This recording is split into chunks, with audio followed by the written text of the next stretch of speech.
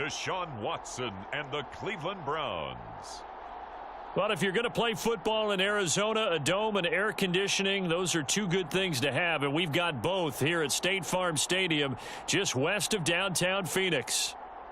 Tonight, we've got the crew set for what should be a real treat, a great Monday night matchup, as it'll be the Cleveland Browns taking on the Arizona Cardinals.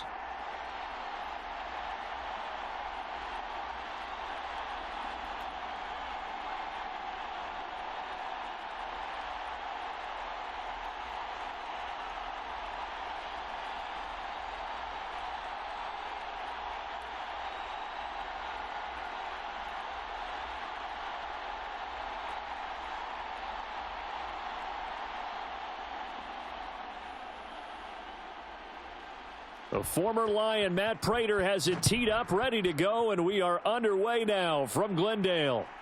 And here's Jakeem Grant from his end zone.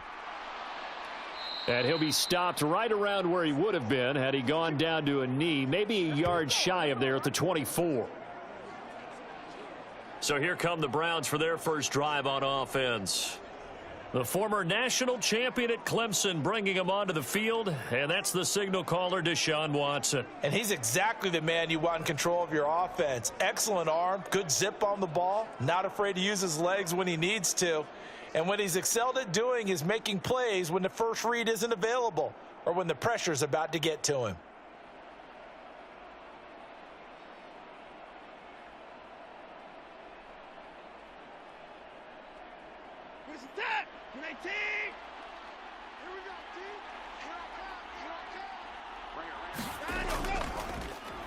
They start on the ground with Nick Chubb.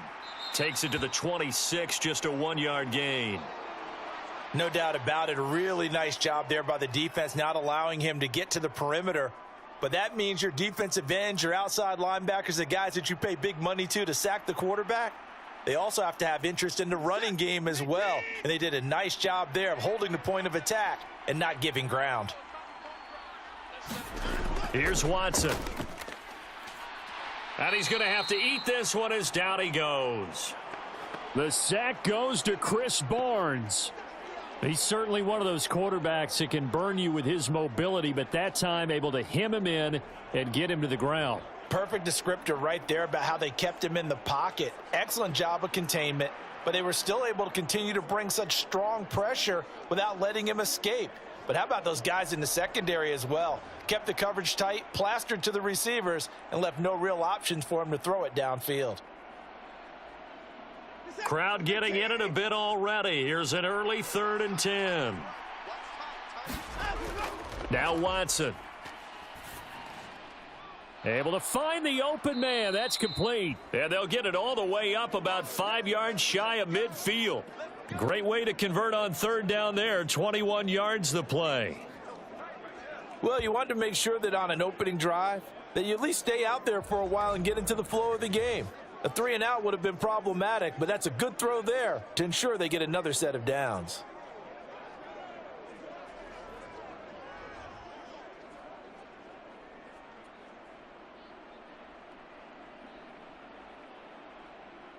You're set. 19.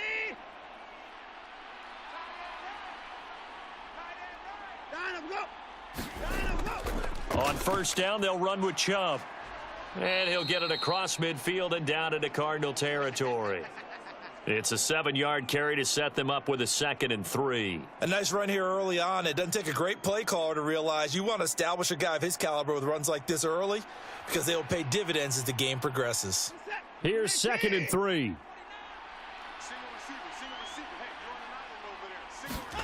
To throw is Watson. And there is Amari Cooper, his first catch. And they're going to have another 1st down as the tackle's made here at the Cardinals' 31-yard line. Just what the Browns needed there. Good for a gain of 17. Well, I think when they look at their offense, they think to themselves, weapons, weapons everywhere. And they want to move the ball around. They want to spread it to different people. But you absolutely know they want to get this man involved as well. And that's what they just did on that play.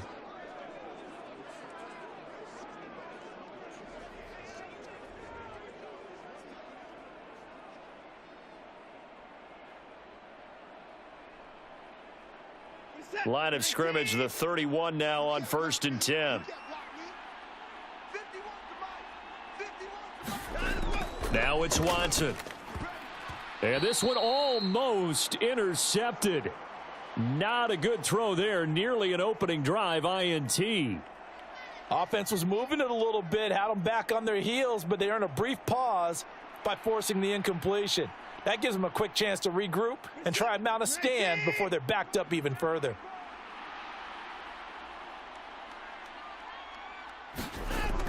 They go with Chubb on 2nd down.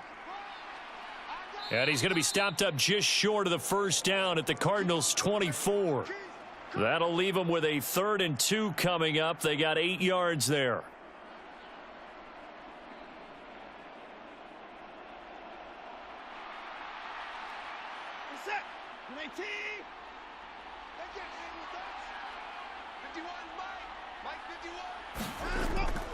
Faking the give. Now Watson.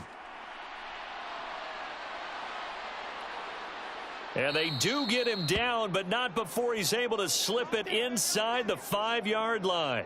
Deshaun Watson, so multi-dimensional, able to scramble for the 1st. Brandon, that's a gamer move right there. Facing 3rd down, steps up, calls his own number, and nearly makes the house call. If I'm the coach, I let him take another one right here. Give him a chance to be the first one to hit the end zone after that effort he just gave him.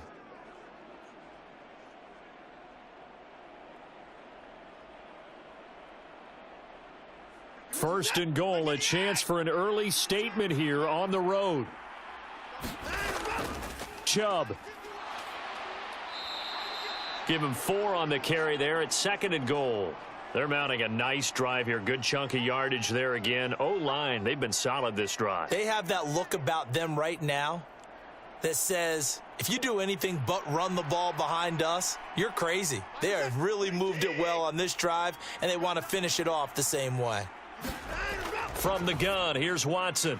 Now a battle for the football. It's caught. It's a touchdown.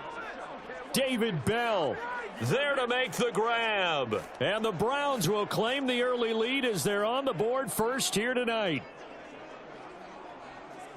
They're the favorite, no question. And when they score like that on the opening drive to set the tone, you're the underdog on the other bench. That's hard, isn't it? Yeah, because you can't bring the home crowd into it because you're counting on that to be a part of your equalizer, ride their momentum. But you have to give them something to cheer for. So now what you're worried about is they're better than we are. We can't get going. Are we about to get blown out? Good news, still a long way to go.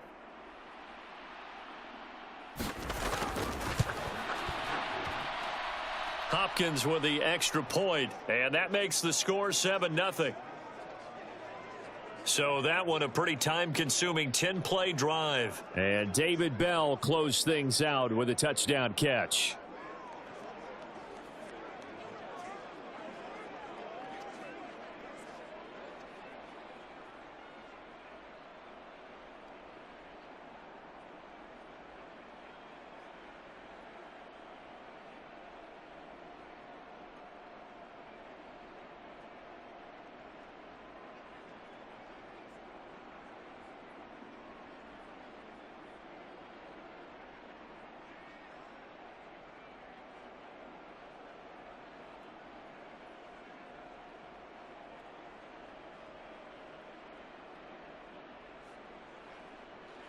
Following the touchdown, Dustin Hopkins will kick it away.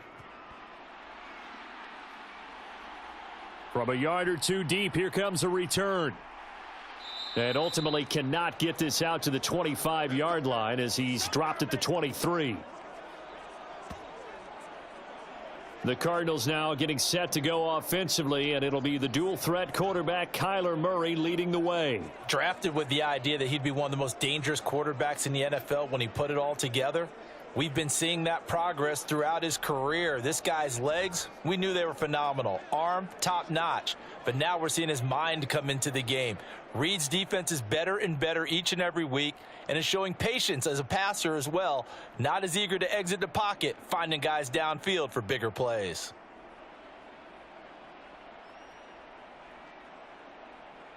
Murray and the Cardinals with a 1st and 10 at their own 23. They'll come out throwing here to start the drive. A short one here, caught by McBride. And he'll get this up past the 25 before he's out of bounds. We'll see what kind of mindset they have here offensively after giving up the touchdown on the opening drive. And based on our time with them, prior to this game, I feel like they've got a good mindset going in. In fact, the discussion that we had with the coaching staff was, we may give up some points in this game, so our offense has to be ready each and every time to either equal or try and he can't get rid of it. He's taken down. In for the sack, Myles Garrett. Well, it's never easy to get Kyler Murray down to the ground, and to do it with a sack on their first drive, what a great tone setter defensively. Oh, and no one's celebrating more than the defensive coordinator, because that's all he's preached all week long. Keep him hemmed in. Don't let him get into the open field and create big plays with his feet. To get him down in the pocket early, that's got to feel great for them. Well, that last sack puts Murray and the Cards in a tough spot, 3rd and long. They'll look to throw here. That's complete to Michael Wilson. And a good tackle there right around the 30. Stops him short of the first down. It's a pickup of 13, but they're still a bit short, and it'll be 4th down. There's another example what defensive coaches constantly preach, not allowing any run after the catch. They give up a few more yards than they wanted to, but they were able to get him down quickly and force a 4th down.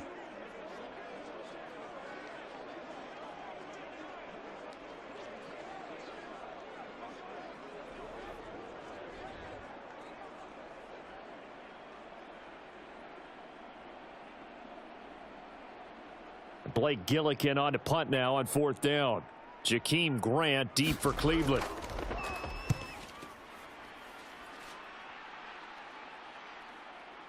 This is taken at about the 14.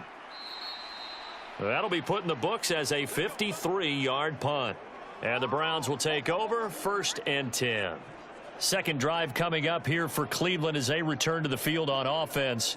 They have to be thrilled with that first drive that got them the touchdown. Now they'll be looking to make it a 2-score advantage here on the road. And they spent all week in practice, in meetings, talking about taking an early advantage. Being the road team, going up a score, that takes the crowd out of the game and puts some doubt in the minds of their opponents. We're set. You're 18.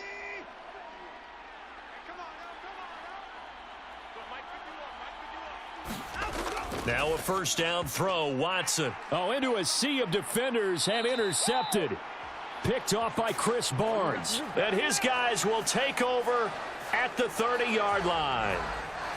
Boy, he had to fit that into a pretty tight window over the middle. And, Charles, I think they were in zone defensively, weren't they? They certainly were. Nice read on your part. And sometimes the quarterback isn't fooled between zone and man. Sometimes just fooled by the type of zone that he sees. Because oftentimes those linebackers will vacate and run downfield with receivers. In this case, he played a pure zone and was in the wrong spot for the QB.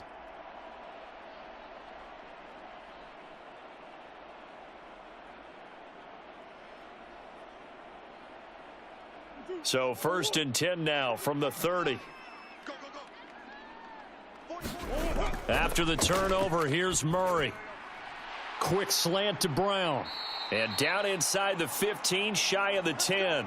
A quick first down pickup. Good start after going 3 and out on their opening drive. Right after the turnover, they come out throwing. And that means it's a sudden change situation. We used to practice it on defense. Sudden change, get out there, stop the offense. But you typically run out there a little bit unsettled. I think that's why he came right out throwing the football, hoping to catch him off balance. And he did. From down at the 12, it's 1st and 10.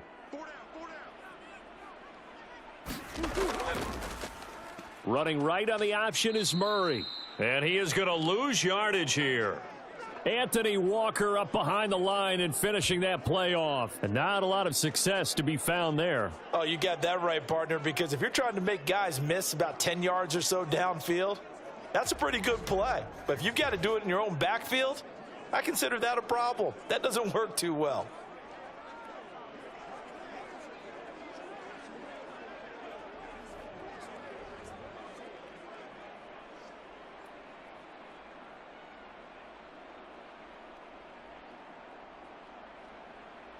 After the loss, they'll come up 2nd and 13.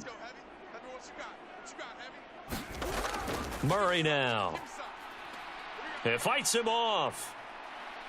And able to break one tackle, but then quickly brought down. But a nice little gain. Give him 9 on the play, and that'll make it 3rd down. And that's an early scramble that can be viewed positively by either side. From the offensive point of view, it begins to establish him as a possibility to keep it on certain plays. And defensively, they avoided giving up a huge play in one of their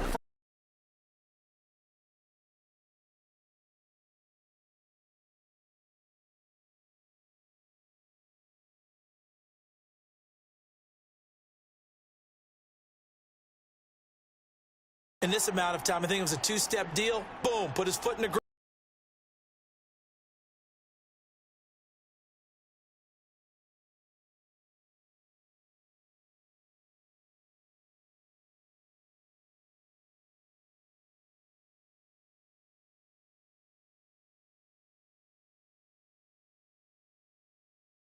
Who finishes it off with the touchdown.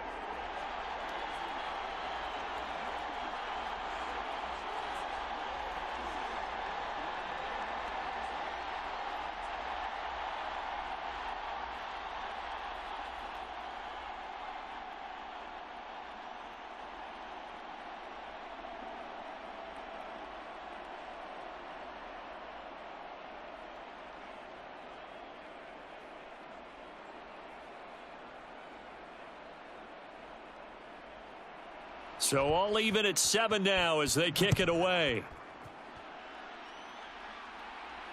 This taken in at the goal line. And able to take it past the 25 and up to the 28-yard line. Here comes the Browns offense back onto the field. They had the interception last drive, led to the tying touchdown. So 7-7 the score as they begin 1st and 10.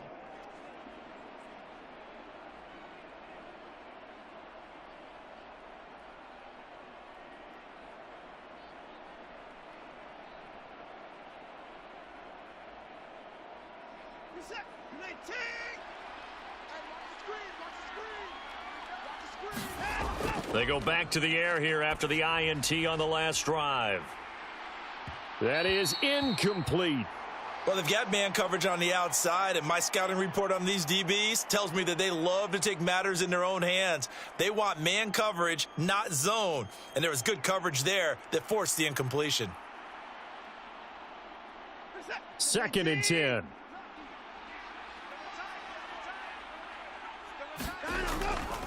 A give running right is Chubb. And he'll get about 3 here as he's out to the 30. Well, that's a good start to this drive on the defensive side of the ball. And force the incompletion on 1st down. Then you're able to shut down the running play on 2nd. Yeah, I wouldn't be surprised now. A little bit of pressure going at the quarterback in an expected passing situation.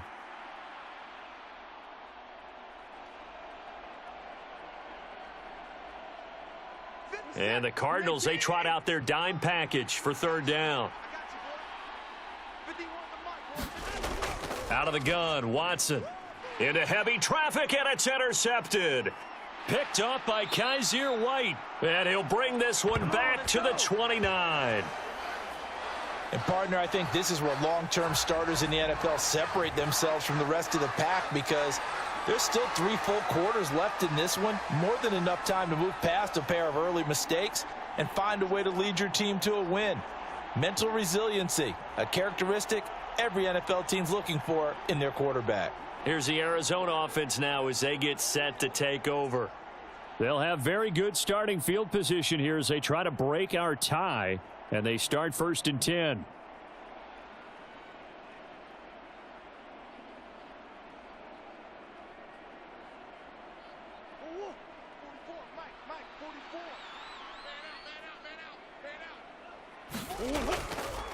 First carry for James Conner to the 27-yard line. Well, they held him to a short gain on that one, and it almost felt like on that first run,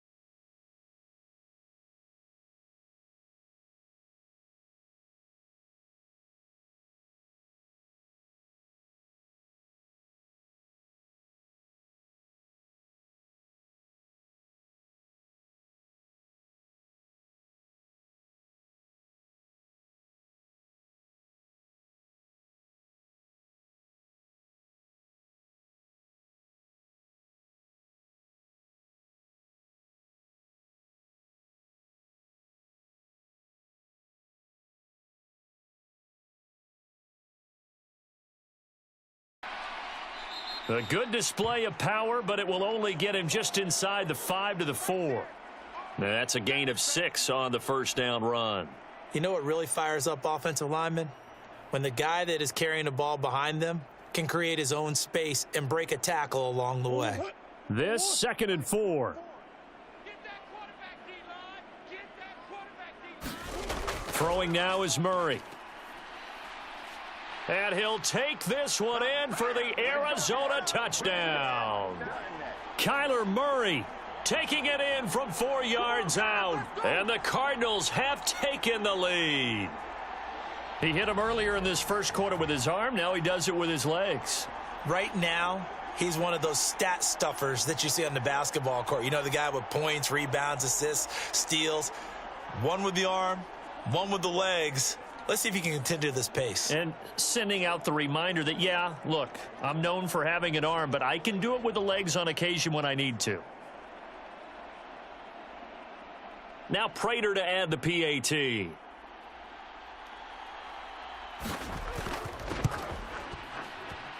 It's up and good, and it's 14-7 now here in the first quarter.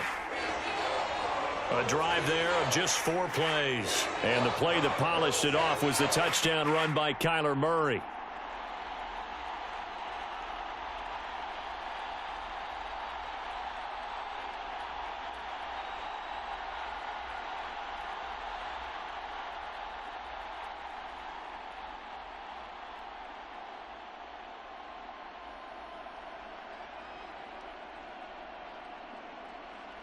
After the touchdown, out is Prater to kick. On the return from his end zone is Grant. And he's able to get this across the 20, but not by much, as he's marked down officially at the 21. Ready to take over again on offense. Out comes Cleveland. So now, Charles, this drive maybe a touch more important, trying to erase the memory of that interception they had the last time out. Yeah, and everyone goes through this because even the best in the game, you're going to have games where it just doesn't go right for you and interceptions result. So, frankly, to me, it's all about how you respond, not just the types of plays that you call, but how you carry yourself, how you show your team that you're still with it, and how you continue to lead. Trying to shake off the interception. He'll look to throw. That pass complete to Moore. And the result here, a pickup of 8. Leaves him with 2 to go on 2nd down. We've seen quite a bit of the short passing game here early on first quarter, haven't we? We have, and I think it works a couple of ways for this team because, number one, you throw the short game until they stop it. And if they're not going to stop it, you keep throwing it, and occasionally you'll break a tackle and turn it into a bigger gain. Also, if they start to creep up, start to pressure receivers, now you go over the top, take it deep, and now you get some of those big. And he can't find anywhere to go with it, and he goes down. It'll be a loss of only a couple on the sack, but now it'll bring up 3rd down.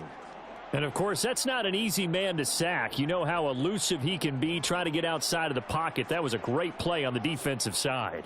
And I wonder what was going through his mind because he didn't seem as committed to using his legs to pick up yardage. He wanted to keep that play alive, so either take off and go or throw it away. But he held on to the football and ended up getting sacked.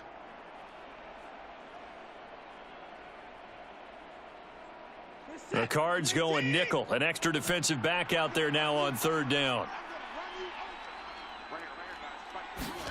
Back to throw, Watson. And that's going to be incomplete. The contact there enough to jar that ball free, and it brings up 4th down. And that's exactly what defenses talk about. You've got to find ways to get off the field when you can, especially on 3rd down. And 3rd down defense going to be vital in this game. Able to knock that one away and force a 4th down. And Bojorquez on to punt as he gets it away.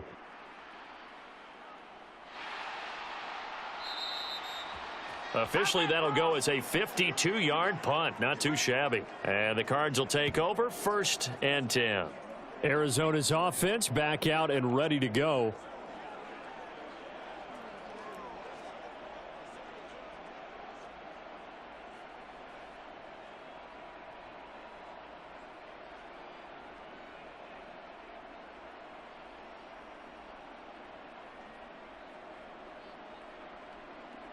Murray and the Cardinals with a 1st and 10 at their own 19-yard line.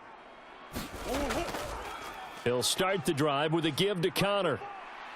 And they'll get 8 out of this before being stopped at the 28. If these kinds of lanes are available, you have to feel like he's going to have a pretty big game on the ground. Yeah, you can tell early on he's got a little burst in his step, and that's a big pickup right there on 1st down. Line of scrimmage, the 28 now as they come up on 2nd and a couple. They stay on the ground. Here's Connor again. And he'll get it up to the 33-yard line. A gain of 5, good enough for the 1st down. Let's face it, when you have a guy who can pick up those types of runs and keep the chains moving or stay ahead of the chains, you're making everyone else on offense happy because you're opening things up to allow for a whole lot of different play calls. So they'll come up 1st and 10 now from the 33.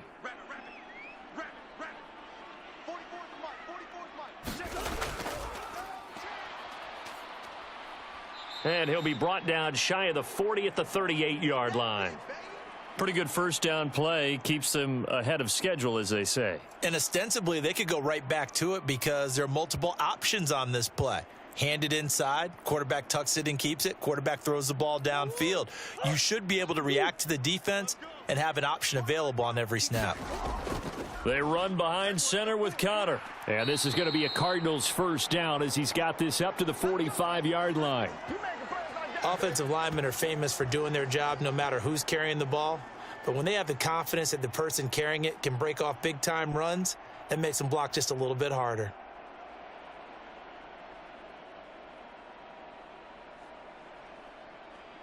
So after 2 1st downs, they get another here. 1st and 10 at the 45. Here's Murray as he sets to throw it. This will be caught by Brown. And able to break 1 tackle, but then quickly brought down. But a nice little gain. That looked like a pretty good route combination there because you've got to find a way to clear the guy running the drag.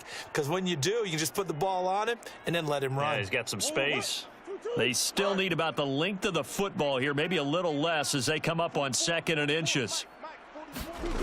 Murray going to throw. Out to the right here to Wilson. 6 yards the pickup, and that's a 1st down. When you decide to run a hitch route, it really helps to have a guy who can turn it loose. And, boy, he rifled one in there on that one. Not much run after catch, but it worked really well.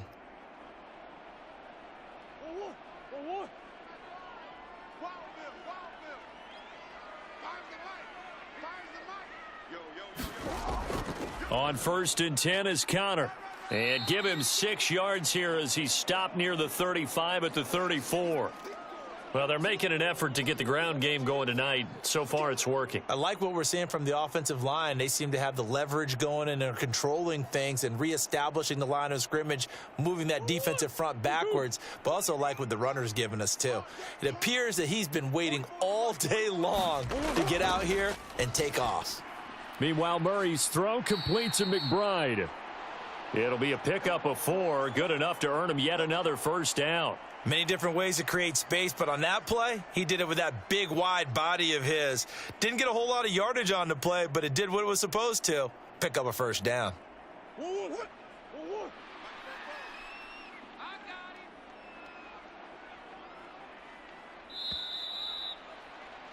Through 1 quarter, 14-7 our score. Back in Arizona, 2nd quarter action. It's the Cardinals in possession as they've got it with a 1st and 10.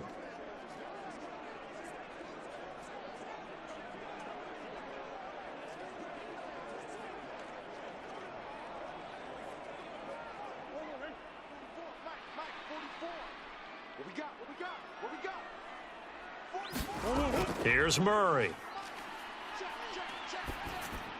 A short one here, caught by McBride.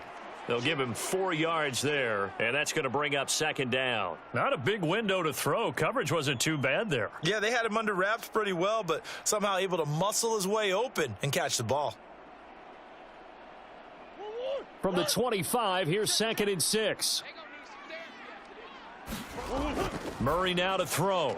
A short one here, caught by McBride. This will be a short gain of 3 before he's brought down at the 22. They gave up the completion there, but this is what zone defenses count on. Catching the ball and not much run after the catch. They'll come up now, 3rd and 3. I'm coming for you, son. I'm coming for you, son. Hey, check. Here's Murray. Pass taken in by his big tight end. And all the way down inside the 5 to the 4. They're able to convert on 3rd down, and that sets up a 1st and goal. You have to ask the question, where was the help? Because it's a little surprising to me that he'd find that much room to run this close to the end zone. He doesn't quite get there, but he sets his guys up with a 1st and goal.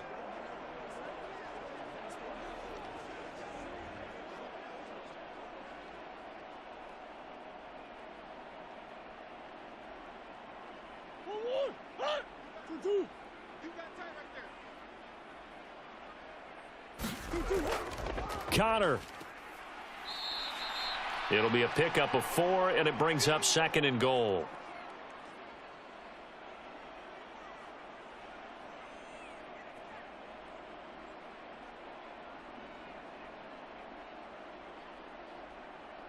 Hold on, right? Watch the curl. Watch the curls. Check back, man. Once again, it's Connor, and he will get into the end zone. Touchdown, Arizona. James Conner. It's a 1-yard touchdown run, and the Cardinals go up by 2 touchdowns. You think about James Conner down near the goal line, and you think about the 2021 season with his 15 touchdown runs. He believes he's as good as anybody down close, and he powers his way in here.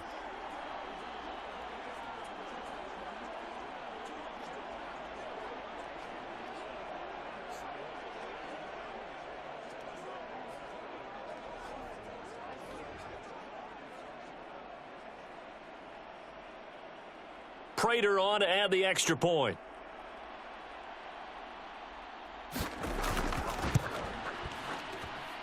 It's good, and it is now 21-7. So that one a 13-play drive in total. And it was a touchdown run by James Conner that was the exclamation mark.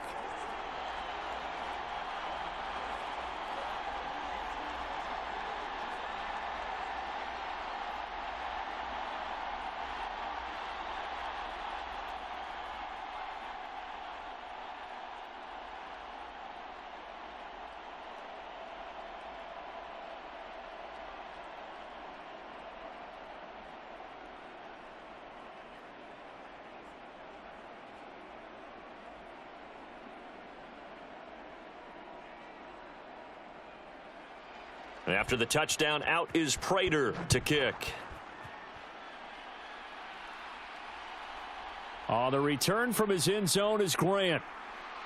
And he'll be stopped right around where he would have been had he gone down to a knee, maybe a yard shy of there at the 24. Cleveland offense making their way out. And Charles, a very uninspired effort the last time we saw them out there. Was a quick 3 and out, then they punted the football. Yeah, and you never want to get stopped so soundly during a series, but what would be even worse now is letting it happen again right here. They've got to get going.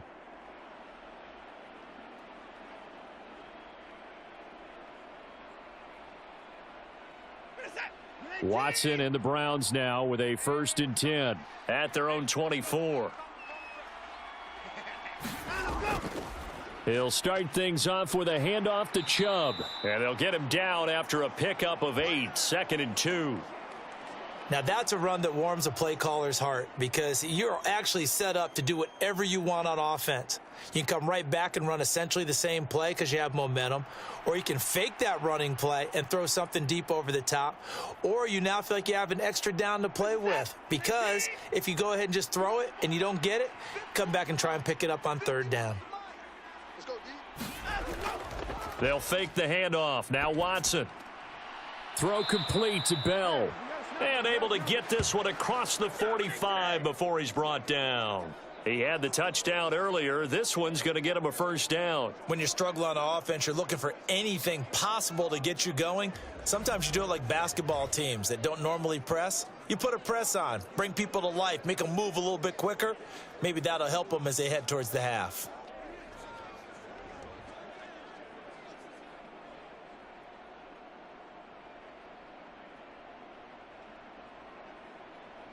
Back-to-back good plays have them on the move on first down. 51, Mike 51. Here we go. They'll try the draw now with Chubb. And great blocking downfield as he's got this almost to the 35-yard line. Another strong gain on the last two plays. They've moved it a combined 33 yards. I'm okay with the call there. In fact, I actually like it. I know they're down a couple of scores, but the running game worked in that situation. I would continue to go in that direction.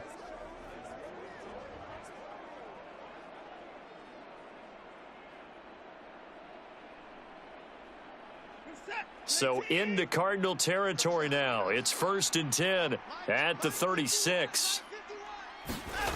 Watson. And this will be incomplete. Physical play on the football there, and it's 2nd down. So another incompletion there. He's hitting on fewer than half his pass attempts in this one, and that is not a winning formula. Yeah, so let's make sure we give a little bit of credit to the defense here. They've given him a lot to think about, a lot of different looks, and he seems a little bit confused trying to complete passes. And Chubb will try the middle here. And he's going to be stopped up just short of the first down at the Cardinals' 27. 57 yards rushing for him now to this point. This drive is turning into an extended one, and the guy carrying the ball, he's becoming more like a body blows guy. Every carry is putting some damage on the defense. So after a while, I'm not too sure how many guys are going to want to run up and tackle him. They'll run for it. Here's Chubb. And down he goes, but the stiff arm utilized effectively there, and it helps him move the sticks. They get 5 out of that one, and it moves the chains. I think they like this drive a little bit better there, partner. Running game helping out, picking up some of the slack. Because remember, the last drive, they went 3 and out.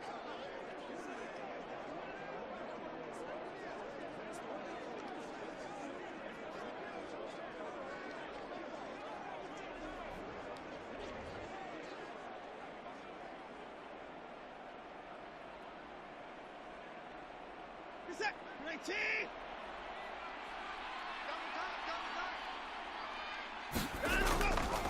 And again, it's Chubb.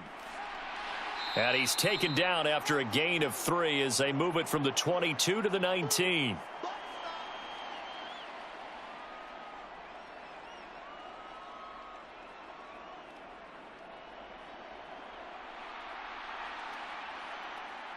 And they'll come up 2nd and 7.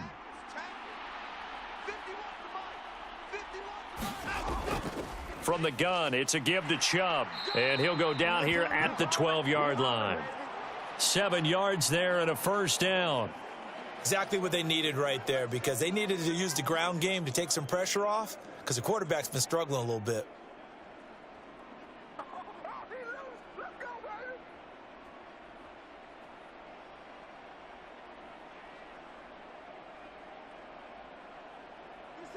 From down at the 12, it's 1st and 10.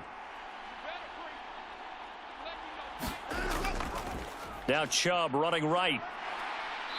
And he'll fight his way down inside the 10 to the 9-yard line. Give him 3 on first down. It'll set up a 2nd and 7.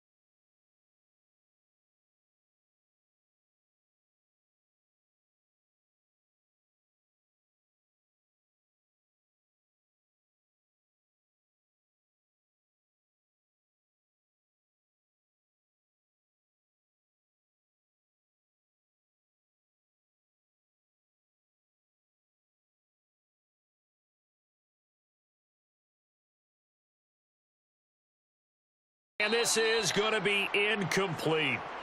This defense has certainly played well so far in this game, and the coverage has been tight on just about every throw. Forced a few here so far in this game, and now it brings up 4th down. Here's Dustin Hopkins now to try the field goal. From the right hash here, should be an easy one.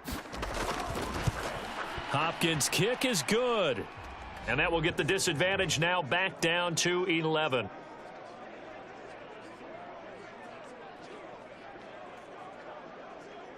So the 3 points there, and CD, that helps them inch a bit closer. Yeah, partner, when you're losing, any points you see go on the board in your favor, you're happy to take them.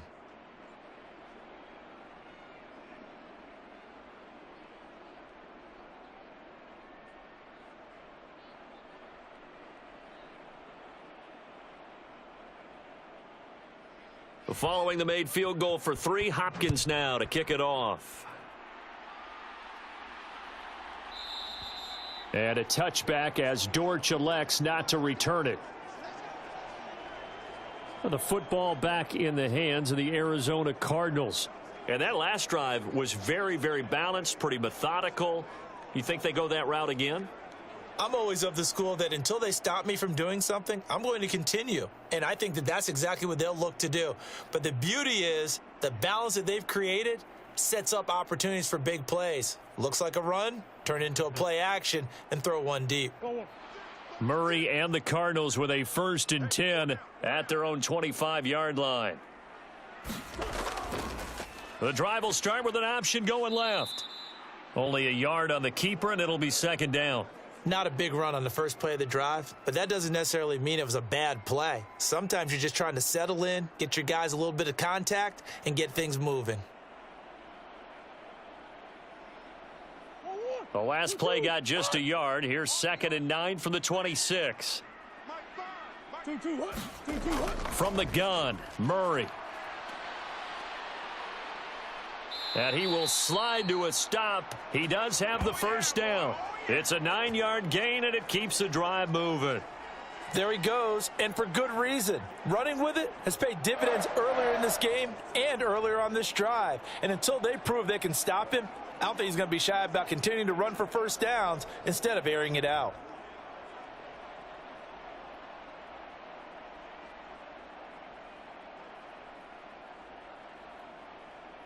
Ball up to the 35 now as they come up on 1st and 10. On the draw, Connor. And not a lot of daylight, not really any daylight inside, as he's going to be stopped right at the line of scrimmage. Brings up 2nd down. Those are the plays this defense needs with the deficit they're facing. It certainly is, and they've got to continue to swarm the football and hope that someone, while they're holding up the ball carrier, can get in there and rake it and lock it free. They need to get some takeaways as well.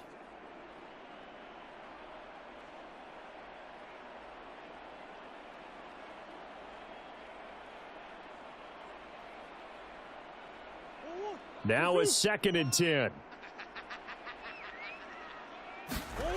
To throw, it's Murray. Oh, fancy running by Murray. And they'll get this well past midfield before being stopped just before the 35.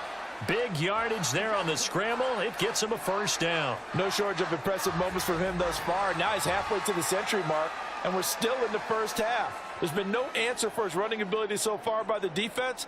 I can't wait to see what adjustments they'll have to make during the halftime break.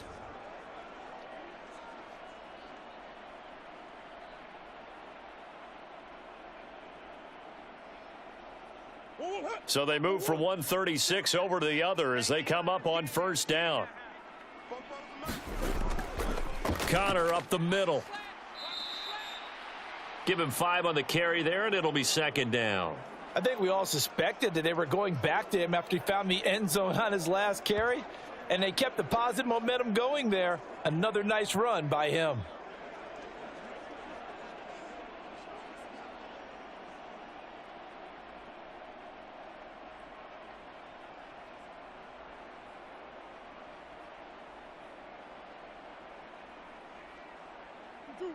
From the 31, here's 2nd and 5.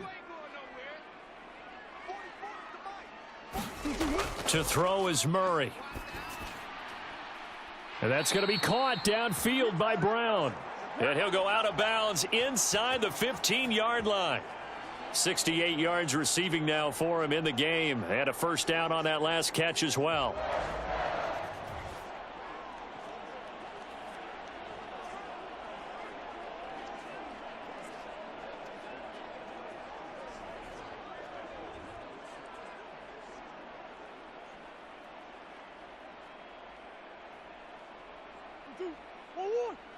Check, check. All day, every day, any. Murray going to keep this himself on the draw. Oh, he shifts past him. And this will leave him a yard short. Nice pickup of 9 yards on first down. A lot to praise on this drive, obviously. I know you're seeing what I'm seeing. Those guys up front, they're getting it done. Doesn't matter what play is called. They are handling their business at the line of scrimmage and dominating right now on this drive.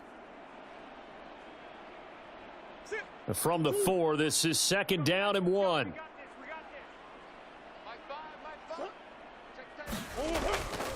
On the handoff, Connor only gets a yard, but it's enough to set him up first and goal. Running the ball served them well all game long, and there's another example as they pick up a first down.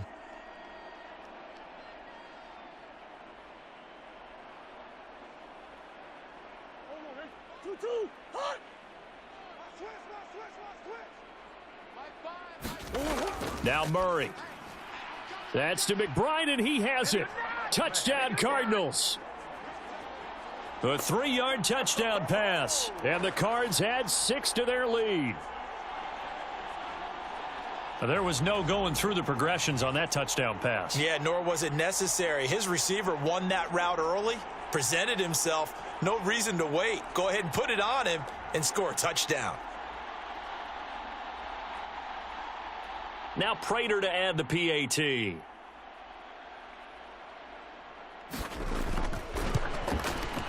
And the lead is up to 18 now. That time a 9-play drive. And it was capped off by a touchdown reception from Trey McBride.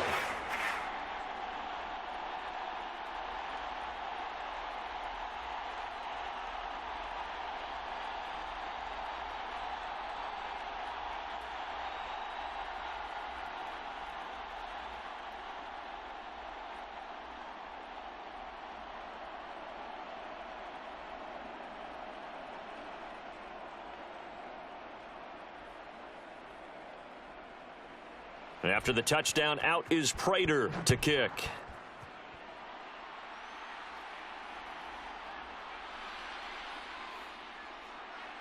A solid return, pretty good field position. They'll start at the 32.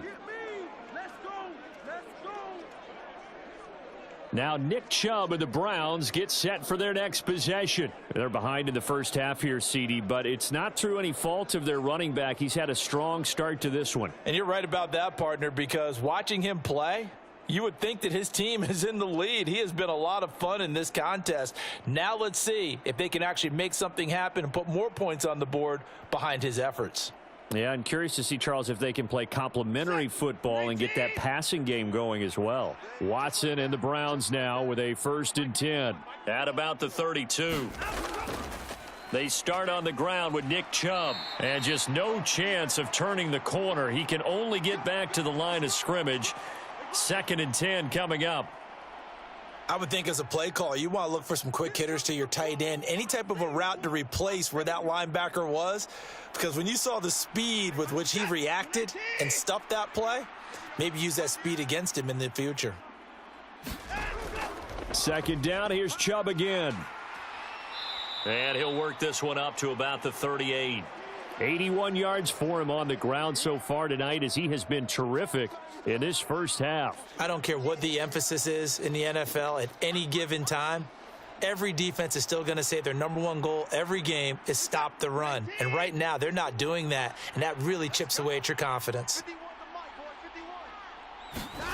From the gun on 3rd down, Watson. And Watson has enough for the first down yardage as he slides to the turf. Just what the Browns needed there. Good for a gain of 17. Certainly not a positive sign if you're the D coordinator and you see your guys give up that space so early in the game. Third down, that's when the clamps are supposed to come out, but his ability to create things with his legs makes things difficult.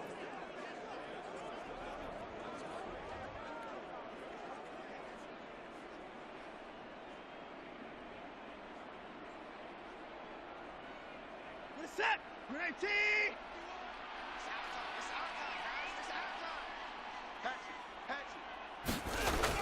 On first down, they'll run with Chubb. And he'll manage to pick up about 4. It's second down.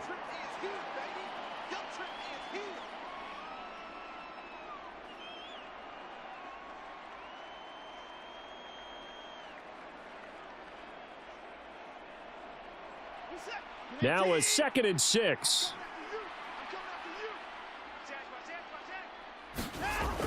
Now they'll switch it up here and look to throw. Got an open man. That's David Njoku, the tight end. Got to give credit where it's due. Really nice defense on that play. The pitch and catch was successful, but not any run after it.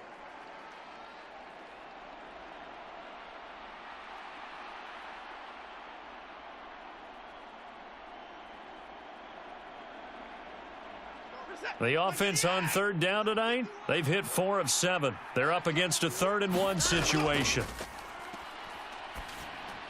He's got his target. That's complete. And he is going to have a Browns first down as they're able to convert by plenty there on 3rd and 1. It's a 7-yard gain there, and it's good enough to move the chains. 2 minutes remaining in this first half of football. We remind you that coming up in 2 minutes' time, we'll hand you off to Orlando, where Jonathan Coachman will have highlights and analysis of this first half of action.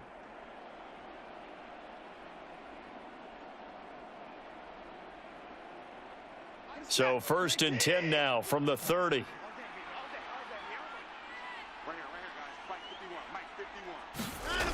Back to throw.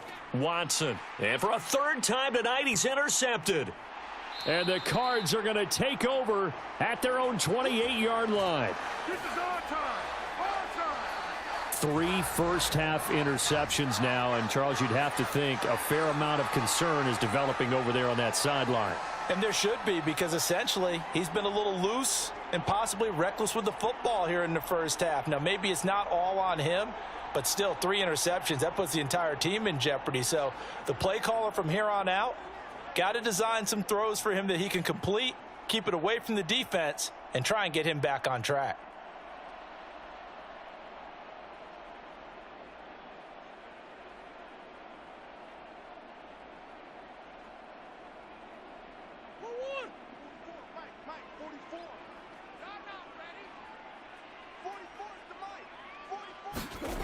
Murray now on first down, throwing quickly to Wilson. And they get him down, but not before he takes it across the 40-yard line.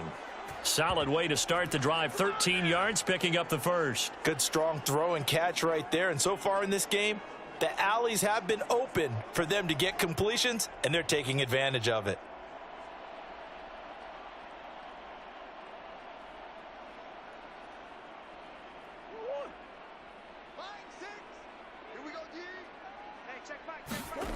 First down, Murray. Over the middle, complete. That's Moore. And he's tackled a yard short of the marker. Good gain of 9 on first down. Always laugh when people say, what's the toughest route to defend? And I'm like, any of them, especially if it's a good receiver.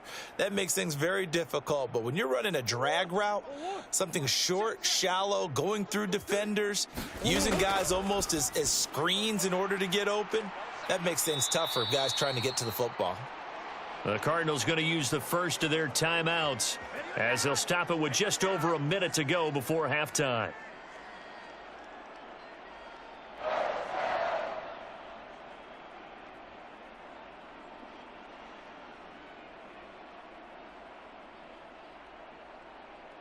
Going. 44, Mike, 44.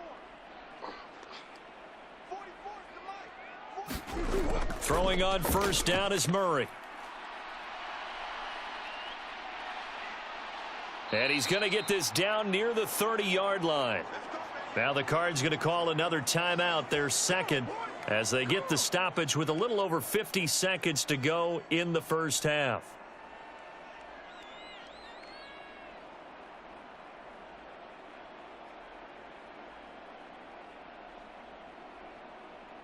So 1st and 10 now from the 30.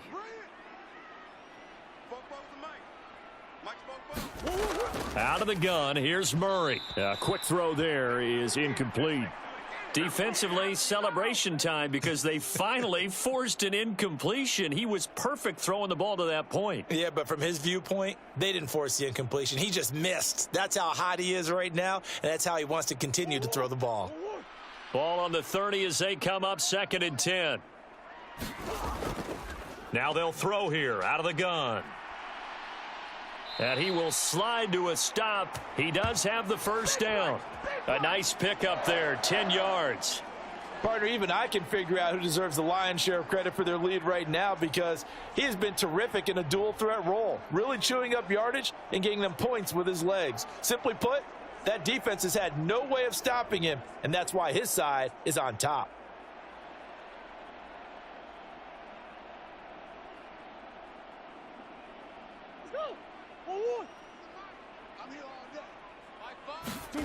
From the red zone, here's the Heisman Trophy winner, Murray. Throwing quickly there, but it's incomplete. I know coaches tell us all the time that having a powerful arm isn't the #1 thing they look for in a quarterback. But when you're trying to throw inside routes and you need to put some heat on it, it helps have the big gun. In this case, just a little bit too much. After the incompletion, here's 2nd and 10 from the 20. Looking to throw. Murray over the middle here to Brown. And he can't quite get there. Tackled down at the 1. The Cardinals forced to burn their 3rd and final timeout as they stop it with 16 seconds to go in half number 1.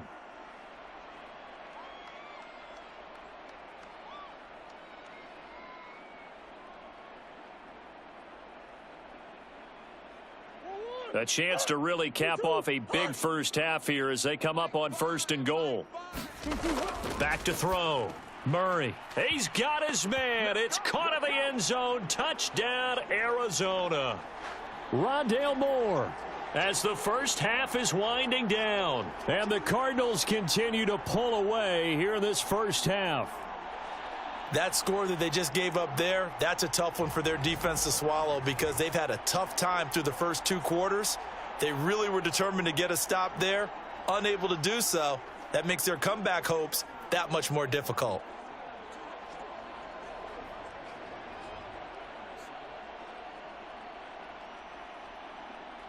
Prater on to add the extra point.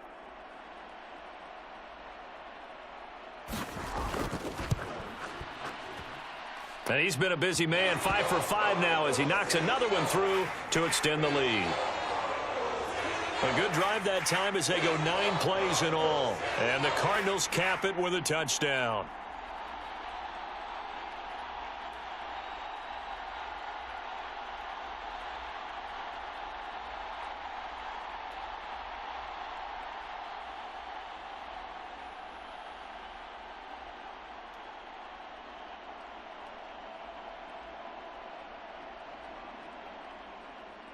So not much time to speak of remaining in this first half as the kick's away. And not wanting to risk anything here. Late.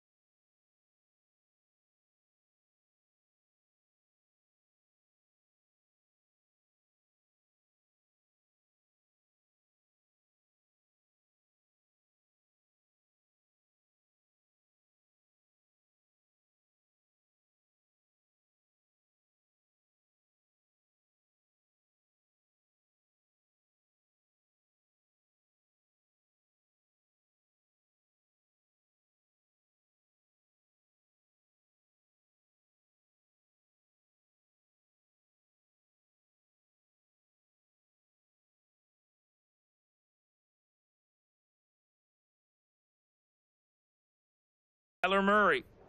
He was downright amazing with 3 touchdown passes and another one scored on the ground for good measure. All right, Coach, thanks very much. Fine work as always as we welcome you back for quarter number 3.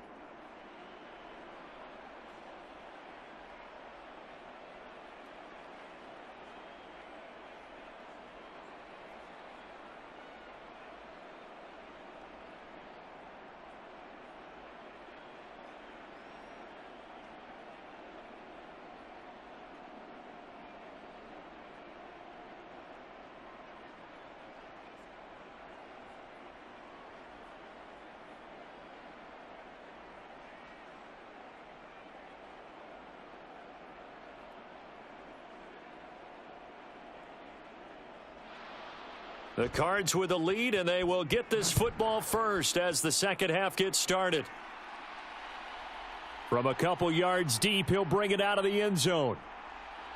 And this return will net positive as he gets past the 25 and up to the 27-yard line.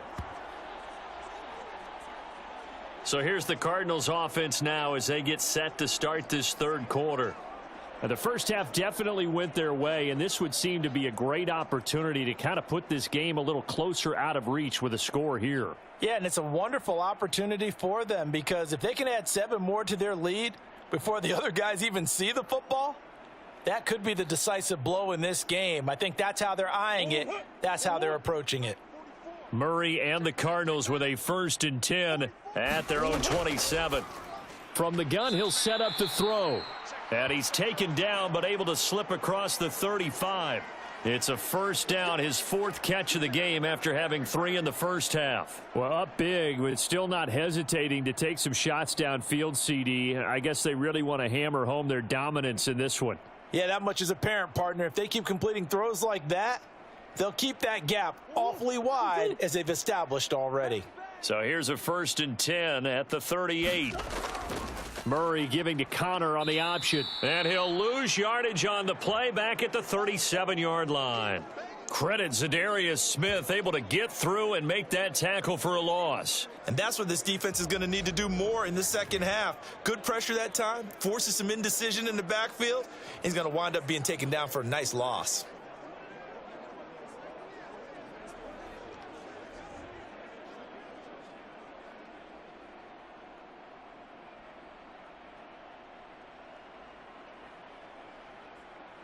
Now they contend with a 2nd and 12 after the loss. Back to you. I'm going back to you. Hey, check back. Looking to throw. Murray, quick slant, caught by Moore. And this winds up a pickup of 2, maybe 2.5 to about the 39. What terrifies defenses when they see slant routes thrown is that the receiver is on the move, and oftentimes he catches it and gets upfield. Does a really nice job rallying to him and stopping him for a minimal gain. Now, right where this set of downs started, they need a full 10 here to pick up the first down and move the chains. Throwing is Murray on 3rd down. And he'll be taken down, but not before he works it past the 50. Opted to run for it. The decision a good one. Picking up the first, getting 14 yards on the scramble. These are running back numbers that he's accumulating right now. Received double-digit carries and has rewarded them by breaking the century mark in rushing, in addition to what he's done through the air. Definitely MVP caliber football we're witnessing.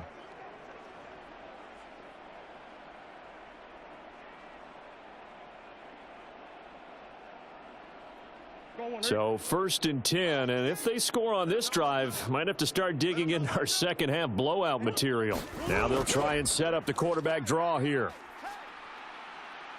And he'll get this down only to about the 46.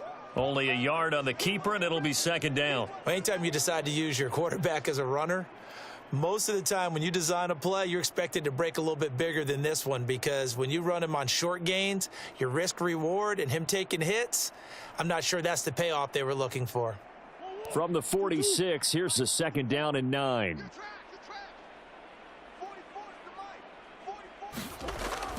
Back to throw. Murray. Screen pass to Connor. So the screen good for only 2. Now it's 3rd down. Good reactions there defensively. That screen was a little slow in developing, and they shut that one down with little gain.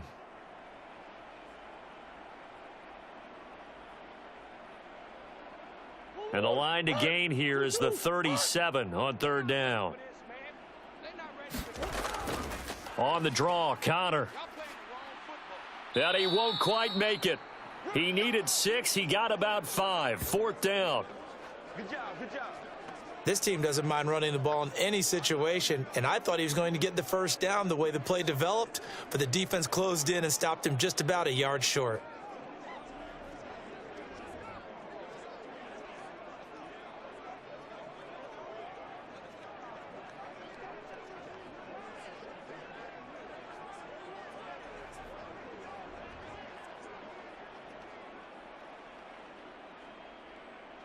And no move to get the offense off the field. They'll stay put on 4th and 1.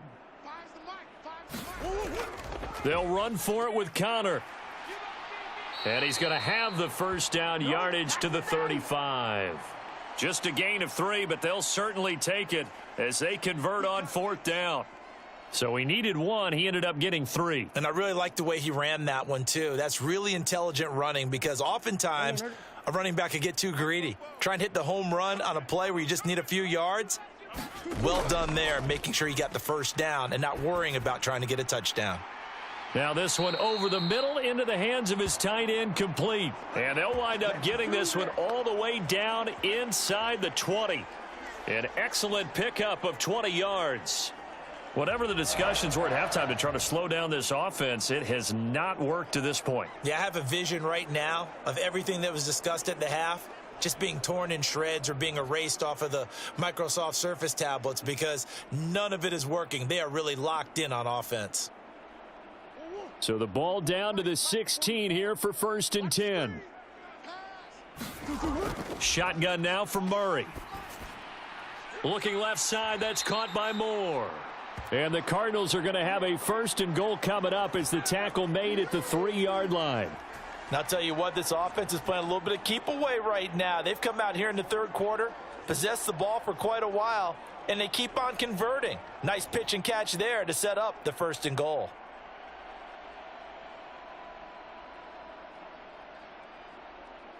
Brown, the lone receiver, left. Operating from the gun, Murray. And he's able to get it down to the 2-yard line. He'll get just a yard on the scramble. It's 2nd down. And this is a rarity in the NFL, a 100-yard game on the ground for a quarterback. Even as those passers get more athletic and mobile, we only see about 5 of these a season. Takes a special set of circumstances for it to happen, and of course, a special player. On play action, it's Murray. To the end zone, but it's incomplete. Let's give this defense some credit now. They let the guys get downfield, but when push came to shove, they stood their ground, and now they'll likely force a field goal attempt. 3rd and goal as they look to pour some more salt in the wound. They fake the handoff, now Murray. And that is caught. Touchdown, Cardinals. Elijah Higgins, a 2-yard touchdown grab. And the Cardinals take the opening kickoff of the 3rd quarter and drive right down the field to extend their lead. This is where, as a tight end, you've got to really sell that this is a run. They're going to fake the give, hope the linebackers bite, and here they do just enough. That split second, that's all it takes for that tight end to leak out into the end zone. Touchdown. Now Prater to add the PAT. And the lead grows even larger here in the 3rd quarter. So that drive spans 13 plays, and it winds up in a touchdown for Arizona.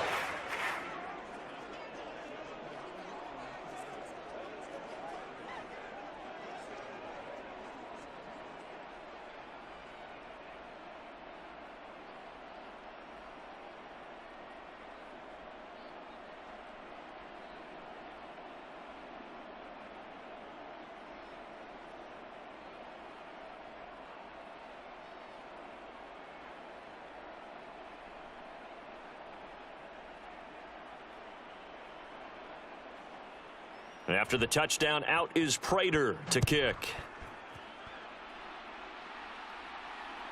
On the return from his end zone is Grant. And they'll get him down right at the 25-yard line, so the same result, and he opted for the touchback. Here's the Browns now. They get set for their first possession of the third quarter. CD, they certainly know the hole that they face as they begin the second half. They have to do what precious few teams have done in NFL history, and that's try to come back from a 4-possession deficit. And, partner, you know, as that team gathers, they're saying to each other, you never say never, right? Because if you're on an NFL roster, that's how you have to think. You can always come back and win a ball game. And let's face it, we saw a certain Super Bowl, a 25-point lead late that wasn't enough to put someone away. But that being said, this task is near impossible. Let's face it. And bottom line is, it officially becomes impossible if this possession is an empty one. Not a huge play, but I think they're more than happy with how it turned out. Don't be surprised to see them revisit that call because there was a lane there for more than just 5 yards. Put it in your back pocket and break it out when you need it later. Ball on the 30. They'll come up with a 2nd and 5. They run it again with Chubb. It'll be a pickup of a couple, and it leaves them with a 3rd and 3.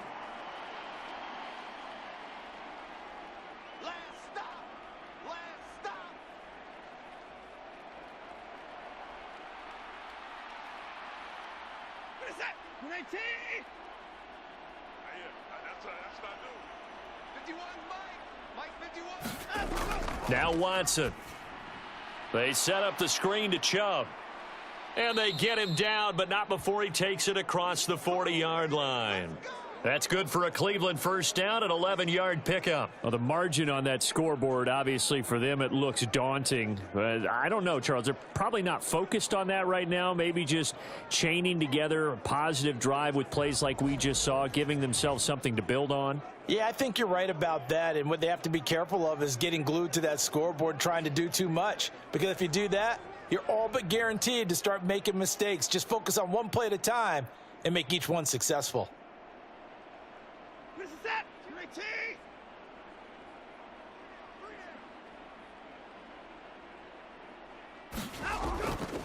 Up the middle, it's Chubb. And he'll be taken down, but not before he gets into enemy territory. 11 yards there, just like last play. Well, that last run makes this a 100-yard night. I've loved the way he's hit the holes. He's been quick, he's been decisive, and he's been a whole lot of fun to watch.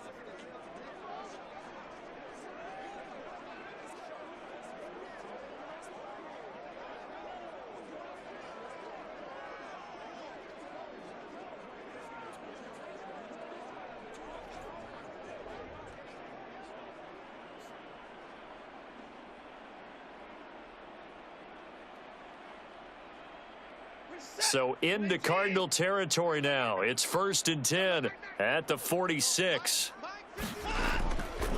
They go up the middle with Chubb. He's got it to the 43 here.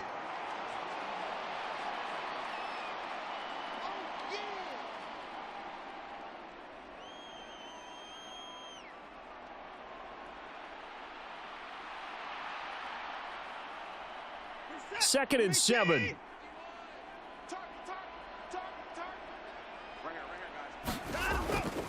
They give the Chubb out of the gun. And a pretty good burst right there as he'll take this down to the 33.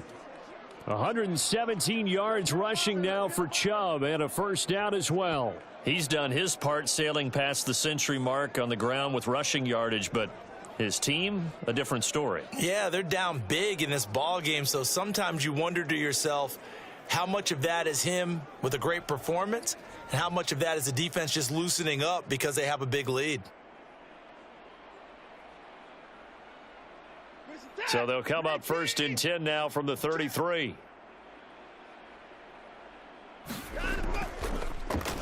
Here's Watson, option left. And just good downhill running there as he'll take this to the 15-yard line. Another big hitter there. This one good for 18. Well, he is certainly dangerous when he spots a lane, and he keeps it himself there. Worked out well. And how about the moving parts on a play like this? You know you have to practice it over and over because it's almost like a ballet that has to be choreographed. But how about once he made the decision to go, he committed to it and went. And let's face it, most teams are going to defend the running back much more than the quarterback on that type of a play. Line of scrimmage, the 15. It's 1st and 10. Cooper, the man in motion left. And now a fake on the jet sweep and a give to Chubb. He takes us down to about the 12 for a gain of 3. Not a big run, not an explosive run, but they've held the ball for plenty of plays on this drive. They're just trying to impose their will on the defense right now.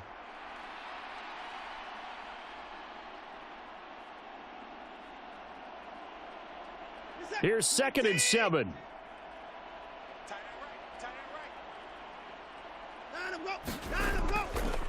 Handoff comes to Chubb.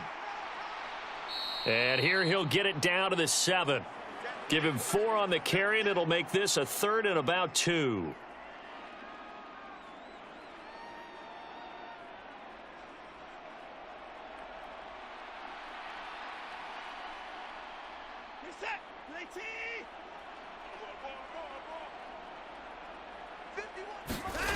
Now it's Watson.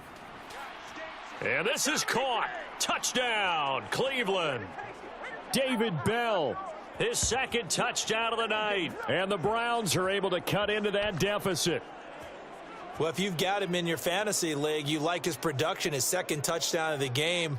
But right now, his team is trailing. Fortunately, he's playing pretty well and trying to keep them in it. Yeah, they might need a little more from him here. Yeah, I wouldn't be surprised if they continue to call his number. Right now, he needs his defense to step up and give him a chance.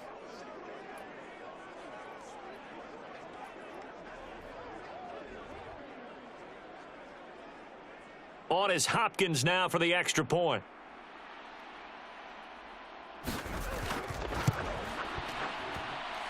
And that will cut this lead down to 25.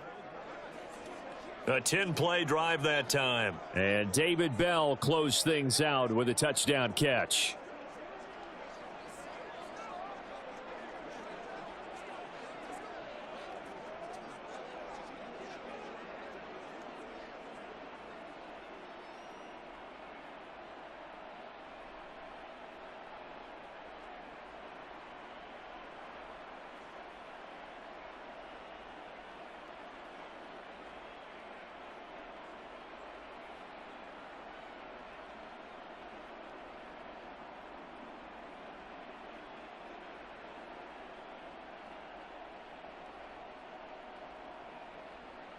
Following the touchdown, Dustin Hopkins will kick it away. And here comes a return from just beyond the goal line. And ultimately, he stopped right where he would have been if he had simply gone down to a knee at the 25. So out now come the Cardinals. Still well in control of this ball game despite giving up that touchdown a moment ago.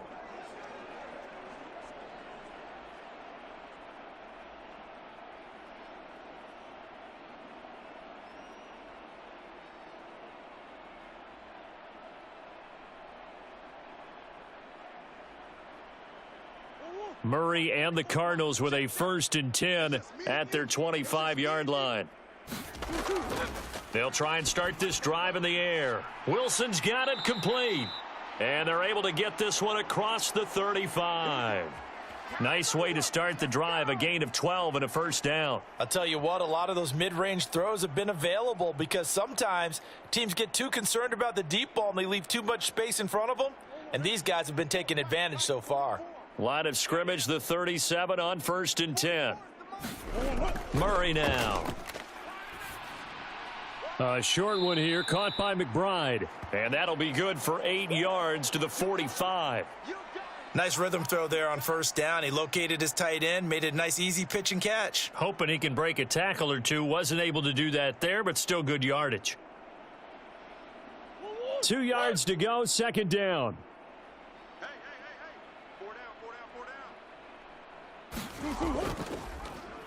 Off the option, here's Murray running left. And a minimal gain here as he's up to about the 47-yard line. He'll get 2 on the keeper, but it becomes now a 3rd down. And if you like defensive football, focus on the defensive end on this play. He does everything exactly right. Reads the play and make sure he spills it for a small gain. Here comes 3rd and the length of the football. They'll try and run for it with Connor. And he's got a 1st down as he's up to the 48. I always appreciate runners who understand situations. That was just 3rd and inches. No reason to dance around in the backfield and try and break off a bigger play. Just go pick up the 1st down, and that's exactly what he did.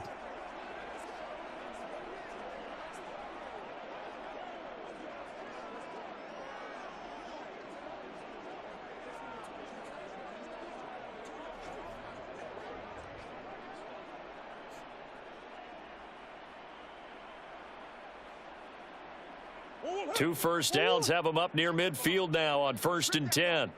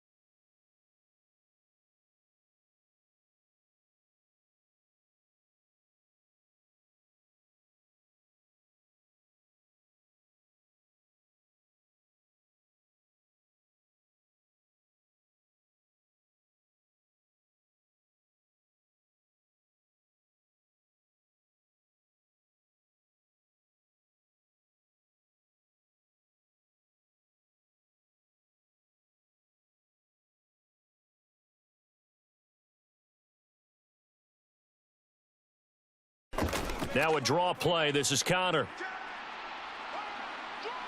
The 20. And he will be taken down, but not before he gets this to the Browns' 15. That's a gain of 31 with right around 1 minute to go in the quarter. This has been a good drive so far, and it's been the running game for the most part that's powered them down there. Another nice burst there, picking up a 1st down. Now it's 1st and 10, as you said, in the red zone.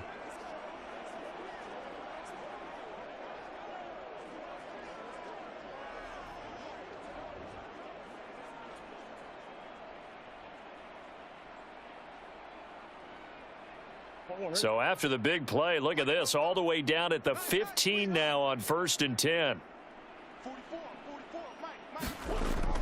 Operating from the gun, Murray.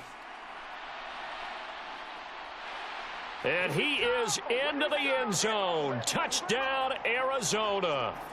Kyler Murray, a 15-yard touchdown run. And the Cardinals will add on to their lead here in the final minute of the 3rd. If you're going to play quarterback in the NFL, you've got to have great vision, and you've got to remain calm when things break down in the pocket.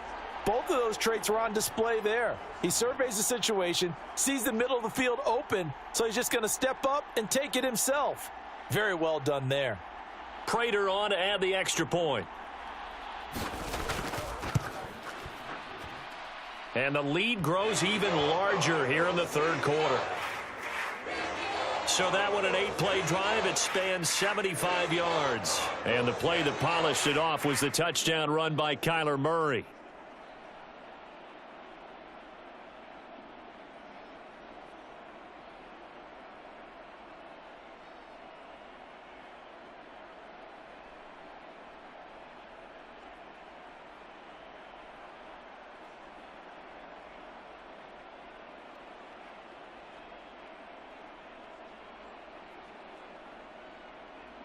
After the touchdown, out is Prater to kick.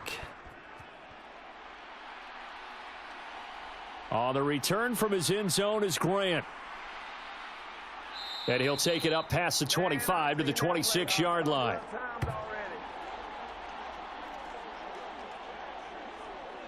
Heading out as the Cleveland offense now as they get set to take over here. Well, we haven't exactly been treated to a nail-biter in this one, CD, and if they cannot score here, this one's pretty much all but over. Are you saying that you feel like people are starting to think about getting out of here, maybe beating the traffic in order to get home or to their final destination? Yeah, I don't think there's a whole lot of reason to hang around, especially if they can't score here. Yeah, you're right about that, because it has been pretty clear who the better team has been in this one. And in a league that we talk about every game being a one-score game as we go into it, watching this blowout, let's just say it's been unusual. A gain of 3, second down. Not a lot of running room there, not a place to make a cut and kind of exit out because they had everything bottled up. Looked to me like the linemen were taking on their blocks really well and giving up no creases. From the 29, here's second down and 7. Now a play fake, and it's Watson. And he is going to be taken down. And that should be the final play of this third quarter. 1 quarter remains here as we wrap up the week on a Monday night. You're watching the NFL on EA Sports. Back now here on EA Sports. And this is a blowout so far as we get set for the fourth quarter. A very one-sided affair.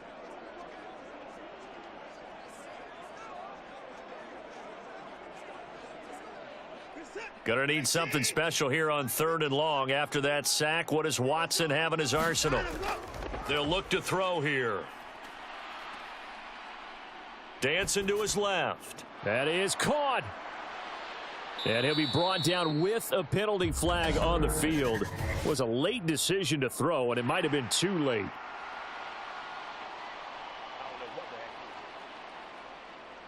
So the big play nullified, a legal forward pass. And maybe we know why they were able to get such a good chunk of yardage on that play. That pass was illegal.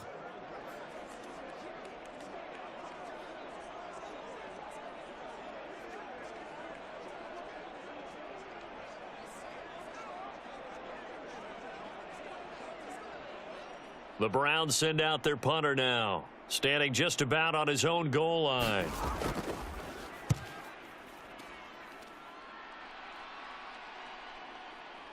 Here comes Dortch on the return.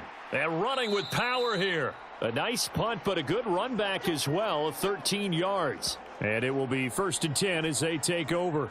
The Cardinals offense ready to set up shop. Well, they don't really need the points here, Charles, given what we're looking at on the scoreboard, but they've scored on 3 consecutive possessions, 3 consecutive drives, and I'm sure that they would like to keep that streak going here and continuing to pour it on. And things have gotten that way in the NFL, haven't they, partner? Because in the old days, people would, they'd get off the gas a little bit, right? But now people continue to accelerate. But we'll see what they decide to do as they come out for this one. But the way that this game has gone, they've got to be awfully happy with their execution overall. And just no chance of turning the corner. He can only get back to the line of scrimmage. 2nd and 10 coming up. I think what we just saw there, partner, was linebacking speed that can trump O-line power. We see that at times because he filled the gap before the offensive lineman could get to the next level and take him on. Here's 2nd and 10. Murray going to look to run on the draw. 4 yards there on the keeper, but still going to bring up a 3rd down.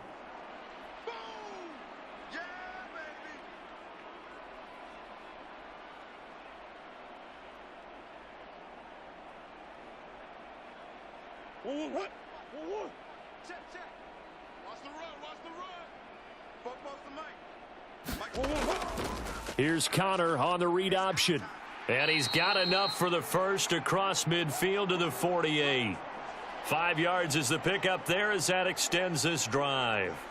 Well, that's a carry they have to be satisfied with. And throughout this game, they've been satisfied with what he's given them. Whenever they've needed a big run, a 1st down, he's the guy they've turned to. And it doesn't matter what the defense thinks. They feel like they've got the confidence to keep handing it to him and keep picking up good yardage.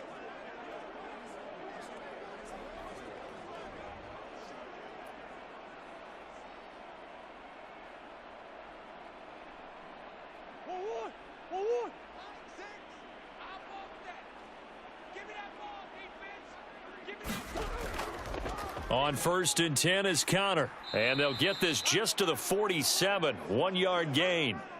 Brandon, I've got to think this offensive line has got some smiles on its faces. And I know it sounds crazy, But they practiced for this back in training camp. They knew they'd be in situations where it'd be extra defenders in the box coming after them, trying to keep them from locking down a game. Right now, they want to show the world they're up to the challenge. On second down, Connor looking for space. Give him 3 yards, and now they're left needing a conversion here on 3rd and 6.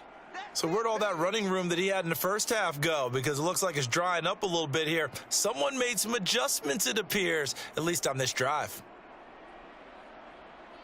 They'll need to get this to the 38. That's where the first down marker is here on 3rd.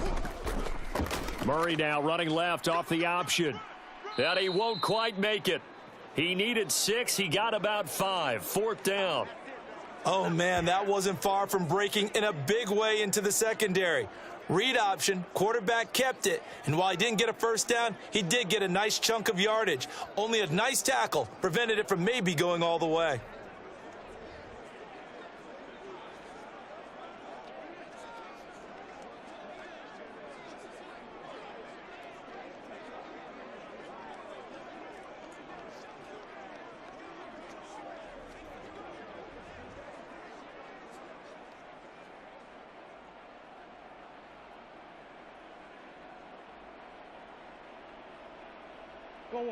This offense converted once on 4th down earlier.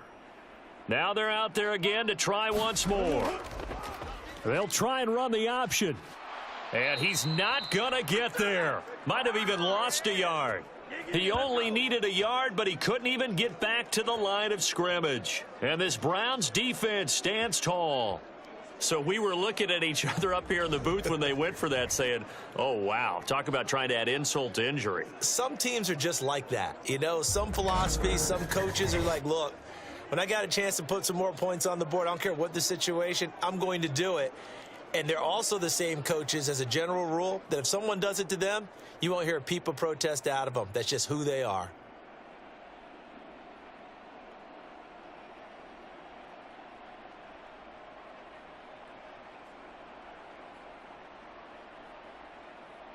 For the Browns, good starting field position as they have it 1st and 10 at the 40.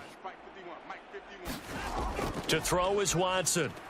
To the left side and complete for Amari Cooper. And he'll work it across midfield inside the 45. 16 yards right off the bat and a first down. Well, this game was decided a while ago, and that completion there, it's going to artificially inflate his passing numbers.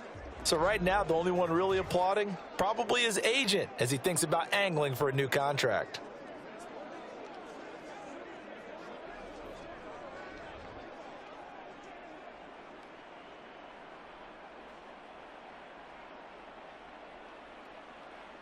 This is it. 18. Hey,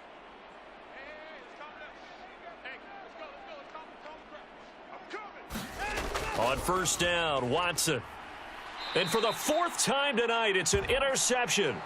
And they will take over at the 29-yard line. Well, they've got the huge lead. Now they have another interception on the defensive side.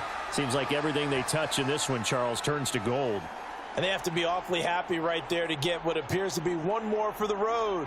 It helps seal away one of their best efforts of the season. Arizona getting ready to go as they take the field. And after the interception, they are sitting in an even better spot with the ball and a comfortable 4th quarter lead.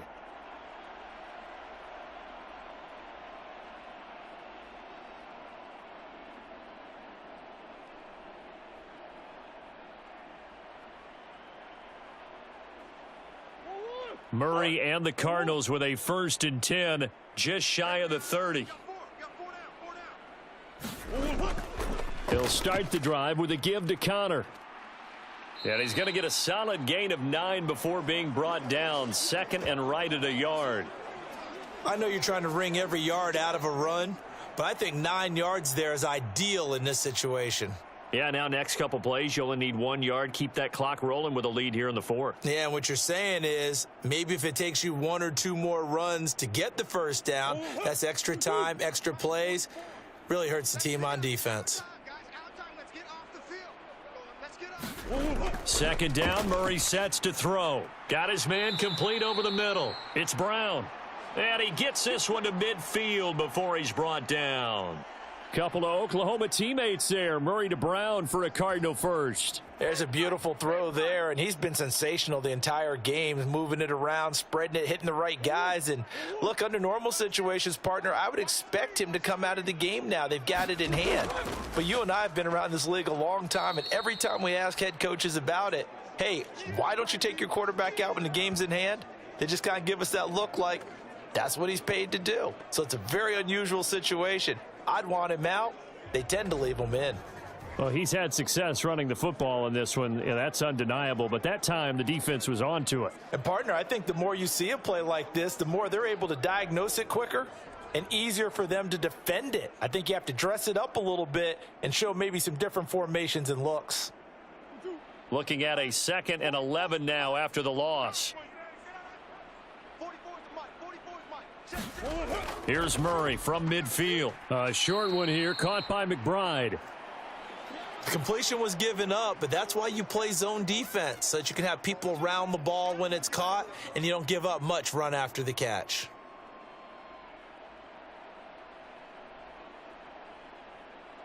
The Cardinals on 3rd down. They've been really good, converting 7 of their 10 tries. This will be 3rd and 6.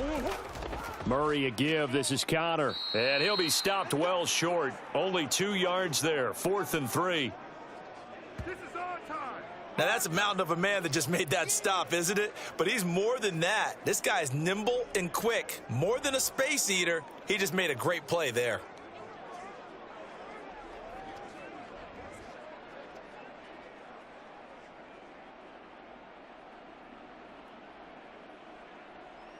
So look at this. Here's the field goal unit coming out. And he is going to need to bomb this one. They spot it on the midfield stripe. So it is a 60-yard attempt here. And that is no good. But that shouldn't matter a great deal as they still lead by a bundle here.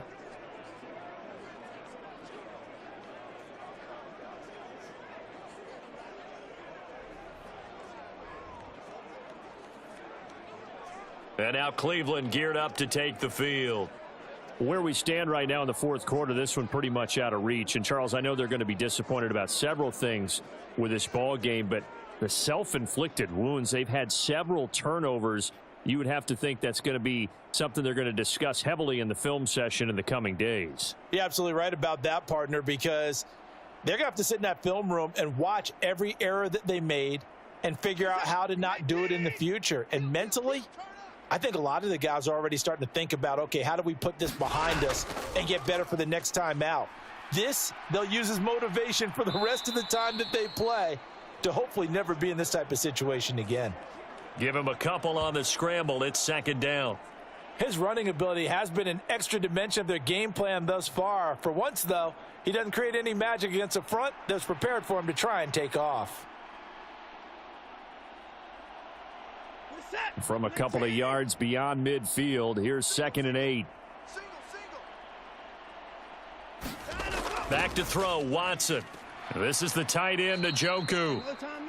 That one, a 1st down pickup of 8. And he's the epitome of what we call the move tight end, a guy that you can line up anywhere, in the slot, out wide, in tight, doesn't really matter because he has such great skills. You want to utilize him in all aspects of your passing offense. And there he was in the slot for the catch.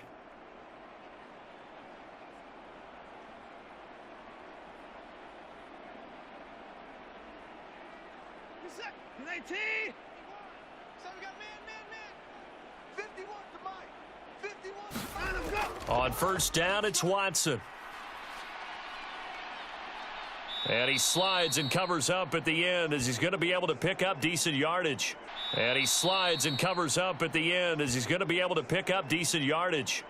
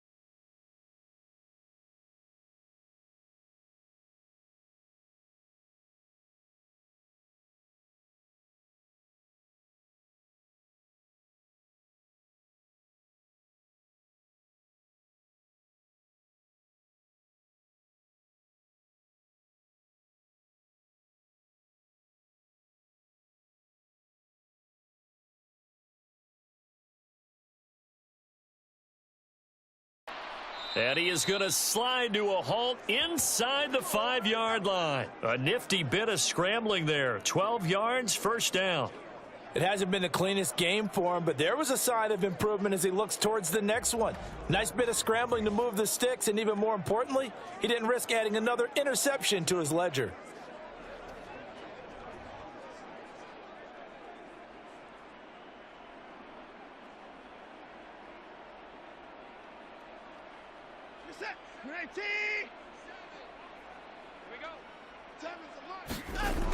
Out of the gun, Watson.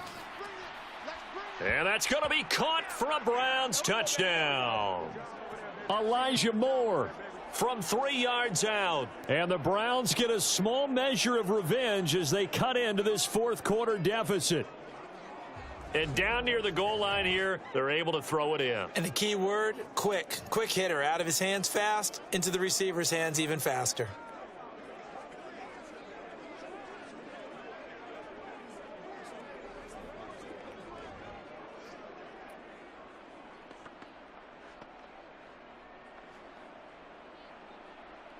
Here's Hopkins now for the extra point.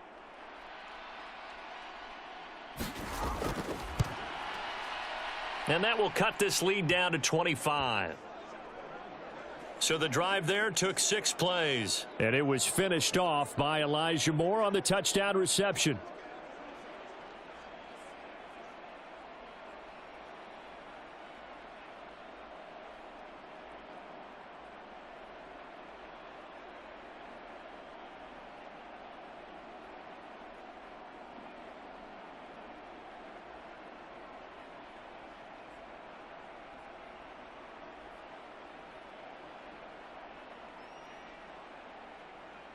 Following the touchdown, Dustin Hopkins will kick it away.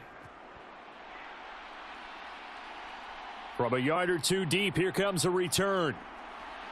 And he returns this to the 22.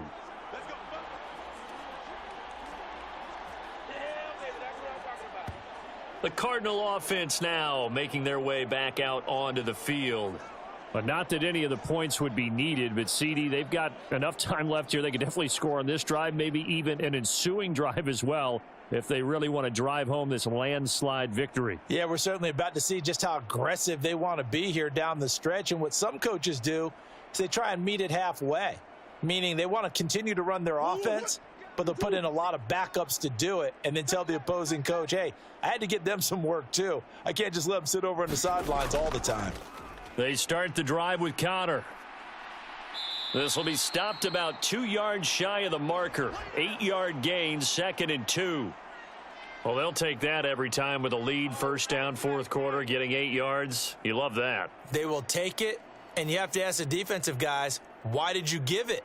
I mean, you know the situation. You're down, have to stop them, have to get the football back. But 8 yards on first down puts them back on their heels. They'll fake it to Connor. Now Murray. And he's going to be taken down right at the line. So no gain on the play. And now it's 3rd and 3. As a defense, you're more balanced when you're in zone coverage because you're able to keep your eyes on the quarterback and see the play develop in front of you. They're able to keep the quick pass in front of them and stop it right at the line of scrimmage. Here's 3rd and 3. They run behind center with Connor. And he'll be tackled about 2 yards shy of the line to gain. A 1-yard pickup leads to 4th down. Now that was a big-time play by the defense. They as well knew where the first down line was, and they didn't let them get anywhere near it.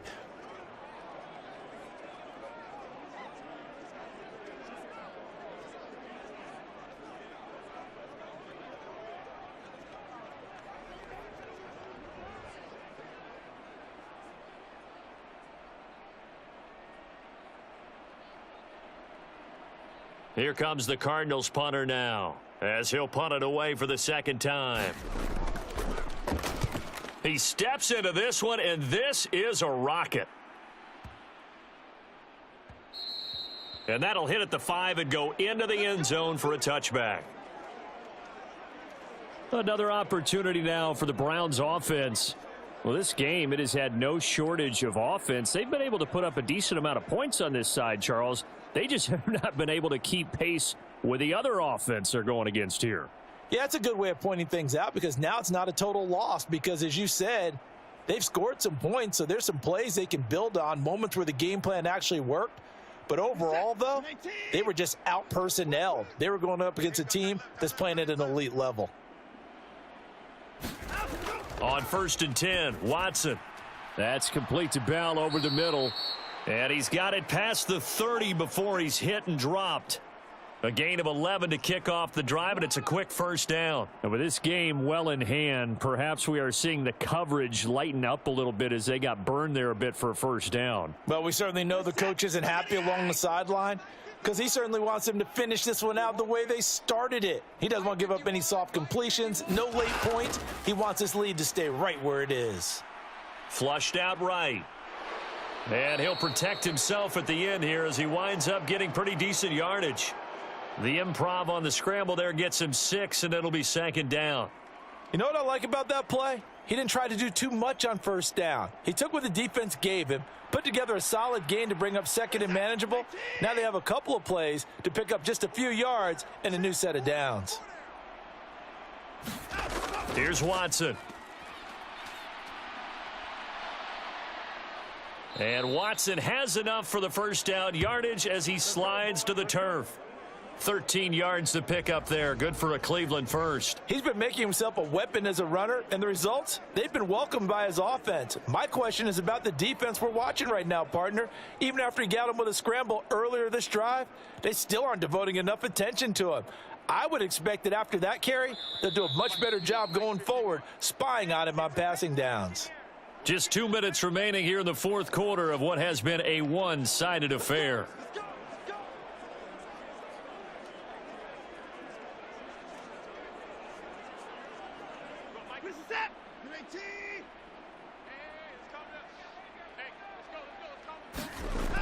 From the 50, it's Watson. Slant route complete to Bell. They'll wind up getting 7 on the play, and that will bring up 2nd down. You got the big lead defensively, willing to give them that underneath stuff, right? And this is why you work on your tackling. Tackle them after the catch, inbounds, keep the clock running. Just go ahead and bleed the game out that way. Watson. They'll try and set up the screen. It's complete. And he is out of bounds, but not before he's inside the 30. The Browns passing game finding its stride. They've got another first down. And when you have success throwing the football, the old cliche becomes true. The playbook opens up wide, and these screen passes, they become even more difficult to stop.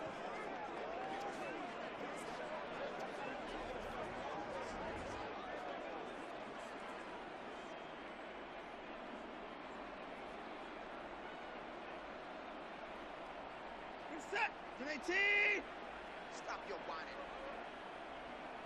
51 to mine. 51 to Watson on first down. Eluding the pressure right. And he'll be out of bounds as he gets this down to about the 21 or 22. The improv on the scramble there gets him 6, and it'll be 2nd down. I did like his decision-making there to make sure they picked up something instead of forcing a throw. Now they've got more manageable play coming up to try and pick up the first down, and don't rule out the possibility that he just keeps it and runs again. So 2nd and 4 from the 22. Watson now to throw. Over the middle and into the hands of his receiver Moore. And he takes it down to the 10-yard line.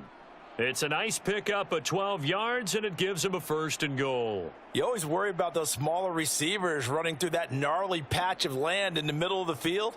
But he did a really nice job there holding on to the football and protected himself as best he could while completing the play. That is caught at the 7-yard line. And he's able to get this down to the 5-yard line before he's out of bounds. That'll bring up 2nd and goal after the gain of 5.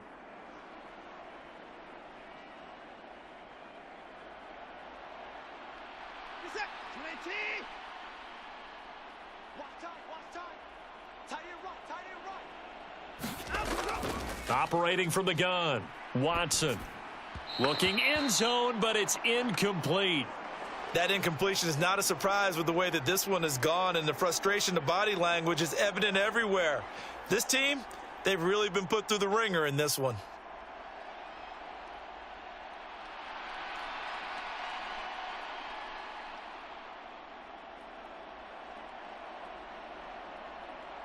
Third and goal, trying to make that scoreboard at least a little more respectable. They'll go left side on the ground with Chubb. And he'll barrel his way into the end zone for a Browns touchdown. Nick Chubb, a 5-yard touchdown run. And the Browns get a bit closer. Well, he finishes off the drive with a touchdown run, Charles. Remember, he also had a catch on this drive as well. And that's what running backs want to be in today's NFL, a complete back. 3 downs, stay on the field, run it and catch it, and he gets it done.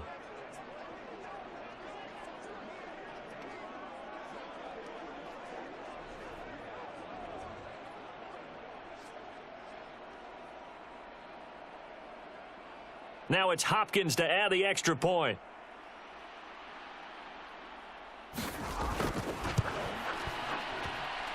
And that'll cut the lead down now to 18. So that drive goes a full 80 yards in 10 plays. And Nick Chubb, the one to finish it off, as he does so with a touchdown run.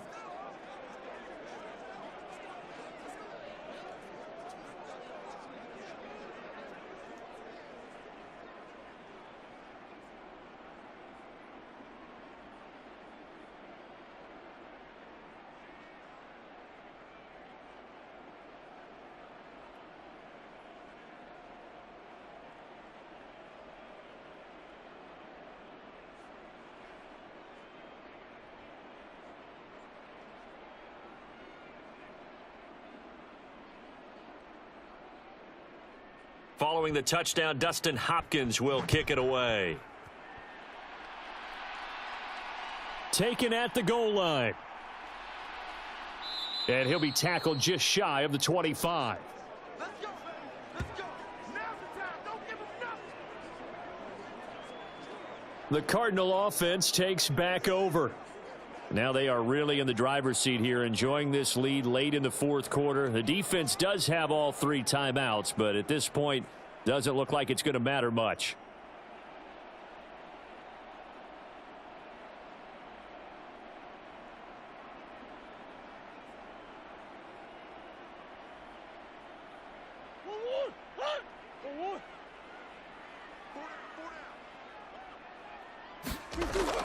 The drive will start with Connor. That's to about the 28. Second down coming up. It'd be hard to say that a defense wouldn't be ready for a first down run. And when you can gain that kind of yardage against a defense that's really kind of geared to stop that play, your confidence has to rise. And now you've actually opened up your playbook. If you want to throw the ball now for play action, you're good to go. 2nd and 6.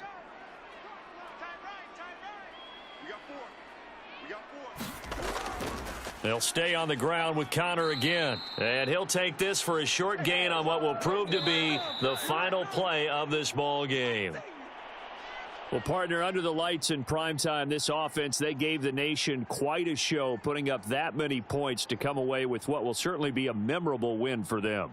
And, Brandon, I think it's as simple as this. Some players, some teams, they're just meant for the big stage. And when they get a chance to play in this type of atmosphere, where all eyes are on them and all the lights are shining brightly, they show up and they show out.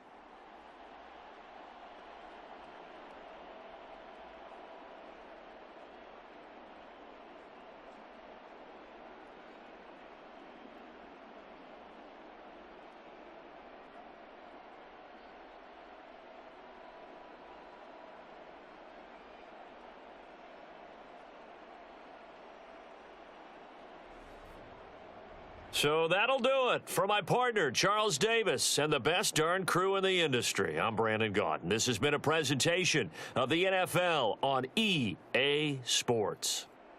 It's a win for the Cardinals as we say so long from Glendale.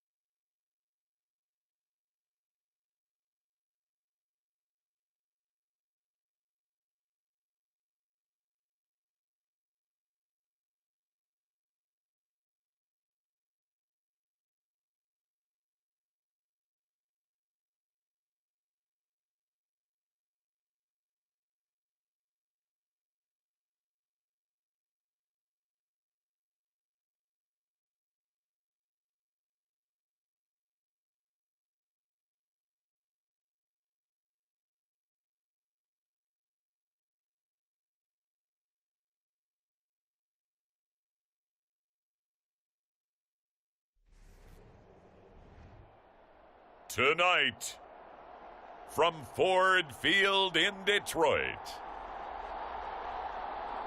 it's a special prime time edition of the NFL on EA Sports.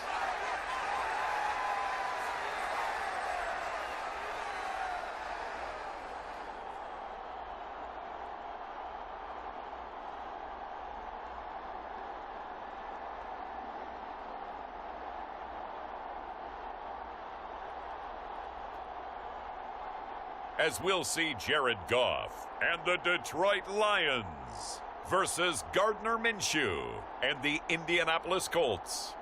Coming to you from the venue that hosted the Super Bowl back in February of '06. Welcome to Ford Field in downtown Detroit. Tonight we've got the crew set for what should be a real treat, a great Monday night matchup, as it'll be the Indianapolis Colts taking on the Detroit Lions.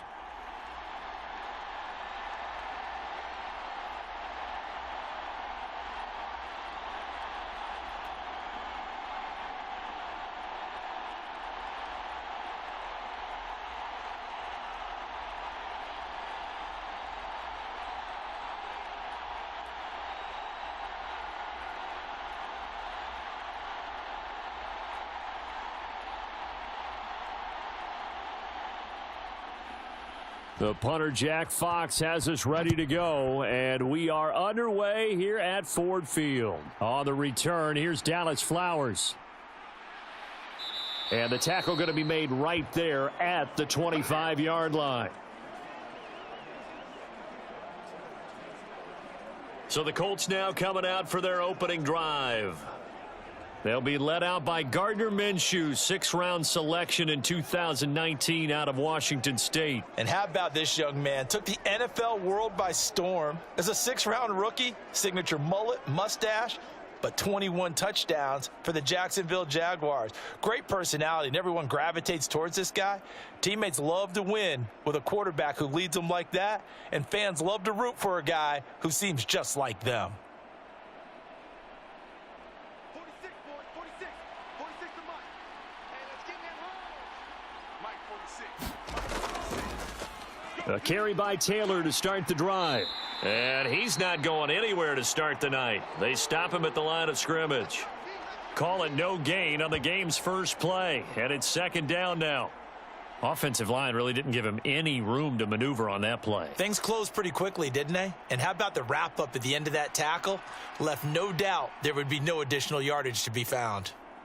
Well, they had the run for no gain. Now they'll try again from the 25 on 2nd and 10. Now Minshew. They'll set up the screen to Taylor. And he will lose yardage here back at the 23-yard line. It'll go as a loss of a yard, so now they deal with 3rd and 11. Time to give a little credit here. That was an excellent read by the guys on the defensive side of the ball. Oh, you're crediting your defense. Got to credit them on that one because they tried to fool them, right? Tried to trick them. Ran a screen, and they went to it and smothered it for a loss of yardage.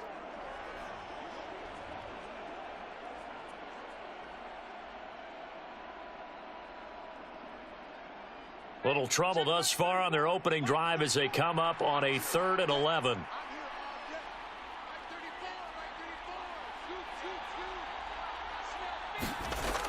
Looking to throw it, Minshew. And oh, that nearly an opening drive INT, but it does fall incomplete.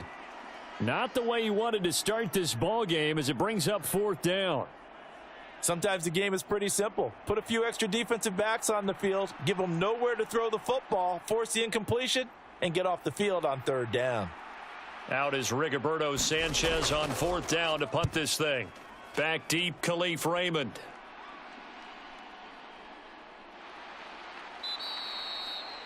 So possession goes over here on the punt, and the Lions will take over. So now we'll get a look at the other offensive unit as they come out for their first possession. They'll be led out by their quarterback, the guy out of California, the former Cal Bear, Jared Goff. And at one point, the ascension of Jared Goff was really, really strong. Back-to-back Pro Bowls, took his team to the Super Bowl and came really within 1 quarter of winning it. But since that time, he's had bouts of inconsistency, and that's been the struggle for him as he tries to get back to the form he showed earlier in his career.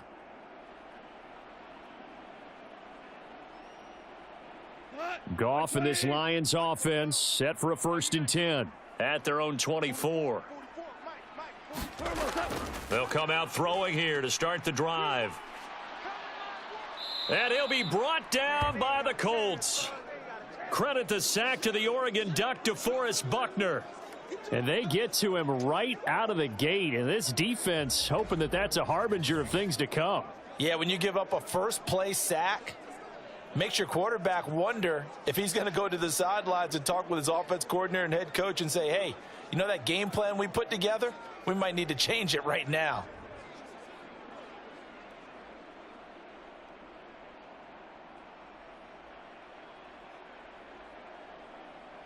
Now then, after the sack, it'll be interesting to see what they have planned for 2nd and 23. First carry now for David Montgomery. And he takes us across the 15 to the 17. Give him 6 on the run. It'll be 3rd down now with still a long way to go to get to the 1st down marker.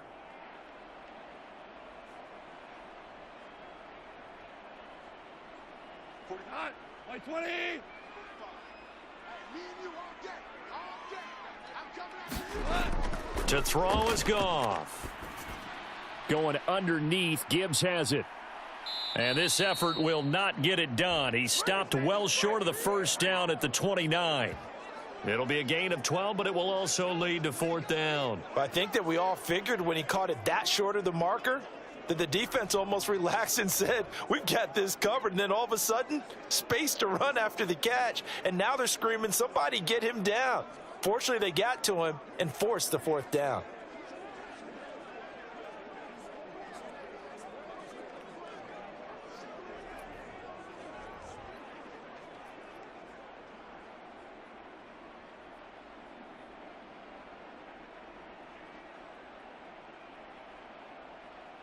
On 4th down, Jack Fox on to punt for Detroit. The deep to return is Josh Downs.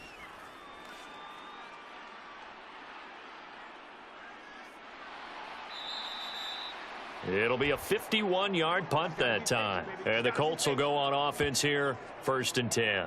Second drive coming up here for the Indianapolis Colts. The crowd may be losing just a little bit of the edge after back-to-back punts. They want some big plays. They want to see some offense. They want to see somebody break away, whether it's through the air or on the ground. Now it'll be interesting to see where the patience is on both sides. Each head coach, can you hang in there and not try and force something that could put your team in some jeopardy?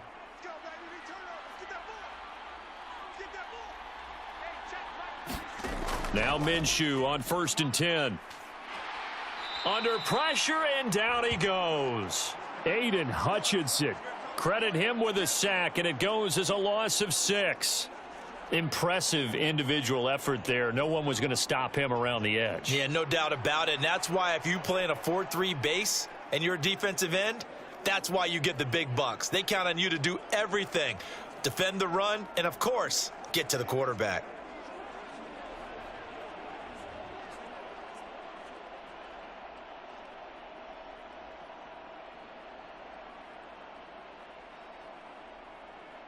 Protection certainly going to need to be a bit better here on 2nd and 16. Minshew sets to throw.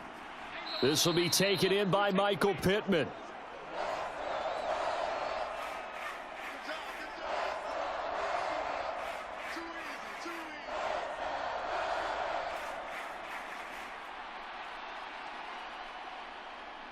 Here's 3rd and 6. Here's Minshew. He's got his target. That's complete. And he is going to have a Colts 1st down as they're able to get the 3rd down conversion. When the hitch route is run really well, that jab step off the line of scrimmage by the receiver, which is designed to back up the defender and give him a little bit of space, all you want there, get that space, catch the football, and then make a move and pick up extra yardage. And that's exactly what he got done there.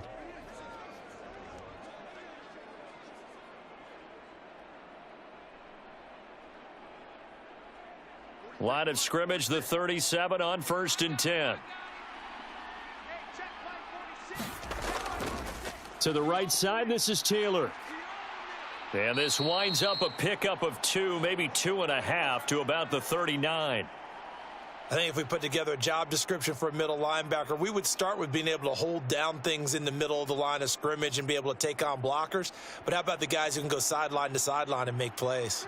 Love a guy that can do that. We saw a perfect example of it right there. Throwing on 2nd down now, Minshew. This one completes Alec Pierce.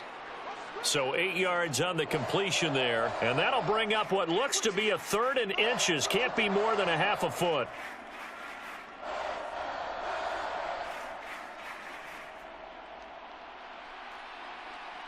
Switch it. Come on, switch it.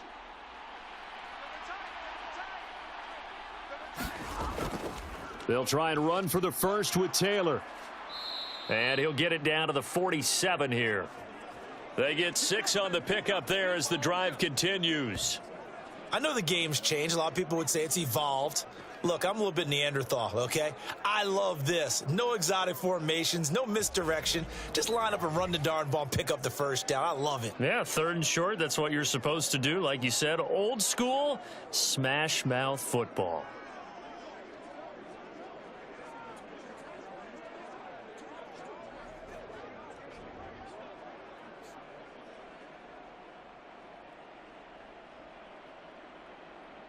So the ball moves into Lion territory now. Here's 1st and 10 at the 47.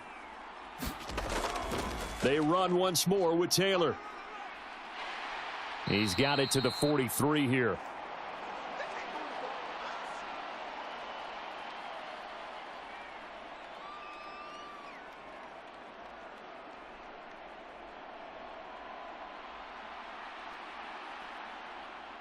From the 43, here's 2nd and 6. From the gun, Minshew to throw. Finds his big tight end, Mo Alley-Cox. And it's going to be another 1st down as they'll get him to the ground at the Lions' 32-yard line. Another good reception there. The Colts on the march. He's certainly done a nice job spreading the field on this drive, and here he finds his big tight end for good yardage. And that's what you have to do. Keep defenses guessing about where you're going to go with the football. 46. Mike, 46. Big stop, D. Big stop. Let's go. Minshew, 1st and 10.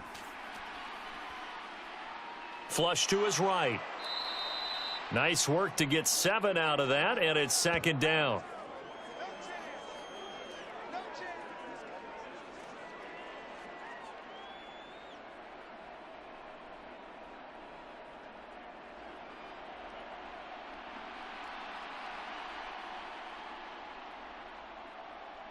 Counting down toward the midway point in quarter 1.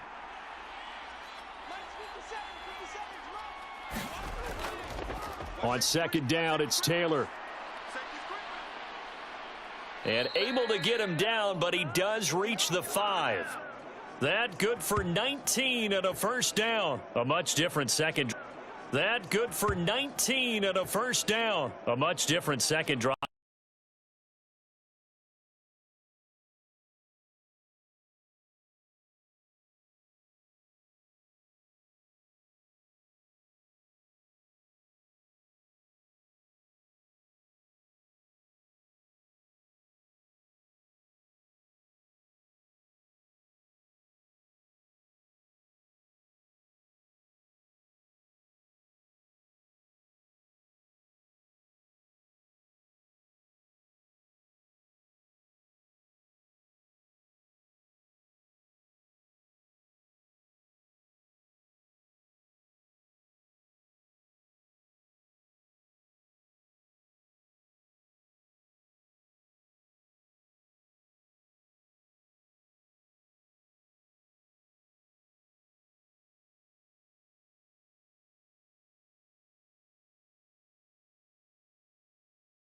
The completion goes for 4 yards, and we're set up with a 3rd and goal. How about the timing on that one? Boy, they were in sync, weren't they? 3-step drop, balls out of his hands, right to the tight end. Nice completion, just like they do it in practice.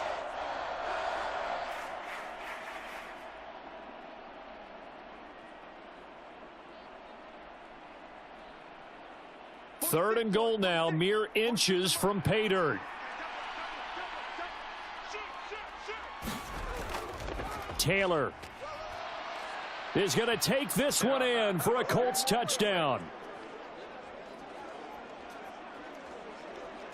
So they brought the extra bulk in down on the 1-yard line, and they're able to push this one across. Yeah, I can just see your face right now because I know we're mind melding on this one. Coach Madden would love this. Power football, hat on a hat, chest to chest, driving forward, touchdown.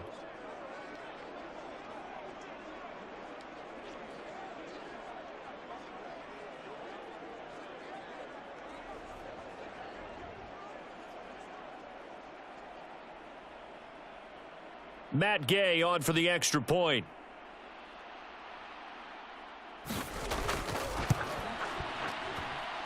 And this is good to make it 7-0 Indy. So that one a 13-play drive in total. And it was capped off by a Jonathan Taylor touchdown.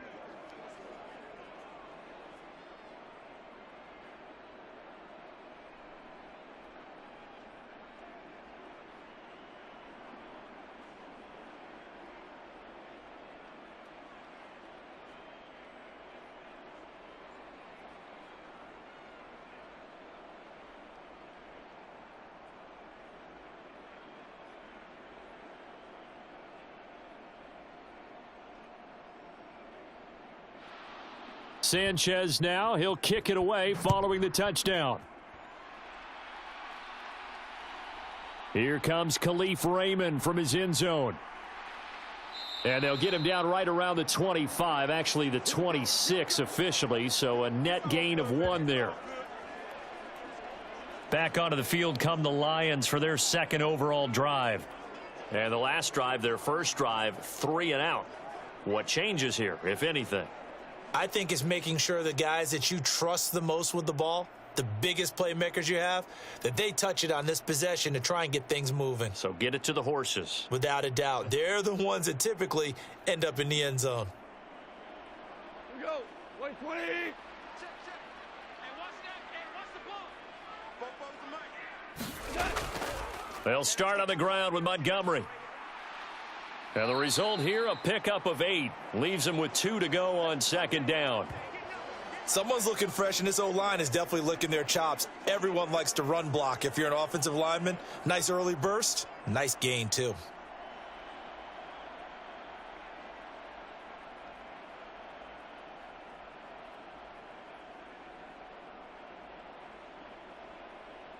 From the 34-yard line, here's 2nd and 2.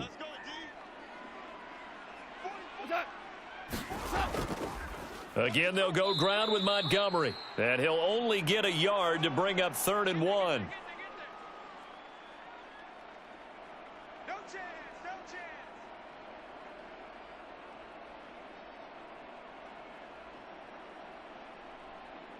Cut. 180. Check. I got you, pop. Both the mic. Mike's both. Goff wants to throw on 3rd and 1.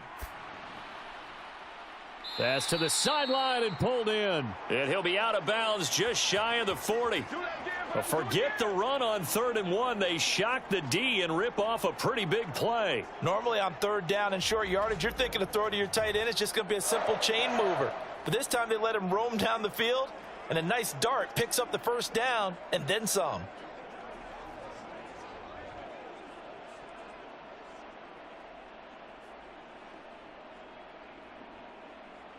Now from Colts territory, here's a 1st and 10 at the 41. Montgomery. Oh, he put it on the carpet, a fumble. And the Colts pick it up. And he's able to bring it up 5 yards shy of midfield to the 45-yard line. And a little careless there, Charles, on that carry. And it's not just having 2 hands on the ball. It's tucking it away. It's using your body to keep people shielded off. It's so many different things into taking care of it and having ball security. In that case, though, we didn't see it happen. And now Indianapolis set to take the field. They've got a 7-0 lead in the football as well as they start out 1st and 10.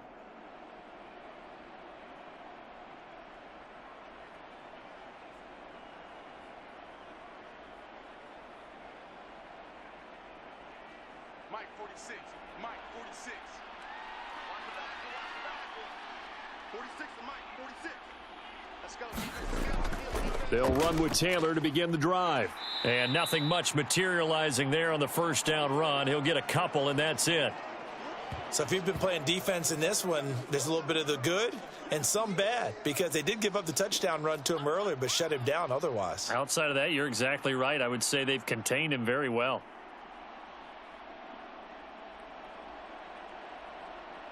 Here's a 2nd and 8.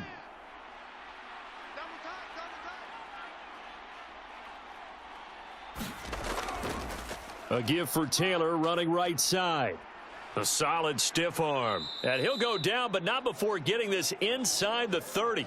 58 yards rushing for him now as he has gotten the night off to a hot start. Well, they're making a real first quarter statement with a run game, no doubt. For those who remember old school football, running it, establishing things, seeing backs find holes, get through them, they've got to like what they're seeing from this unit so far.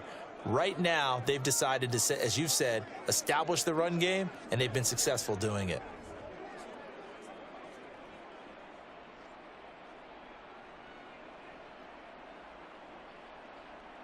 So the ball moves into Lion territory now. Here's 1st and 10 as they're down to the 29-yard line.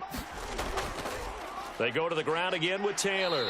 And this time they were ready for him as he's taken down at the line of scrimmage. Call it no gain on the play, and it'll be 2nd down.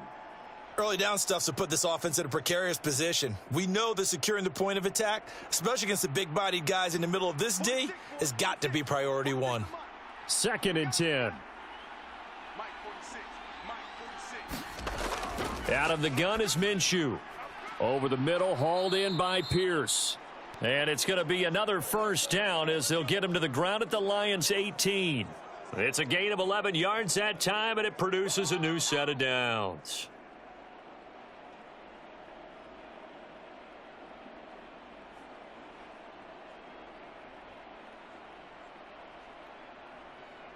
So from inside the 20, here's 1st and 10 at the 18. He'll look to throw. A quick throw knocked away and incomplete. This is what defensive coaches ask of their defenders every single ball game. Get a hand on every throw in coverage. They want the deflections. They want the knockaways. Pick it yourself if you can, but at least knock it down and guarantee it's incomplete. Now a 2nd and 10.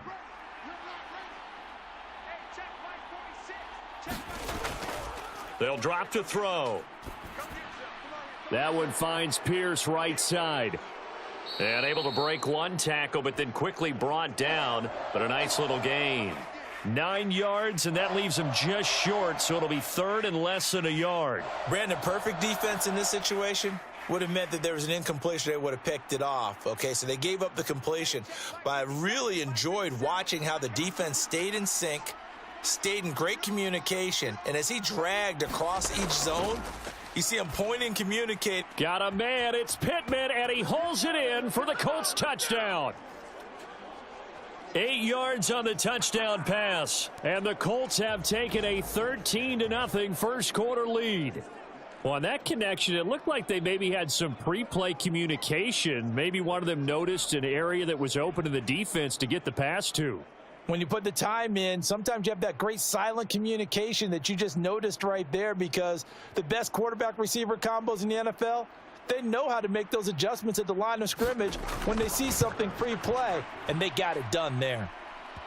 Extra point by Gay is up and good, and that'll make the score 14-0.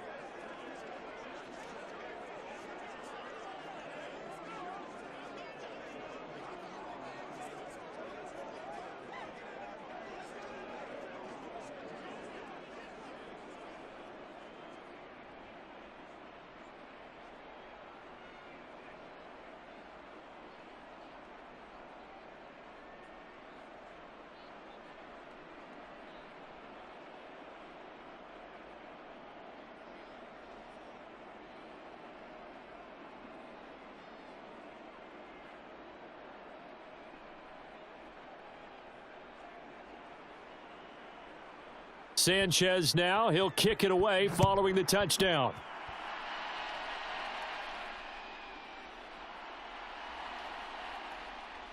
And he takes this near the 25. Just a little pass there. Call it the 26. Time for another look at this Lions offense. They've been outplayed early, no question. Down 14-0 already as they come up 1st and 10.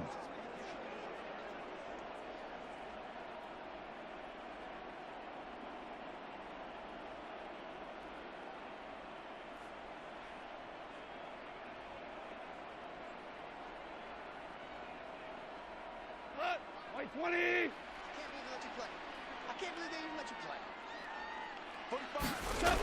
Now Goff.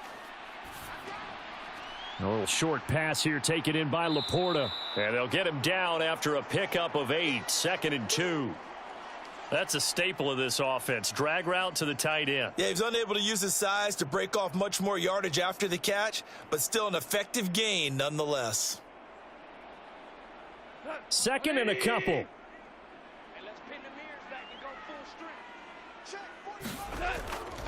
Play action. It's Goff. Oh, that one sailed a bit, but the catch is still made. That one covers 24 yards. It's a 1st down. You can almost hear the sigh of relief coming from their sideline and from their point on the field because this has been a tough start for them thus far. A much-needed 1st down there. They needed something good to happen.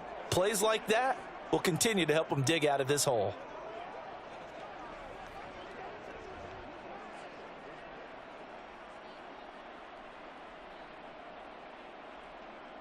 Now from Colts territory, here's a 1st and 10 at the 42-yard line.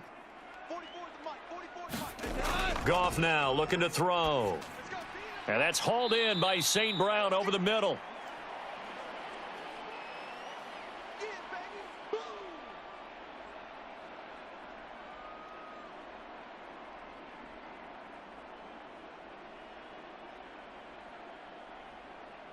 Second down and 4.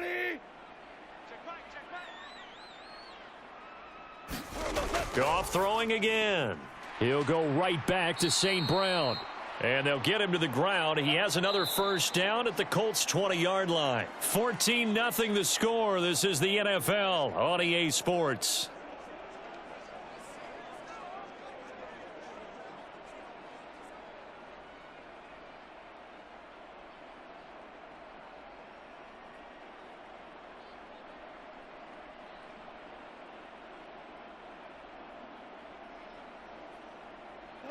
The Lions into the red zone for the first time. 1st and 10 right at the 20. They'll try the middle with Montgomery. And he'll wind up losing yardage here back at the 21-yard line. He'll lose a yard there, and it's 2nd and 11. Plays like we just saw there. That's why they're up right now. And the defense, they're doing their job. Yeah, it starts with the guys up front. So when you talk with GMs who are putting together a team, a lot of them say we're going to build from the inside out because if you control the line of scrimmage, you control the rest of the ball game. And that's what we're seeing here. They're actually playing in the offense's backfield, not necessarily just playing at the line of scrimmage.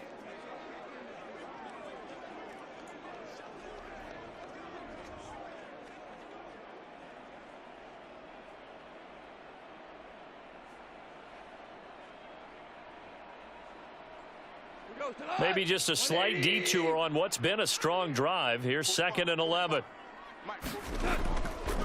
They'll keep pounding here with Montgomery. And a couple of yards as they move it from the 21 to the 19.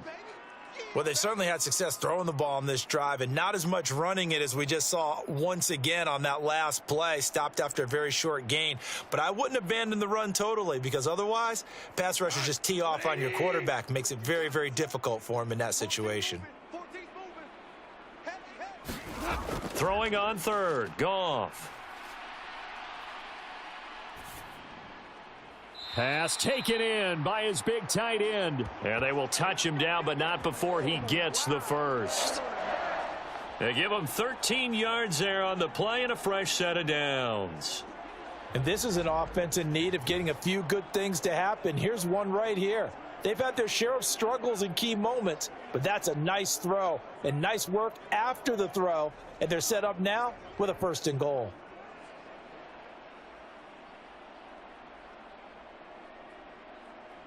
First and goal, and they got to be thinking a chance to get right back into this football game.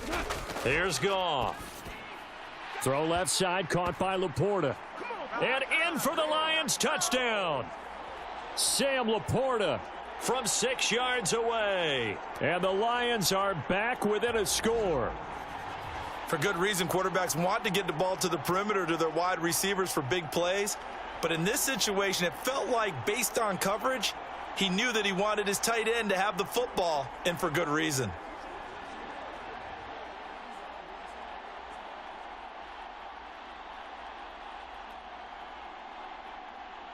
Michael Badgley on for the extra point.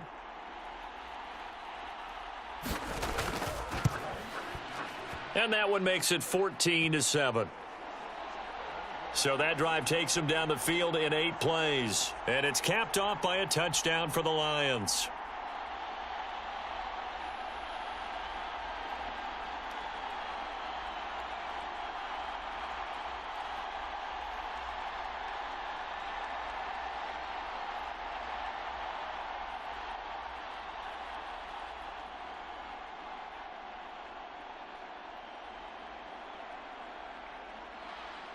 Here are the Lions now as they line up and kick this one away.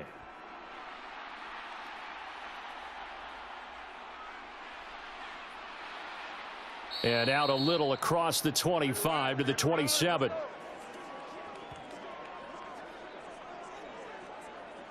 Colts taking the field again. Running back Jonathan Taylor at center stage. And it may just be the second quarter, but he's in his zone, well on his way to eclipsing that 100-yard mark. And when a back has a game, as we're witnessing right now, his name's going to be in the books. But it's really a collective deal, isn't it? Because that means he's getting plenty of blocking, a lot of help from his teammates, but he's making the most of it. Yeah, he's made the most of it to this point.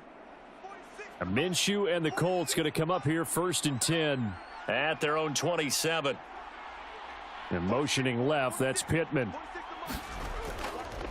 Now here's a fake on the jet sweep, and instead a give to Taylor. And he's going to take this ahead for right around 3 yards, but no more than that. 2nd down. Look, all any running back wants is a little bit of room, a little bit of space in order to maneuver. But he also understands how difficult it is for his offensive line up front. So if they give him any space, he realizes his job to make more out of it than what they give him. Picks up 3 on that carry. 2nd down, another run with Taylor. And he'll be upended at the 33 following a gain of 3. And guess what? It brings up 3rd down.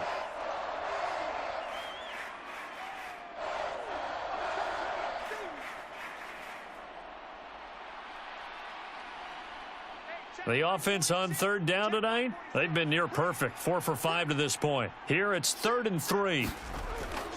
Now back to throw. That is caught. And they get him down, but not before he takes it across the 40-yard line.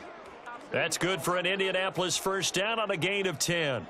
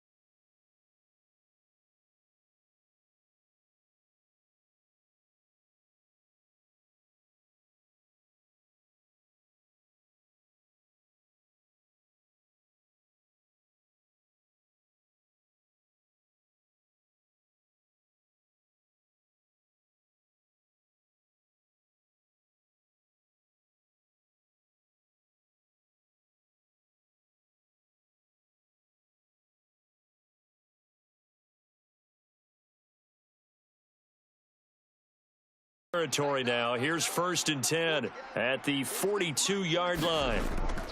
On the draw is Taylor. And not a whole lot of room to operate there on the 1st down run. He gets maybe 3. It went right back to him, but he pretty much had nowhere to go on that play. Yeah, the previous carry looked pretty good. That one, maybe he was a little tired. I don't know. Yeah, maybe he should have tapped out and had a second back come in and maybe make that run. Who knows?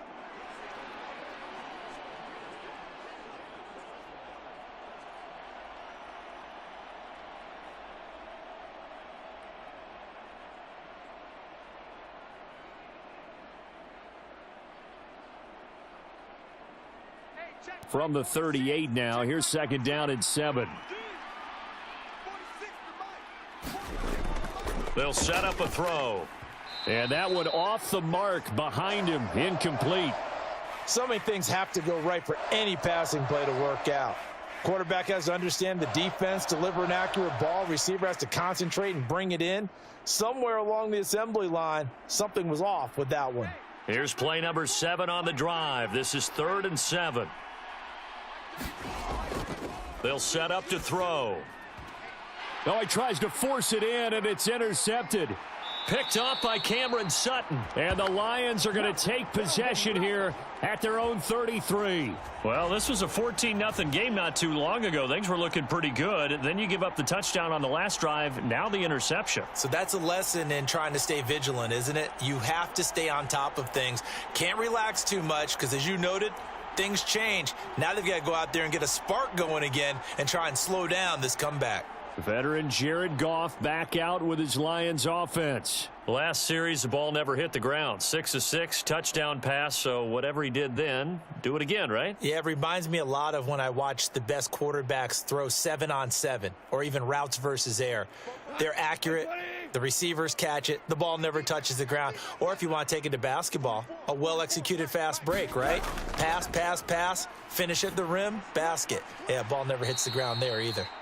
Yeah, this will leave him a yard short. Nice pickup of 9 yards on first down. I know sometimes we can get fooled when we watch him make catches, as we just saw him do there, because he really looks like a wide receiver the way he goes about his business. Yeah, 230, 240 range. Yeah, not super huge. Maybe not counted on to be that inline point-of-attack blocker that we used to have in the good old days. But you can flex him out. You can run wide receiver routes with him. You can make him a primary target, and that's how he'll shred a defense. Able to get the 1 yard he needed, but nothing more. I know what you're thinking out there. I know a lot of you are thinking, take a shot downfield. It's a great spot for it. I'd say maybe later in the game, definitely in the second half. But right now, I think they were just trying to get some momentum built. Get a first down, pick it up, and keep moving.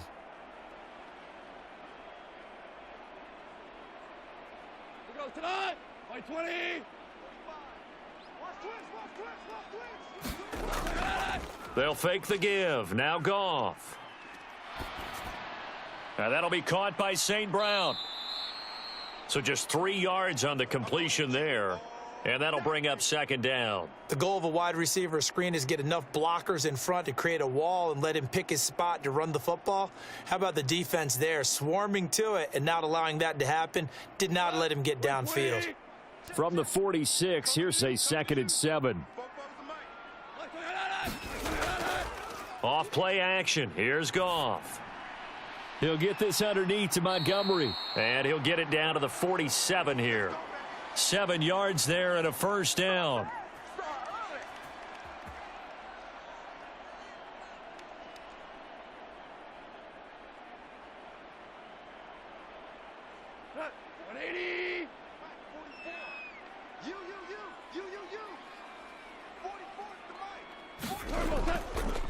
Going up the gut, Montgomery. Broke through some contact, but unable to reach the 40. It's a 6-yard pickup, and it gets him to 2nd and 4.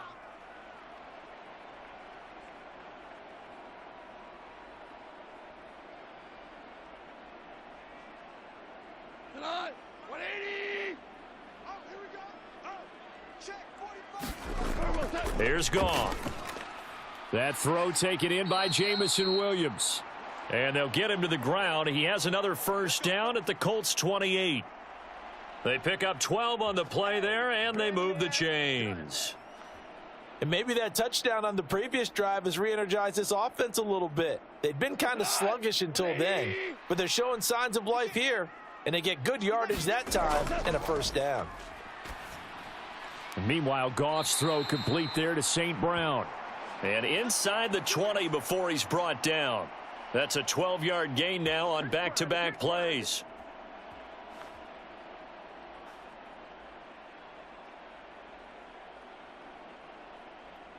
So the ball down to the 16 here for 1st and 10. From the red zone now, Goff. And that is incomplete. He couldn't hold on through the contact. Brings up 2nd down. One thing you hope to see out of a rookie tight end is a real concentration when the ball's in the air, and I'm not sure that he didn't, but he has to be prepared for people making a play on it when that ball's up for grabs. After the incomplete pass, here now is 2nd and 10. Goff. Throw over the middle. He finds Williams. 9 yards, and that leaves him just short, so it'll be 3rd and less than a yard.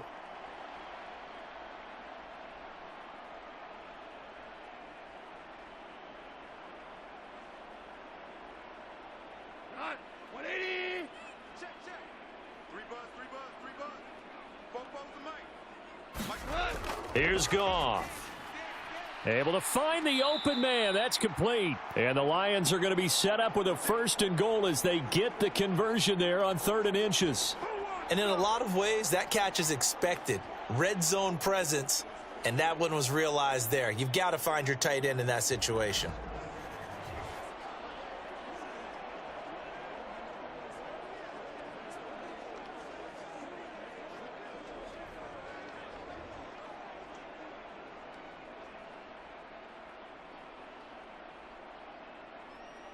Go. Black 20.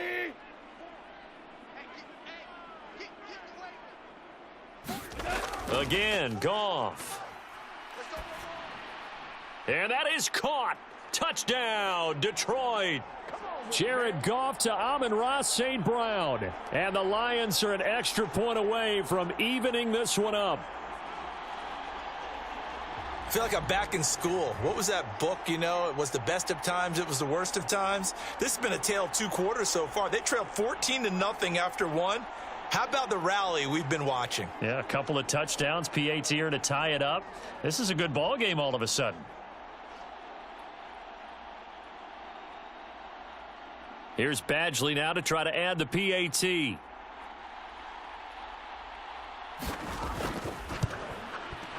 And we've got a good one brewing. We're all knotted up at 14. A pretty long drive that time. 11 plays all told. And the end result, a Detroit touchdown.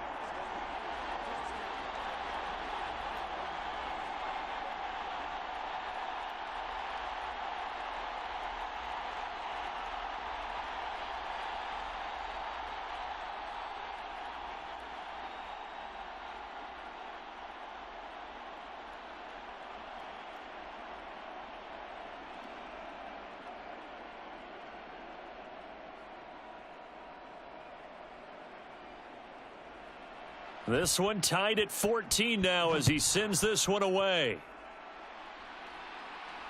On the return, it's Flowers. And able to get this across the 20, but not much further as he's dropped at the 23-yard line. Here comes the Indianapolis offense now as they get set to take over. And that 14-0 lead to begin the ball game, well, that's gone now. Time to regroup. I think even up 2 touchdowns, they knew this wasn't going to be a walk in the park, and I think that's why we would see the head coach going up and down the sidelines telling his team, let's stay with it, let's keep going. It's almost like he knew they were going to make their run at him, and they have. As you said, let's see if they can regroup and get going again. Minshew and the Colts going to come up here 1st and 10 at their own 23. Try to shake off the interception. He'll look to throw. He'll drop this down to Taylor.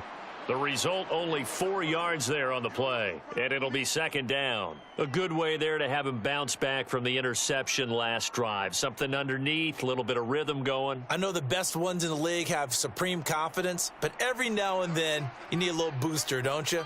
This is their way of protecting him and bringing him back, and then they'll turn him loose later, I would think.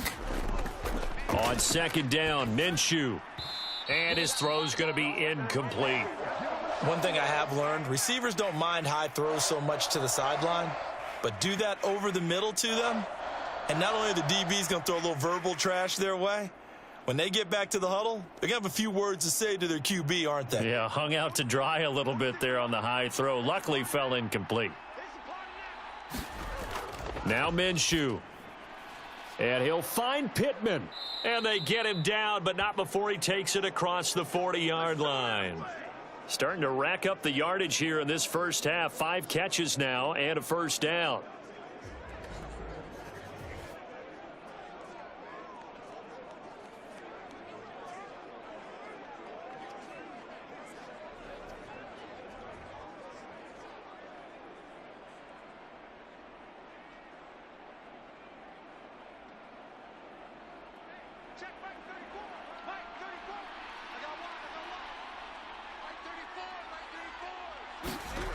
It'll be Minshew again.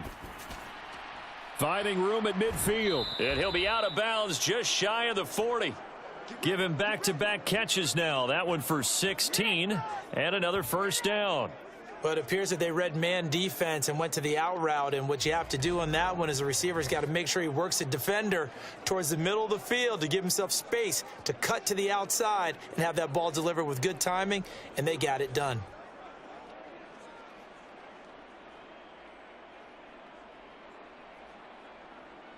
So the ball moves into Lion territory now. Here's 1st and 10 at the 41. Looking to throw it. Minshew. Out to the right and complete to Pittman. And he's going to get this inside the 30. Another nice gain. 13 yards that time and another first down. To win any route, you've got to break down the defender. And that's exactly what happened here on this really nicely executed curl route.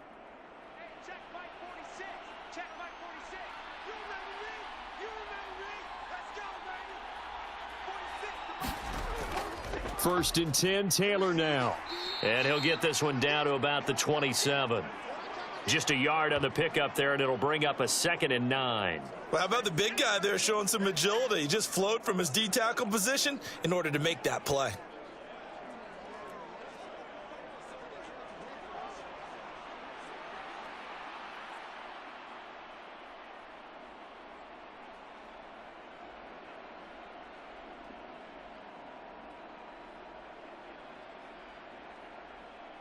Still 9 yards to go on 2nd down from the 27.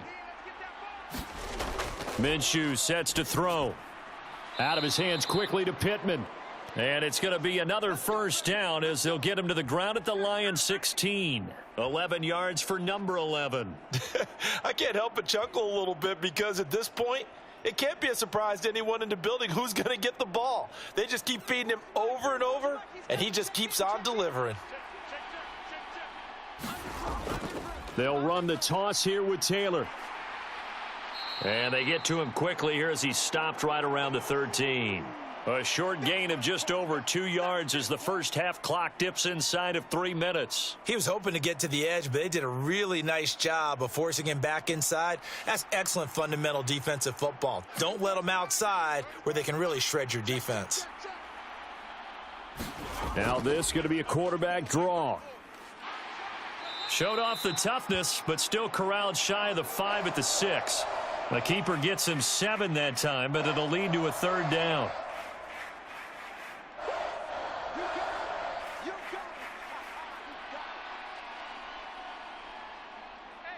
They don't need to run another play here before the 2-minute warning. Let's see if they do it anyway. They'll try to throw for it with Minshew. Work in the middle of the field, and he's got a man complete. And the Colts are going to be set up with a 1st and goal as they get the conversion there on 3rd and inches. Second quarter, 2 minutes to go. Tie ball game.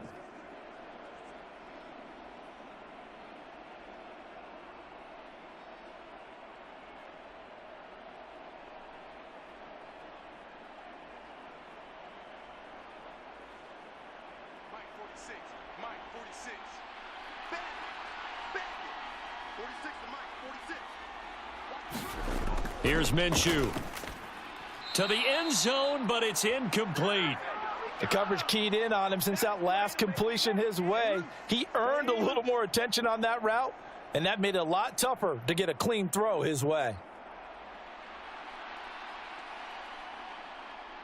Another shot from the one on 2nd and goal. They'll look to run with Taylor. And he's into the end zone. Touchdown, Indianapolis. Jonathan Taylor with his 2nd touchdown here in this first half. And the Colts have taken the lead. And the thing you have to love about Jonathan Taylor, he's a shifty speed guy most of the time when you hand him the football. But he's not coming off the field when you get down near the goal line because he's as tough and gritty as they come. And he finishes things off here by getting into the end zone.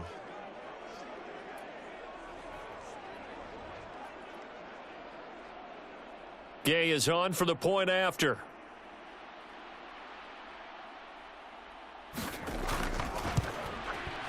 It's up and good, and that'll make the score 21-14. That one in the books as a 12-play drive. And it was capped off by a Jonathan Taylor touchdown.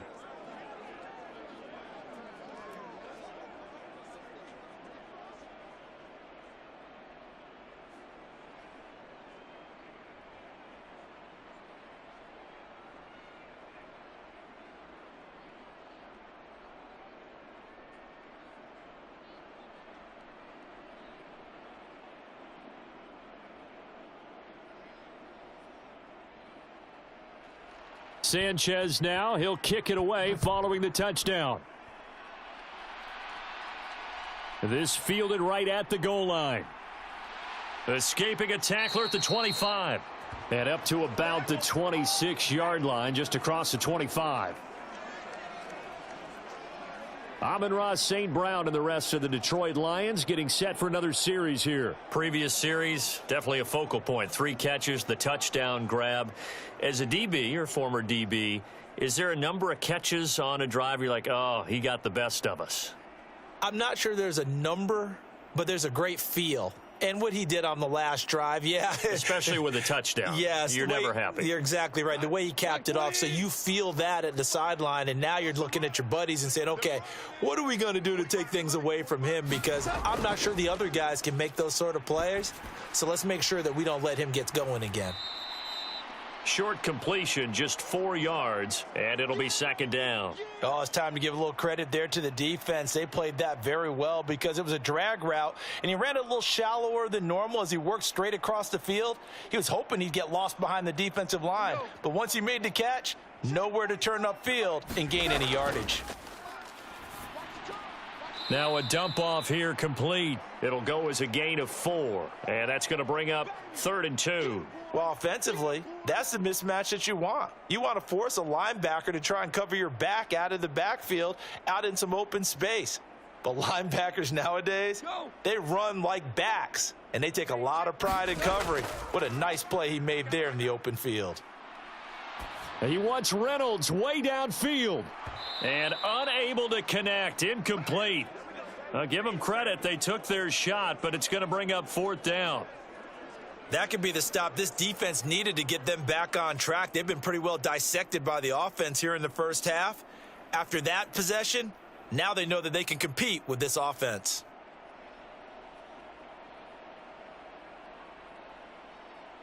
Jack Fox out to punt here on 4th down.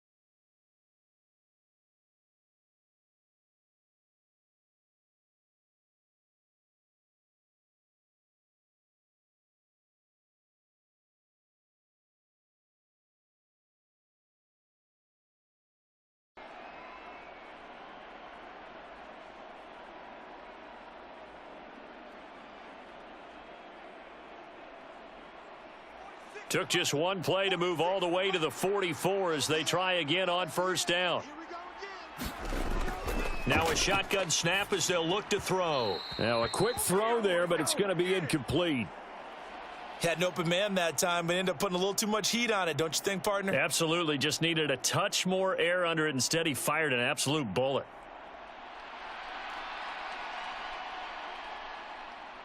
So after the incompletion on first, now 2nd and 10.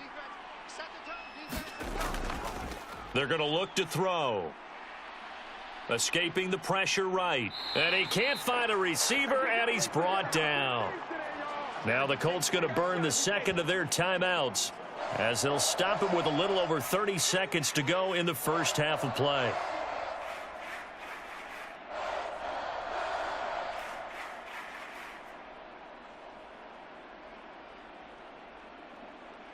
They need 12 here. It's 3rd down. From the gun, Minshew to throw. Now this will be swung out wide for Taylor. And he gets this to the 48, but no further. Well short of the line to gain. The Lions will use the first of their timeouts as they'll stop it with 25 seconds to go here in half number 1.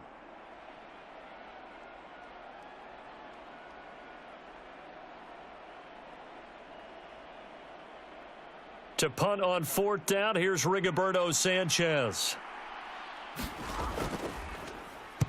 This is away and a very good kick, angled for the sidelines. And this will be up to the ruling of the side judge here. He says it crossed out of bounds at the 16-yard line. And the Lions going to go back on offense one final time in this first half. And the ball backed way up, so thinking with this amount of time on the clock, probably just sit on it. And we'll see these two teams go to the lockers. Yeah, I don't think you want to overthink it in this situation. Either side of the ball. Just go ahead and finish up the half and get on out and talk about it. Clock at 20 seconds to go in the half as they come up 1st and 10. And they're just going to run it here up the middle. And an anxious moment or two there, but they do get him down. 11 yards there and a Lion first down.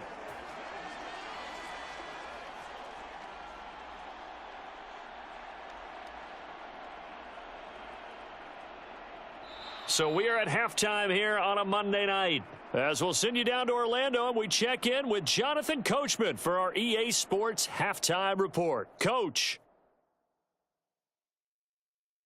All right, BG, thanks very much, and welcome one and all to our beautiful new downtown Orlando studios for this EA Sports Halftime Report. We saw former rushing champ Jonathan Taylor be a big-time factor in that first half. He had a nose for the end zone as he wound up with 2 touchdowns on the ground in those first 2 quarters.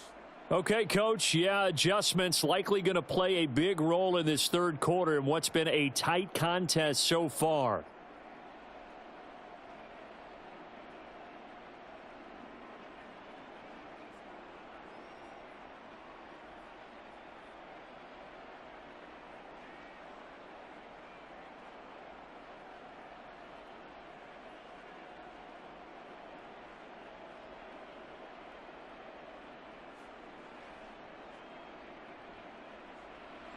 It'll be Lions football to start the second half, and they trail here as we get back underway on EA Sports. And it's a pretty good return here as he'll get this up to the 29.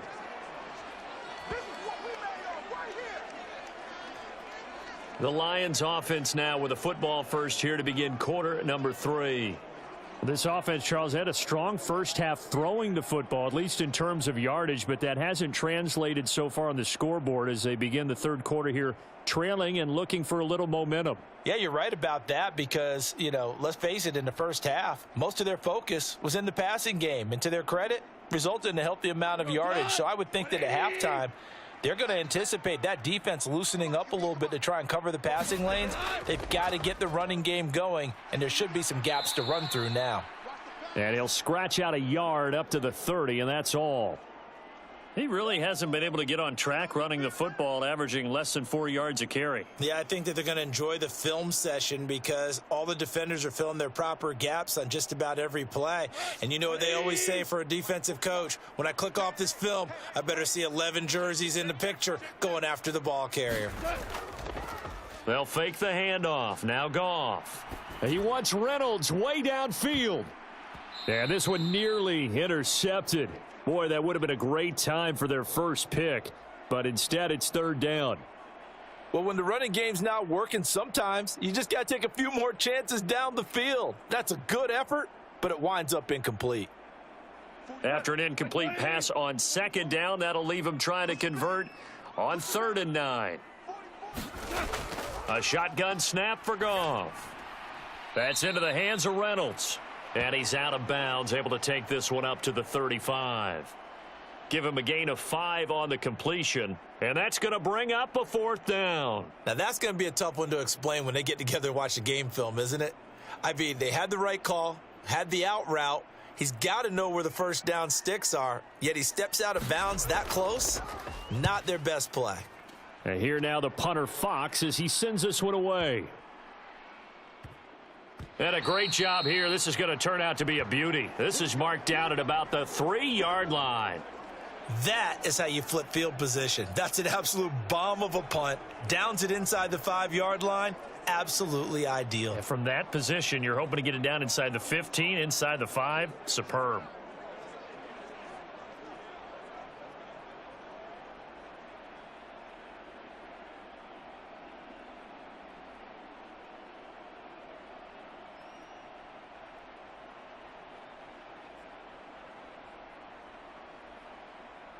Mike 46.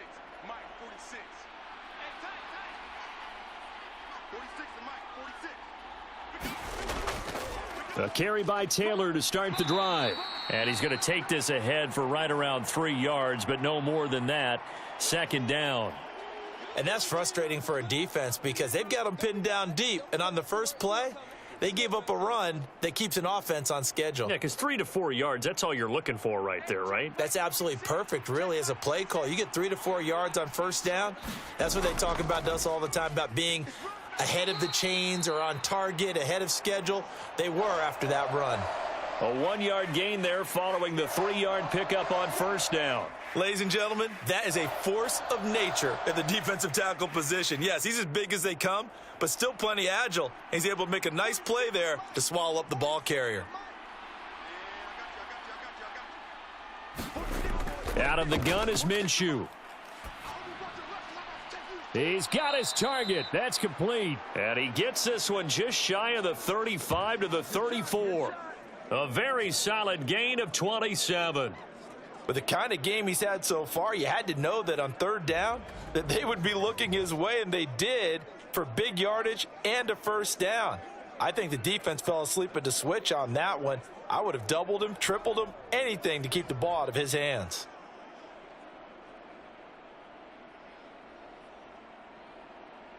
From the 34 now, here's 1st and 10. Running left, Taylor. And they're going to stop him right at the line of scrimmage. Just no cutback lane to be found whatsoever. 2nd and 10. Really good stop there by the end in this 4-3 defense. And not just pass rushers anymore, are they? Those guys can use their hands, control the point of attack, shed those blockers, and go get those ball carriers. Throwing on 2nd down now, Minshew. And that's going to be incomplete. A lot of times it's that first read that you have. Maybe you get it in pre-snap, and he locked in on his target, but he was covered quite well, and that one's incomplete.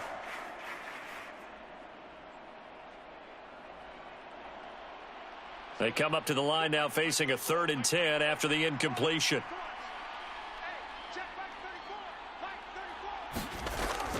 From the shotgun, he'll look to throw. Steps away to his left. And a nice job there defensively. They get him to the ground short of the first, right around the 42. Pretty solid gain of 7 yards that time as he scrambled, but now they face a 4th down. That looked great when he first took off because in my mind, there was room to run and he had the marker in his sight. but I certainly didn't expect them to close so quickly, and neither did he. They got to him just in time, and now that forced him to make a decision with this 4th down call.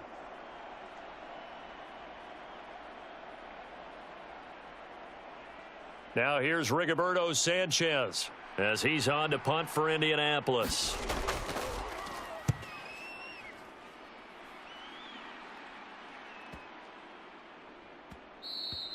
And this one hits at the 1, continues on into the end zone for a touchback. The Lions offense set to take over. We have not seen much on offense here from either side these last few drives. We've hit a wall, so to speak. And have hit it hard, haven't we? Because the defenses right now, they seem to be a step ahead, don't they? Beating them to the point of attack, beating them to the punch. These offensive guys, they're tinkering like crazy. What's it going to take to get back on track? Yeah, both sides searching for adjustments. Goff and this Lions offense set for a 1st and 10 at their own 20-yard line. He'll begin by dropping it off to Montgomery. And he is brought down at the 22 after a gain of 2, and it brings up 2nd down. Brandon, we talk all the time about those hybrid players, guys who can do more than one thing. And I think if you're playing strong safety in the NFL today, you are a true hybrid. Part linebacker, part cover guy. And coming up, sticking his nose in the mess there and making a nice play defensively. To throw on 2nd down is Goff. Slant pass. He's got Reynolds. And they get him down, but not before he takes it across the 40-yard line. 19 yards to pick up there. Move the chains. Quarterbacks love slant routes because the receivers are breaking right into their line of vision, and receivers love them as well because they're getting the ball on the move and able to catch it and try and get upfield and gain additional yardage.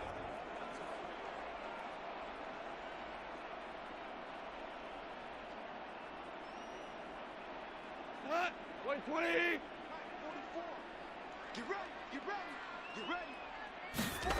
On 1st and 10, Goff. Open man right side is St. Brown. And he's out of bounds just before the midfield stripe at the 49. A gain of 8 there on the play. And that'll bring up a 2nd down and just a couple. They like going to him in the slot. He catches another one. I think this comes under the heading of until they stop him, why not go back to him? He has something going really well. Great working relationship with the guy throwing the ball, and they keep making the connection. Now a 2nd and 2. St. Brown in motion right. Here's Goff now on 2nd down. That's caught inside the 20. And they'll have it in the red zone before he crosses over out of bounds. That one goes for 36 yards. That's a well-thrown ball right there. This is where arm strength pays off because he's got to be able to get the ball both downfield and to the sideline. And that's one of the more difficult throws for a quarterback, and he put it right where it needed to be.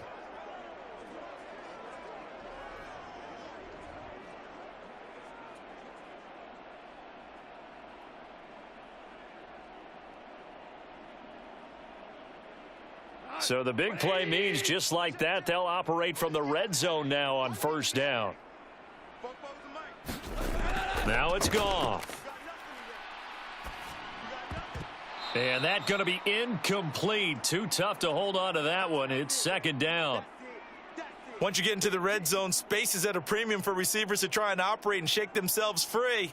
That one's incomplete. Here's 2nd and 10.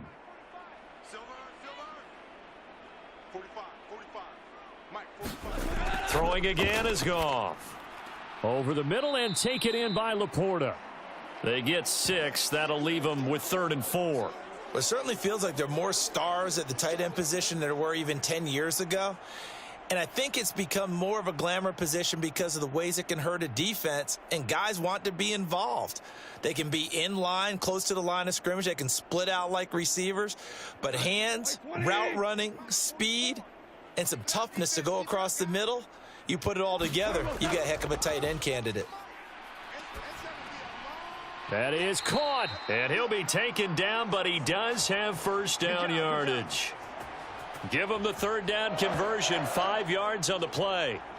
A little football 101 there. You just see the receiver try to run down the defender, meaning he goes right at him and really trying to move him a little bit towards the center of the field so he can put his foot in the ground and break to the out, to the sideline, and make a catch.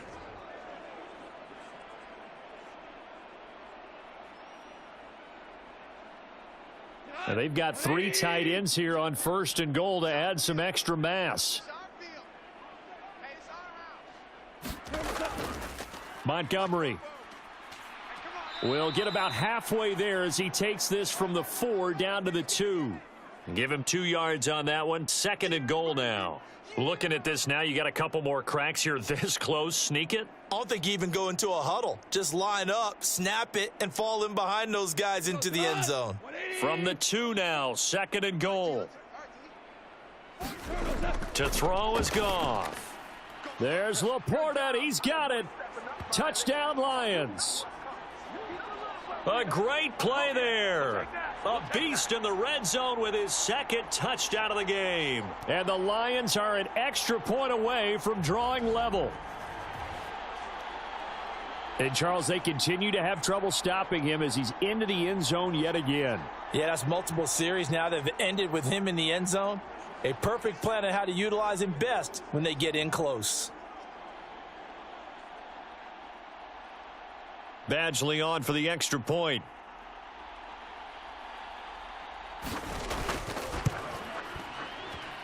He's got it, and we're all tied at 21. So that drive, 80 yards, 9 plays. And it's capped off by a touchdown for the Lions.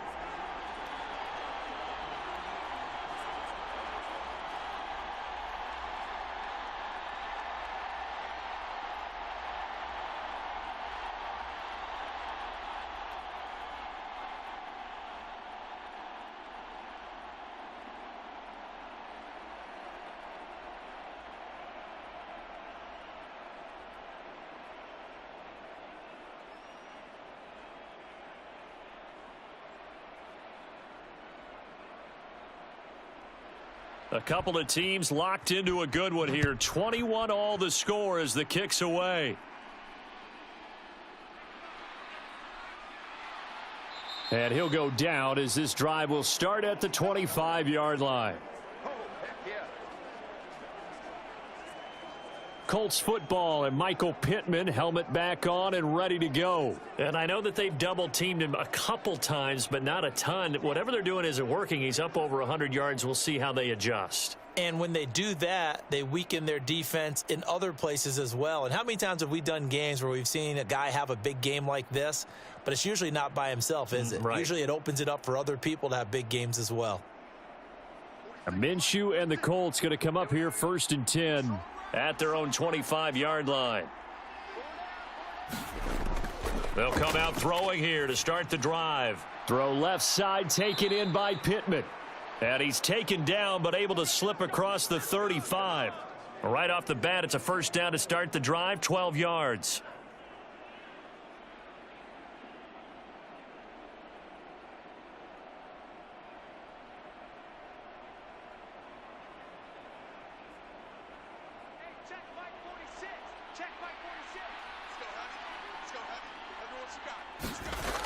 He'll drop to throw. And going right back to Pittman. And taking it across midfield and inside the 45. Back-to-back receptions for him, and it's another 1st down. And that last reception puts him over 150 yards now on the game, Charles. And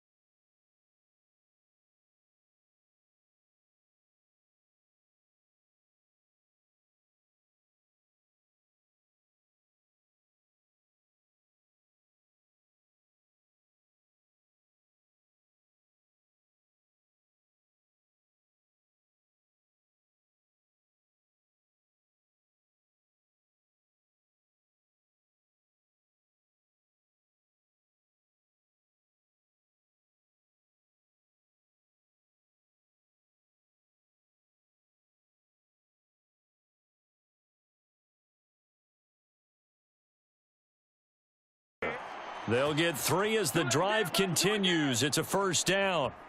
Yeah, they really needed to get something going, didn't they? They had punted on the last 2 possessions. The running game starting to come to the front for them, providing a nice pickup there to keep this drive going. So they'll come up 1st and 10 now from the 33. They run once more with Taylor. And he'll take this ahead for about 4. 2nd down coming up.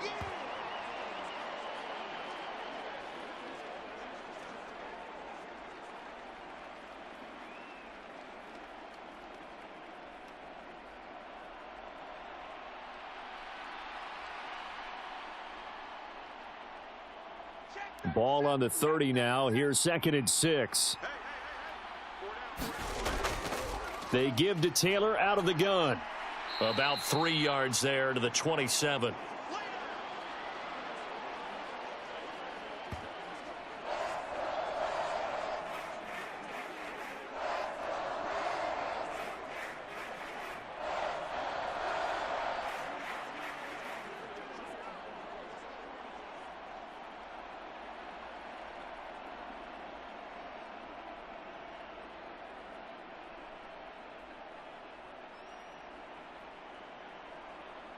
Here's the 7th play of this drive. This is 3rd and 4.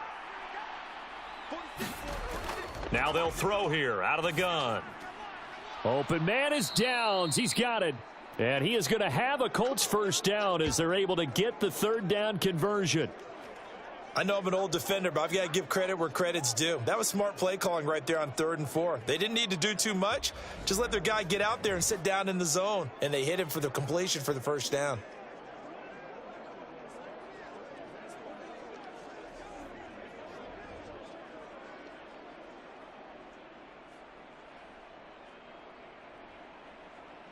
So from inside the 20, here's 1st and 10 at the 18. They'll drop to throw.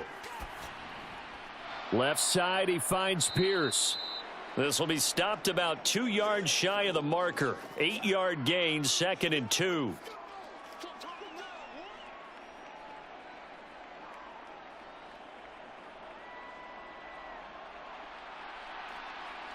Two yards left on 2nd down from the 9. Up the middle, here's Taylor. And he'll be brought down right on the edge of the goal line at about the 1-yard line. That leads us to a 1st and goal. It's a pickup of 8. I know at times today's NFL sure feels like everything's about the guy throwing the football. But when you've got a guy who can run it and move it and gain this type of yardage, you'll take him each and every time.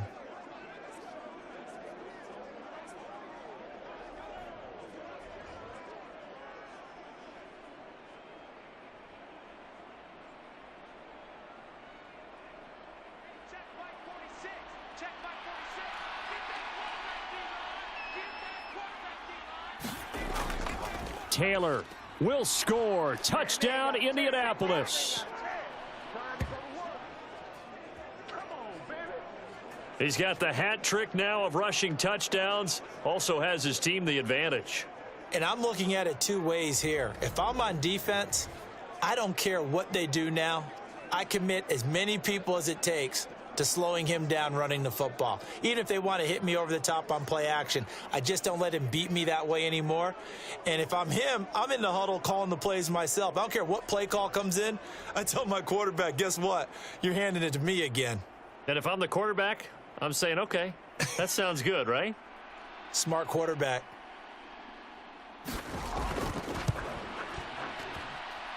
Extra point by Gay is up and good, and they will take a 7-point lead.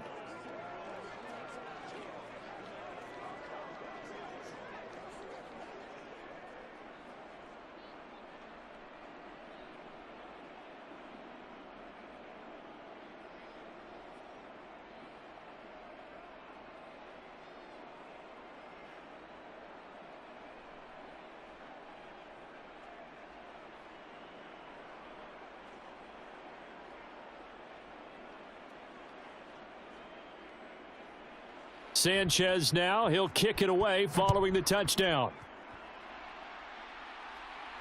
Khalif Raymond now. Here's Khalif Raymond to return. And he'll take it up past the 25 to the 26-yard line.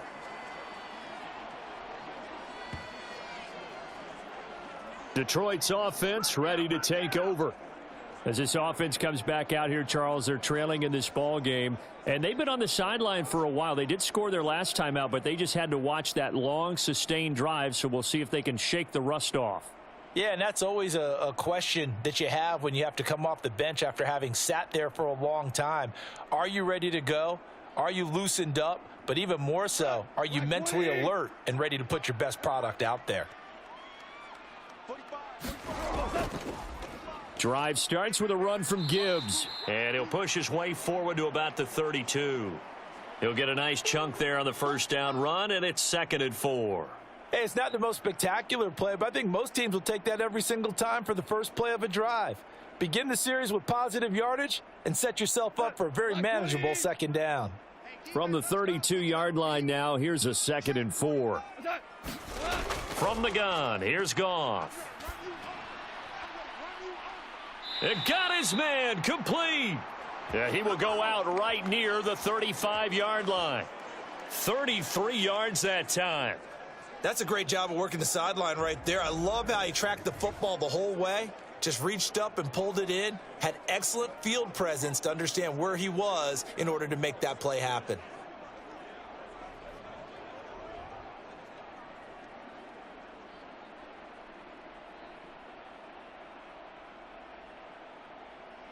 So that changes things a bit. Here's a 1st and 10 all the way down at the 35. Up the middle, it's Montgomery. Down to about the 32.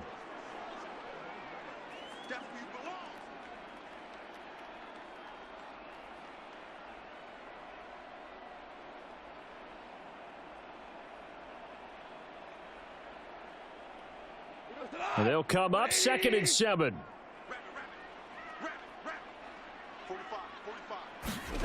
Out of the gun, Goff.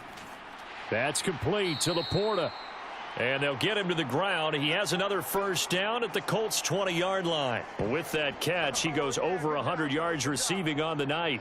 And with that last play, he's now up over that 300-yard mark.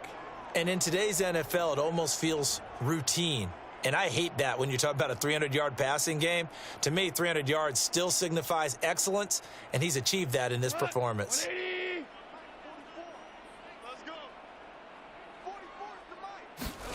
From the red zone now, Goff. That's to the tight end, Laporta. And the Lions are going to have a 1st and goal as the tackle made at the 10-yard line. Boy, how about the speed with which this offense can get down the field? It's taken them no time at all to get down here, and now they're set up with a 1st and goal. We go tonight. White 20. Hey, keep it up. Keep it up. Bobo's the mic.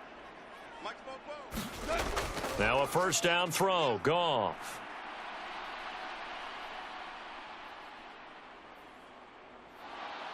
And time finally runs out. He can't get rid of the football, and he's taken down. Samson Abukum. Give him the credit for the sack and a loss of 14 yards. Well, there's still time to rectify this situation because the silver lining, they took a sack on 1st and goal. But that close to the goal line, that still definitely hurts.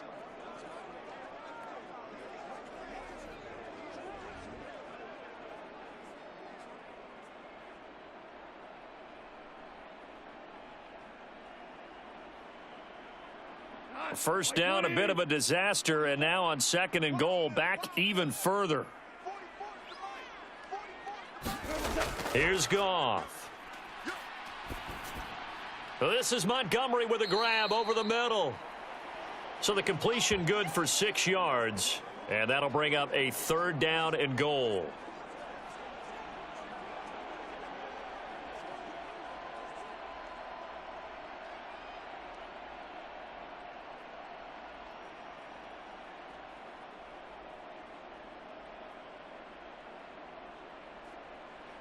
Go. White 20.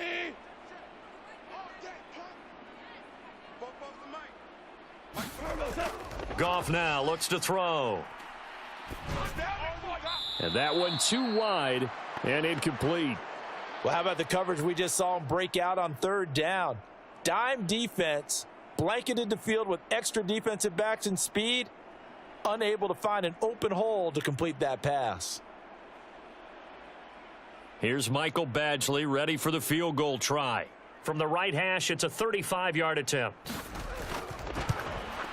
Badgley able to punch this one through, and that'll bring him back within 4.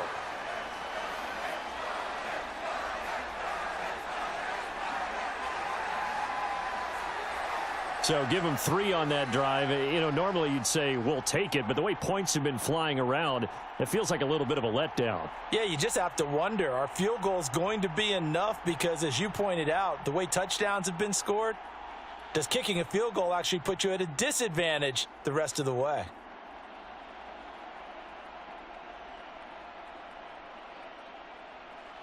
Here are the Lions now as they line up and kick this one away. On the return, it's Flowers. And he takes this near the 25. Just a little pass there. Call it the 26.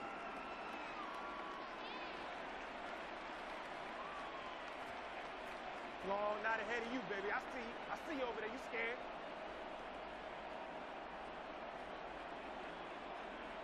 Now this will probably be the last play of the quarter. Minshew, 1st and 10.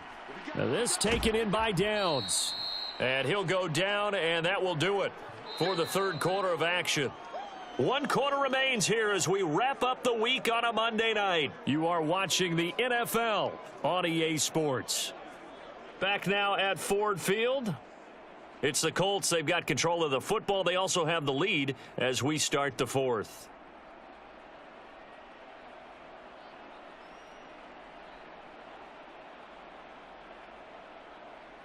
From the 35, here's 2nd down and 1. On the handoff, this is Taylor. And he'll be brought down shy of the 40 at the 38-yard line. They'll get 3 as the drive continues. It's a 1st down. Well, partner, I haven't seen a vote for most popular player on the team. But this guy's got to get a lot of votes. He does not care, does he? Totally unselfish, physical runner, doesn't worry about yardage, just keeps moving the chains, being a team player. Now Minshew on 1st and 10. And this will be incomplete. Physical play on the football there, and it's 2nd down. As soon as he leaked out and began his route, someone on the defensive side broke with him and arrived just in time to separate him from another reception. They work again from the 38 on 2nd and 10. Looking to throw it. Minshew. He'll get this one to Pittman. And getting this just shy of midfield. They'll spot it at the 49. 11 yards for number 11.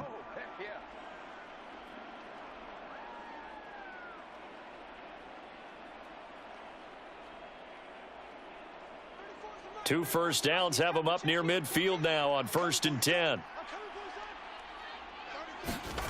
Now Minshew. He'll find a man over the middle. It's Pittman. And he is tackled inside the 40, not quite to the 35. Another nice gain, 16 yards there and a 1st down again. And these guys certainly are not hiding what their intention is. They're absolutely showing it. They're definitely not going to sit on this lead here in the 4th quarter.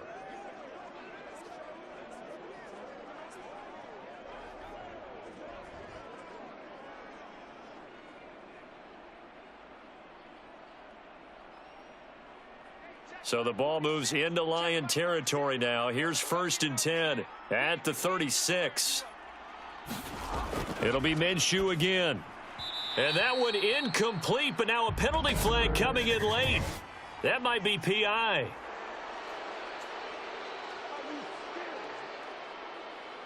So pass interference, the call there. Always, obviously, Charles, such a subjective call. You agree with the penalty? Well, from where we're standing right now, I think the officials are tightening things up here in the 2nd half. Maybe a defender gets away with that in the 1st, but this time the flag comes out, and I think it's a good call. After the penalty, a fresh set of downs. It's 1st and 10. Running straight ahead, Taylor. And he'll manage to pick up about 4. It's 2nd down. I'm sure that's going to be the formula. Just keep the ball on the ground. Keep that clock moving. And when you have the lead this late in the game, above all, Stay in bounds. Yes, take care of the football. Yes, gain yardage, but stay in bounds and let that clock tick. Now they'll try and set up the quarterback draw here. And he'll get it down this time to the 17. A gain of 8 on the keeper and a first down. This has been an up and down, back and forth type of a game, hasn't it? Maybe this long drive could take a little bit of the wind out of their sails, kind of settle things down a little bit.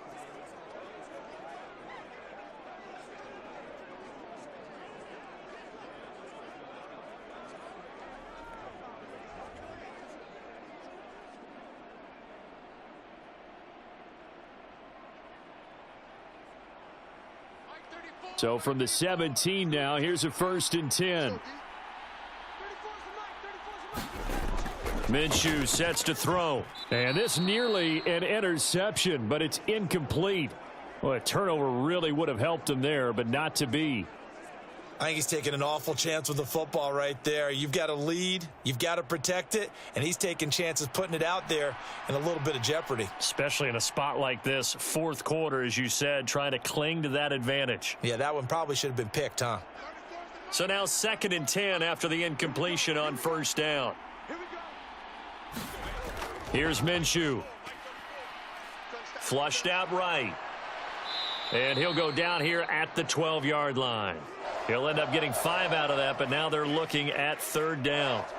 Well, it certainly appears to me that the defensive guys are starting to look a little bit tired while he still has some fresh legs. Not the biggest gain we've seen on a scramble, but still some positive yardage on a play that initially looked like a sure win for the defense.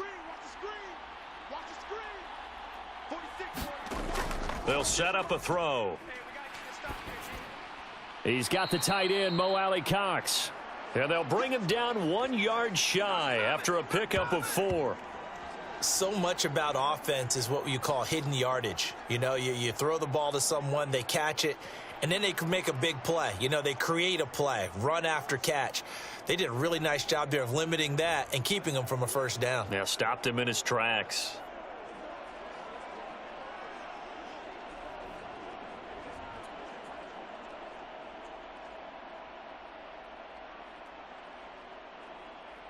So here we go. Maybe the biggest kick of the game forthcoming. This will get the lead up to 7.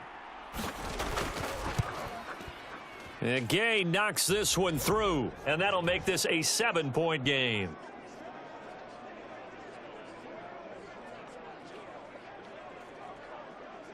From a defensive perspective, though, I think maybe they're saying, hey, we did what we needed to do, kept this a 1-score game. Yeah, without a doubt, because they were able to bleed some time off the clock, right? Put themselves in a good position, but it's not out of reach yet, okay? Being able to hold them to a field goal means that they do have a chance to come back and win this game.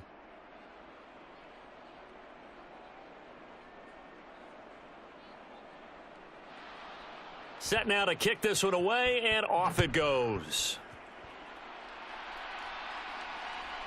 Here's Raymond bringing it out. And he's up past the 20 to the 22-yard line.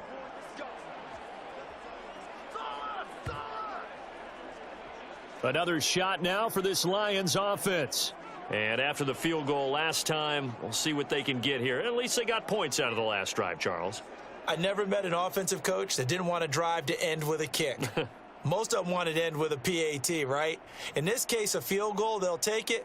Way better than the alternative.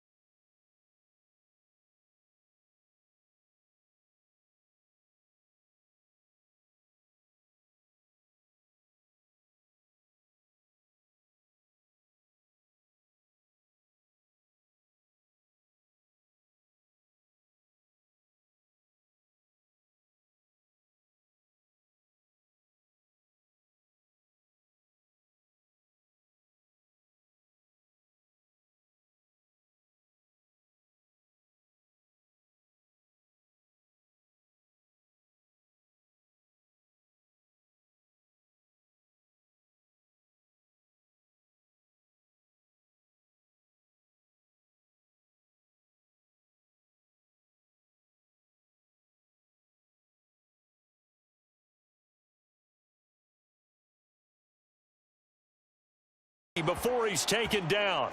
75 yards receiving for him now. It's a first down. Tell you what, he's been able to put the ball in some tight spots all game long. That throw, no different. Yeah, a lot of people would call it a gutsy type of a throw. I think he looks at it as, I can do it, so it's not that big of a deal to me, and I'm going to keep firing.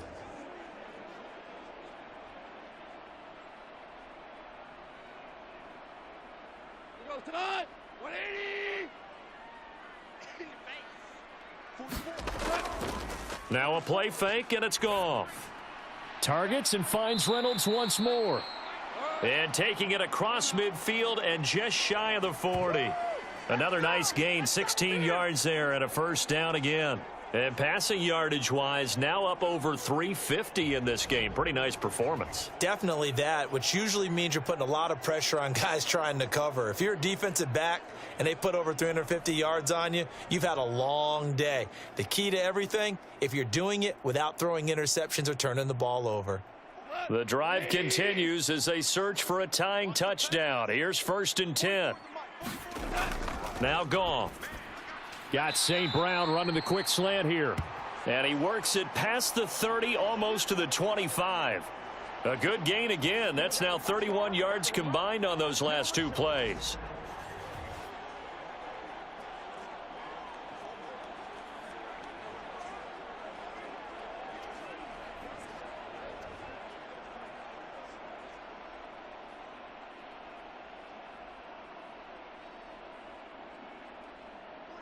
White 20.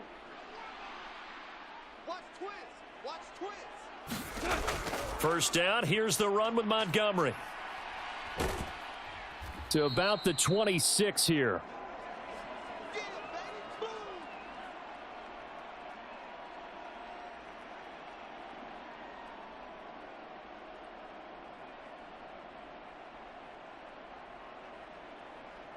Tonight. This is 2nd and 8.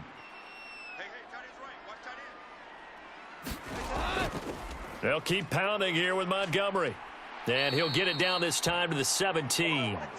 51 yards rushing for him now as he's carried it 16 times. Most of their damage has been done through the air. I mean, they've rung the bell 3 times with passing touchdowns, but guess what? Ground game has not been neglected. Nice little burst right there.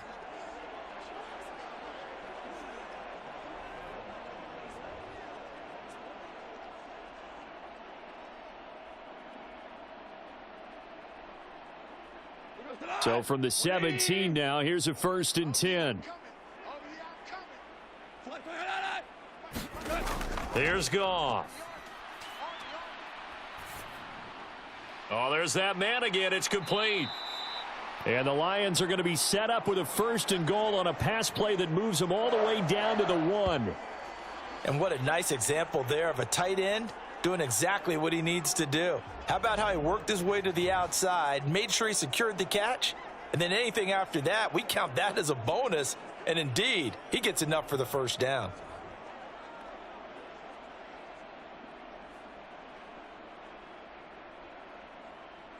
A looming decision to make on the conversion, down 7, but first things first, they need to score as they come up on 1st and goal. And he takes this one in for a Lions touchdown. David Montgomery getting in from a yard out. And the Lions are an extra point away from tying this game here in the 4th. We are set up for a fantastic finish now. A 4th quarter touchdown here. We're an extra point away from a tie football game. And I know they're thinking about possibly going for 2, but I'd go ahead and kick this one and just get it back to level.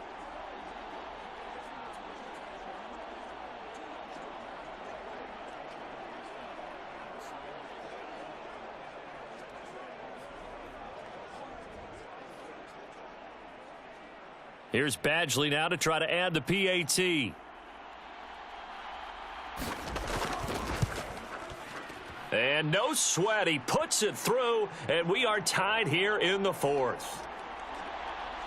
So that drive goes 8 plays. And it was David Montgomery's touchdown run that polished it all off.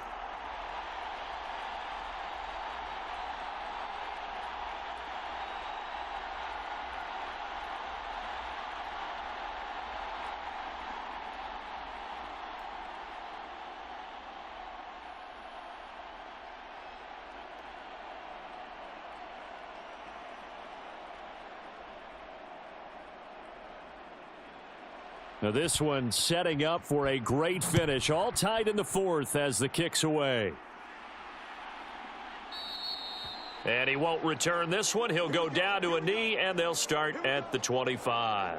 Now Jonathan Taylor and the Colts offense retake center stage. I guess it kind of goes without saying at this point, but he's had a great game, as we like to say, a nose for the end zone, no doubt. Continues to find it throughout this game, and I'm sure he's got a nice place to live. He might want to make an offer on the end zone for a second home because that's what it's been like throughout this contest.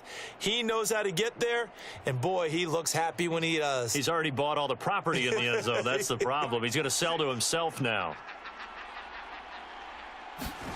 Throwing on first down is Minshew. That complete to Downs.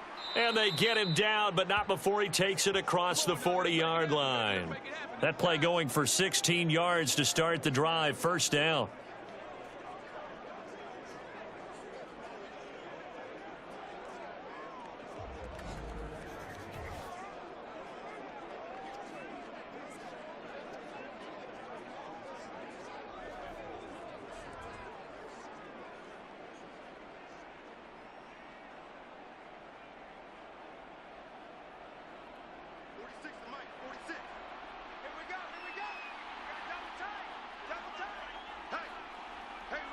They'll send a receiver in motion to the left. Now here's a fake on the jet sweep, and instead a give to Taylor. Now he's tackled a yard short of the marker. Good gain of 9 on first down.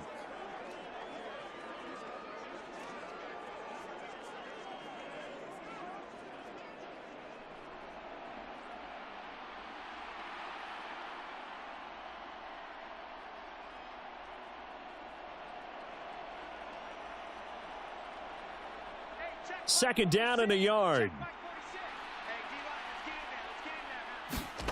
From the midfield stripe, they'll look to throw. And this one incomplete. Too much contact to hold on to that one, and it's third down. So much about defending the pass is being able to be right there at the moment the ball gets to the receiver, and he was right in his hip pocket, helping force that incompletion. They tried to throw on second down, unsuccessful. Now it's 3rd and 1.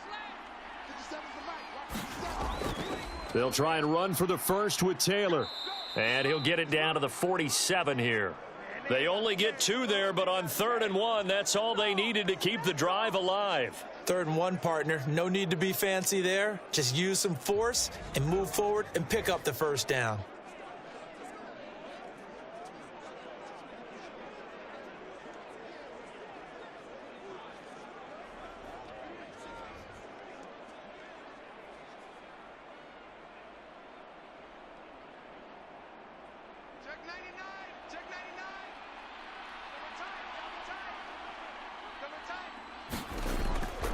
Back to Taylor on first down.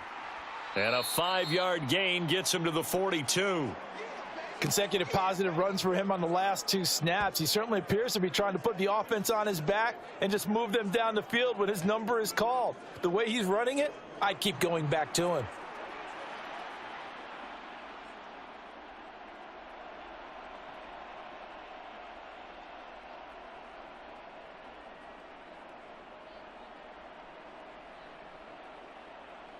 Here's a 2nd and 5.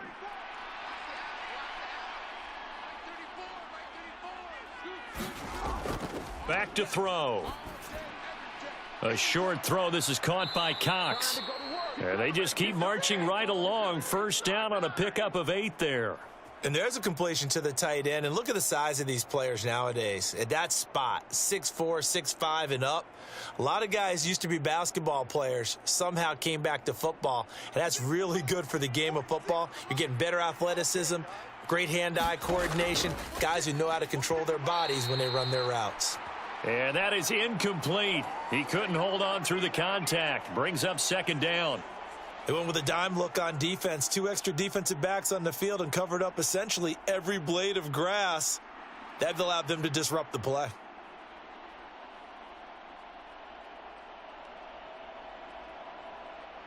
An incomplete pass on first down. That leads to a 2nd and 10.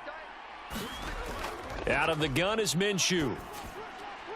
A short throw. This is caught by Cox. They do get a couple, but they'll be left staring at a 3rd and 8 coming up. That was a nice throw out there to the flat, but they defended that pretty well. The hope is to go ahead and put it on him so he can turn and get upfield and gain additional yardage. There just wasn't anywhere to go on that play. A field goal try would be almost 50 yards from this spot, so what can they do to get closer now on 3rd down?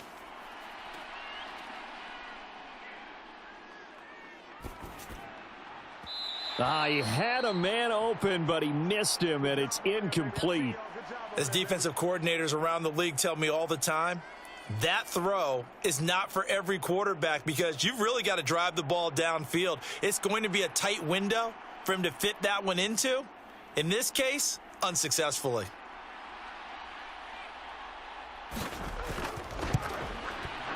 Gay's kick is good, and they have taken the lead here in the 4th quarter.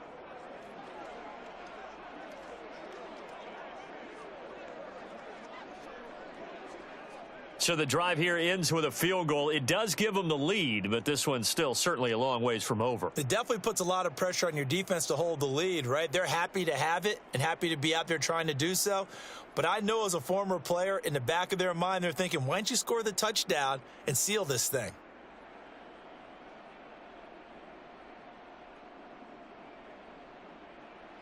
The kickoff unit is out on the field, and they will send this one away.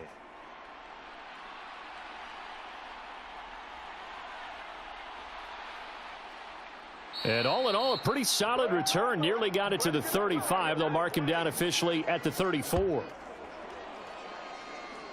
So the Lions offense ready to go back out onto the field. And now they find themselves trailing following the field goal. Still a good amount of time in this 4th quarter, but this drive very well could determine the outcome of this ball game.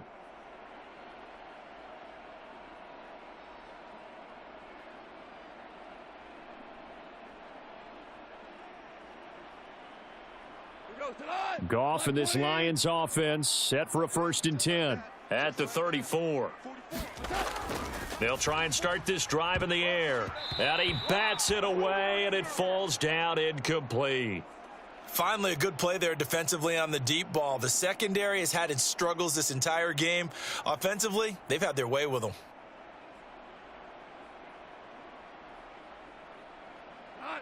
After the incomplete pass, here now is 2nd and 10. Here's Goff. Oh, he rifles one, and that's going to be intercepted. He may go. And he will bring it back. An interception return for a Colts TD. An excellent play there, CD, on the pick 6. And I think were they a nickel? Did they have an extra DB out there? Yeah, Brandon, I think they were in standard nickel, not the Buffalo, as teams like to call it, meaning 3 safeties for big nickel. They just wanted to take away the quarterback's throwing lanes, and that's exactly what they did and came through with a big-time pick 6.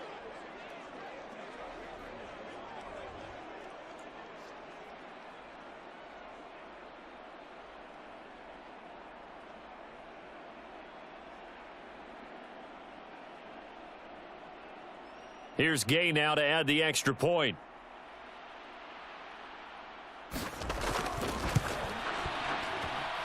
And he's been a busy man, 5 for 5 now as he knocks another one through to extend the lead.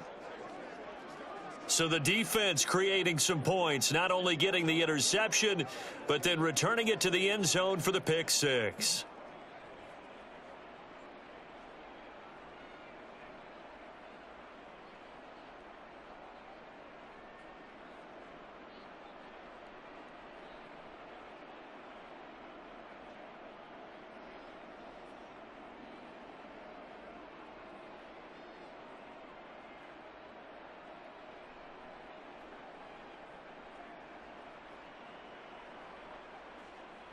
So they throw the pick 6. They'll get another shot at it now as this one's in the air.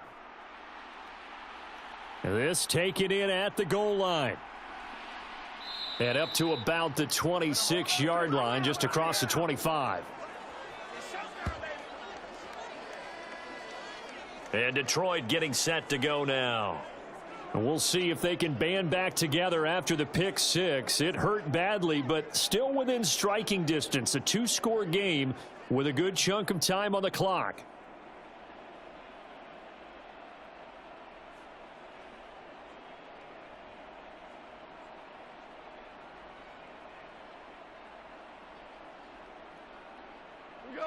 Goff and this Lions offense set for a 1st and 10 at their own 26.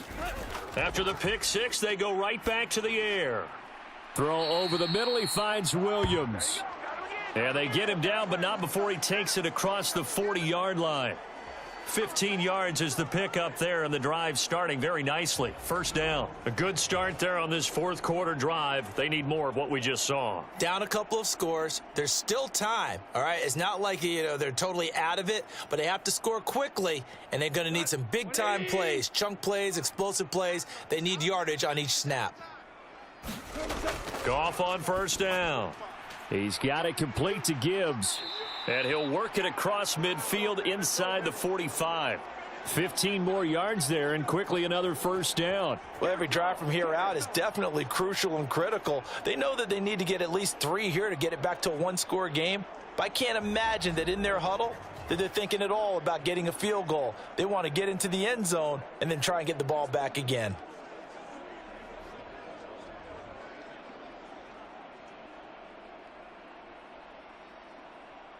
Back-to-back good plays have them on the move on 1st down.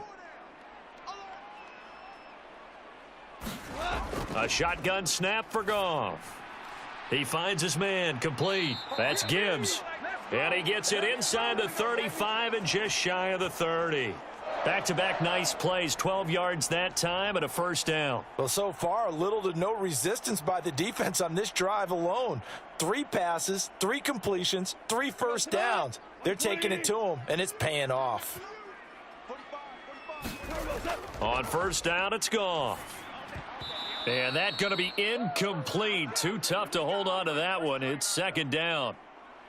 And, partner, to me, that one was all about timing. If he's there too early, it's going to be a pass interference call. If he's too late, it's a completed pass. He was Johnny on the spot on that one.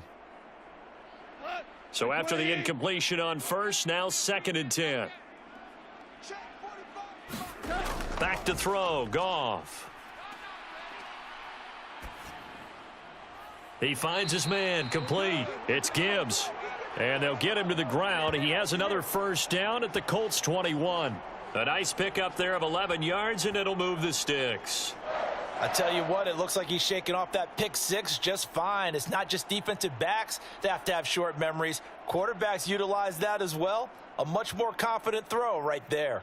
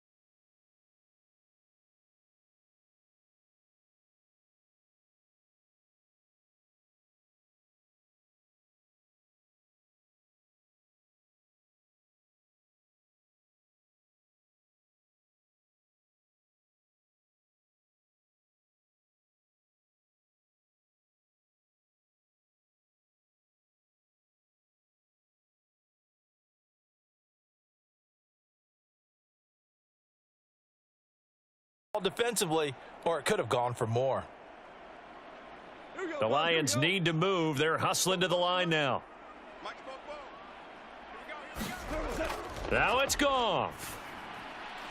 And this is caught now for a late touchdown. So hold everything here. This one's not over yet. And they put it in the end zone, which was job one. Now they have to convert. And then it's decision time, isn't it? Yeah, this is what all teams go through. You look at the clock, you're inside 2 minutes, look at your timeouts, make that onside kick decision. Yeah, how do you feel about your defense, where you are in terms of the scoreboard and the time left on the clock, as you noted? So many things to go through.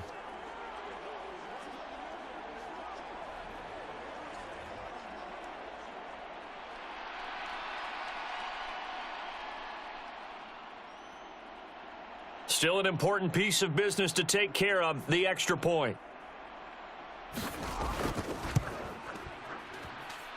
And the lead is down to a field goal now. So that drive in total 8 plays. And the end result, a Detroit touchdown.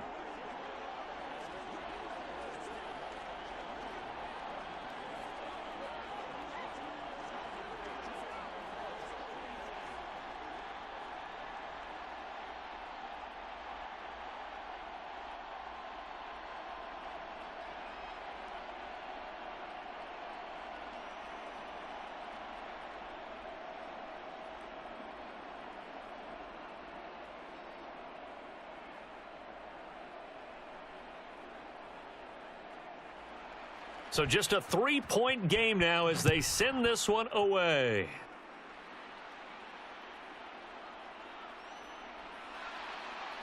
And not much happening on the return as he'll get this to about the 23.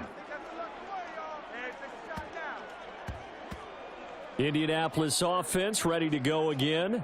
Well, they can smell victory, partner. They can see it on the horizon, but certainly we're not done yet here. Defense still has 3 timeouts, and obviously this is a very slim lead they're holding on to. And let's face it, the easiest way to get this done, challenge your ground game. Challenge your offensive line, your tight ends, your receivers, anyone who's going to lay down a block.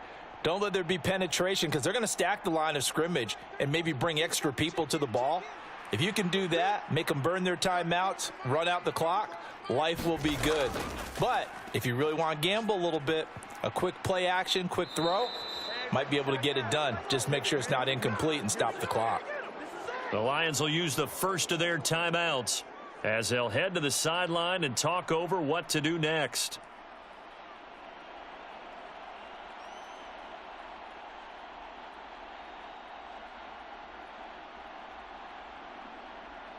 They're not totally home free yet, but it's looking good as they come up 1st and 10.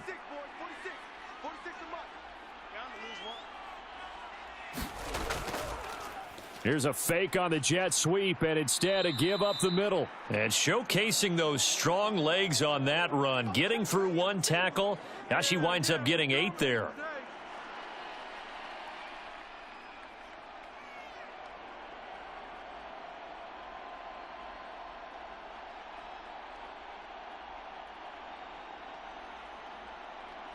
So they come up on 2nd down. If they can get another run like we just saw, it would likely put an end to this thing. They go to the ground again with Taylor. And he is going to have a Colts 1st down. And that should be the one that finishes this game off.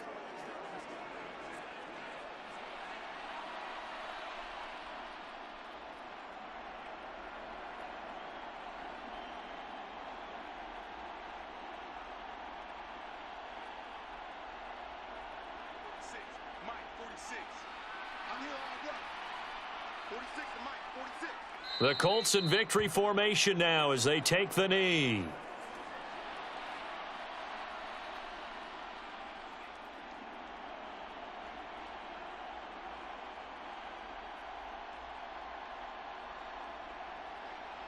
Hey, check Mike 46. Check Mike 46. Hey, check, check. 46 to Mike. 46 to Mike. Hey, tight down. So he'll take a knee here to wrap this one up, and he's going to want to keep that game ball. He was sensational. Yeah, it's fun to kneel down in front of your home crowd, but when you go on the road, that band of brothers attitude, right? Just us against the world and get it done.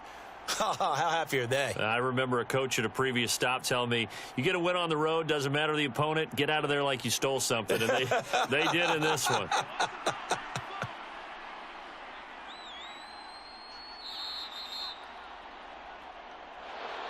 Charles, normally when you see a group score this many points, it's a complete blowout. But instead, they needed every single one of those in this close, high-scoring affair. And, Brandon, I'm still on the edge of my seat after that one because when you have that much scoring and it still comes down to a one-possession game at the end, that's not something we see very often. In this case, these offenses, they brought it. The defenses, they're going to need some work going forward.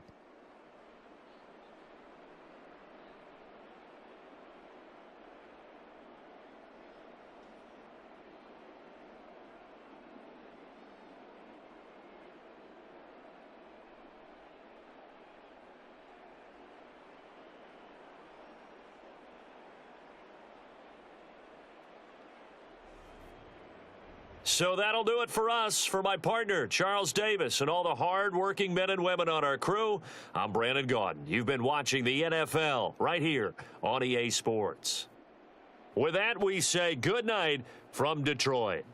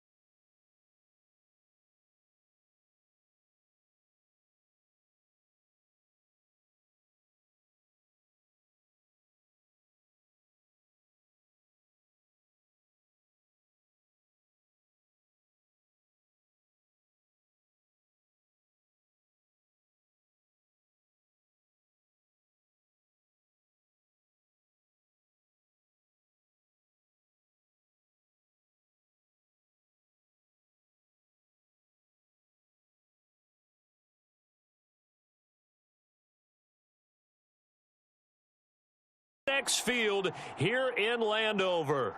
Tonight, we've got the crew set for what should be a real treat, a great Monday night matchup, as it'll be the LA Chargers taking on the Washington Commanders.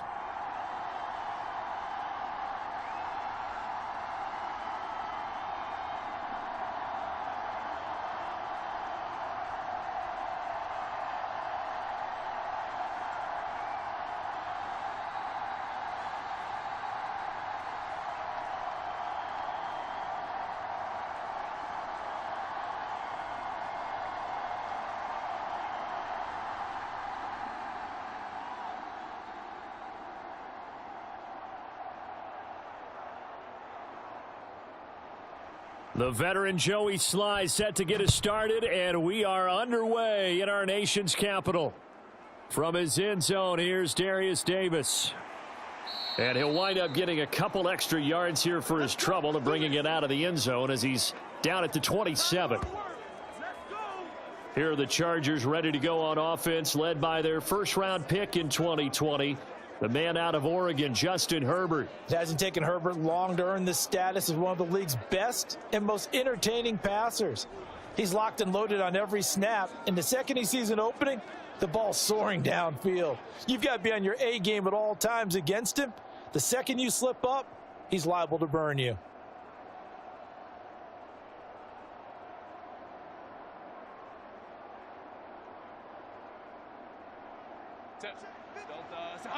Check 52's the mic. Hey, here we go. Where's 52? Watch 52. Herbert to throw right away. That's caught by his tight end, Gerald Everett. And that's good for a pickup of 10 yards. And that'll leave him with a second and just a few inches left. Now that tight end position, it just seems to continue to evolve every year in the NFL. Yeah, you're getting really terrific athletes. A lot of them maybe were wide receivers at one point. They continue to give you speed, great hands, and big bodies, which make them excellent targets for quarterbacks. And that's caught inside the 30. A big play there for LA. 43 yards. Well, things are looking pretty darn good on this first drive, aren't they? Came right out, set the tone, this time with a big pass play. And if the peek behind the curtain that they gave us or their game plan, I don't think that's going to be the last one we see. I think you're exactly right about that.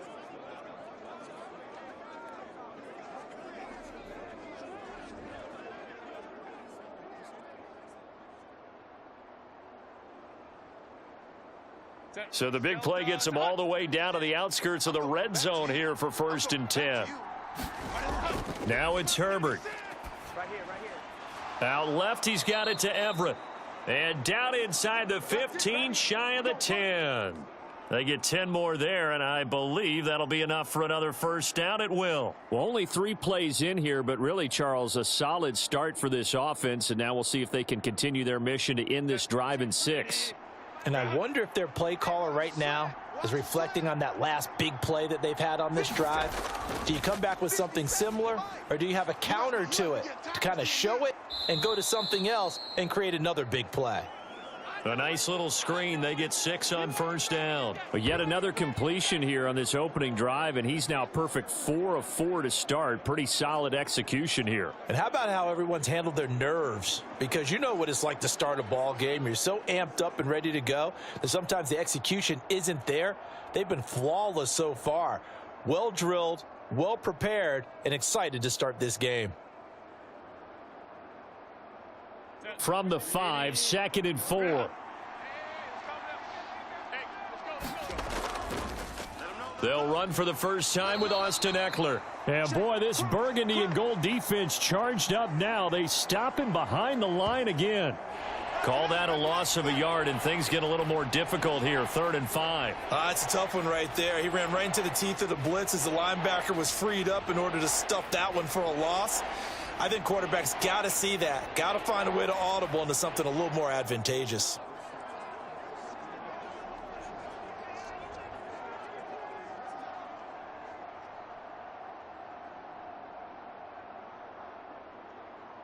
Third and 5. 57 the mic. 57 the mic. Here's Herbert. Toward the pylon, caught. And oh, he's just going to be short here, barely. Maybe by a half a foot. It'll be 4th and inches.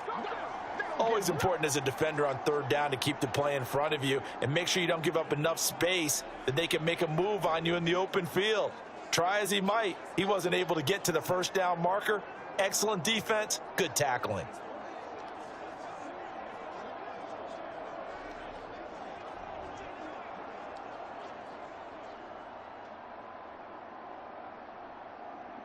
And on their first drive, the offense staying out there.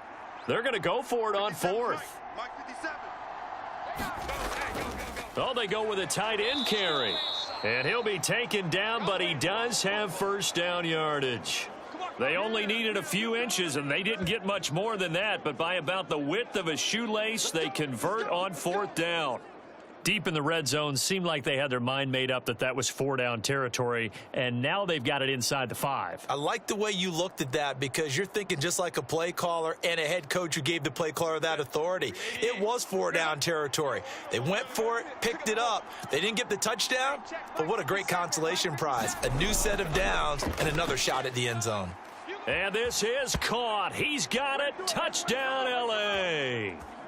Austin Eckler there to make the grab. And the Chargers put the night's first points on the board as they take the early lead. Well, he wasn't the guy they were initially going for, but after going through the progressions, it worked.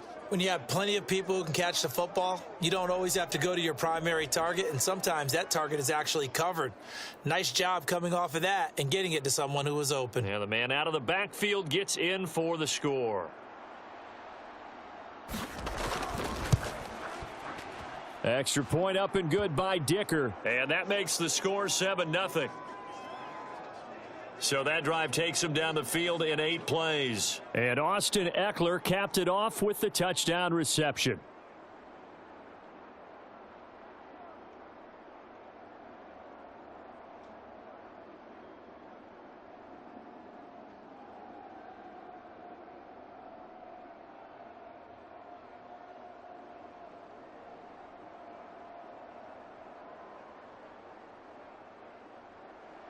Now, after the Dicker field goal, he's back out, ready to send it away.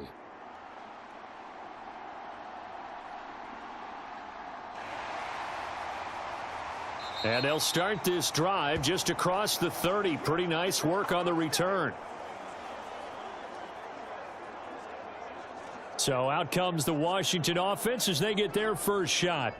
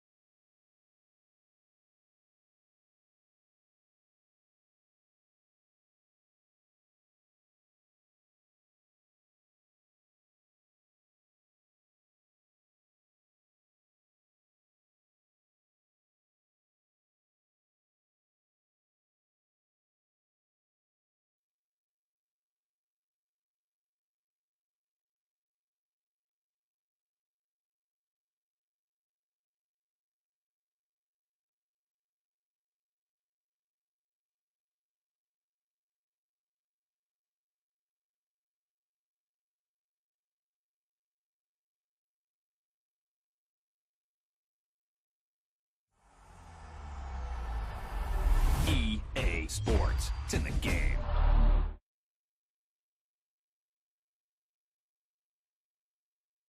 I can't believe it. They pulled it out. What a call. What a play. What...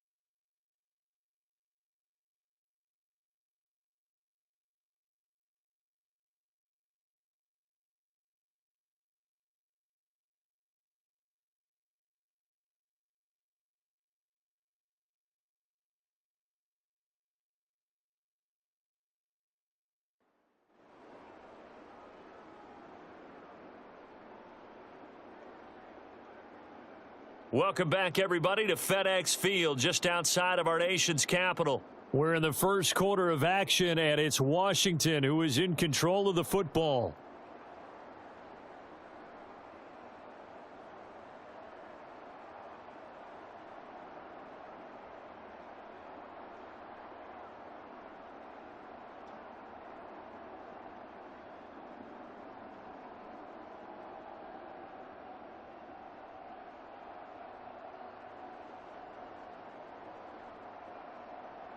Howell and the Commanders come up now, 1st and 10 at the 31-yard line. That's right, baby. They don't want it. They'll come out throwing here to start the drive. That's complete. Terry McLaurin with it. And he'll be taken down, but not before they work it across midfield. A good pickup there, 21 yards. Defense gives up a touchdown the opening drive. Offense, you got to want to get out there and get those points back right now. And that's a sharp throw there to get this drive off to a good start.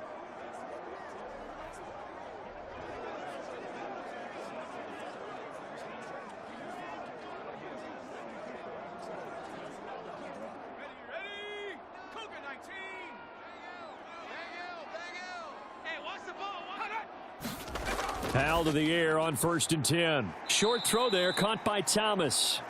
Short completion, just 4 yards, and it'll be 2nd down. Got to give credit where it's due. Really nice defense on that play. The pitch and catch was successful, but not any run after it.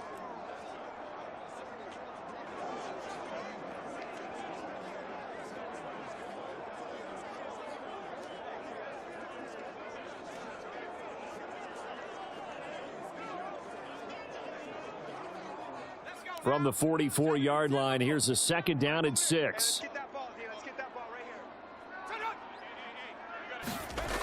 here. And Howell will throw it. And that one's going to be off target and incomplete. The coverage keyed in on him since that last completion his way. He earned a little more attention on that route, and that made it a lot tougher to get a clean throw his way. They'll need to get this to the 38. That's where the 1st down marker is here on 3rd. It's Howell with another throw. Work in the middle of the field, and he's got a man complete. And he's brought to the ground with another 1st down at the Chargers' 34-yard line. And they get 10 yards there and convert on 3rd.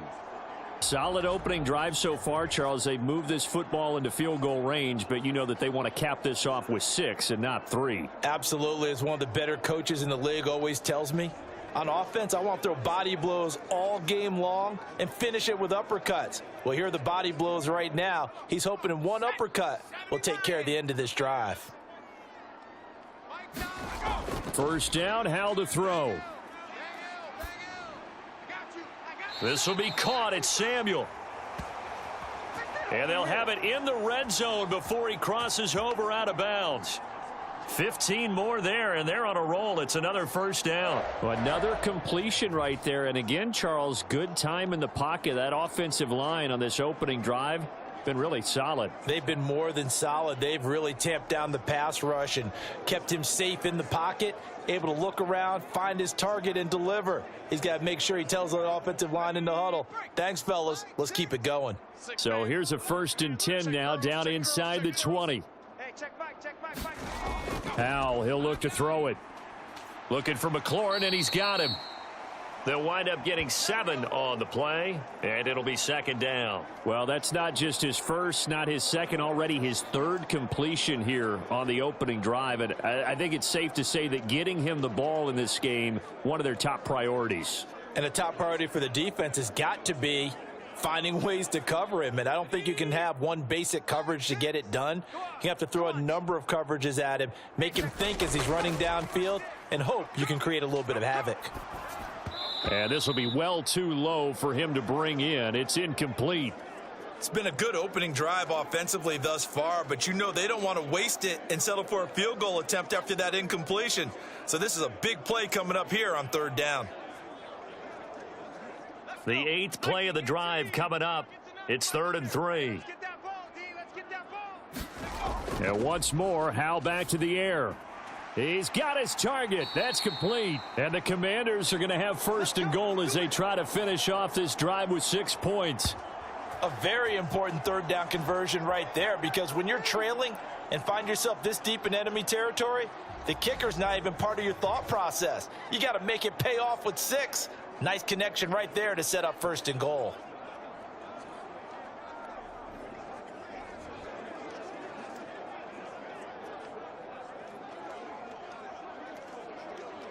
First and goal, and a chance to get that initial touchdown right back. Hey, check Mike 6, Mike 6. Robinson will take this one in. Touchdown, Washington.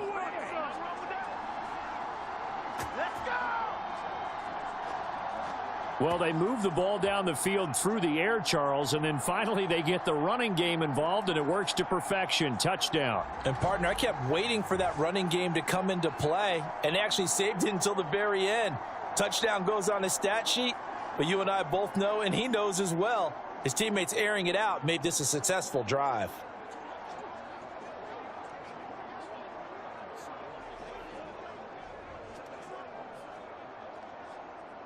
Joey Sly on for the extra point.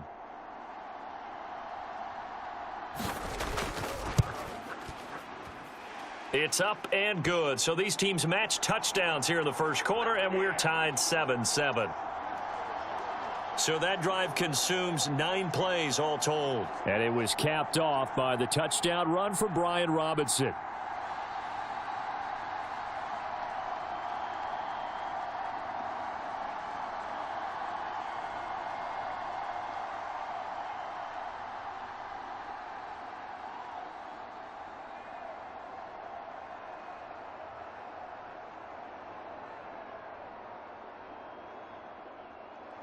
Each team's had it. Each team has scored. 7-7 here as the kick's away.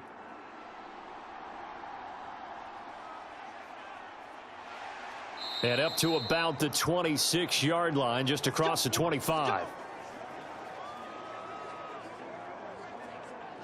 The Chargers get set to go here for their second drive. A lot of time for this unit to game plan on the sideline after that drive that they watched the other side just score. But remember, last time they were out, they scored as well. We'll see if they can seize that momentum right back. And they have had a lot of time to cool off from reaching the end zone the last time. So have they been able to keep themselves mentally sharp and into this game, even though they haven't been on the field? And you and I both know, one big play, though, gets them right back up to that level. Here's Eckler to begin the drive, and they're going to stop him right at the line. Here's Eckler to begin the drive, and they're going to stop him right at the line.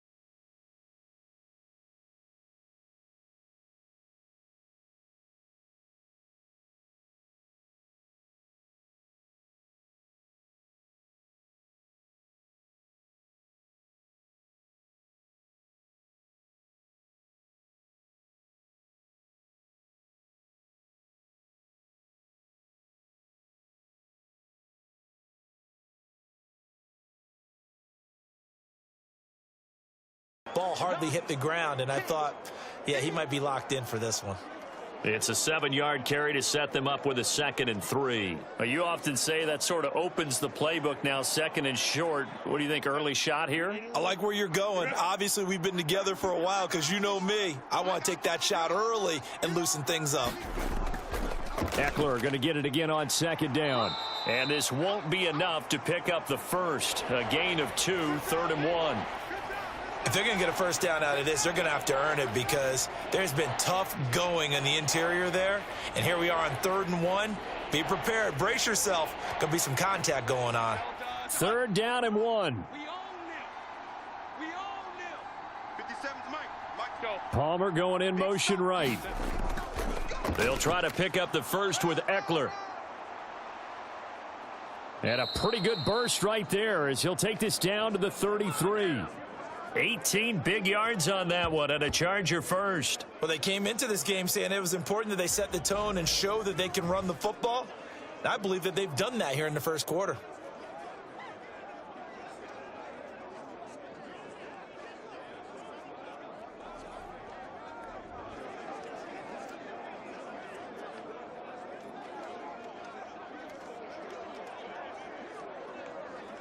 From Commanders territory now, it's 1st and 10, down at the 33. 57's the mic. Watch 57. Now Herbert with it, looking to pass. He'll get this over the middle here to Palmer. And finally down he goes as they work it inside the 10 to the 7. A good pickup there, 26 yards. And this has been a nice answer to the touchdown drive against them a few minutes ago because they've come out and reestablished the tempo. A nice throw there, and they're putting together a very strong drive as a response.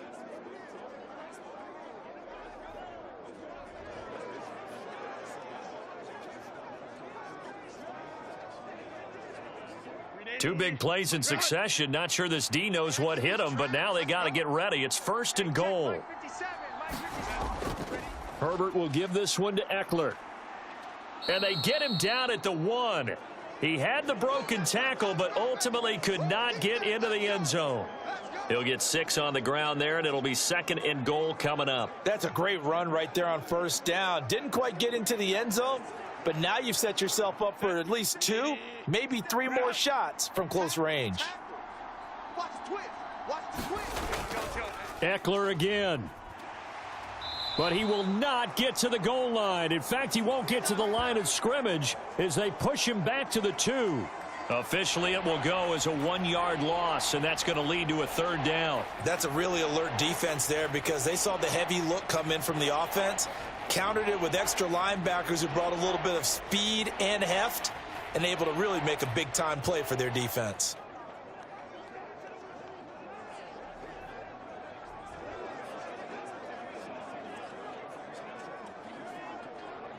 A big play forthcoming. Here's 3rd and goal. 57's mic. Eckler will take this into the end zone for a Charger touchdown. Well, he'd been the workhorse on this drive, and it would have been unfair to bring someone else in to finish the job. So they go back to him again, and he delivers with a touchdown run.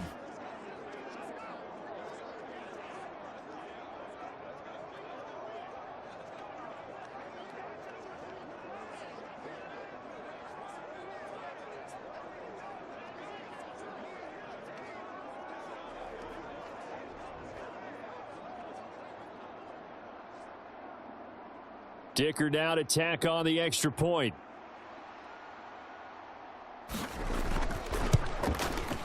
It's up and good, and it's 14-7 now here in the first quarter. A good drive that time as they go 9 plays in all. And it's Austin Eckler who finishes things off with a touchdown run.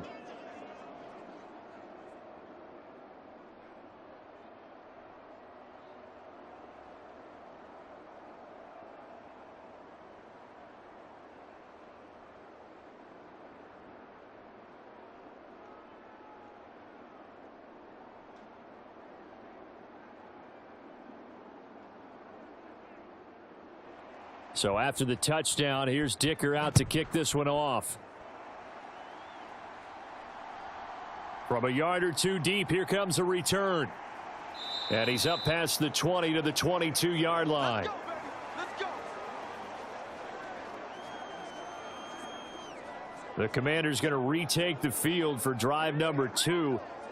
A long drive last time out for this offense, Charles. If you remember, they started basically in the shadows of their own end zone, marched it down the field, and a lot of that was through the passing game. And, partner, as a former defensive back, I'm having almost a physical reaction watching what's happening right now. But let's give credit where it's due because they've done an excellent job moving the ball through the air. Secondary getting picked apart pass by pass. Obviously, they need to make some adjustments there on the back end. And because offensively, we know that they're not going to be shy about throwing that football. Now Howell. And his throw here's incomplete. As a defensive back, you have some weapons at your disposal that we don't often talk about, and you can read the receiver's eyes, you can read his hands, and you know that the arrival of the ball is imminent, and that allows you to make a play on it and oftentimes knock it away. Here's 2nd and 10.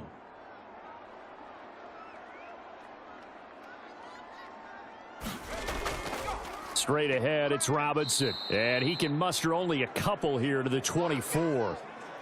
Well, that's a good start to this drive on the defensive side of the ball. They force the incompletion on 1st down. Then you're able to shut down the running play on 2nd. Yeah, I wouldn't be surprised now.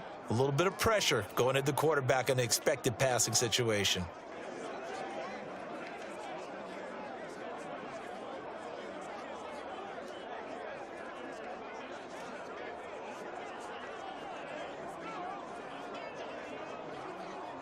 Here now a 3rd down and 8.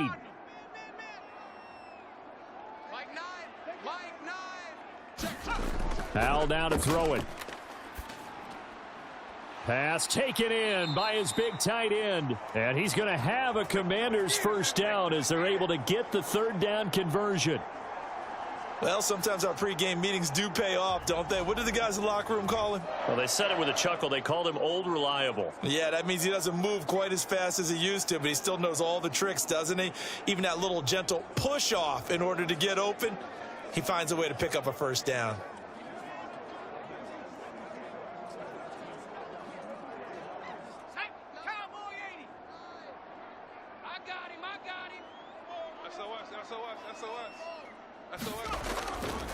On 1st and 10, it's Robinson. And he'll lose yardage on the play back at the 37-yard line. Give all that credit defensively to Khalil Mack. A great stop in the backfield. Sometimes you just sit back and marvel at what he can do defensively. Speed, strength, quickness, he's the whole package. And that package just wrapped up the runner for a loss.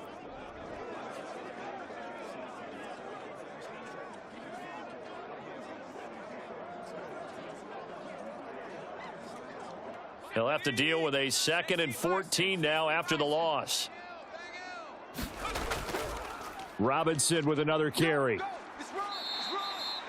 Give him 4 on the carry there, but that only takes them back to where they started. 3rd and 10. Well, they didn't get a whole lot out of that one, but I think you've got to continue to try and run and try and keep the defense honest. You mean or else he'll just sit back, dare you to throw it on every down? Yeah, you get your quarterback hit a lot that way, too.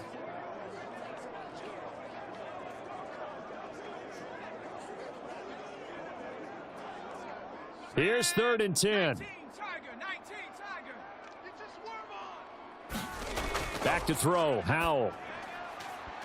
And that is incomplete. Oh, he had a defender right there with him to force that to the ground. And 4th down now coming up. Well, they've got man coverage on the outside, and my scouting report on these DBs tells me that they love to take matters in their own hands. They want man coverage, not zone. And there was good coverage there that forced the incompletion.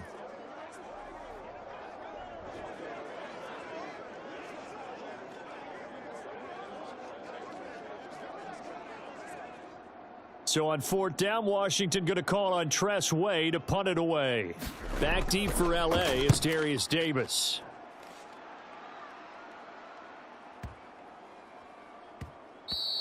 And that one hits a little too close to the goal line, and it continues into the end zone for a touchback. The offense for Los Angeles returns to the field. And right now they're saying, hey, let's keep this going. 2 drives, 2 touchdowns. Yeah, can't ask for a better start than that, can you? I mean, this is the way you practice it. This is the way you rehearse it. But right now, the play calling, they're locked in really well.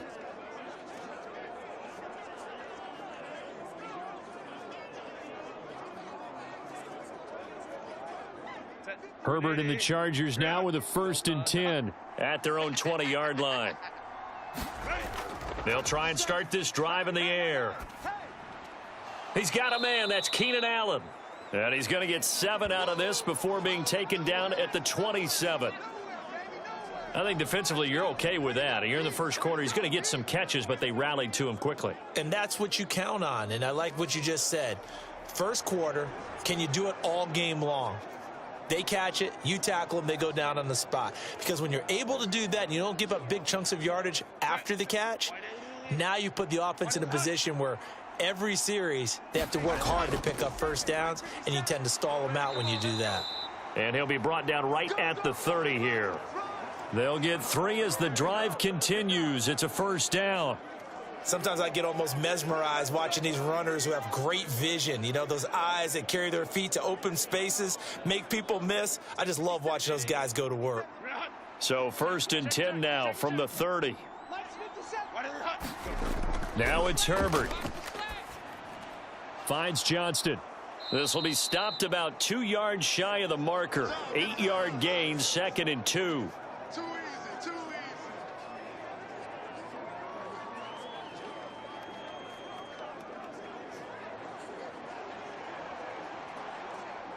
From the 38 now. Here's 2nd and a couple. Here's Herbert. He'll get this out wide to Eckler. And he's going to be brought down on what will be the final play of this first quarter. Through one quarter, 14-7 our score. Charger football to start quarter number 2. As they've got it with a 1st and 10.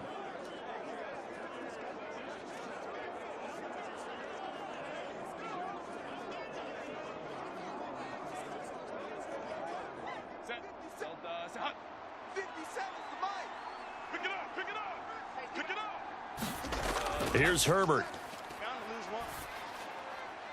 Throwing the out route, and he's got Eckler. And he's got this down a yard or 2 shy of the 40 before he's out of bounds. Not only did we just see back-to-back nice gains, but we're also seeing the confidence rise, not just for the guy who caught it, but the guy throwing it as well. And these back-to-back catches here out of the backfield, that can set something up downfield in a later sequence, right? A lot of the time, it starts to draw the defense closer to the line of scrimmage. So to your point, show this swing pass, show this check down. Maybe later on, you heave one deep when you catch them close to the spot. And Allen's going to have a Chargers first down as he'll get this down inside the 35. And this is just a little touch pass. They send the receiver in motion, just kind of tap it forward to him. Now, it doesn't turn into a huge play, but they do pick up a first down, a nice, consistent gain.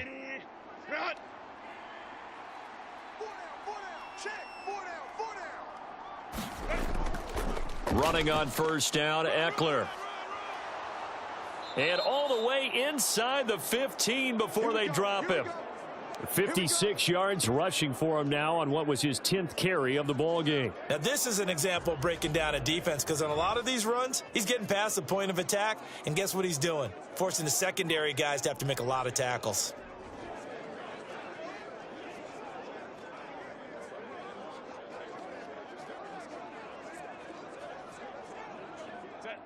Here's a 1st and 10 at the 14-yard line.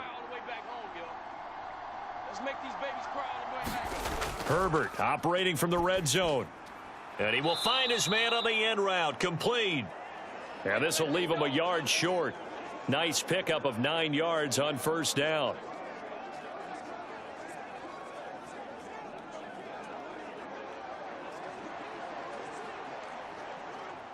From the 5 now, 2nd and a yard. Double time. Hey, we got 3, Hey. Back to throw here, Herbert. Flush to his right. When in doubt, do it yourself as he keeps it for 3 and a first down. Well, here's your first example of how this guy can beat you in more ways than one, because they took away his arm, but he was more than happy to dissect them with his legs for that first down pickup.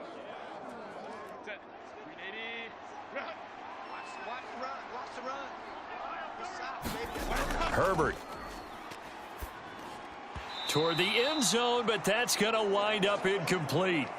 That's a pretty play there. Got in at the last second, helped force the ball free, and kept them out of the end zone.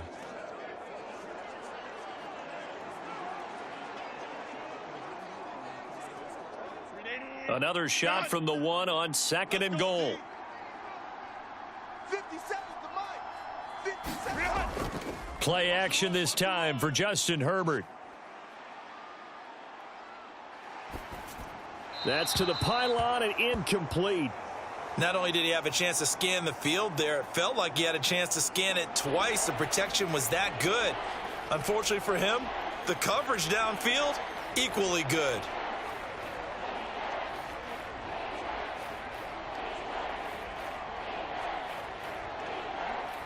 The Commanders' defense looking for a stop here. It's 3rd and goal.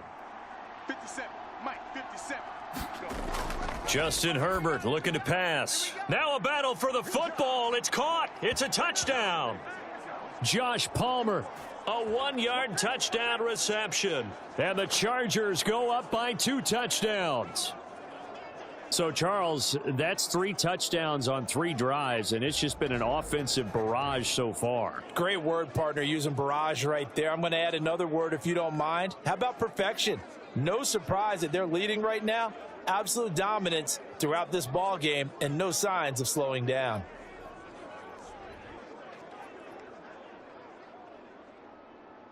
Extra point try now from Dicker.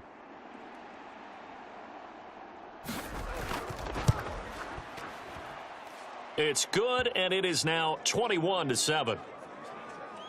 That one in the books as a 12-play drive. And it ends with a touchdown pass to Josh Palmer.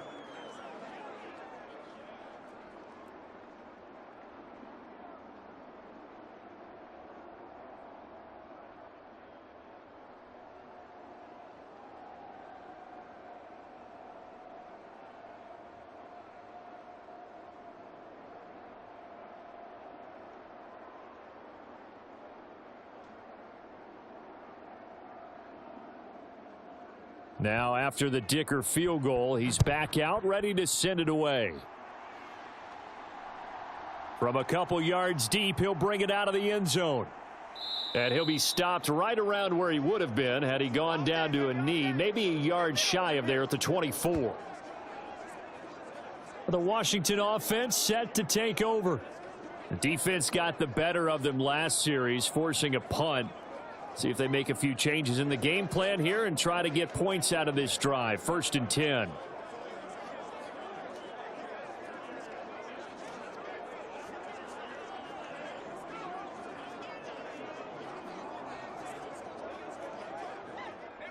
Now 1st and 10 here for Hal and the Commanders at their own 24. He'll start with a give to Robinson. And he still has yet to get on track in this first half as they're going to stop him behind the line. 2 yards the loss, 2nd and 12. I have a feeling they'll stay committed to running the football, especially on the early downs. They just haven't had a whole lot of success just yet.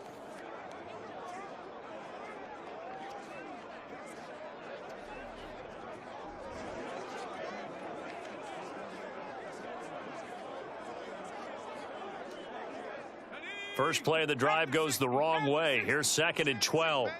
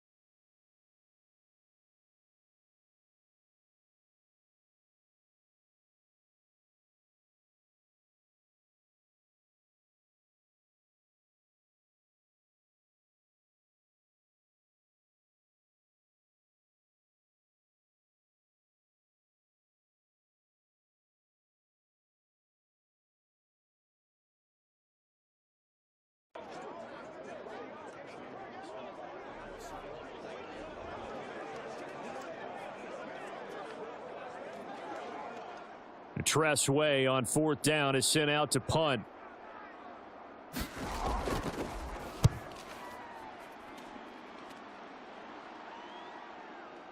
Returnable here for Davis.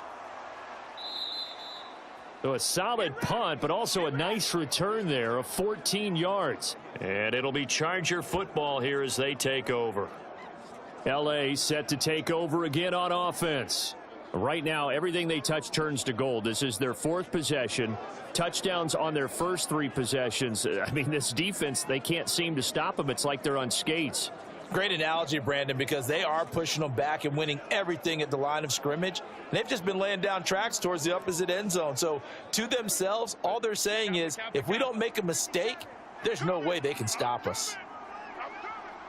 57 to Mike. 57. On first down, it's Herbert. Now that'll be tipped and intercepted. And they take possession 2 yards away from midfield at the 48-yard line. So really the first speed bump that this offense has encountered, they'd have the rule of the roost here in this first half, but now slowed up just a bit by the interception. And there's a chance that that's a wake-up call for them because you don't want to go on autopilot too early. That team on defense is capable of making some plays similar to the one they made right there. A look at Washington as they come onto the field. These guys definitely hoping for a better showing than their last appearance. They couldn't really even move the football much beyond the shadows of their own goalpost, Charles. We'll see if they can get a better, more sustained drive going here.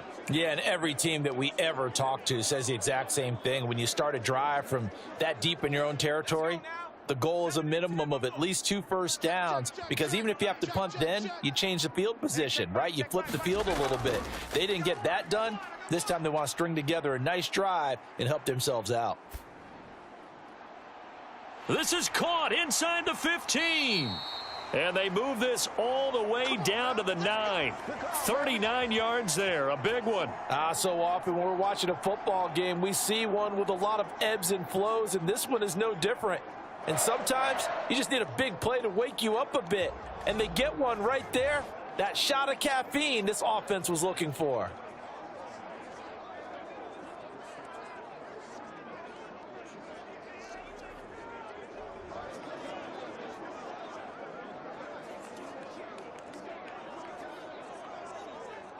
The chain gang hustling to catch up. Here's first and goal from just inside the 10. Now Howell. Throwing the out route and complete. It's Bates. A gain of 7 that time. Second and goal. Nice rhythm throw there on first down. He located his tight end, made it a nice easy pitch and catch. Hoping he can break a tackle or two. Wasn't able to do that there, but still good yardage.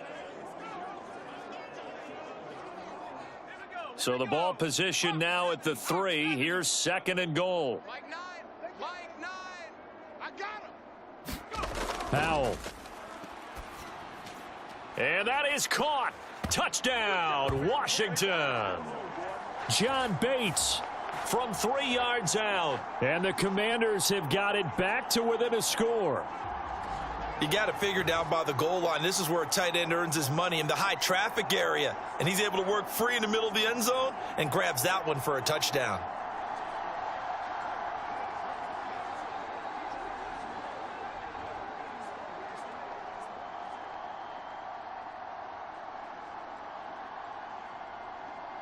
Now Joey Sly for the point after.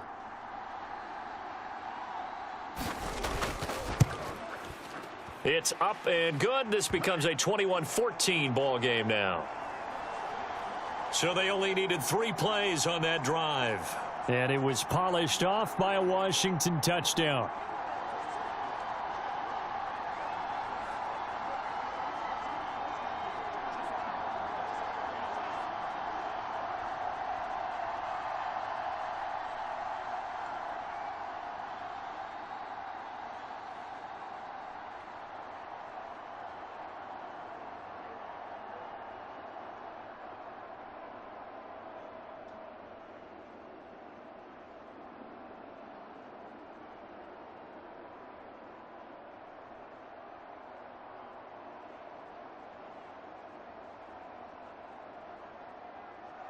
Joey Sly now to kick off after the touchdown.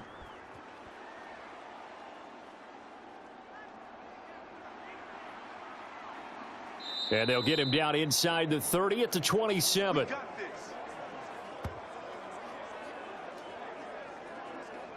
The offense heading back out as we take a closer look at Austin Eckler. It may just be the second quarter, but he's in his zone, well on his way to eclipsing that 100-yard mark. And when a back has a game, as we're witnessing right now, his name's going to be in the books, but it's really a collective deal, isn't it? Because that means he's getting plenty of blocking, a lot of help from his teammates, but he's making the most of it. Yeah, he's made the most of it to this point.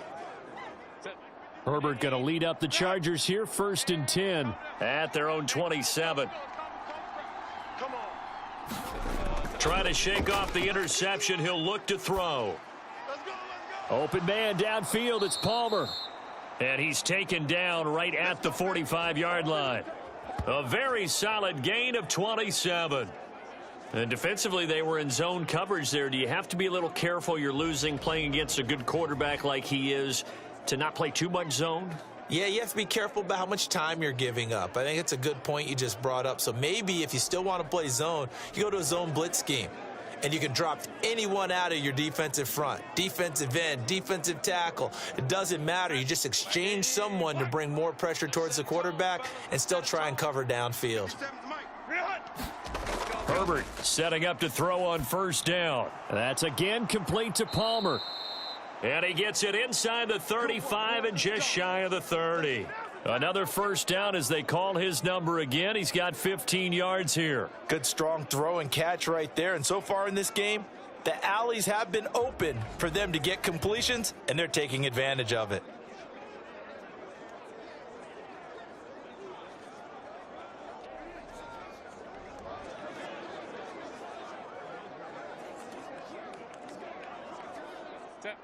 Line of scrimmage, the 31 now on 1st and 10.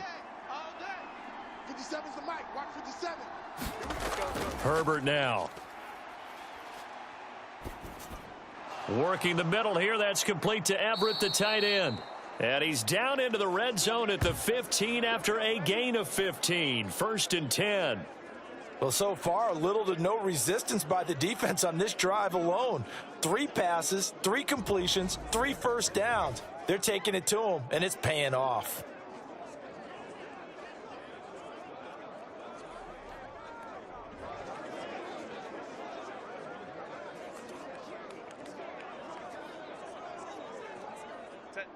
Line of scrimmage, the 15. It's 1st and 10. To the air again, Herbert. That's caught right side by Palmer. So the completion good for just 3. And that'll bring up 2nd down. That's now 4 completions in a row. A good bounce back following the interception last drive. Certainly not letting it affect him, that's for sure. And we all know interceptions are going to happen. So the big trick, don't let it affect you going forward. Most of the good quarterbacks, they just tell the ball boy, get that one out of the rotation, give me a fresh ball, and let's go. He's got his offense moving again. Hey, check Mike 57. On 2nd down, Eckler. And he is met in his tracks behind the line of scrimmage. It'll go down as a 2-yard loss, and it brings up a 3rd down. An awful lot of congestion in the middle third of the field, but how about our defensive tackle right there? He didn't just hold the line. He provided some push and smacked the ball carrier down for a loss.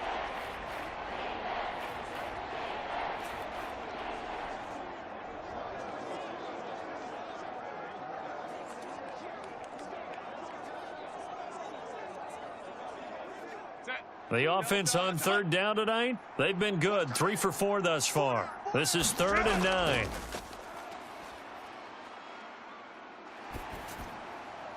And that one too wide and incomplete. Sometimes the game is pretty simple. Put a few extra defensive backs on the field, give them nowhere to throw the football, force the incompletion, and get off the field on 3rd down.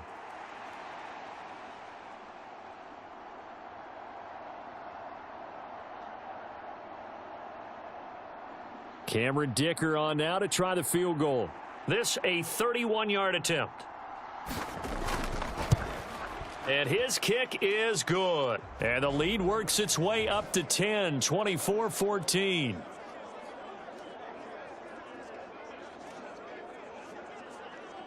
So no problems at all on that one. And you know, there's virtually no wind. This is a kicker's dream here tonight. It absolutely is, isn't it? So to me, with no wind, it should be a passer's dream as well, right? But in this case, the defense held out. They had to force the field goal.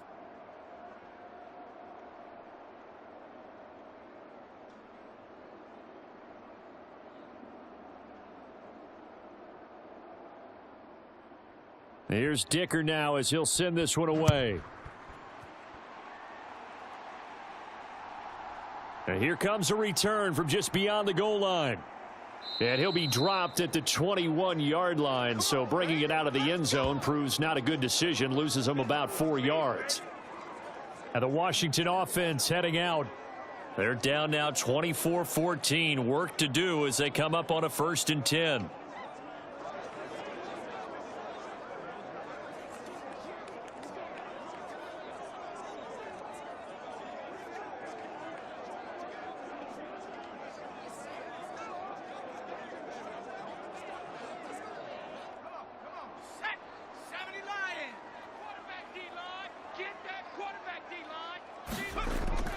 Faking the handoff. Howell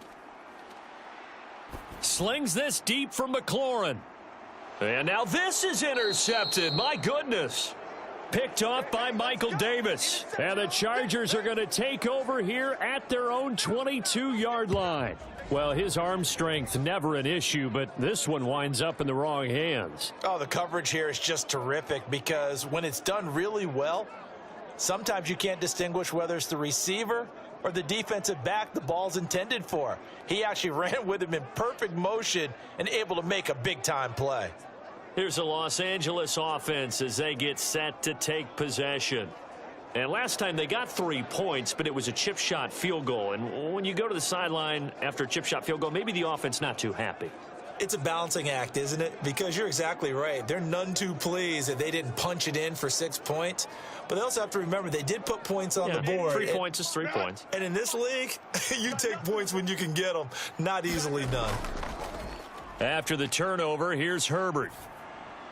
Over the middle, complete. That's Palmer. That'll go for a gain of 7. And that's going to bring up 2nd down.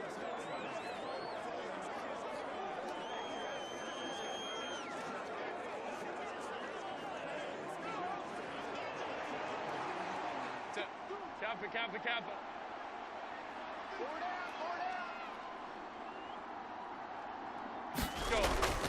They'll run out of the gun with Eckler. And Eckler's going to pick up a Chargers 1st down as he'll get this up past the 35-yard line. And that's a nice pickup of a 1st down on that 2nd down run. And at that yardage gained, they can run that play on any down. So from the 36 now, 1st and 10. 51 to Mike. 51 to Mike. Play action. It's Herbert. A little short pass. This is Everett. They'll give him 4 yards there, and it's 2nd down. It's vitally important to wrap him up immediately because if you let that big guy get ahead of steam up, boy, then you've got real trouble trying to get him down. But they're able to hold him to a short gain on 1st down. 2nd down and 6 now.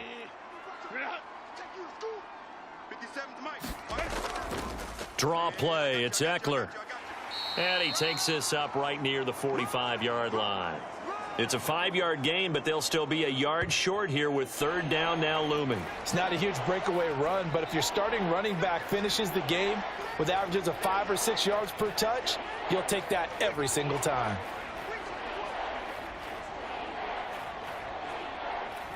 A yard all they need, but it's 3rd down. Once more, here's Eckler. And he's got the 1st down yardage there as he takes it just across midfield.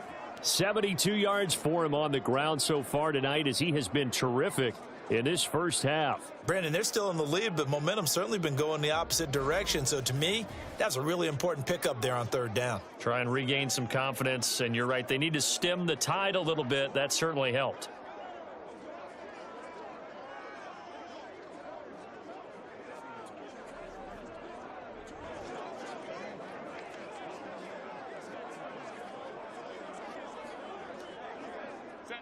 In Washington territory now. Here's 1st and 10 at the 49-yard line. Out of the gun, Eckler running it. And he'll manage to pick up about 4. It's 2nd down. And that was a quality play to start a new set of downs. That was simply an offensive line winning the battle up front and winning in a big way and giving their guy in the backfield a nice lane to hit. Now a 2nd and 6. Here we go. They'll try the air now with Herbert. That's complete to the tight end, Everett. They just keep marching right along. First down on a pickup of 8 there. I know the halftime's approaching, but I don't think he's going to want to take a break. That's his 5th catch. Yeah, they've really been targeting the tight end.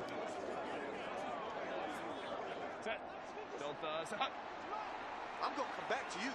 I'm going to come back to you. 57's Mike. Let's go. Gets it into the hands of Allen on the jet sweep. Oh, and this one may need to go back to the drawing board. He's going to be swallowed up right away. Give him 9 on the carry that time, and they're set up with a 2nd and 1. That's a strong pickup right there on first down. And as this drive goes on, we're seeing an offensive line and running game imposing its will. 2nd down and a little more than a yard here.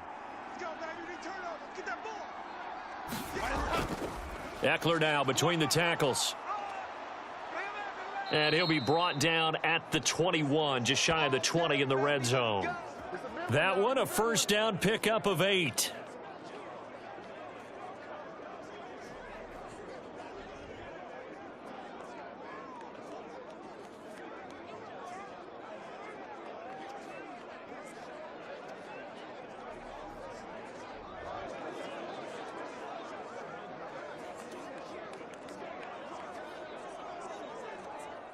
Two minutes remaining in this first half of football. We remind you that coming up in 2 minutes' time, we'll hand you off to Orlando, where Jonathan Coachman will have highlights and analysis of this first half of action.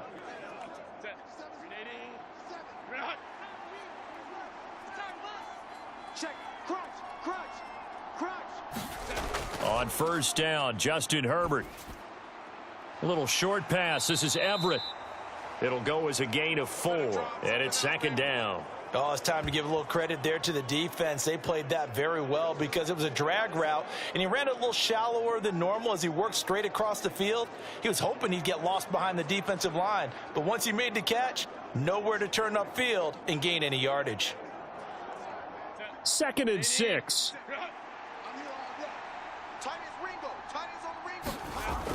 Operating from the gun, Herbert. And this one is going to be off the mark, too far out in front. I see the surprise in your face there, partner. That is a rare incompletion from him. He's been on point this entire game. He has percentage completion-wise way up, not that time. So after the 2nd down incompletion, they'll come up now against a 3rd and 6.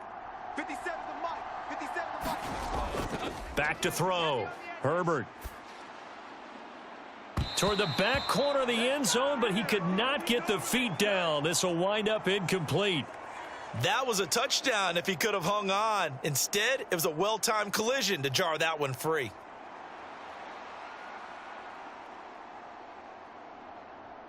Cameron Dicker on now to try the...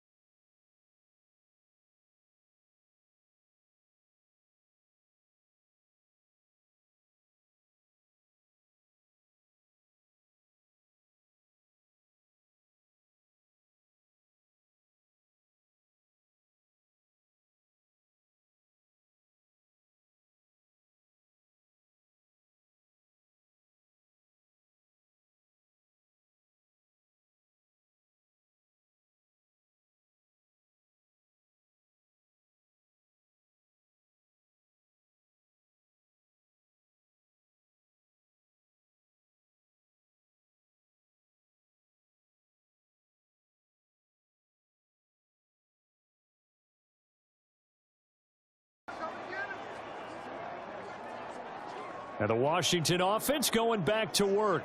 And for this offense, Charles, you got to think kind of crucial here to put something together on this drive, because remember last time out they threw the interception on the very first play.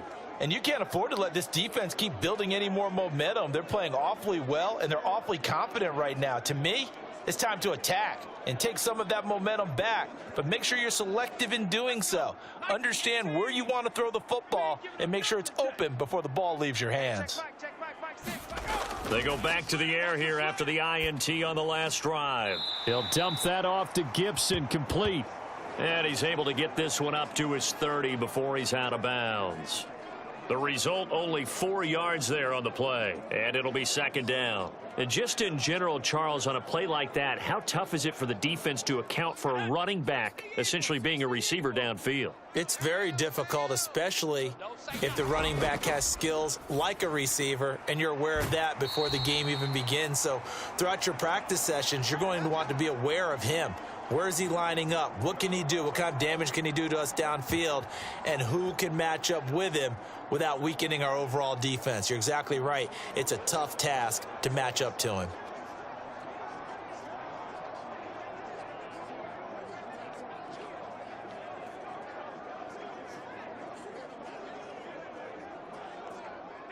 Line of scrimmage, the 37 on 1st and 10. Here's Howell. All day, just like that. It got his man, complete. And Washington now going to use the first of their 3 timeouts, as they'll stop it with exactly a minute to go before halftime.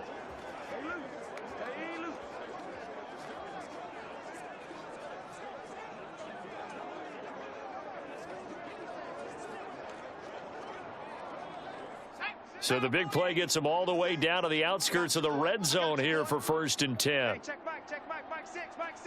Stop your. Another throw for Howell.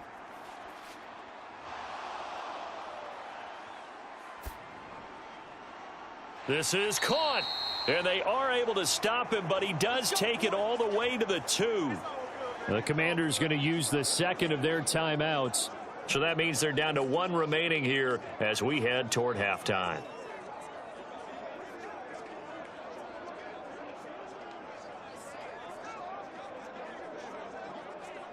Two big plays in succession. Not sure this D knows what hit him, but now they got to get ready. It's 1st and goal. Try to power it in with Arma, and he will take it in. Touchdown, Commanders.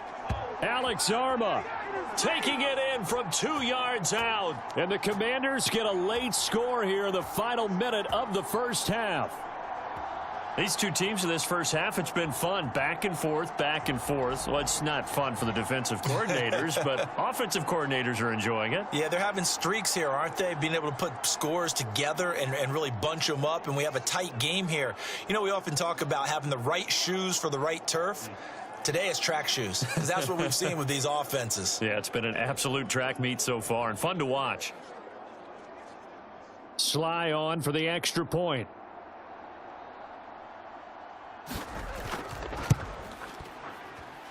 And the lead will shrink to 6.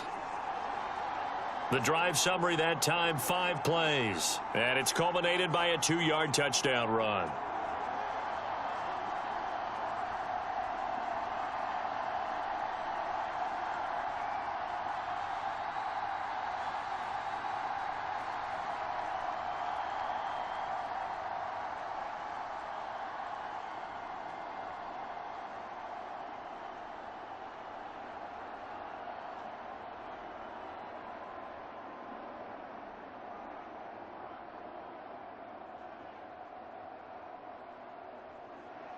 Joey Sly now to kick off after the touchdown.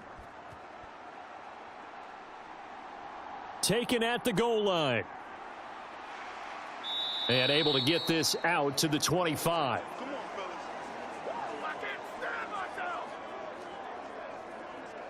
The Chargers going to take over now late in this first half.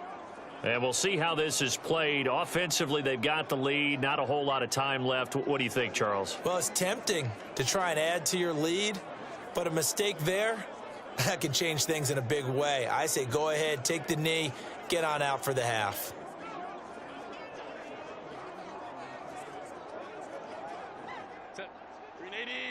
It's just me and you. It's just me and you. 57. Herbert on first down now. He'll drop this one off to Eckler. And he's tackled a yard short of the marker. Good gain of 9 on first down. Now a timeout called for by the offense. as the clock will stop with 37 seconds to play in this first half.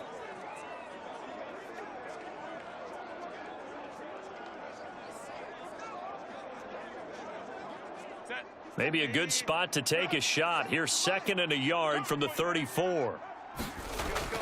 Looking to throw. Herbert. And that nearly intercepted. But it's incomplete. Now remember, he had a pick earlier, but couldn't reel that one in. His back has been a dependable safety valve all game, so he went back to him when his first read was covered. Just unable to connect, so the play results in no gain. They tried to throw on 2nd down, unsuccessful. Now it's 3rd and 1. Operating from the gun. Herbert working the middle of the field, and he's got a man complete. Now the Chargers will use the 2nd of their timeouts. So that means they're down to 1 remaining here as we head toward halftime.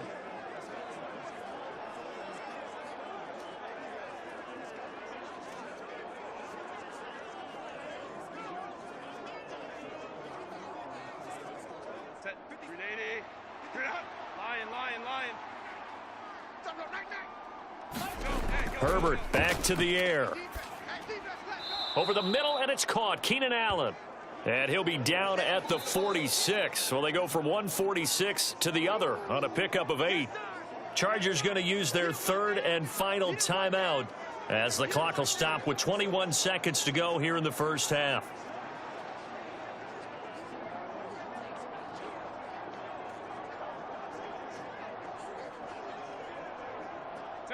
Now a 2nd and 2. I got you. 57. Again, he'll drop to throw. He dumps it to Eckler underneath. Oh, he's brought down. And remember here, no timeouts left. They got to get to the line quick. Nifty running there, but it'll come on what should be the final play of half number 1.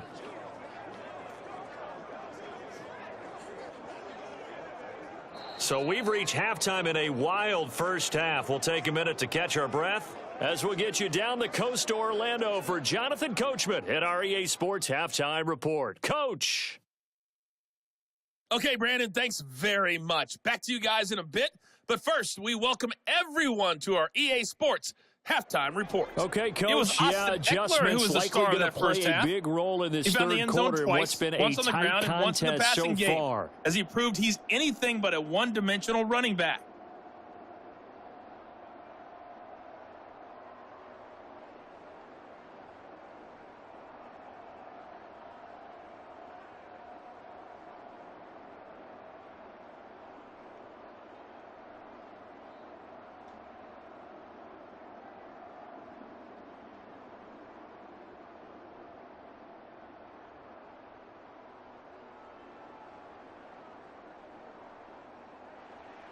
Both these offenses have been in fine form. What will the second half bring us as we are underway in quarter 3? From a yard or 2 deep, here comes a return.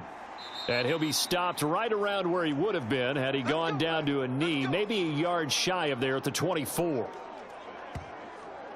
The Washington offense ready to go to begin the third quarter. This offense, Charles, had a strong first half throwing the football, at least in terms of yardage, but that hasn't translated so far on the scoreboard as they begin the third quarter here, trailing and looking for a little momentum. Yeah, you're right about that because, let's face it, in the first half, most of their focus was in the passing game. And to their credit, resulted in a healthy amount of yardage. So I would think that at halftime, they're going to anticipate that defense loosening up a little bit to try and cover the passing lanes. They've got to get the running game going, and there should be some gaps to run through now. And he's going to take this ahead for right around 3 yards, but no more than that. Second down. I have to think a major focus of the halftime meetings had to be figuring out how to create space for the running game to get operating. Well, what you pointed out to me at half seems accurate. That line has struggled to sustain blocks. Yeah, I would agree with that totally. They've got to focus on staying on their double teams at the first level, make sure that block's secured before they slide off and try and chip someone at the second level. And they'll come up on a 2nd and 7 from the 27. We got 3, fellas. We got 3. They'll run again here with Robinson. And he is going to be stopped cold behind the line of scrimmage. Now they're staring at a 3rd and 8. That last play backwards a yard. I see a shake of the head as he gets up, and you've got to imagine he's thinking, guys, you got to help me out. He's hoping his team can read his thoughts because he definitely needs some assistance.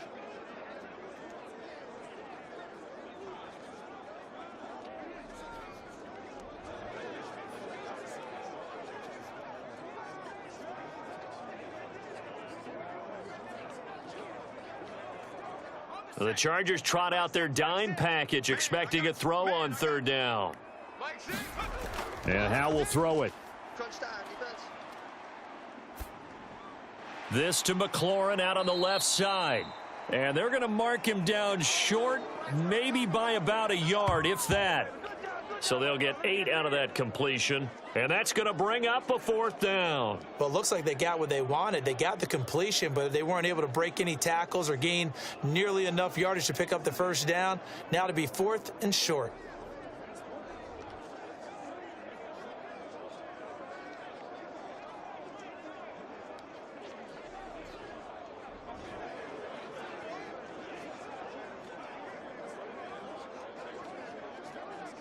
Here's Tressway now as he's on to punt for Washington.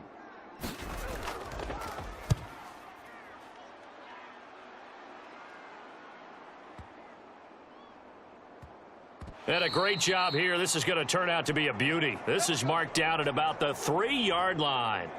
They decide against going for it on 4th and 1, maybe to the dismay of their offense, but hey, a nice consolation prize down inside the 5. Nice consolation prize indeed. So maybe the offense is upset, but they showed confidence in their defense by punting it away.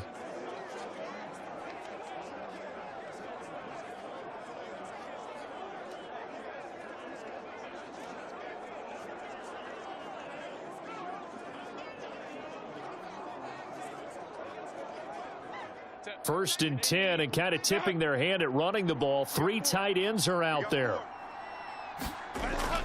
They started on the ground with Eckler, and he'll take this ahead for about 4. 2nd down coming up. And that's frustrating for a defense because they've got them pinned down deep, and on the first play, they gave up a run that keeps an offense on schedule. Yeah, because 3 to 4 yards, that's all you're looking for right there, right? That's absolutely perfect, really, as a play call. You get 3 to 4 yards on 1st down. That's what they talk about us all the time, about being ahead of the chains or on target, ahead of schedule. They were after that run. And they'll get him down up past the 15, just shy of the 20. And even 100 yards for him on the ground now. He has been a tough man to bring down all night. Well, that last run makes this a 100-yard night. I've loved the way he's hit the holes. He's been quick, he's been decisive, and he's been a whole lot of fun to watch.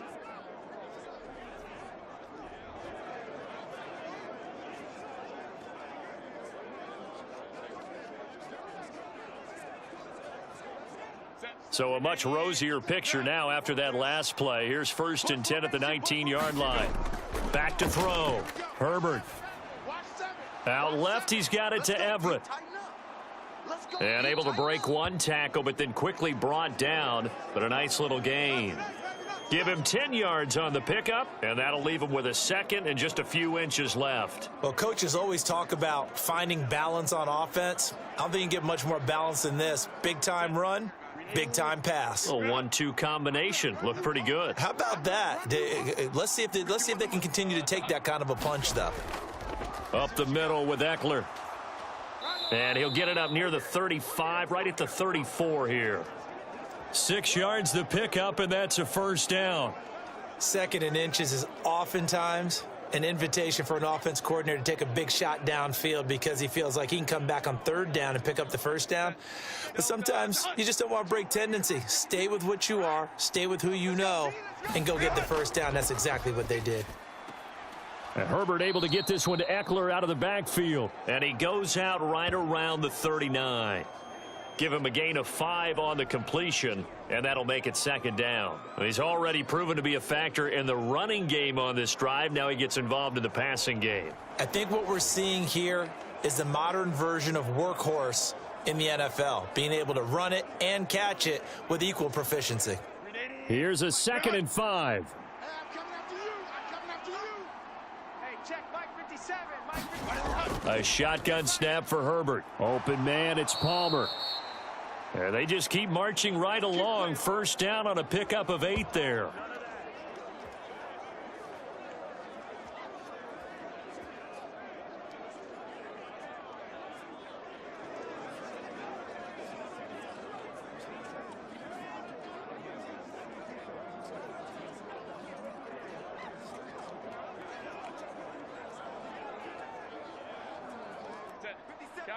Count. 65, 65, 65. A play fake, and now Herbert to throw. This is swung out to Eckler. And that'll be good for 8 yards to the 45. And at his size, he's a smaller back. You can get him the football. He can kind of get lost, make someone miss. It's good for him. Yeah, it's great for him. I like what you said there. Sometimes he gets lost in the traffic a little bit, but get him out in the open field into some space. That plays to his strengths the best and keeps him out of it where all the big boys are, you know, make someone miss in the open field. A handoff, it's Eckler. And he stopped after a gain of 1. Not enough. Still a yard to go on 3rd down. And the big fella stuffed that one up in a big way. I think doubling him has to be a priority because you can't move up to the next level if you don't take care of him first. 9th play coming up here on this drive. This is 3rd and a yard. 57. Now Herbert with it, looking to pass. Pass taken in by his big tight end. And he is going to have the Chargers first down as they're able to convert by plenty there on 3rd and 1. Got to say, I was a little surprised to see him, Charles, come out in the shotgun on 3rd and less than a yard. Yeah, but the way the NFL is nowadays, we hardly ever see anyone really run for it on short yardage. So they're going to throw the football more times than not. That was a nice, easy rhythm throw right there, and they pick up the first down. Line of scrimmage, the 37 on 1st and 10. Herbert will give this one to Eckler. And all the way inside the 15 before they drop him. 131 yards rushing for him now as his big night continues. Looks to me like maybe there's a little attrition setting in with this drive, because when you see that type of a run, I get the feeling the defense getting a little bit tired. And that's the last thing they need, especially when they look up at the scoreboard.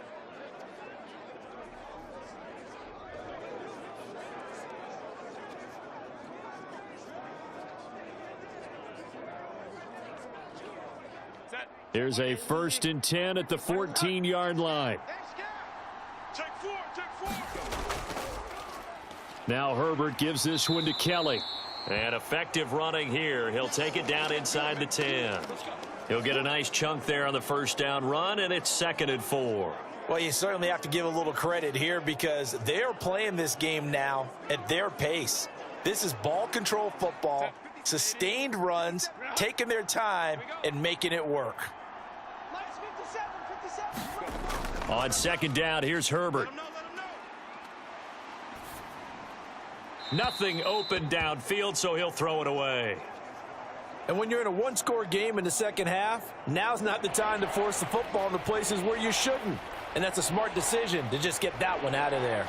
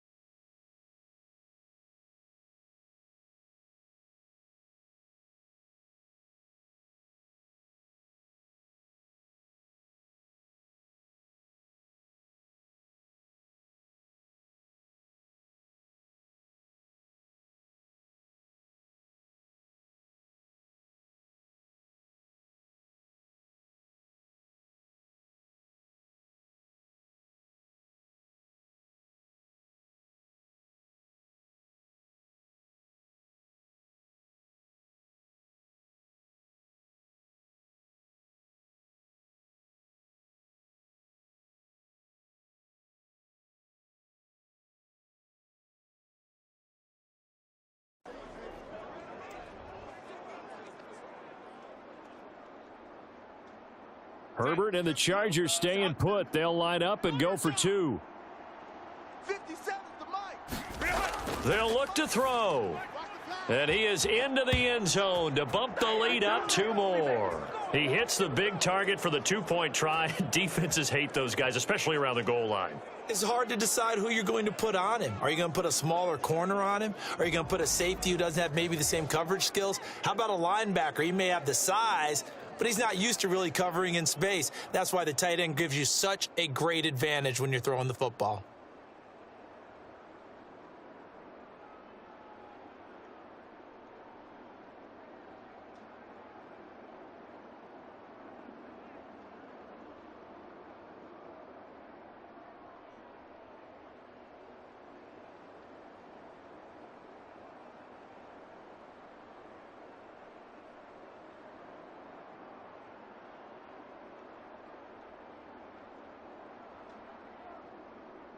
Now, after the Dicker field goal, he's back out, ready to send it away. This fielded right at the goal line. And out a little across the 25 to the 27.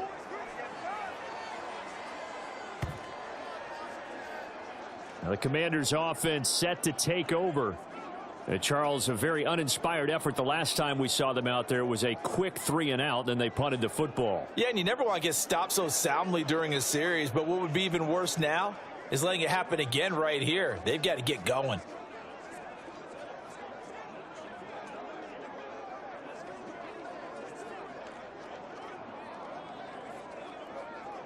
They're coming out with a jumbo package to start the drive.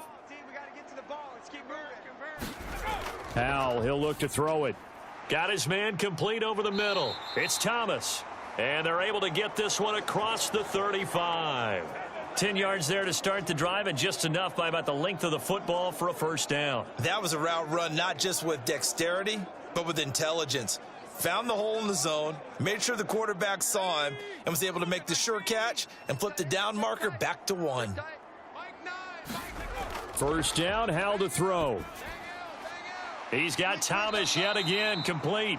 And he slips up past the 45 before being tackled.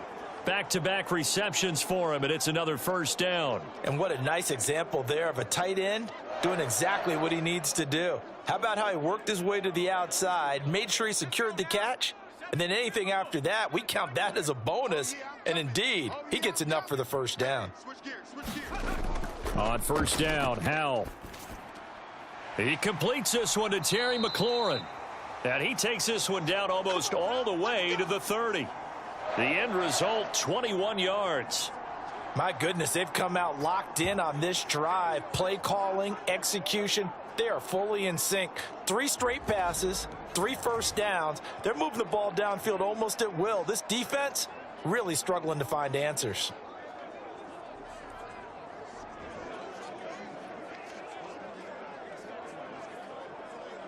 So from Charger territory now, here's a 1st and 10 at the 32-yard line. Here we go again. A give left side to Robinson. Yeah, boy, this defense again really making things tough on him as they stop him for no gain. As usual, the hallmark of a good run defense, linebackers making plays near the line of scrimmage. Absolutely nowhere to run there. 2nd and 10.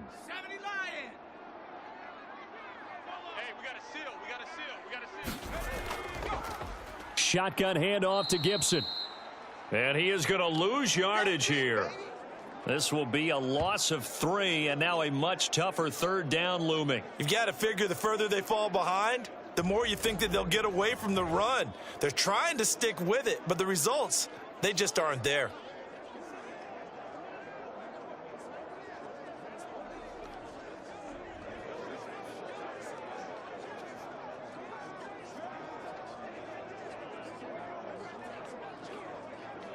This offense in desperate need of a conversion as they come up on 3rd down. Slop. Hey, you're on an island over there. You're on an island. Hey. Back to throw, Howell. Get him. Watch tight end. Tight end's right. Forced out to his left. Alert 3. And he's brought to the ground with another first down at the Chargers' 14. Able to convert on 3rd and 14. A terrific play call. He certainly isn't looking at the scoreboard out there because, to me, all he's concerned about is analyzing the field and making most of the time left in this game. Deficit's still there, but he's starting to hit them with some big plays.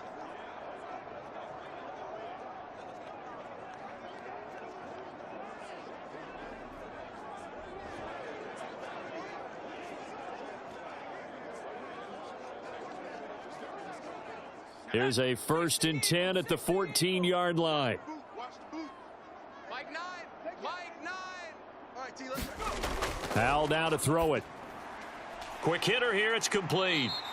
And the Commanders are going to be set up with a 1st and goal on a pass play that moves them all the way down to the 1. I think he has to be saying to himself, how did that not wind up a touchdown? Remember, you just need the tip of the ball to cross the plane. It's not going to get there, but they're going to be set up in great shape with 1st and goal. 1st and goal, and they got to be thinking a chance to get right back into this football game. Out of the gun, it's Howell. Looking and finding Thomas in the end zone. Touchdown, Washington. A 1-yard touchdown pass. And the Commanders have cut it back within a score. There was no going through the progressions on that touchdown pass. Yeah, nor was it necessary. His receiver won that route early, presented himself. No reason to wait. Go ahead and put it on him and score a touchdown.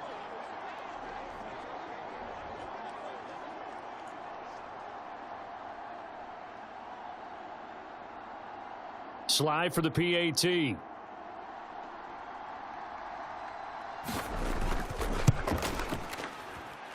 And that'll cut the lead down now to a touchdown. So that drive goes 8 plays. And it was capped off by the Logan Thomas touchdown catch.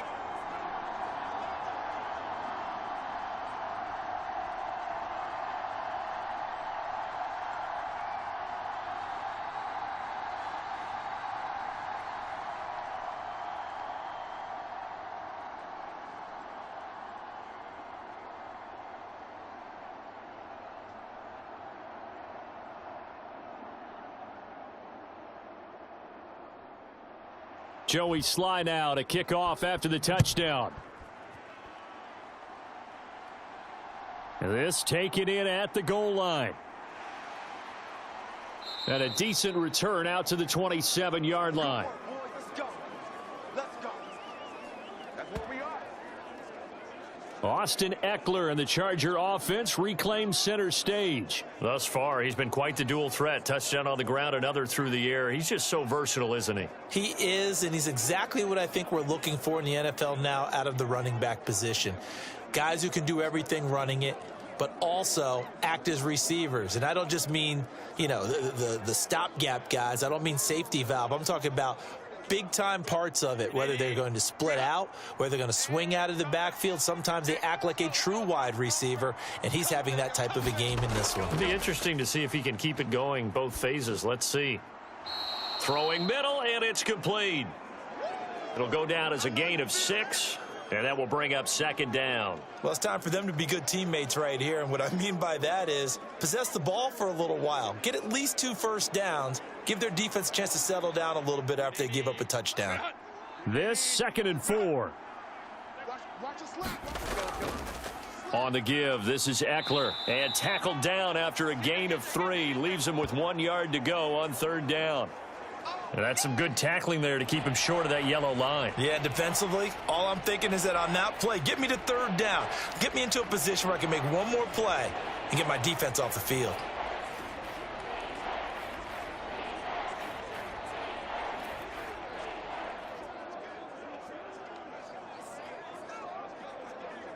Here now, 3rd and a yard.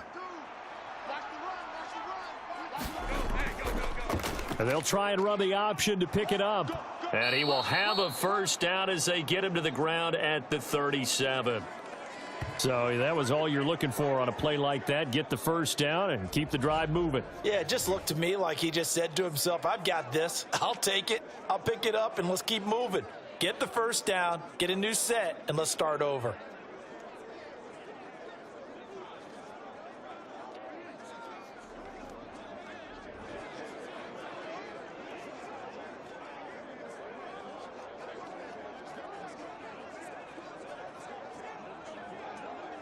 Line of scrimmage, the 37 on 1st and 10. 57. Mike, 57. Here's Herbert. And it's hauled in by Nick Vanette. And that'll be good for 8 yards to the 45. I'm wondering if the same thing went through your mind as mine. When I see a big man like that make a catch, all I keep thinking to myself is, big man with football. Look out, everyone. He may not juke you a whole lot, right? He may not run past you because of his size. You're talking about a guy weighing in the 270 range. But, boy, once he gets his mitts on the ball, he's going to be tough to bring down. And they'll get this just to the 47, 1-yard gain. And this is why aggressive defensive coordinators love to blitz. It wreaks havoc because they end up taking their attention to the blitzers, freed up the D lineman to make the play. Here's 3rd and a few inches. 57 to Mike. Herbert. That is caught. And he's got enough for the first across midfield to the 48. Give him the 3rd down conversion, 5 yards on the play. Would it be safe to say that as precise as routes are supposed to be run in the NFL, maybe they're not quite as precise in college ball? That's accurate, yeah. And I think we saw a college route in the NFL there. Just find the soft spot, find the dead zone, and find the first down. And that's what he just did. Under a minute to go in this 3rd quarter as they come up 1st and 10. 57 to Mike. Mike, 50. Justin Herbert looking to pass. Underneath pass here to Vanette. And he's got this down to the 35. The Chargers passing game rolling a bit here. They've got another first. This offensive game plan has just been sensational. I mean, when you think about all the different ways they've gotten their receivers open so far, it's really been impressive. Scheme, design, execution. They'll send a receiver in motion to the left. He'll get an opportunity with it on the touch pass. And he is out of bounds inside the 30. And a lot of times these plays, they either go for nothing or they go for big yardage. And here, they got to the outside, turned it upfield, and ended up getting a nice little gain out of it. Ball on the 28-yard line. Here's 2nd down and 3. Allen, the man in motion right. He'll get it here on the jet sweep. And he'll go down, and that will do it for the 3rd quarter of action. 1 quarter remains here as we wrap up the week on a Monday night. We'll return with more after this. You're watching the NFL on EA Sports.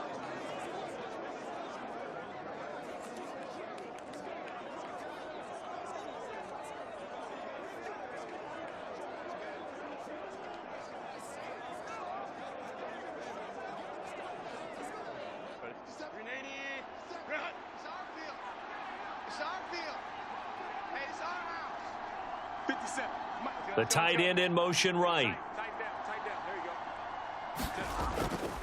Here is Eckler. And not much of a hole there as he gets it down to about the 24-yard line.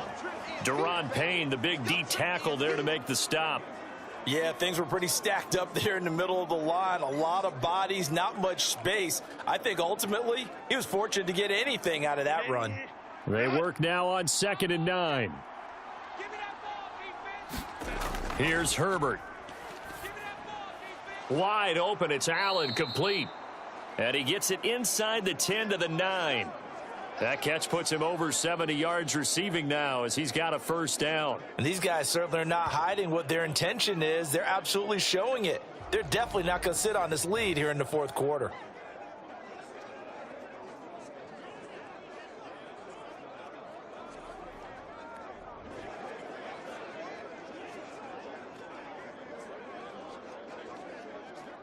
So 1st and goal, 6 points here would go a long way toward wrapping this one up. Now Eckler. And a nice pickup there. He gets about 5 down to the 4-yard line. It's largely been the air attack that's gotten them down here, but now's where you start to lean on that running game. That's a good pickup there on 1st and goal. 2nd and goal from inside the 5. 52 is the mic right here. Now here's a whistle as flags come in. And we'll check out the call. The crowd's not doing that O-line any favors. Home field advantage is really kicking in, making it very difficult for them to hear the snap count.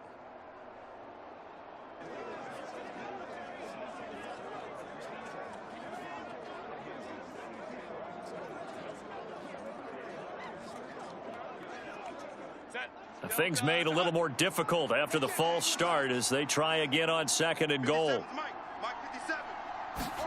Back to throw here, Herbert. And he's going to be taken down, sacked back around the 18-yard line.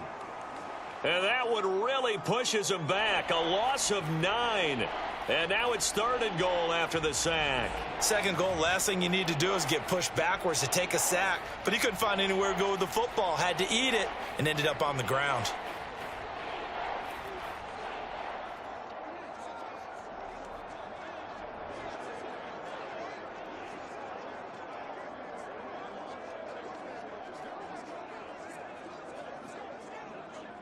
A lot of tired bodies on that field, but this is a big play. 3rd and goal. On the ground, it's Eckler. Call it no gain on the play, so no help there. And now 4th and goal. Such a long drive here. 3 points. That would be a disappointment, but I don't know if you can go for it here, can you? Well, you know, the defense was really giving them a lot all the way downfield, and now they've stiffened. Forget that bend, don't break. Now they don't even want to let them get a yard, do they? So in this spot, you remember what the coaches told us before the ball game? Any drive that ends with a kick is going to be okay with us, whether it's a punt, a field goal, or an extra point. Take the field goal right here. And his kick is indeed good, and that will extend their lead even further.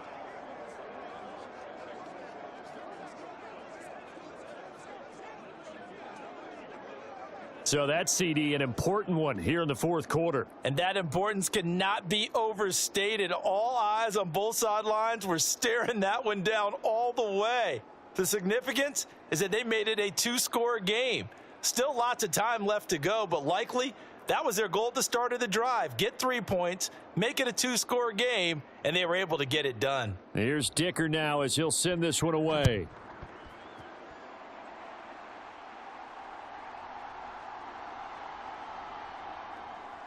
And they'll get him down inside the 30 at the 27.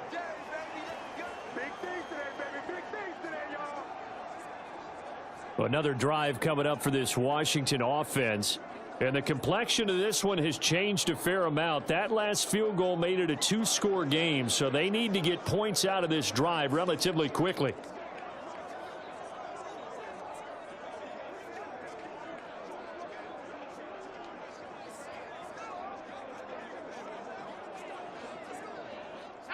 A 1st and 10 here for Hal and the Commanders at their own 27. 3 down, 3 down. He'll start with a give to Robinson. And boy, this defense again really making things tough on him as they stop him for no gain. He continues to struggle to find a crease to break off a big one and might need to just put that aside and just try and ram his way forward and get what he can. Now a 2nd and 10. In.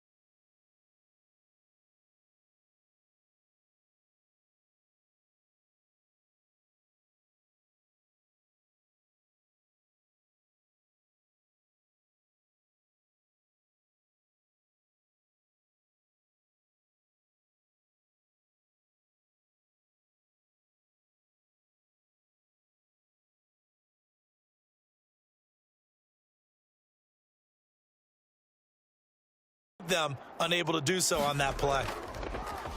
And now the punter, Tress Way, as he sends this one away. Davis now to return it. It'll wind up being a net of 41. 9-yard return, 50 on the punt. And out will come the offense as they take over. L.A. readies for its next possession. Now, there are 2 scores on the plus side. Still time here in this fourth quarter, but maybe you start thinking about playing keep away? Yeah, I think here's the situation. You're not thinking touchdowns anymore. You're just thinking first downs. To keep up with your theme there, playing keep away, first downs, they can't touch the ball. Herbert and the Chargers now with a 1st and 10 at their own 21. 57. Mike, 57. Off the play fake, he'll look to throw. Throw over the middle into the hands of the tight end, Parham. And he'll be upended here after a pickup of 3, getting it out to the 25. The completion was given up, but that's why you play zone defense, so that you can have people around the ball when it's caught, and you don't give up much run after the catch.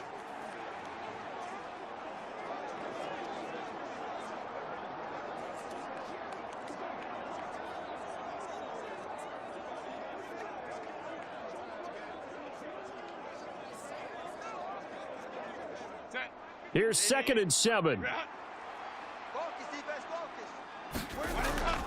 They'll run here with Eckler. And he's able to get out to the 32, brought down there. That one, a 1st down pickup of 8.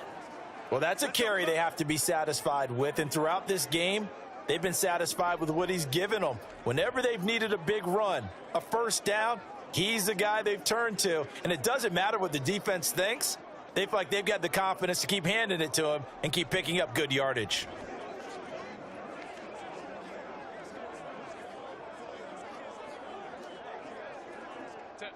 From the 32 now, here's 1st and 10. Get that quarterback at all costs. Herbert now. Across the formation, he's got a man. That's Allen. And he'll be brought down shy of the 40 at the 38-yard line. And that's good for a gain of 6, and it'll be 2nd down. They like going to him in the slot. He catches another one. I think this comes under the heading of, until they stop him, why not go back to him? He has something going really well. Great working relationship with the guy throwing the ball, and they keep making the connection. 2nd down and 4. Looking to throw. Herbert. Give him another one right back to Allen. And he'll be taken down at the 46-yard line. Herbert with a connection to Allen for a Charger 1st down. Well, they obviously red man coverage their partner, and he got downfield, broke down the defender, made him What do you mean by that? He made him think he was going to run a different route. Probably thought he was going to take it upfield. Then he curls back inside for the completion. Couple of 1st downs to kick off the drive. Here's 1st and 10 up at the 46. They'll fake the handoff. Now Herbert. He finds his target, Allen. And he's got this down to the 35. The Chargers passing game rolling a bit here. They've got another 1st. Partner, I like that they're staying aggressive on offense because, to me, this drive is what is known as a put-away drive. You score here, that might put this one to bed. I like the fact that they're playing with confidence and not playing with fear.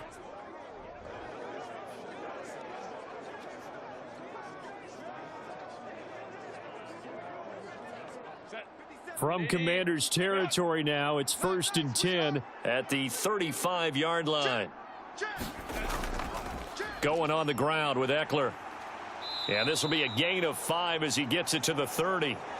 Starting to become a tough spot for this defense. You're down 4th quarter, looking a little fatigued maybe on that side of the ball. Partner, we've seen this before, haven't we? Because every coach we've ever talked to says body language is important. And now you're seeing guys with their hands on their hips, they're bent over, hands on their knees. And the offensive guys are just saying, let's just keep running it at them. We've got them now. Meanwhile, Herbert's throw there complete to Allen. And they're going to have another 1st down here as the tackle's made at Washington 16. The Chargers passing game rolling a bit here. They've got another 1st. Well, normally you might say start running the football. You've got the lead here in the 4th quarter, but the way that they've passed it with such success, I don't know, maybe keep throwing it. Yeah, I think you brought up something that goes against conventional wisdom, right? In this stage of the game, you would think you would switch to a running attack, but you're exactly right. They've thrown it so well throughout the game, and trusting this quarterback, I think you continue to do so. Pass hauled in by Johnston. So the completion good for 6 yards, and it'll be second down.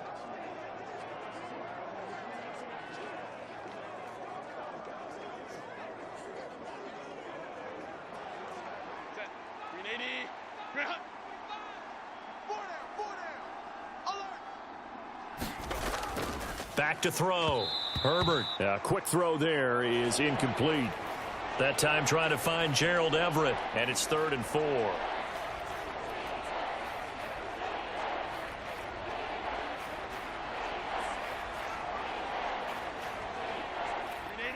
In search of 4 yards here to pick up the first down. From the gun, Herbert on 3rd down. And he's going to be a yard short. A 2-yard pickup leads to 4th and 1. If this were baseball, we'd call this small ball. Instead of pushing it downfield, they throw a short pass trying to pick up the first down, but the defense rallies to the football and stops him short, bringing up a 4th down.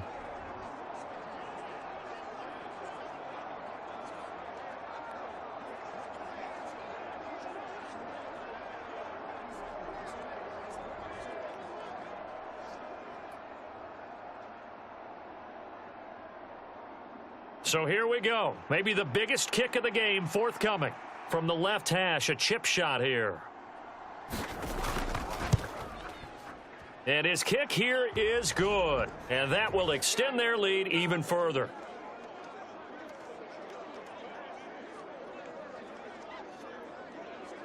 So that maybe not a knockout blow, but I suppose certainly every little bit helps when you're trying to salt one away in the 4th. Well, the possibility of being beaten by 2 late touchdowns or at least sent to overtime does exist, but time, definitely a big factor at this stage of the game, is in their favor.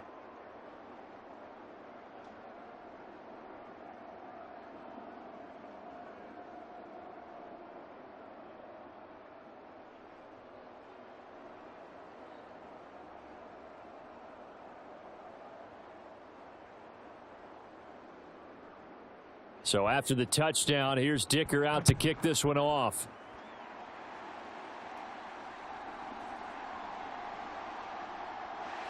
And out a little across the 25 to the 27. Bring it up, bring it up, bring it up. The Washington offense back out there. See if they can put this drive in the end zone, Charles, because it's been a little bit of a rough go at times. They've had to punt the football a ton in this ball game because of stalled out drives. So are you saying that you're kind of tired of seeing the punter run out there and do his thing during this game? Is that what you're trying to say? Well, I mean, I'm okay with it. I have a feeling that this offense, they don't want to see the punter again. And frankly, the punter doesn't want to run out there anymore himself. He would love to see his offense put together a drive and give his leg a rest. Powell to the air on 1st and 10. They'll set up the screen for Gibson. And they'll wind up getting this to the 37. Gain of 9. And a really nice play call there to start the drive, especially if you're a team that has a little bit of a reputation for throwing it downfield. You come out and you think maybe you can catch them off guard a little bit, and they did. Little screen pass, backdoored them, and that time worked well for a solid gain.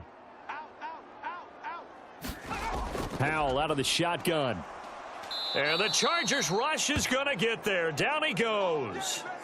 It's Khalil Mack that time, shooting in there to get him to the ground. I remember throughout my career hearing defensive coaches always say, guys, you got to earn the right to rush the passer. Well, they put themselves in a great spot with this big lead, and they know they've got to throw the ball. These pass rushers have to be salivating. It is pin your ears back time indeed.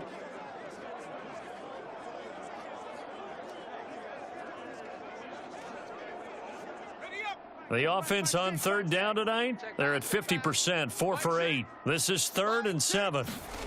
Here's Howell. Able to find the open man. That's complete. And he's going to have a Commander's first down as they're able to get the 3rd down conversion. All right, this is the time of the game where they're down a couple of scores, and they've really got to get some yards in chunks, and they know the defense doesn't want to give those up, but they've got to find a way to take them anyway. Now the question is, can they string a few of those together?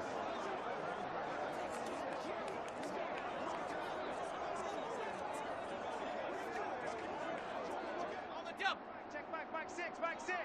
Don't get nervous. Mike 6. Mike 6. Powell throwing on 1st down here. Under pressure here, and down he goes. Sack back at about the 43-yard line. Credit the sack to Joey Bosa. You know, on these types of plays, we're always looking to assess blame. Okay, where did it break down? Sometimes it's just a great play.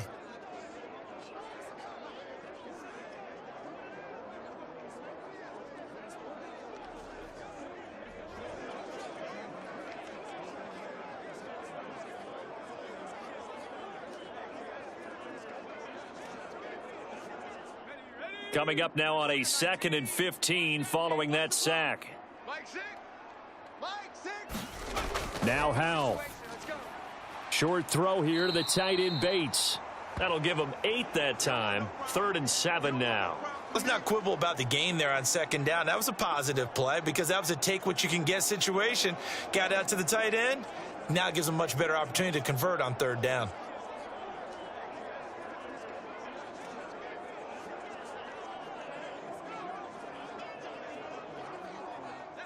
Here comes 3rd down and 7. I'm coming after you. I'm coming after you. I'm coming after you. Looking to throw. Howell. And that will be incomplete. He already came through for them on this drive. No surprise that they were hoping he could do it again.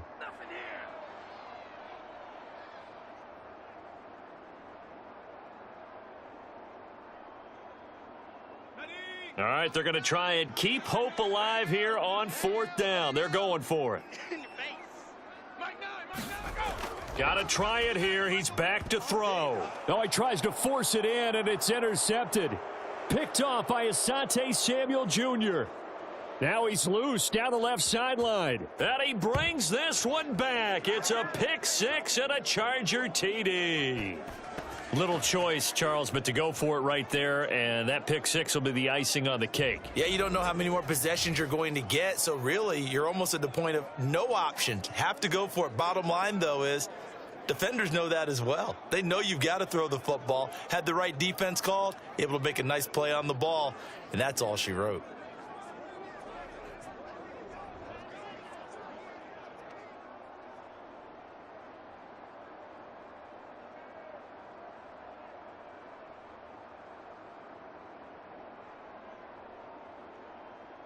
Herbert and the Chargers staying put. They'll line up and go for 2.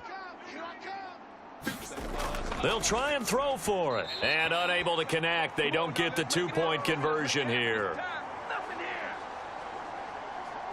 I know they didn't tack on the 2 points, but I liked their attempt. After the interception return for a touchdown, I was thinking to myself, forget kicking it, go for 2, and they did. Well, yeah, and everybody's scrambling. Maybe you catch the defense on their heels. They weren't ready to be out there. Yeah, it's almost like a sudden change, right? There's a turnover, you take it away, they stuck it in the end zone, keep the momentum going. Give credit to the defensive guys for rallying and stopping that 2-point attempt.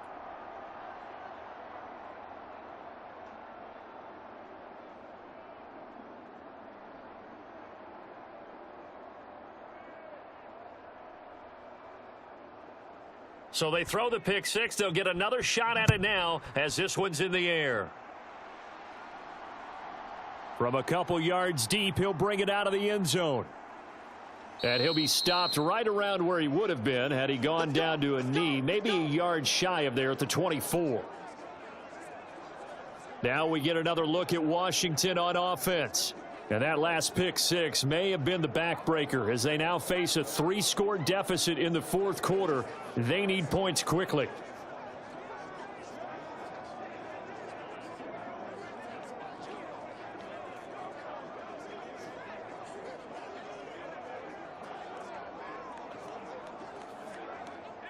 Howell and the Commanders come up now 1st and 10 at their own 24.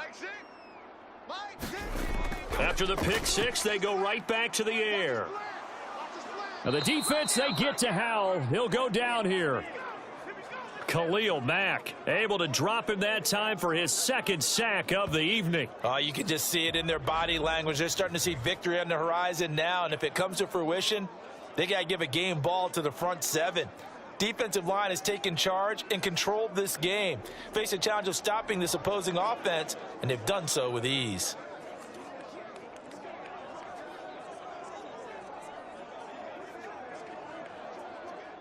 Pass protection has been a problem all night long as they come up facing second and a bundle. And Howe will throw it. Over the middle, complete to Samuel. A gain of 8 there on the play. And that'll force upon him a 3rd and 14.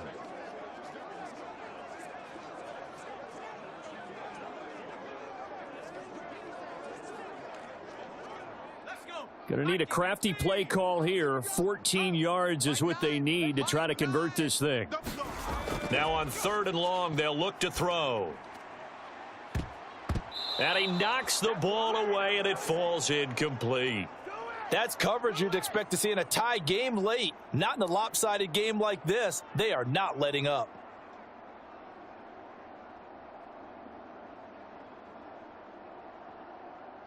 And they're indeed going to go for it here on 4th down. So trailing here in the last quarter, let's see how this plays out. As expected, they're going for it to keep the drive alive. And for a 3rd time tonight, he's intercepted. Picked off by Asante Samuel Jr. And he'll bring this one back to the 29. With the points that we've seen scored, neither defense has been at their best, but these guys, they've been a little bit better, Charles, and a nice interception there. Yeah, you're right about that, Brandon. Let's face it.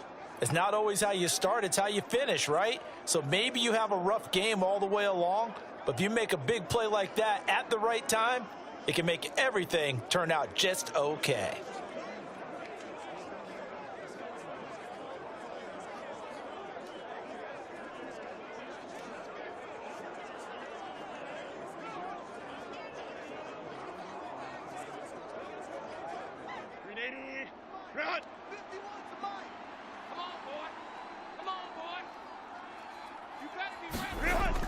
Running on 1st down, Eckler. And the result here, a pickup of 8. Leaves him with 2 to go on 2nd down. Good gain there on 1st down. It keeps them in a running situation, probably. They did everything right on that play, didn't they? They got the leverage up front, good blocking, nice hole for him. Ends up picking up nice yardage, stays in bounds to keep the clock rolling. They are in charge of this scenario right now. They want to stay that way. And not in any rush offensively.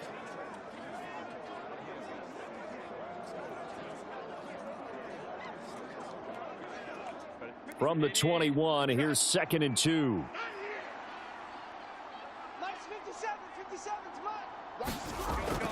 It's Eckler again. And they'll get him down right about the 20.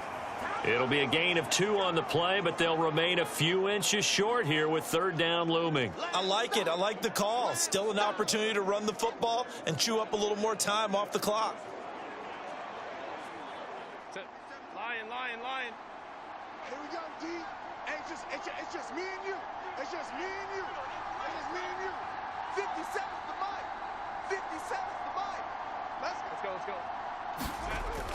They'll try to pick up the first with Eckler. And that one going nowhere from the start as he's met in the backfield and goes backwards. That'll make it 4th down after a loss of 1. Finally, defensively, they have a little clip to show positive for actually stopping him running the football. It's been a really long night for them, hasn't it? So they got a little bit of a win there, but let's face it, the vision that he's had running the football has carried his feet to that running the football.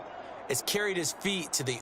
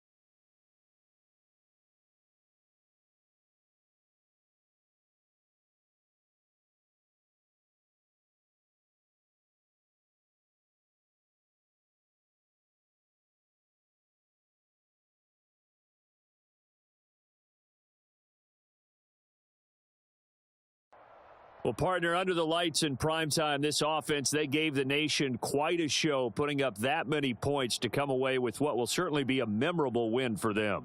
And, Brandon, I think it's as simple as this. Some players, some teams, they're just meant for the big stage. And when they get a chance to play in this type of atmosphere where all eyes are on them and all the lights are shining brightly, they show up and they show out. So that'll do it for my partner, Charles Davis, and the best darn crew in the industry. I'm Brandon Gaudin. This has been a presentation of the NFL on EA Sports. From Washington, thanks for watching, and good night, everybody.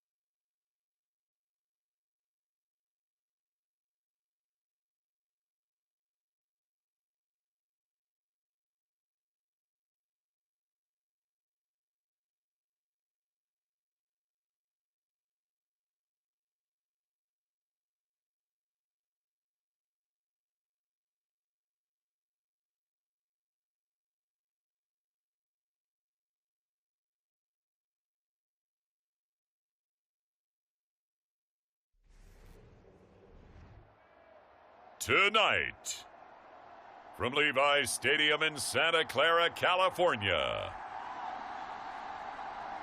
it's a special prime time edition of the NFL on EA Sports.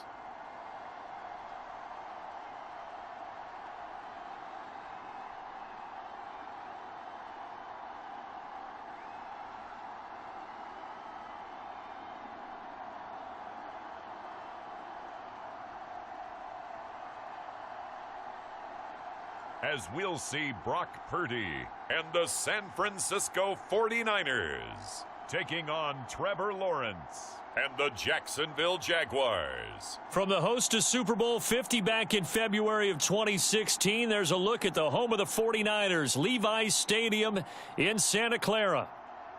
Tonight, we've got the crew set for what should be a real treat, a great Monday night matchup, as it'll be the Jacksonville Jaguars taking on the San Francisco 49ers.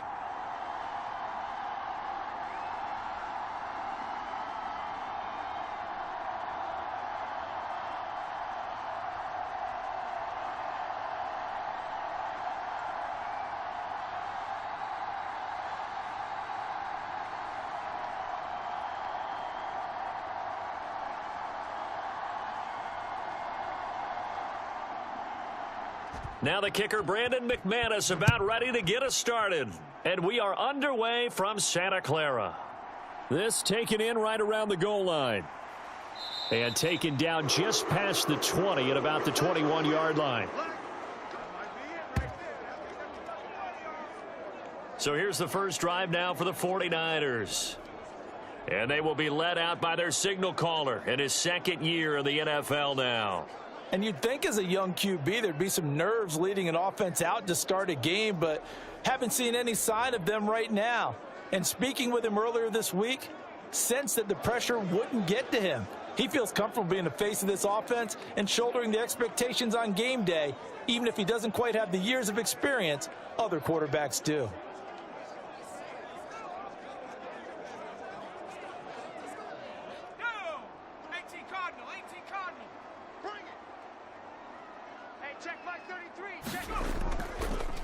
They start on the ground with McCaffrey, and he'll manage to pick up about 4. It's second down.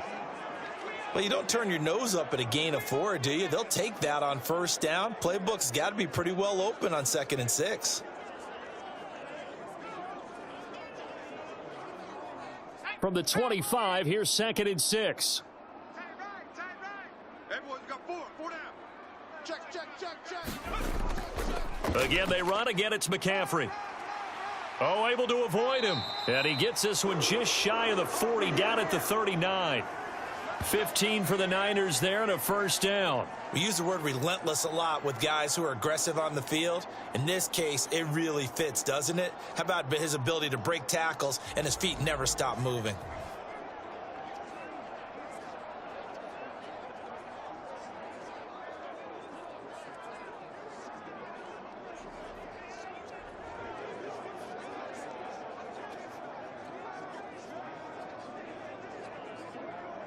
So from the 39 now, they'll come up on a 1st and 10.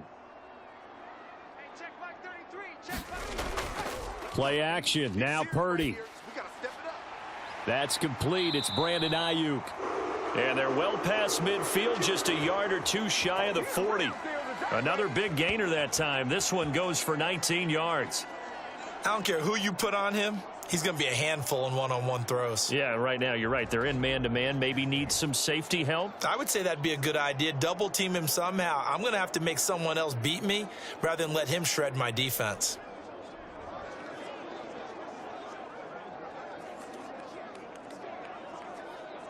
So in Jacksonville territory now. Here's a 1st and 10 at the 41. A handoff left. McCaffrey.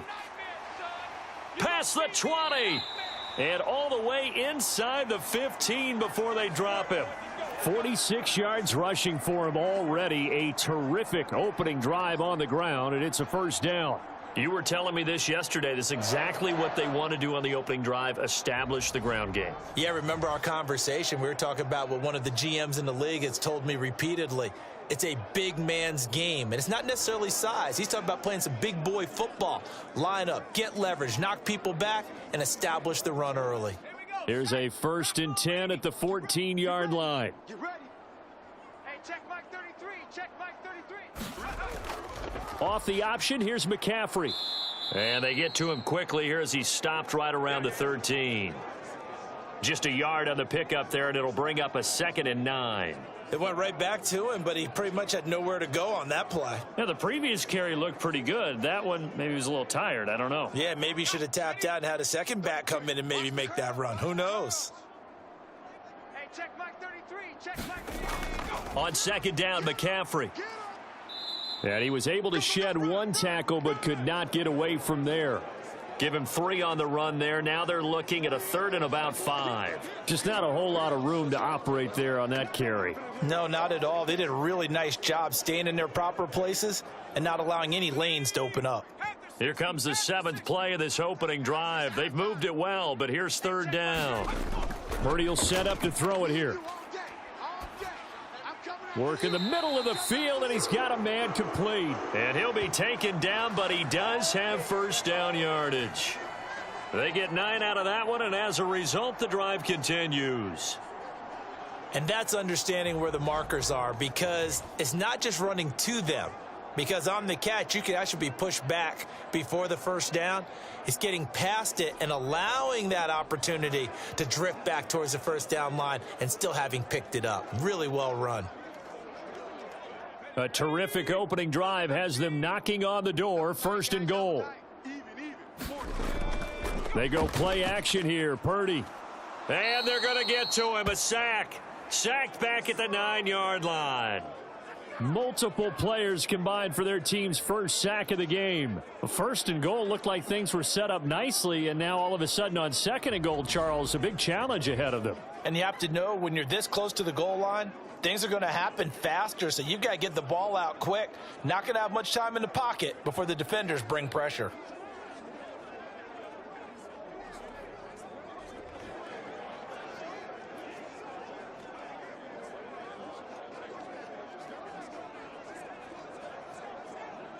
Now from the 9, here's 2nd and goal. Hey, check Mike 33. Samuel in motion. He's going to handle it on the touch pass. And from the 9, they get this to the 5-yard line. Now, they did get a little gain on this play, but all in all, a nice job defensively against the touch pass. They were able to string it out towards the sideline and never let him get the corner and turn it upfield for a bigger chunk of yardage. From the 5-yard line, will this opening drive yield 6? This is 3rd and goal. Purdy now to throw. And he hauls it in the end zone. Touchdown, San Francisco. Juwan Jennings, a 5-yard touchdown. And the 49ers will claim the early lead as they're on the board first here tonight. Let's make no bones about it. On paper, they're the better team. They're at home. That's a strong opening drive. And just think how many times we've seen this type of a matchup. Just what you said, better team at home should steamroll them. And we've seen it go the other way. Sometimes, though, they buy into it and understand we are the better team. Let's go out and prove it right now. Moody good with the extra point. And it's now a 7-0 game.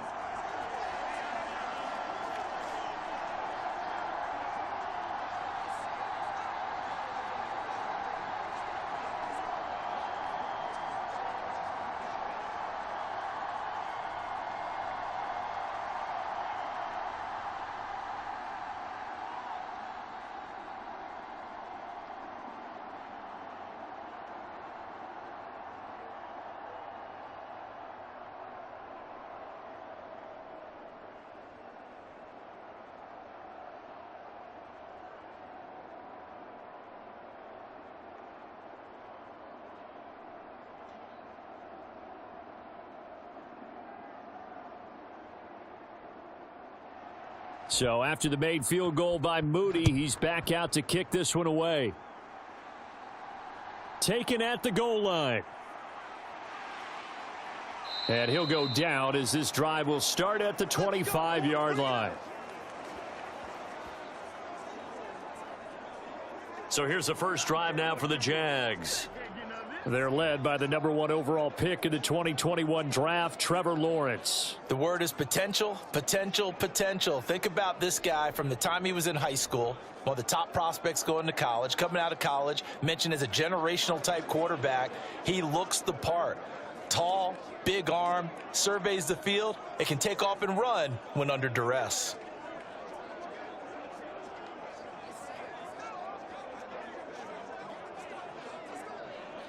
Lawrence bringing the Jaguars up 1st and 10. At their own 25-yard line. They'll try and start this drive in the air. And that is caught on the right sideline, but out of bounds, says the line judge. The throw took him a little too far. It's 2nd down. Charles, already trailing by a touchdown early. This offense, how imperative is it for them to get points out of this drive? Well, they feel like they have to go ahead and match because of what was already on the board against their defense. But I think even more so, you just want to avoid 3 and outs. You want to be able to stay on the field for a little while, let your defense catch their breath a little bit, even if you don't score any points. And that one off the mark behind him, incomplete. A couple of quick incompletions, and now they're just one more away from getting off the field. They've got options now. Could they dial up a blitz here or just drop everyone into coverage to crowd the throwing lanes? So back-to-back incompletions, and that has them staring at a 3rd and 10. Now Lawrence to throw. And down he goes, but he takes it up to the 40. 16 yards that time on the pickup for the Jags and a 1st down. I know at the end of games, coaches always tell us that no one play won or lost a game. But this seems pretty important early, doesn't it? Their ability to pick up that 1st down on 3rd down, I thought that was key. Well, you're already in the hole after the touchdown on the other side. How will you respond? We talk about that a lot, and they responded pretty well there. You go 3 and out, I think you give up a lot of momentum. You get down 2 scores, could be an entirely different game. So they've got a nice drive going now. They're in good shape. What's interesting to me is they're also in that spot of the field where you would take a shot. Do you change that up just because you're down a touchdown? Throwing on 1st down, but this one winds up to be incomplete. That's already the 3rd time they've looked his way on this opening drive. He's caught 1 of the 3. But that doesn't mean they won't continue to go in that direction. It feels like they think they've got something good going there, and they think those numbers are going to increase. Here's 2nd and 10. 57. Mike, 57. Here's Lawrence. And down he goes. The 49ers get there. Eric Armstead able to get in there and drop him behind the line. And this is what you've got to do against a quarterback like him. You've got to keep him in the pocket and not let him get to the perimeter, because once he gets outside, that's where he can really hurt you.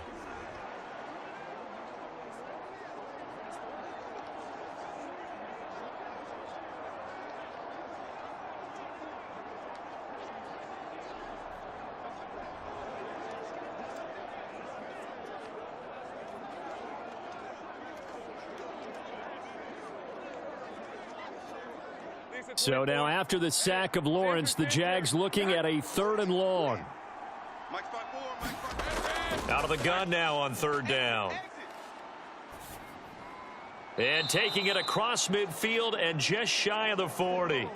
A big one there for the Jags. 18 yards, 1st down. And that's patience to be admired right there, because he looks left, looks right, and waits for the right guy to come open, spots him in the middle of the field, and delivers.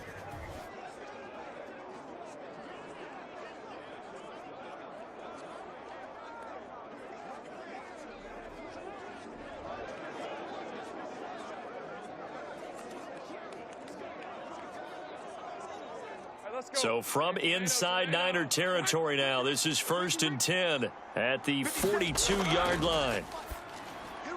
Lawrence's throw taken in by Ridley here.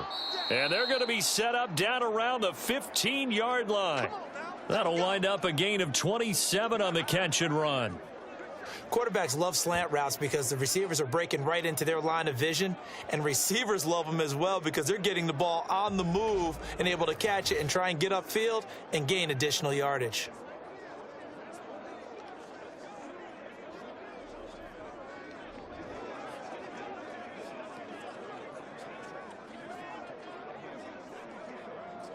Line of scrimmage, the 15. It's 1st and 10. Straight ahead, Etienne. Javon Hargrave there on the stop. I think that run gives us evidence that the defense is getting a little bit tired out there. They've been out in the field for a long time, and that last run, they just cut right through them.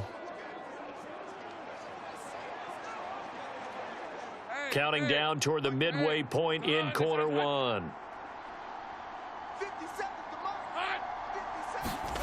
On 2nd down, here's Lawrence. They'll try and set up the screen to Etienne. And he'll be brought down this time at the 5-yard line.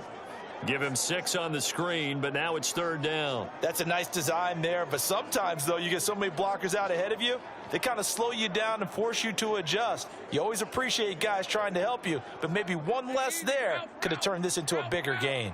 A yard all they need, but it's 3rd down. Lawrence will throw.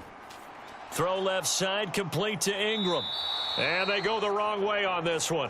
Losing yardage back at the 12. It'll be a loss of 6 yards on the play. And that's going to make it 4th down. No surprise they decided to throw on 3rd down. A little bit of a surprise that they completed the pass and lost yardage on the play.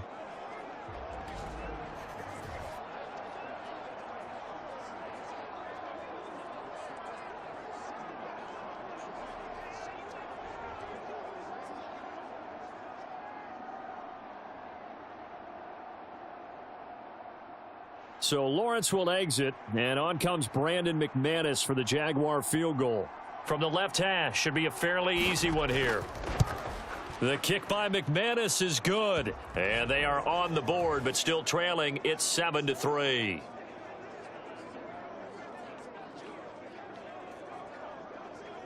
So both teams come away with points on their opening drives. Now they still trail. They answered the touchdown with a field goal, but at least able to break that goose egg here early.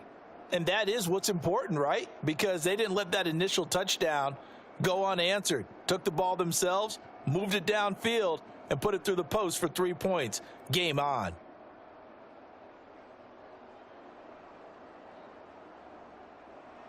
After splitting the uprights, McManus to kick it away.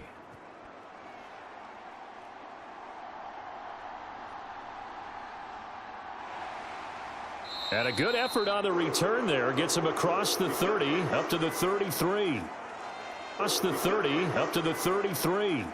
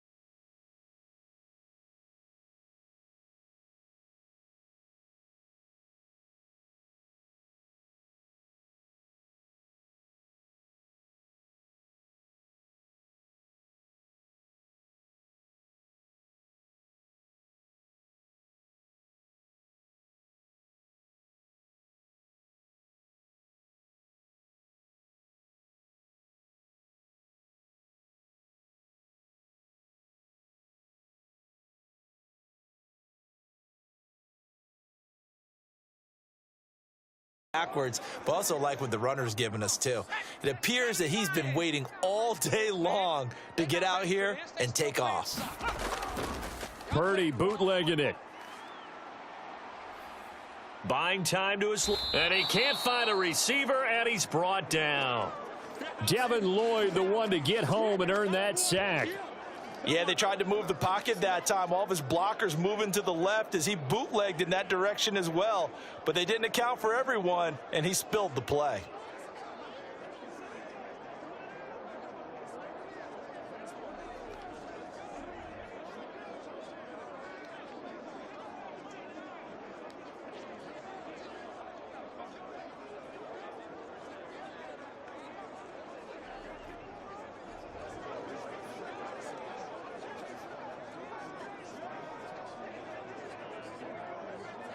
They'll come up facing 3rd and 5.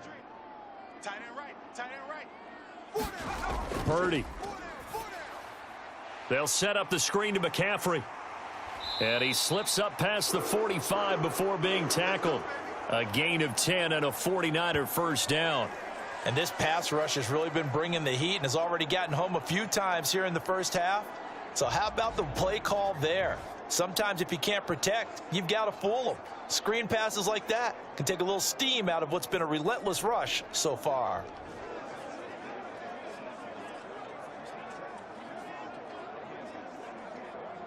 On the ready. 33. Check back 33. Here we go. Two times. Three down. On first down, it's Purdy. Open man is Samuel, complete. And he is tackled inside the 40, not quite to the 35.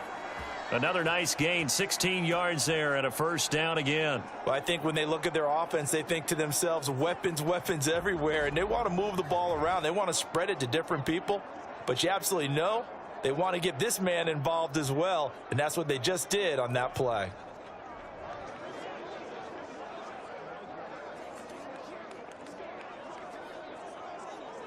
So in Jacksonville territory now. Here's a 1st and 10 at the 36. Up the gut, McCaffrey. Busts through the tackle. He'll be brought down on the 30-yard line after a gain of 6. You know what really fires up offensive linemen? When the guy that is carrying the ball behind them can create his own space and break a tackle along the way. And the ball on the 30. Here's 2nd and 4. Tight, watch left. Tight, watch left. Now Purdy. This is Jennings. And he's going to have another first down as the tackle's made at the Jaguars' 19. 11 yards there as they connect on the quick slant. Had the offense humming on the first drive. Not much has changed here on drive number 2. No, and I think a lot of the times confidence just really kicks in for a team. They may have been confident going into the game, but once you prove it on a drive, it's hard to get out of that mindset, isn't it? And look, let's face it, we can always lock in on the skill position, guys. But those big fellas up front, they're really making this offense go early in the game. That's not the first time they've gone his way on this drive, and they were obviously keyed into him because they were there to help break that pass up.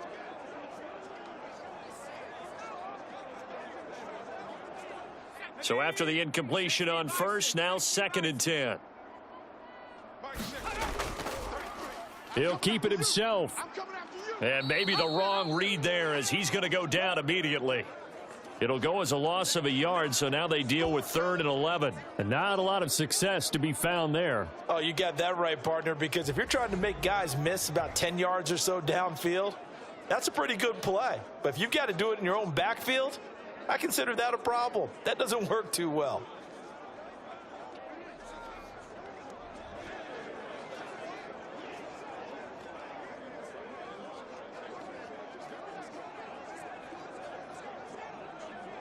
Ninth play of the drive coming up, and certainly not an easy one on 3rd and long.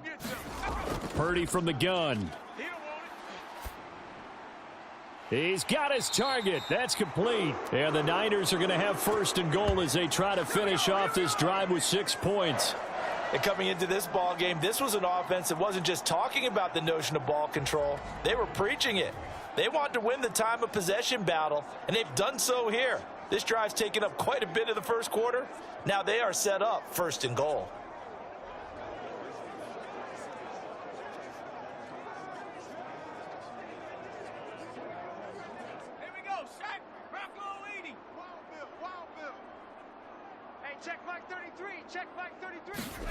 Here's Purdy. And returns it right back to Samuel. Nice job defensively to hold him to 4, and now it's 2nd and goal. He decided to run a hitch route. It really helps to have a guy who can turn it loose. And, boy, he rifled one in there on that one. Not much run after catch, but it worked really well.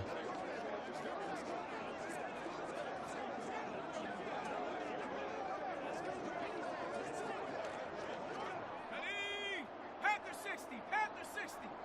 Man out. Hey, check Mike 33, check Mike 33.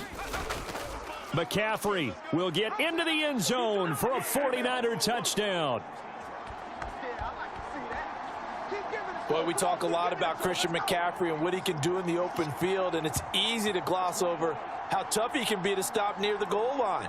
And he shows you just how tough he is on that carry as he takes it into the end zone.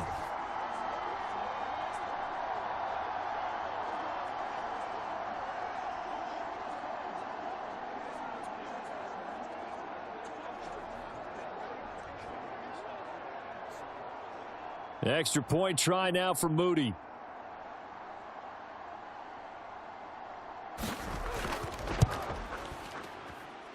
And this one's right through to make it a 14-3 ball game. So that one a long 11-play drive. And the last play on the drive, the touchdown run from Christian McCaffrey.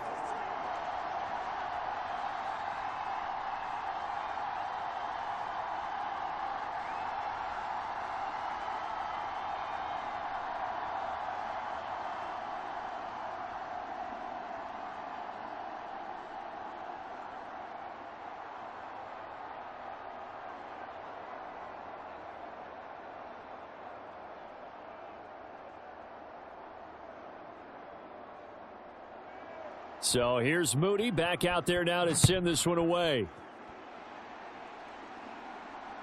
This fielded right at the goal line.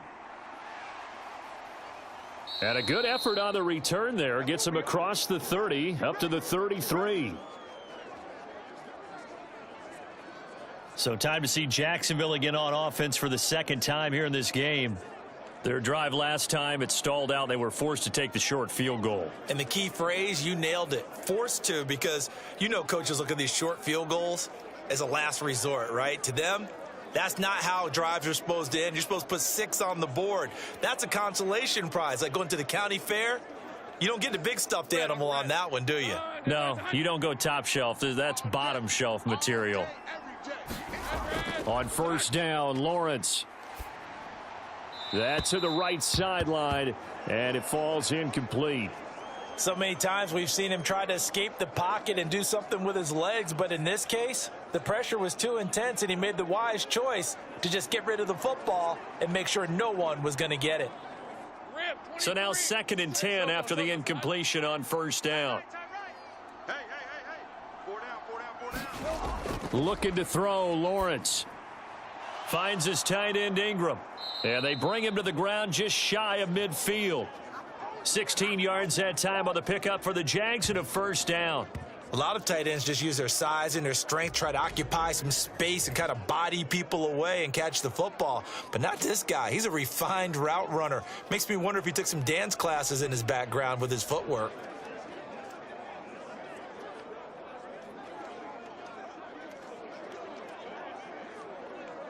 Hey, Lion. Hey, Soko, hot. Let's go. Let's bring it. On 1st and 10, it's Etienne. And they'll get him down after a pickup of 8. 2nd and 2. A nice run here early on. It doesn't take a great play caller to realize you want to establish a guy of his caliber with runs like this early, because they'll pay dividends as the game progresses.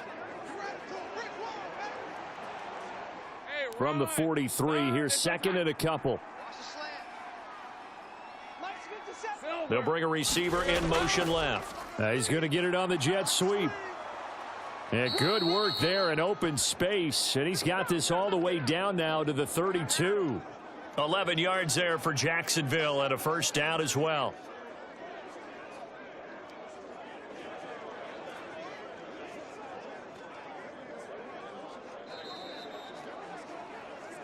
After one, a 14-3 ball game. The Jags with a football to begin the second quarter, as they've got it with a 1st and 10.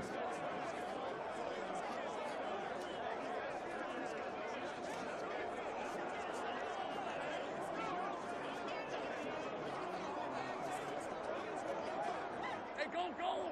Go, go. Soga, tonight. 57 to Mike. 57. Motion man left is Kirk. Here's a fake on the jet sweep, and instead a give up the middle. And he is met in his tracks behind the line of scrimmage. 2 yards the loss, 2nd and 12. Another example right there how this defense really is winning the entire game at the point of attack. Yeah, right there at the line of scrimmage because they are dominating it. It allows their interior guys to get upfield and spill into the backfield. So how are you going to combat that? You know, because they bring in your tight end, keep him in. Your running backs, they have to step forward. Bottom line, your offensive line has to block them first to give yourself a chance. Now they contend with a 2nd and 12 after the loss. And now they'll throw it with Lawrence. And a catch made by his tight end, Luke Farrell. So give them 5 yards there on the pitch and catch. And now 3rd down and 6 to go. They gave up the completion there, but this is what zone defenses count on. Catching the ball and not much run after the catch.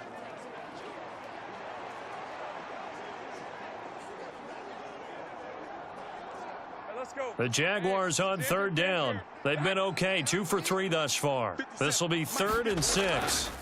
Lawrence. That is caught. And this will move the chains again as the tackle's going to be made at the 49ers 17-yard line. 11 yards there for Jacksonville and a 1st down as well. Yeah, these are the types of plays they're going to need to hit on if they're going to get back into this game. It hasn't been the greatest of first halves, but this is a nice throw here on 3rd down, and they keep the drive going.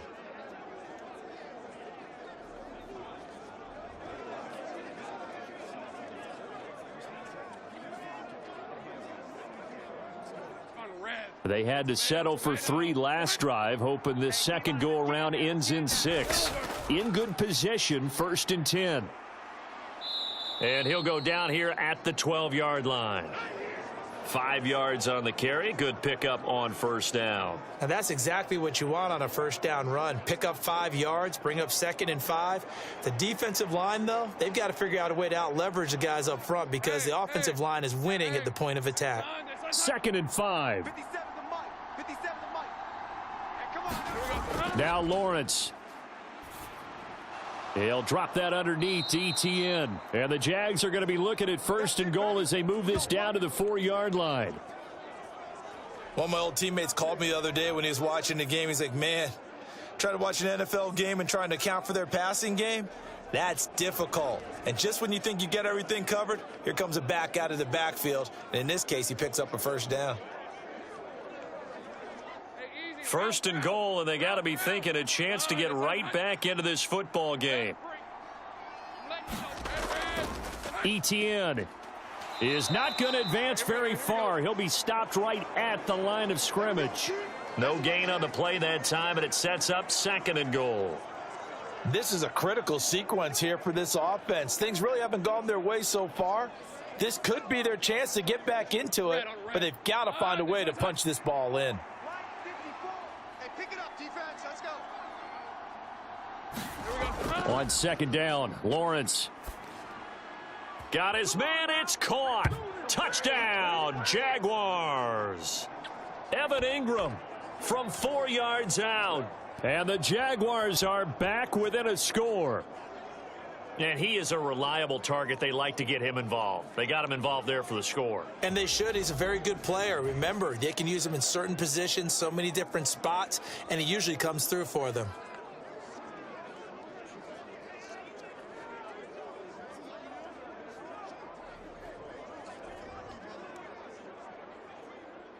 On here, Brandon McManus for the point after.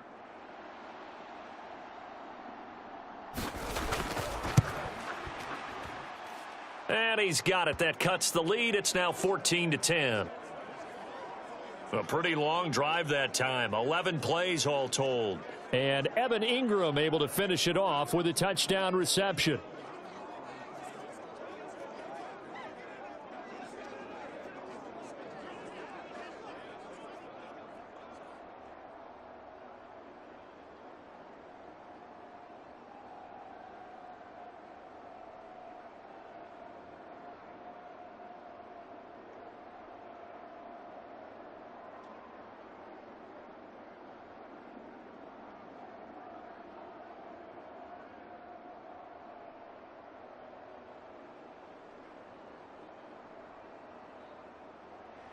After the touchdown, here's McManus now to kick it away.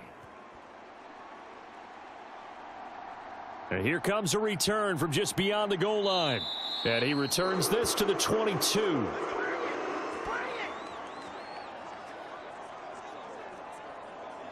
Christian McCaffrey and his 49er teammates back onto the field. He's been good. His guys are winning. So far, the recipe working here in the second quarter. And he doesn't like to just tote the rock.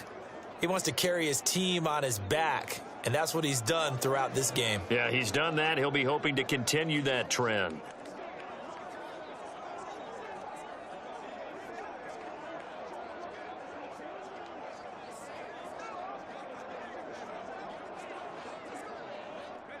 Purdy going to lead the 49ers to the line, 1st and 10 at their own 22. The drive will start with an option going left.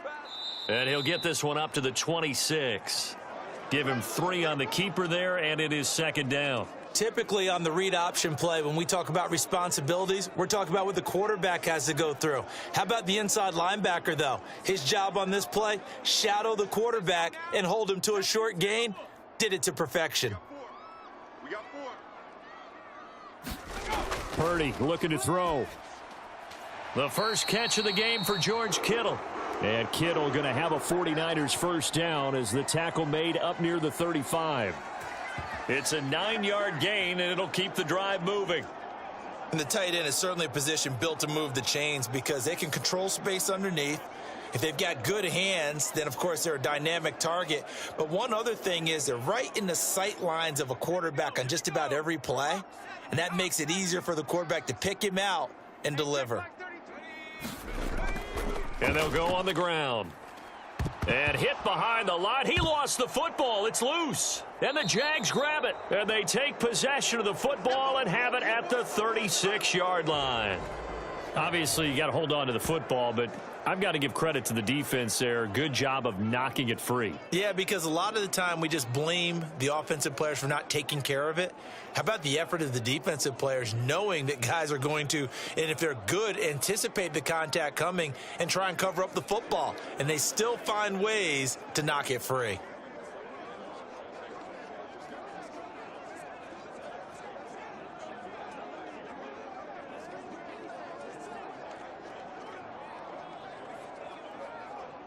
So from the 36 now, 1st and 10. 57's Mike.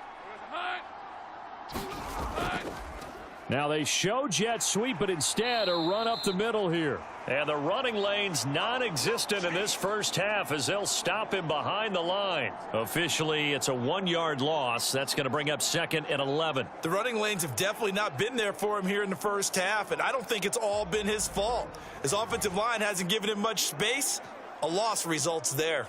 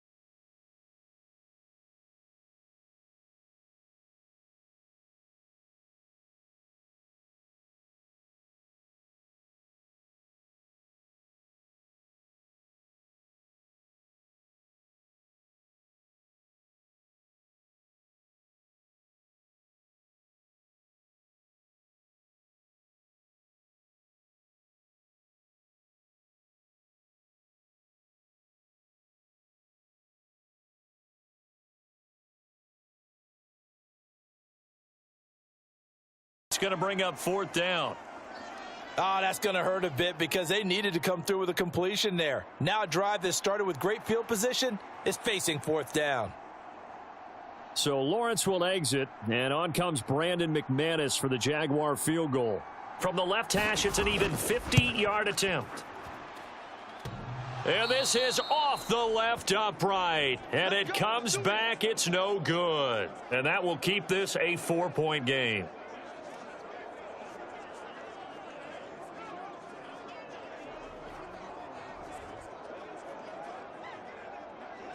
San Francisco set to go on offense once more.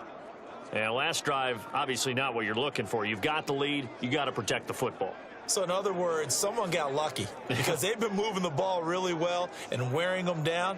In this case, though, giving up the football doesn't make them very happy. They can't wait to get back out there and atone for it. Yeah, try to atone for it here on this drive. The 49er offense set to get this drive underway. And a fumble last time. Ball security. Talk about it all the time in the National Football League. They've got to be better at it on this drive.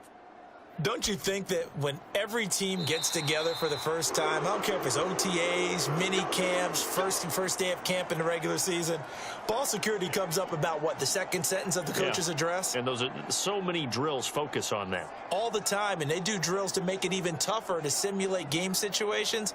Doesn't always work out, though.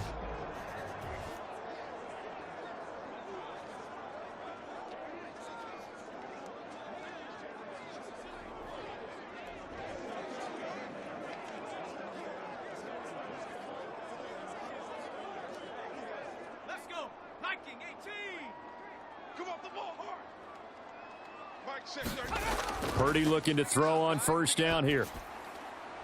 That's caught by Werner, the tight end. And he gets this down inside the 35 before going out of bounds. So the completion results there in 9 yards. And they'll have a 2nd and 1 forthcoming. Coaches always harp on the quarterback reading the defense and getting it to the open man. That's good recognition there. And how about what he did after the catch? Yeah, hit your tight end, let him get some rack. Yeah, when he gets moving, not many guys want to come over and put a hit on him, do they? They run with McCaffrey off the option. And he gets it down to the 32. 2 yards on the pickup, and that's all they needed to move the sticks. 2nd and 1, and people want to run the football. This is where every back in the league is supposed to do exactly what we just saw there. Pick up the first down. From the 32 now, here's 1st and 10. From the shotgun now, here's an inside give. And only able to get 2 here, stopped at the 30.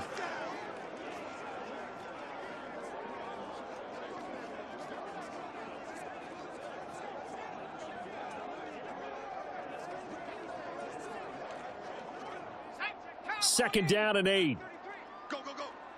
Man left, man left. Hey, 4 down, 4 down. McCaffrey running up the middle. And he is close to a first down as he's tackled at the Jaguars' 23. The 71 yards rushing for him now to this point. That was a really nice job by them picking up the run blitz and detecting it and blocking it and turning it into a nice run. And a lot of times you think if you blitz a running play, you're going to smother it. But a lot of the blitzers, they come in a little bit high. They don't have great leverage, and they're easily blocked and turned to the side.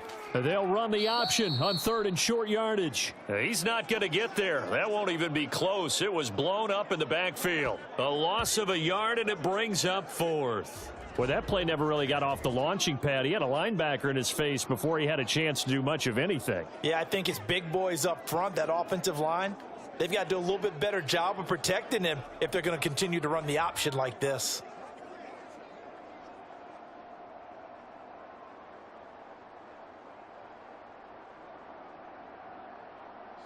Kyle Shanahan's made the decision. They're going on 4th down.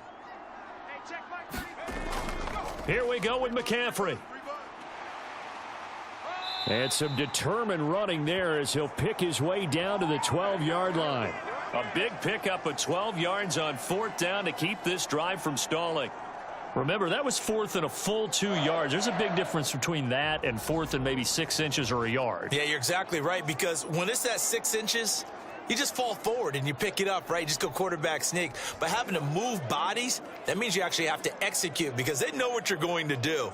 How are you going to make the right play call and get everyone into the right spot and win at the line of scrimmage? That's what they did there. Hey, check Mike 33. Check Mike 33. This time they'll throw it. Here's Purdy. The tight end Kittle has it on the left side. A minimal gain there on the 8th play of the drive. That was a nice throw out there to the flat, but they defended that pretty well. The hope is to go ahead and put it on him so he can turn and get upfield and gain additional yardage. There just wasn't anywhere to go on that play. 2nd and 9. I'm on. Here we go. Tight right. Off the option, here's McCaffrey.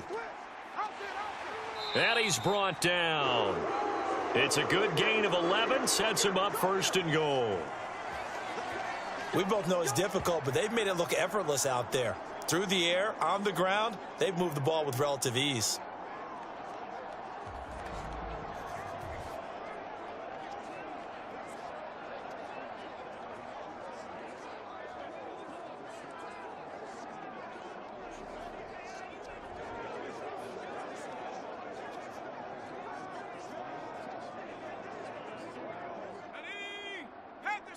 Panther 60. Strong right. On 1st and goal, they'll try the option left. And he'll take this into the end zone for a San Francisco touchdown. It's a 1-yard touchdown run, and they are able to add on to their advantage. And maybe the defense caught a little by surprise there that he took off and got in? Yeah, I would think so, because if you're analyzing it from that side of the ball, you're thinking running back, fullback. It takes you a while before you get to the quarterback.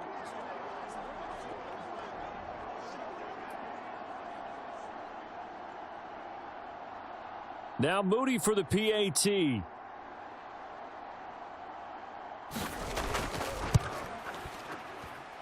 It's good, and it's 21-10. A 10-play drive that time, and it's polished off by a touchdown for San Francisco.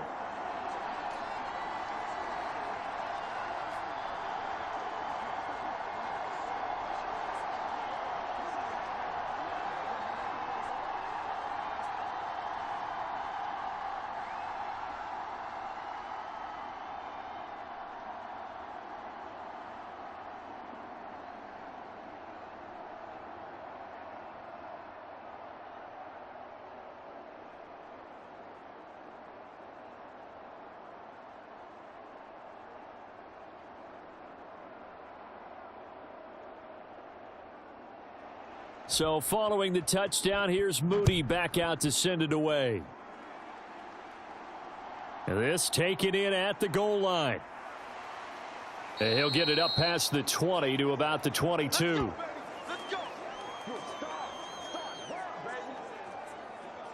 The Jaguars offense now heads back onto the field. Last time out, they had that long 50-plus yard field goal that they missed. And I'm sure on their sideline they're thinking to themselves, okay, do we still want to try one if we're in that position again? And I would dare say that the answer would be yes. They're going to have a lot of confidence in their kicker. But just to be on the safe side, I'm sure they told their offensive guys, can we get a little bit closer this time? Get a little closer. Yeah, well, you know, I'd rather get in the end zone first and foremost. But if all else fails, less of a field goal attempt for him. And they'll throw on first down with Lawrence. He's going to air one out. It's caught inside the 25. Touchdown, Jaguars. Travis Etienne, 78 yards. And the Jags are able to strike quickly here as they are in for 6. And that is how you retaliate after getting scored on one play, big pass downfield, and you hit the end zone. Almost feels like two boxers just throwing haymakers at each other, doesn't it? One connects with a big one, the other comes right back. Okay, I'll show you. And they attacked right back on the first play of the drive and hit them big. McManus now for the extra point.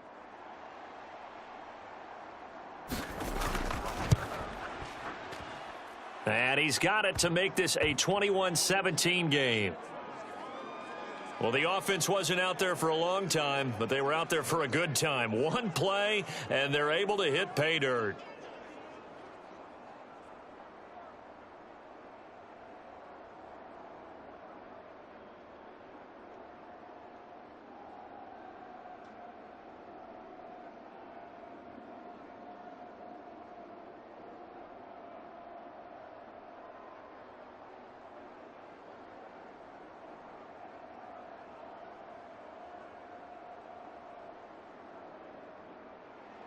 After the touchdown, here's McManus now to kick it away. From a yard or two deep, here comes a return. And it's a pretty good return here as he'll get this up to the 29. The 49ers offense now, they work their way back onto the field. And right now, we've got a little bit of an offensive masterpiece going on both sides, moving the football, scoring points. It's almost like somebody put the defense on rookie mode in this one. I mean, we haven't even left the first half, Charles, and we're certainly on pace for a shootout. An excellent start for both offenses. The fans have to be enjoying this to seeing all these points go up on the board. As a former defender, you know I'm not enjoying this at all. But right now, both these teams just trading haymakers. Let's see if anyone slips up first. Can anyone counter with a nice little jab and get things going in their direction? And he'll take this ahead for about 4. Second down coming up. Well, on every play call, you realize it's not going to go for a touchdown. So a lot of your calls are setting things up for maybe later in the game, trying to establish the inside run with toughness now, hopefully get to the perimeter later. And let's face it, you could do worse than a 4-yard run on first down. From the 32-yard line now, here's 2nd and 6. They run with McCaffrey off the option. And he'll be taken down right around the 34 after a pickup of only a yard.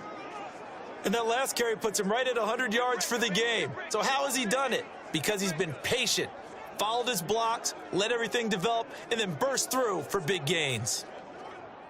The offense on 3rd down tonight, they've been near perfect, 4 for 5 to this point. This will be 3rd and 5. Got a man right side, it's McCaffrey. Well, he's taken down, but not before picking up the first thanks to a flashy little spin move. That's good for 9 yards as they convert on the 3rd down play. Well, they certainly made a point of getting him involved in the passing game here in the first half. They must have seen something in the scouting that said, hey, we can capitalize on him getting the ball possibly in the open field. And I think in the second half, that may loosen up the defense a little bit to get the running game going back inside.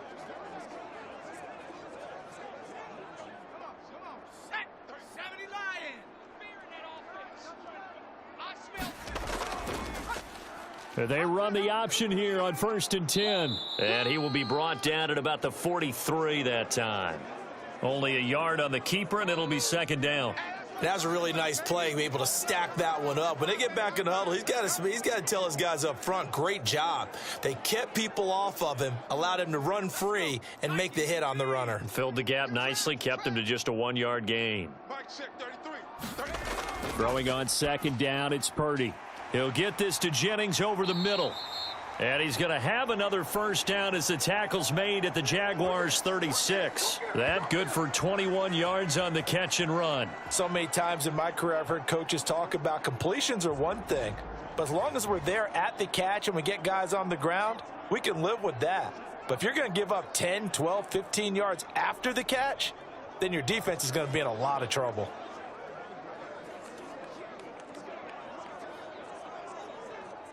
So in Jacksonville territory now. Here's a 1st and 10 at the 36. Back to throw, Purdy. That's going to be caught by Samuel.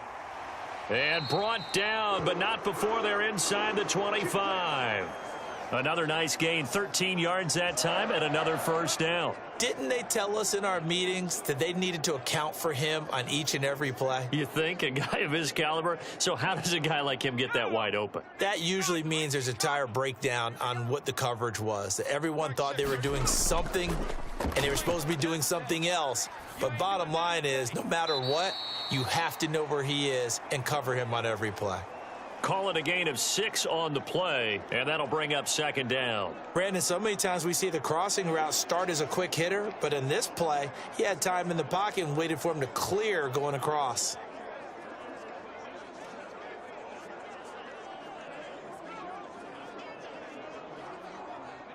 From the 17, here's 2nd and 4.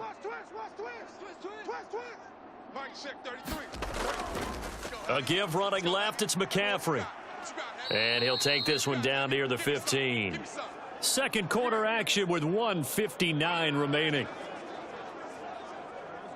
No chance, no chance.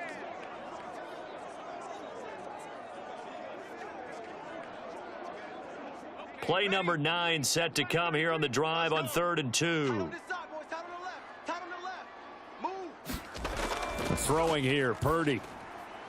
Throw left side. McCaffrey's got it. And the 49ers are going to have 1st and goal coming up as they're able to convert there on 3rd and 2. And that one was a lot of fun right there because that was the game within the game. 3rd and short, blitz was on. What's the key for the quarterback? Get out of your hands in a hurry. And that was a quick little completion. Got the job done for a 1st down.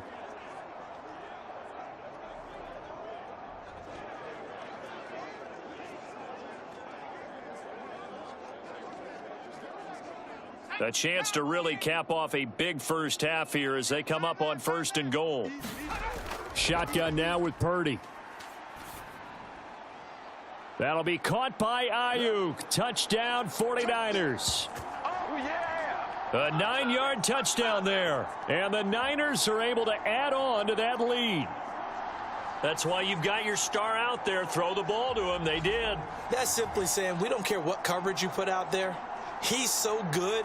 We're going there with the football anyway, and there's not a thing you can do about it. Inside the red zone, they go to him. He gets it done.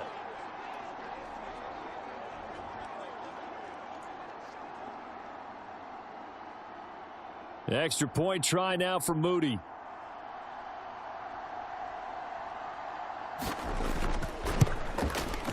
And that one pushes the lead up to 11. So that one a pretty time-consuming 10-play drive. And it was Brandon Ayuk capping it off with a touchdown reception.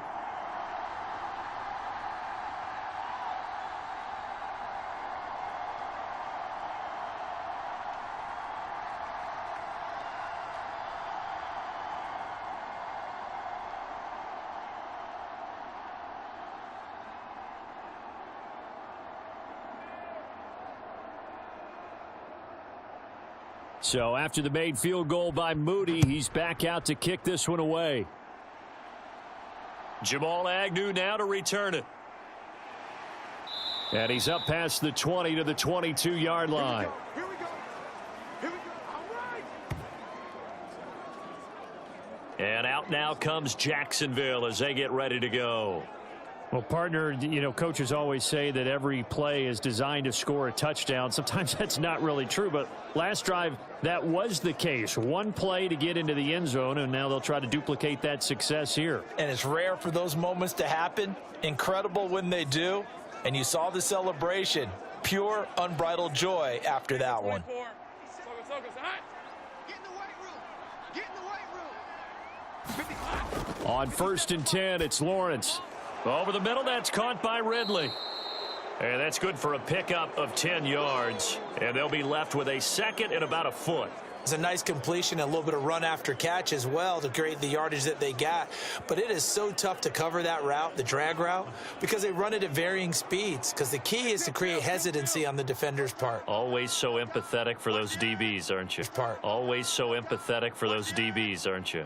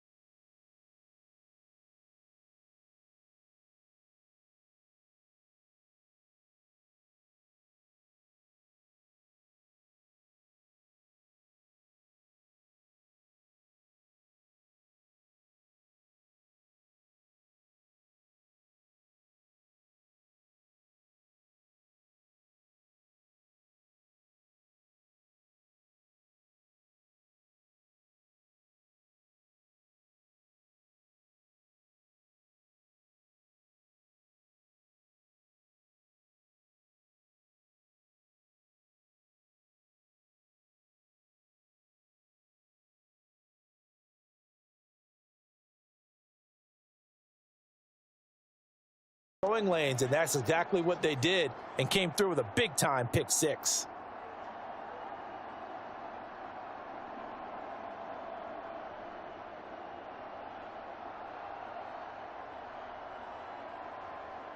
Now Moody for the PAT.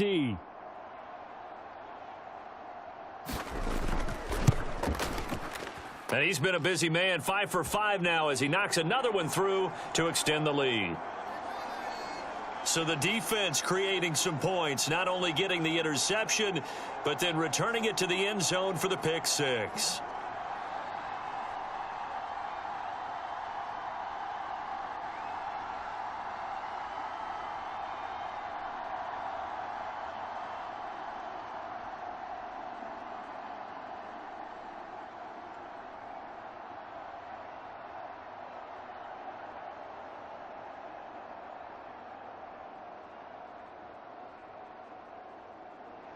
So they'll get another shot on offense following that pick six, and now the kick is away. To return, here's Agnew. And a decent return out to the 27-yard line.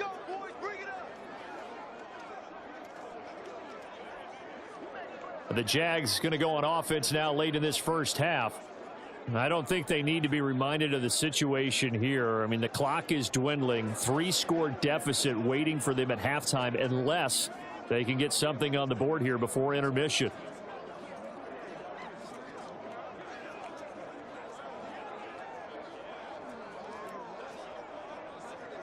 On red. Hey, it's enter. Gotta do better. Come on, QB, come on. Lawrence will try again after the pick six. Caught on the right side by Jones.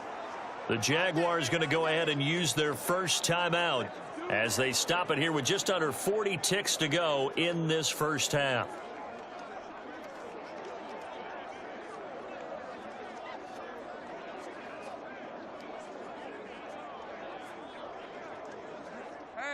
First and 10 here. You know, if they could just get 3 out of this, there's something about narrowing it to a 2-score game at half that makes it feel like much less of an obstacle. Meanwhile, Lawrence's throw here taken in by Ingram. Now the Jags will use the second of their timeouts as the clock will stop with 34 seconds to go before halftime.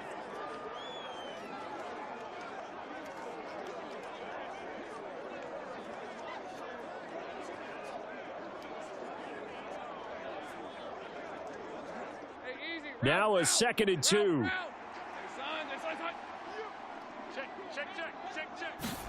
Here's Lawrence to the sideline and incomplete. Let's face it, if you want to get back into the game, these are the kind of throws you got to hit. He's wide open right there. Got to be able to get it to him, don't you think? And those are the throws that haven't been available to them every time he's dropped a pass. Yeah, that's a big miss.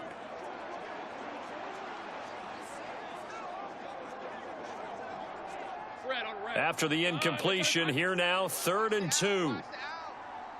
57 to Mike. 57 to Mike. Lawrence going to throw again. And that is incomplete. It certainly didn't appear that that's where he wanted to go with the ball initially, so he tried to get something out of it by dumping it off to his running back unsuccessfully.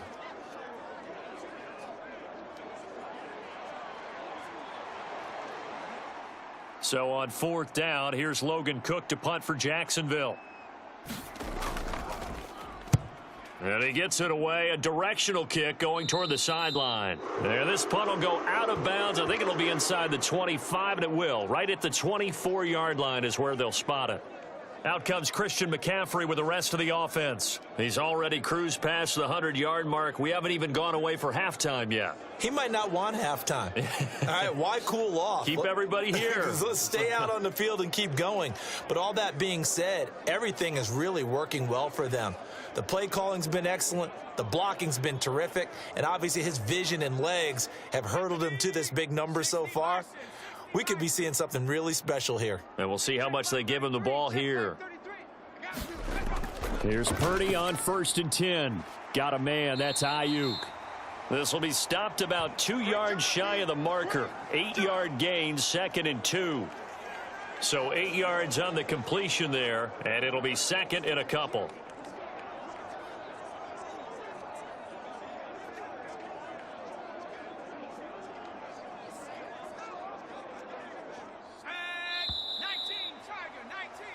So we are at halftime here on a Monday night, as we'll send you eastward to Orlando. Standing by with that EA Sports halftime report now is Jonathan Coachman. Take it away, Coach. All right, BG, thanks very much, and welcome one and all to our beautiful new downtown Orlando studios for this EA Sports halftime report. We saw a fine performance in the first half from the former Mr. Irrelevant, Brock Purdy. He threw 2 touchdown passes, ran for another, as his guys have the lead at halftime. All right, Coach, thanks very much. Fine work as always as we welcome you back for quarter number 3.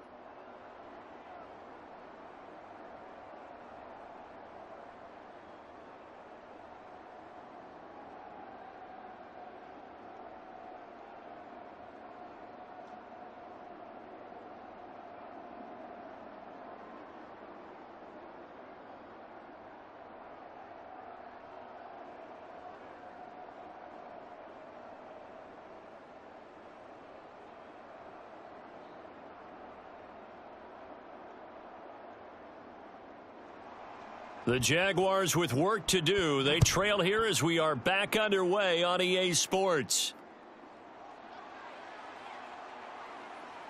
And he'll be stopped up at the 25.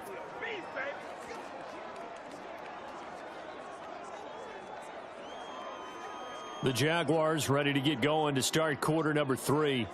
And you have to think, Charles, down 3 scores already. They need to play an almost perfect second half to have a solid chance.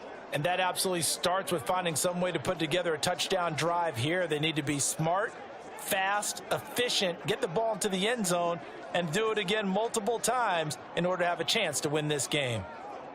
Lawrence bringing the Jaguars up 1st and 10 at their 25-yard line.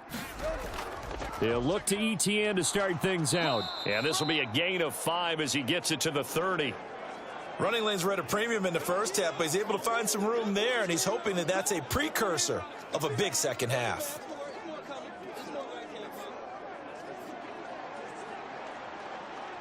Ball on the 30. They'll come up with a 2nd and 5. 57's Mike. Mike 57. Lawrence will throw. Short pass tip, but caught anyway. Only able to gain a couple there. And this will wind up being a 3rd and 3. Well, sure looked pretty coming off of his hand, but sometimes you might have to take a little bit off of it. That one looked a little too hot to handle. Yeah, but off the tip, hey, they still got the catch, right? It's amazing, isn't it? Even when it goes wrong, it turns out right.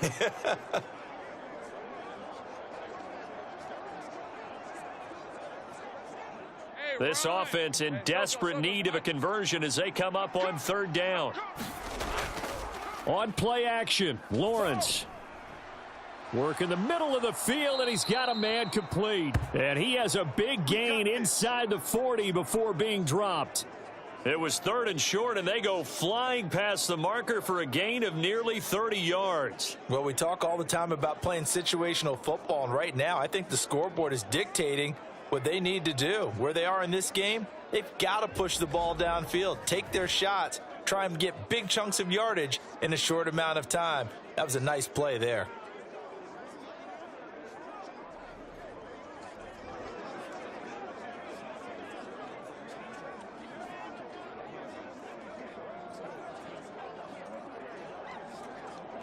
So from inside Niner territory now, this is 1st and 10 at the 39-yard line. Out of the gun, it's Lawrence. Throw on the run, but that's going to be incomplete. Had an open man that time, but ended up putting a little too much heat on it, don't you think, partner? Absolutely, just needed a touch more air under it. Instead, he fired an absolute bullet. 2nd and 10. Single to slot. Single to slot.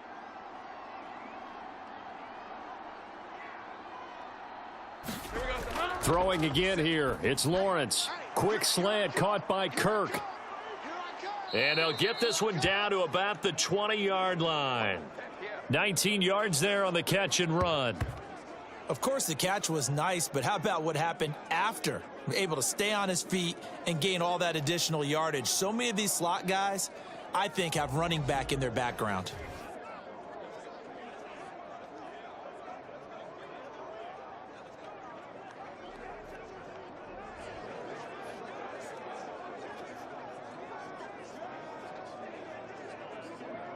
Let's go.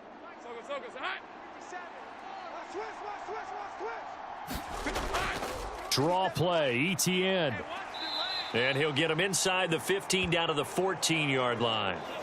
It's a 6-yard gain on the ground, and that'll make it 2nd and 4. Not too many offenses want to turn down long drives, but when you're down what they are, they've got to pay it off with some points. This 2nd and 4. Back to throw. Lawrence. And that went too far in front. He couldn't reel it in. It's incomplete. I know coaches tell us all the time that having a powerful arm isn't the #1 thing they look for in a quarterback. But when you're trying to throw inside routes and you need to put some heat on it, it helps have the big gun. In this case, just a little bit too much. This will be the 8th play of the drive here. 3rd and 4. Looking to throw. Lawrence. Screenplay. Here's ETN. And so close, he gets it to the 1. Out of bounds right there. They're able to convert on third down, and that sets up a 1st and goal. Well, they've certainly had their share of troubles running the football in this one, but this play is almost an extension of the running game right here. They set up the screen, let him work out in space on the perimeter, and he turns it into a big pickup. Back to throw. Lawrence. Toward the pylon, but it's incomplete. I have a few questions about that throw because to me there just wasn't a lot there. I thought he tried to do a little bit too much, almost tried to will a receiver open when there was no chance he was going to be. Nice job by the linebacker being all over that one and knocking it away. Another shot from the 1 on 2nd and goal. From the shotgun, Lawrence, and that is caught. Touchdown, Jacksonville. Evan Ingram, a beast in the red zone with his 2nd touchdown of the game. And the Jaguars are able to cut into this lead as they score on the opening drive of the 2nd half. That's a score you felt they had to have here in the 3rd quarter to get back in this game. And you know that there was an emphasis on their side. Hey, we know this. We know where we are. But sometimes that binds you up so much that you try too hard, you don't get the score. A perfect combination of urgency, yet relaxed enough to get it done.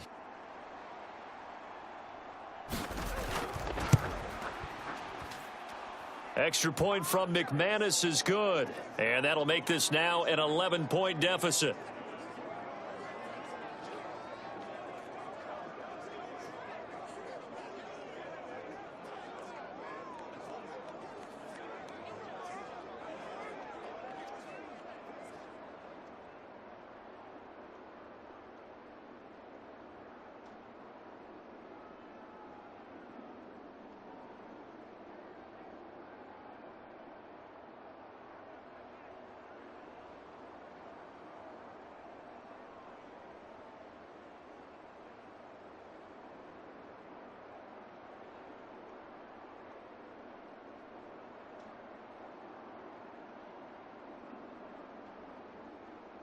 After the touchdown, here's McManus now to kick it away.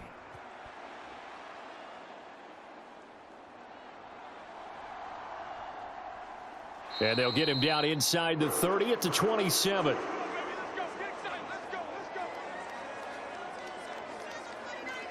Here's a look at the 49ers offense as they make their way out for their first possession of the 2nd half. And they were terrific in the 1st half, built up a sizable lead, and it's just been cut into a bit following the opening drive score on the other side. But this is a unit that has to be itching to get the football again. You can say that again. They've got to be pretty eager because, let's face it, they've had to sit through halftime, then sit on the sidelines and watch that drive. So you can bet that they're saying, let's get on with this. We got to go out there and get some more points. Hey, check Mike 33. Check Mike 33. Purdy to throw it on 1st down.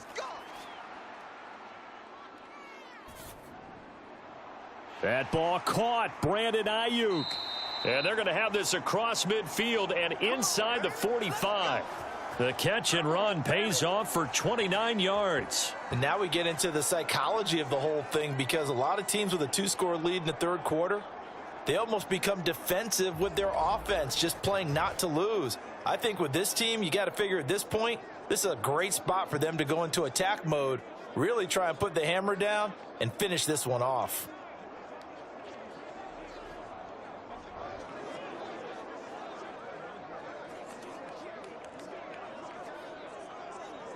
So in Jacksonville territory now. Here's a 1st and 10 at the 44-yard line.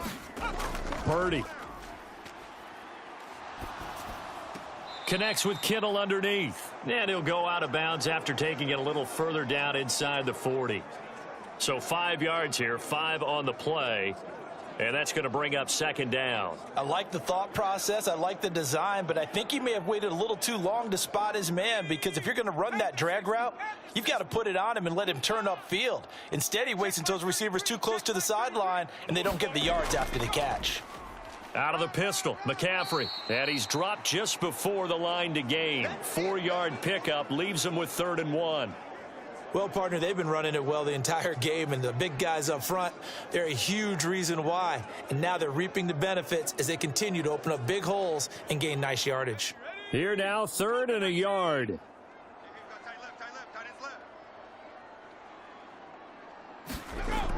And they'll run it here. He needed a yard. That's exactly what he got. Earns him a new set of downs. It's no accident they've been moving the ball well all game long. This offensive line has done an excellent job adapting to everything the defense is throwing at them and creating holes for their runners. So they'll come up 1st and 10 now from the 33. And they'll go with a ground attack here. And not much running room. Down to the 32. Trayvon Walker makes the tackle. Well, that's not a run that's going to make any of the highlight tapes, but they've been moving it well all game on the ground. This is another one that keeps them moving forward. Now 2nd and 9. Purdy will set up to throw it here. This one into the hands of Kittle, the tight end. And he's going to have another 1st down as the tackle's made at the Jaguars' 22-yard line. Give him 10 yards there as this offense is on a roll. This drive continues to plunge forward. And that's a more than acceptable read right there because it's zone coverage, so timing is everything. This time he waits for his man to come open, puts it right on him, and they pick up a 1st down. And they'll go on the ground. And he's going to be hemmed in and brought down right at the line of scrimmage. No gain on the play. It'll be 2nd down.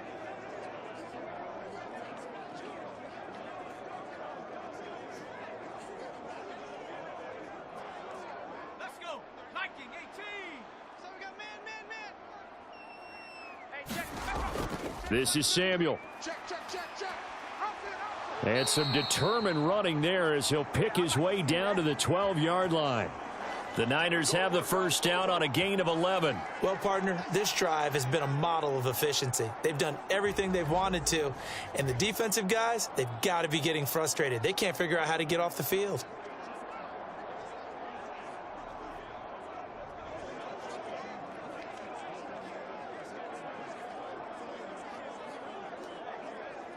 From down at the 12, it's 1st and 10.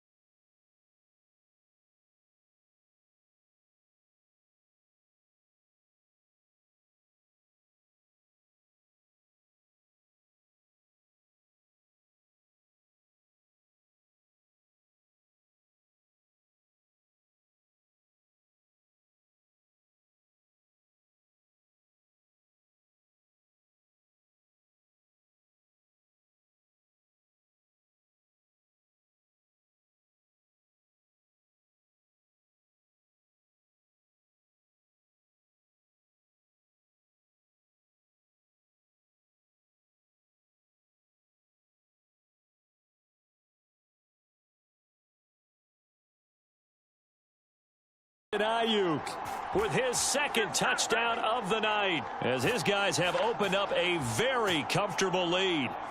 That drive that really increased their cushion felt very military to me. Very precise, methodical. That's one of the words you've taught me. And they just got it done. And slowly but surely now starting to pull away a little bit. Things looking good for them here in the 3rd quarter. Not only pulling away, but you mentioned that slowly but surely. You also drain clock, too, with a drive like that. So you really give yourself an advantage. Extra point try now for Moody.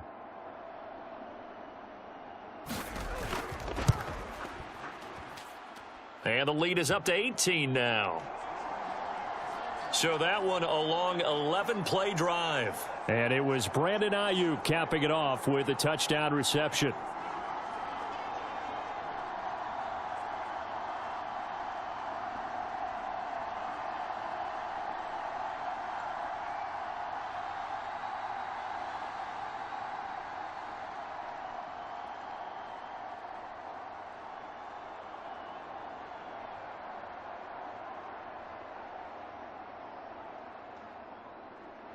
So here's Moody back out there now to send this one away. Now Jamal Agnew from his end zone. And they'll get him down right around the 25, actually the 26 officially, so a net gain of 1 there. Jacksonville set to go again offensively. They did what they had to do to start this third quarter, went down, got the touchdown to cut the lead, but the matching touchdown a moment ago, and we're right back where we started at halftime. Yeah, you're exactly right, partner. They had a little bounce in their step after scoring that first touchdown, but the defense gave one up, and that's the problem right now. Can they get better play from their defense while they continue to score on offense? Lawrence bringing the Jaguars up 1st and 10 at their own 26. They'll start on the ground. Etienne. And not a whole lot there. Maybe a yard to the 27. They'd love to just strike back with a touchdown right here. And if it's a long play, so be it. But the main goal, get a couple of first downs. Run some plays, run some clock. Allow their defense to get a chance to catch their breath, settle down, and relax a little bit after they just gave up a score. Still 9 yards to go on 2nd down from the 27. And they'll go again with Etienne. Slipped 1 tackle, but no more as he's knocked to the deck behind the line of scrimmage. It's a loss of a yard, so it's back to 3rd and 10. But if these guys are going to chop into that deficit, they're going to have to do a much better job in the run game. Caught behind the line of scrimmage, no yardage to be found.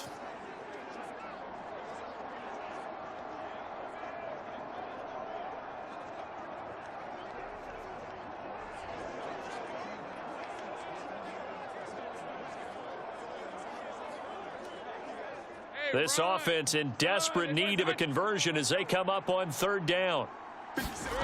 Looking to throw, Lawrence. He'll get that underneath Etienne. And he's going to get this to the 31, but that is still well short of what he needed. That one good for only 6, and it leaves him with a 4th down. How about that strategy there, Brandon? 3rd down. They just said, we've got faith in our tacklers. We'll give you the short stuff, and just decided to protect the sticks.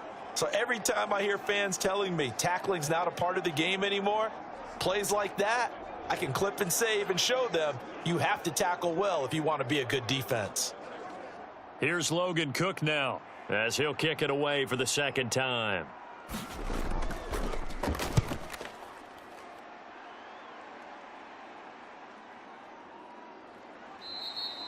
Great coverage there, holds him to a 2-yard return following a 50-yard punt. And the Niners will go on offense, 1st and 10. Brock Purdy and the offense back out there. He really continues to pick apart this defense. Last drive, perfect, and it culminated in his 3rd touchdown pass. As long as we've been doing this, how many times has a player in this type of a zone described the game as really slowed down? Yep. So right now, instead of warp speed, it's snail's pace. Oh, snail's pace for him, and he can do whatever he wants. Feels like he has all the time in the world to throw the ball, and his offensive line has been giving him that. Wiggles free. And this will leave him a yard short. Nice pickup of 9 yards on 1st down. That was a good forceful run, and it demonstrates why you've got to put your body on a runner when you're trying to tackle him. If you just go in there and just try and get him down with arm tackles, usually doesn't work very well, and we saw in that play, he'll run right through those attempted plays. Hey, check Mike 33. Check Mike 33. From the shotgun now, here's an inside give. And he stopped immediately there. Not enough there for a first. No gain, as a matter of fact. And it leaves them at 3rd and 1.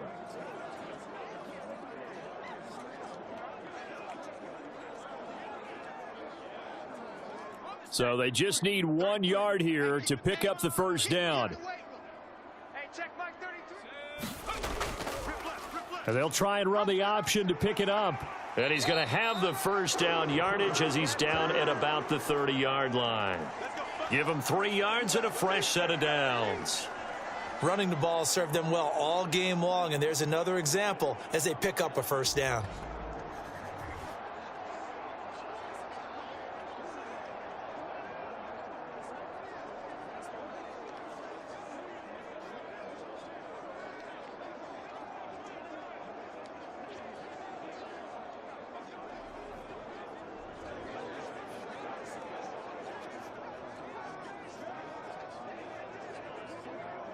So 1st and 10 now from the 30. Let's make these babies cry. They'll give it up to McCaffrey. And he sneaks his way forward only for a couple here. Second down. Defensively, we always know that he is tough in run support, and I think the way that he gets there is he understands what an offense is going to do before the ball's even snapped. A great job of scouting prior to the game, then reading, reacting, and taking the right path to the ball carrier. Another run with McCaffrey on second down. 131 yards rushing for him now in the ball game. But really, that was no surprise there. They've been running it well all game, and I know goals change all the time, but any team will take that type of run each and every time.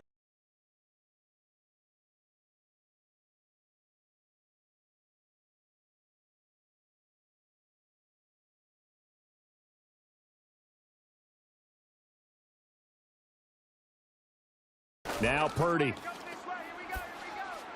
He's got Ayuk once again. And he's tackled a yard short of the marker. Good gain of 9 on first down.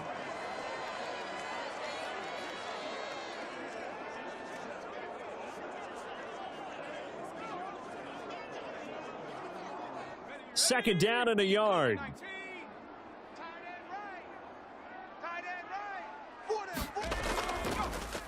He's going to use his legs here.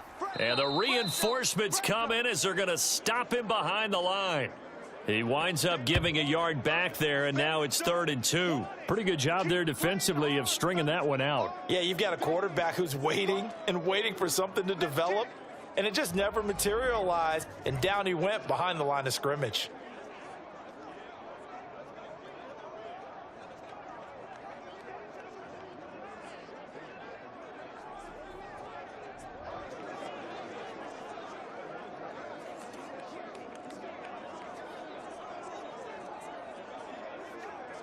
Play number 9 set to come here on the drive on 3rd and 2. Mike check 33. They'll try and pick it up with McCaffrey. And he's taken down at the 43, but not before picking up the first.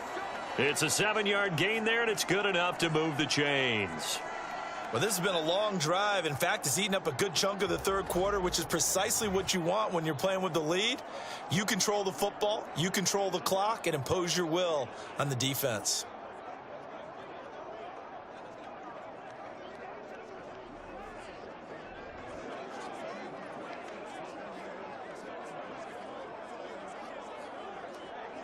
Let's go now. 70 Timberwolves. Defense wins championships, baby. Mike check 33. Set the tone. On first down, it's Purdy. Oh, a first mistake for him in the ball game as it's intercepted. And the Jaguars force the turnover. They'll take over at their own 27. Well, still down quite a bit here, several scores, but yeah, at least that's a start, Charles, getting the interception here. And look, we're still in the third quarter, so this thing not done yet. You're right about that, Brandon. This defense, they haven't quit on this game. They stayed with it and got an interception and handed the ball back to their offense. And what you wonder about is the team that just threw that interception, they've got to be careful about developing a sense of complacency and thinking this game is over.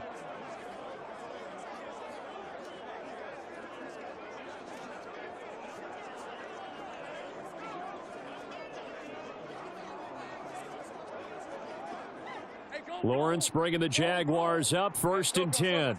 At their own 27. Now ETN to start the drive. Burst by him near the 35. And this will be a Jaguars first down as the tackle made just shy of the 40. Despite the score, despite the deficit, no quitting this guy. He's running angry, running through arm tackles. He wants to change what that scoreboard is saying.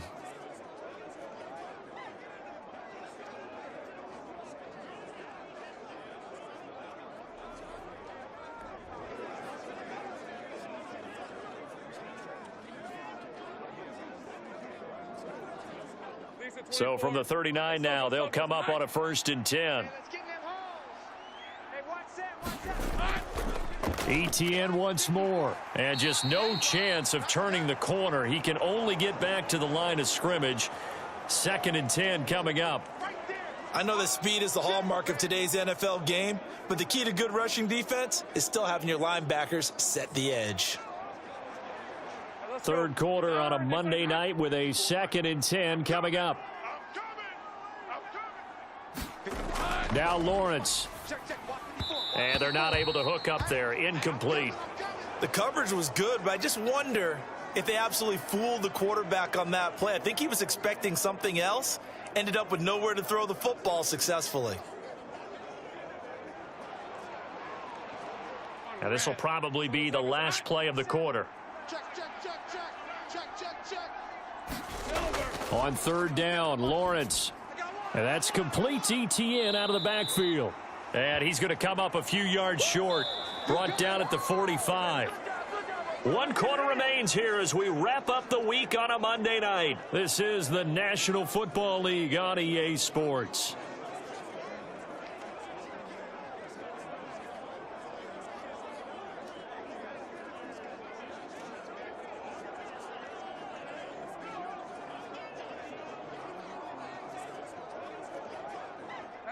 And they're indeed going to go for it here on 4th down. So trailing here in the last quarter. Let's see how this plays out. Here we go. Got to have it. Lawrence able to find the open man. That's complete. And he's out of bounds just before the midfield stripe at the 49. No reason not to try it there, and they do indeed convert on 4th. 4th down, trailing in the 4th quarter. They felt compelled to go for it, and they got it. Well, I'd look down at my play sheet, and what I would find, plays that have been successful throughout the game that have worked at the distance you need, and that's exactly what they got done. Escaping the pressure right. And Lawrence going to smartly hit the deck here as he is able to pick up the 1st down in the process. Give him 11 yards that time and a new set of downs. I like how he hung in there and went through his progressions, but eventually his internal clock went off and told him it was time to make a run for it, and he ends up sliding down with a solid gain.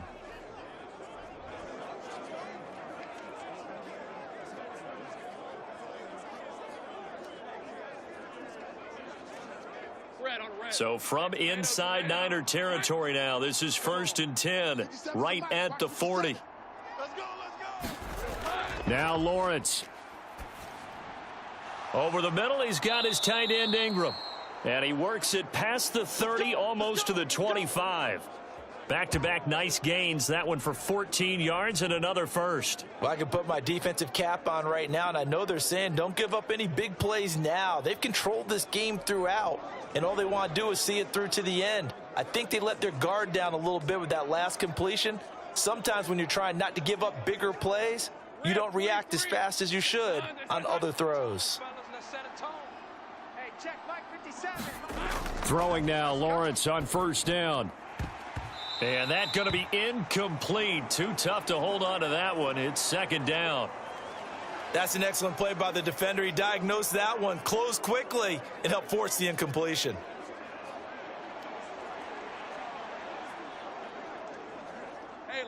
Now a 2nd and 10.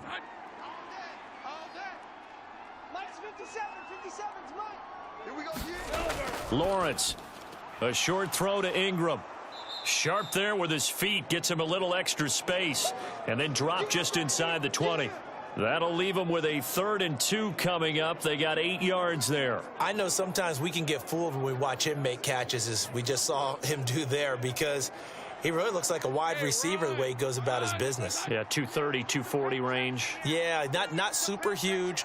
Maybe not counted on to be that inline point of attack blocker that we used to have. All right, rifles one, and that's going to be intercepted. Picked off by Fred Warner. And the Niners are going to get this back to their own 34-yard line. But here in the 4th quarter, defensively, you know that you're just going to blanket the field with defensive backs and say, okay, take your best shot. And that time, it's intercepted. And we've often seen teams go into the prevent early, way too early, and sometimes they get too soft in their coverages. But not in this case. They understood the situation and played it with the proper aggression.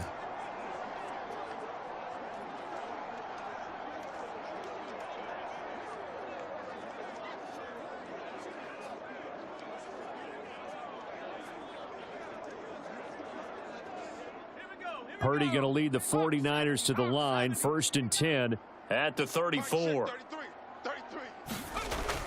He'll start by handing this off to McCaffrey. And he'll rumble for about 5, up close to the 40. I'm guessing you'd say this is kind of the key here. Grind out some yardage, work on that clock, see if you can continue to tick it down. Definitely, you want to bleed things out at this point, right? Continue to possess the football, gain some yardage, and put the onus on the defense. Do they have to use timeouts? What are they going to do to stop you? You're taking charge. Second down and right back to McCaffrey. And he's dropped just before the line to gain. 4-yard pickup leaves him with 3rd and 1. Brandon, I've got to think this offensive line has got some smiles on its faces. And I know it sounds crazy, but they practiced for this back in training camp. They knew they'd be in situations where it'd be extra defenders in the box coming after them, trying to keep them from locking down a game. Right now, they want to show the world they're up to the challenge. And he's got the first down yardage as he brings this up to the 47. It's a gain of 4 there, and it gives him a new set of downs. Brandon, when a defense just simply can't get off the field on 3rd down, and we all know how important that down is for both sides of the ball, you often feel like you're just a step behind whatever they're doing offensively. And one of the differences in this game, no doubt, 3rd down conversion, and that is going to be a story they'll talk about after this one.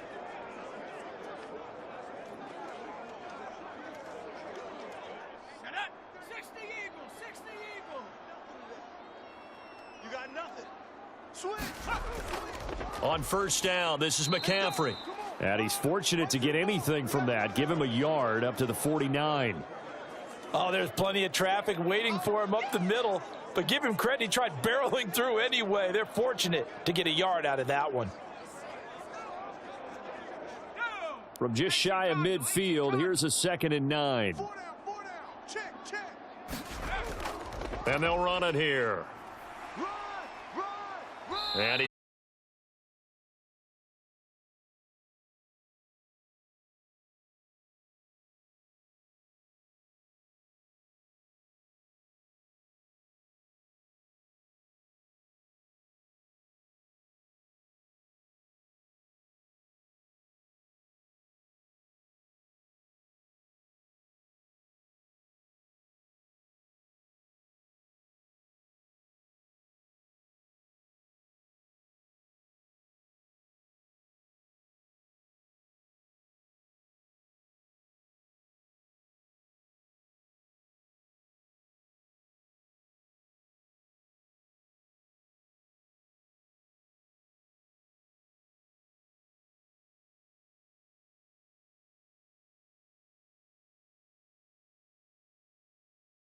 on 4th and inches.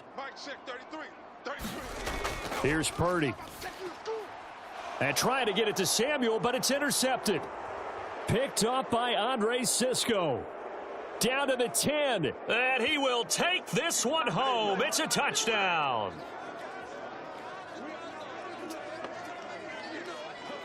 Well, partner, this defense now with multiple interceptions in this game, but this time they say turnabout is fair play because, remember, they had a pick 6 on the other side, and now they get a pick 6 of their own. Yeah, they actually added to some of their nice play throughout this ball game. A good effort by them to secure another interception on this one. A better effort to take it all the way back for 6. And how about an exceptional effort to match their opposition's pick 6 from earlier in this game?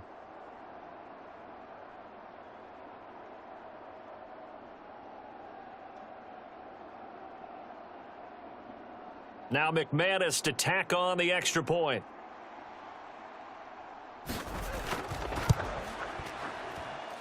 And that one makes this an 11-point deficit now.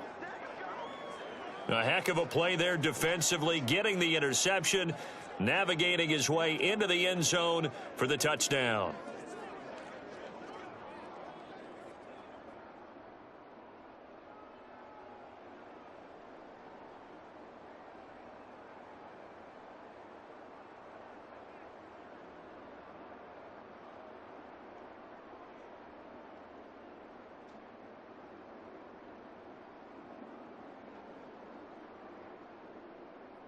So they throw the pick 6. They'll get another shot at it now as this one's in the air.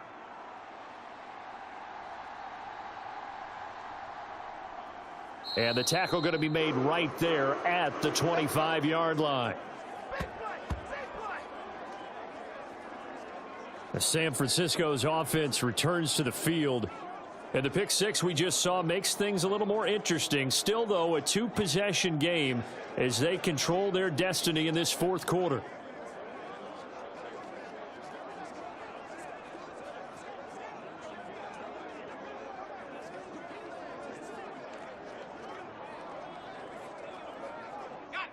Purdy going to lead the 49ers to the line, 1st and 10 at their own 25-yard line. After the pick six, they go right back to the air. And he gets this one just shy of the 40. They'll mark him down at the 39. First play of the drive going for 14 and a first down. But when you're up by 2 scores in the fourth quarter and you're going to throw the football, expect to see a lot of man coverage, because usually what comes along with man coverage is pressure. So if you're a play caller and you want to keep throwing the football, that's fine. Just make sure your offensive line understands they're going to get additional guys running at the quarterback. Now here's a little touch pass as they tap it quickly to their receiver. That's a nice job there defensively, being able to diagnose that little touch pass. They saw it coming, converged on him before he could get much out of it.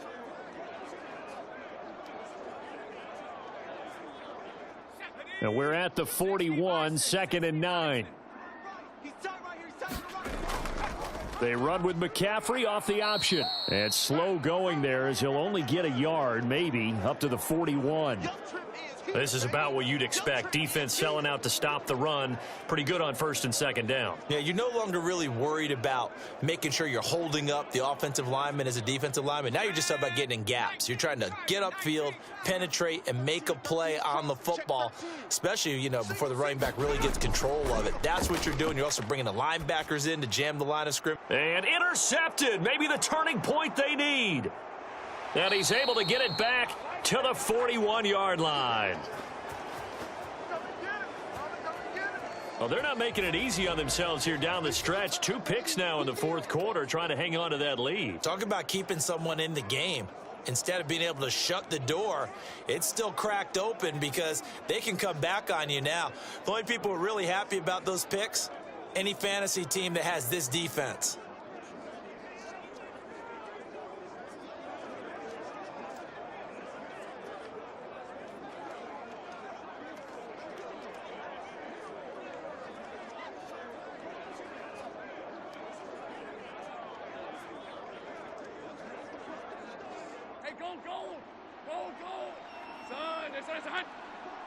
I'm going to come back to you. I'm going to come back to you. Trying to shake off the interception. He'll look to throw. And he is going to lose yardage here.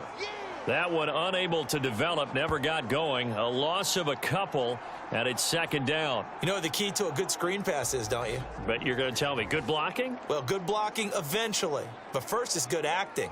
You want to let the defenders go past you, leak out to whichever side or even in the middle where you want to set up the screen, and then you do your blocking.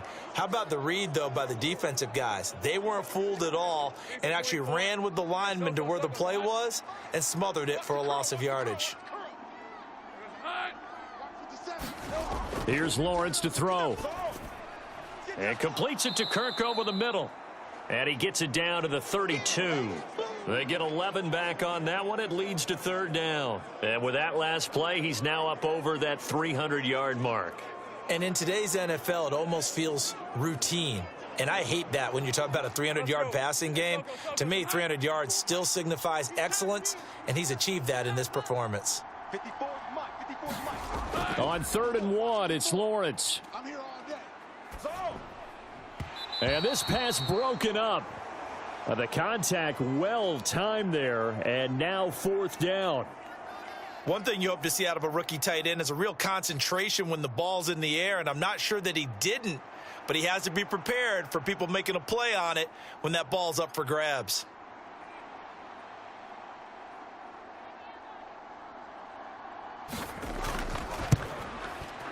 The kick by McManus is good, and that'll make this an 8-point game.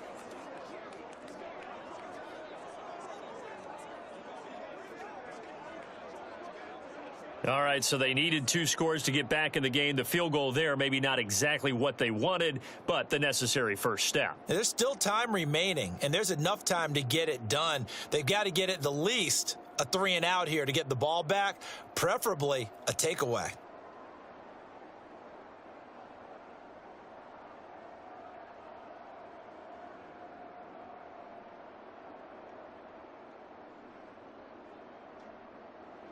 After splitting the uprights, McManus to kick it away.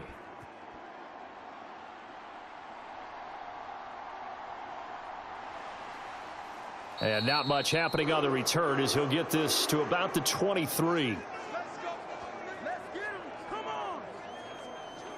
The 49ers offense making its way back out there.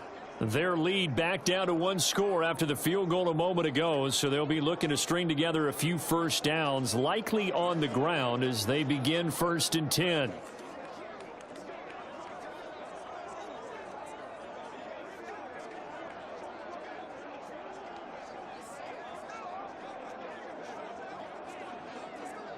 Here we go, sack, Rocco 80. Yeah, let's get a sack lunch. Mike, check 33. The drive begins with a run by McCaffrey. And a short gain there as he'll get it up only to about the 24. Tackle made by Foley Fatukasi, the former UConn Husky. I'm sure that that's going to be the formula. Just keep the ball on the ground. Keep that clock moving. And when you have the lead this late in the game, above all, stay in bounds. Yes, take care of the football. Yes, gain yardage, but stay in bounds and let that clock tick.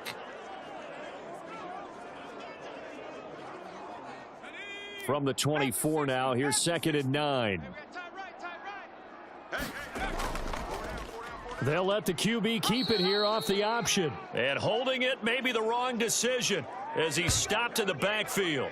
It's a loss of a yard, so it's back to 3rd and 10. And on this play, the read for the quarterback was the defensive end, and he was totally focused on the quarterback. He should have given it off inside to the running back. Instead, he kept it and ended up taking a loss on the play.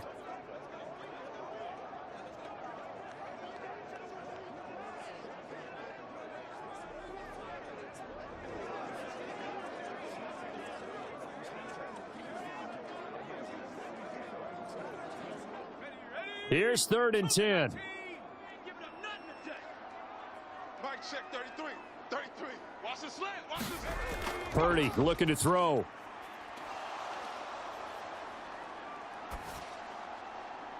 And that will be incomplete. Well, they weren't scared to let it fly, but it falls to the ground and brings up 4th down. There's a reason the number 4 was flashing through my mind when he let that one go. 3 touchdowns already in his back pocket. The deep ball's been a great weapon for him in this one. Unfortunately, empty on that attempt. Here comes the 49ers punter now as he's on to punt for the first time tonight.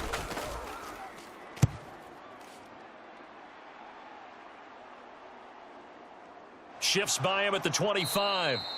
Good open field tackling there. A 50-yard punt followed by just a 1-yard return. And the Jaguars go on offense, 1st down and 10.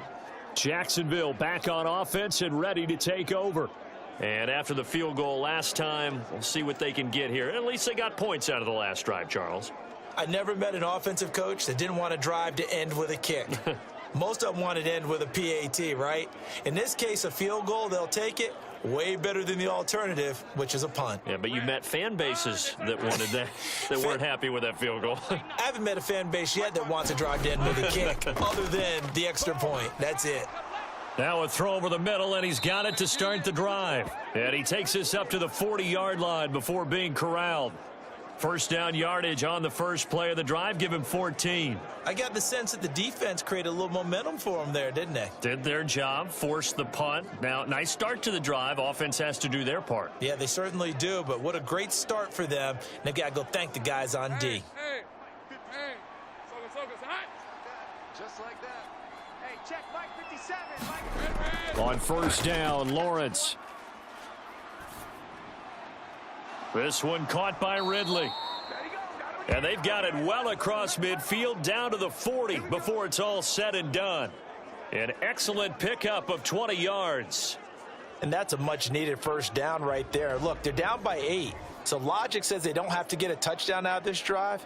But the way things are going, I don't know if I'd put it in the hands of my defense here. You might not get the ball back at all. So if a 4th down situation comes up, I'm thinking hard about going for it right here and right now. From their own 40 to the other 40. The gain of 20 leads to 1st and 10. From the gun, it's Lawrence. And it's complete right back to Ridley. And he's going to get this inside the 30.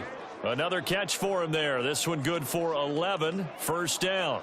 I think that's a big pickup for a first down because when you run a drag route against zone, you're sometimes asking for trouble because you might run into a defender. Yeah, well, there they ran into a first down. Executed it to perfection. It's just me and you. Again, it's Lawrence. Now a leaping catch. He's got it. And they're going to be set up now with the ball at the 13-yard line. Another nice gain, 16 yards there and a first down again. He's certainly done a nice job spreading the field on this drive, and here he finds his big tight end for good yardage. And that's what you have to do. Keep defenses guessing about where you're going to go with the football.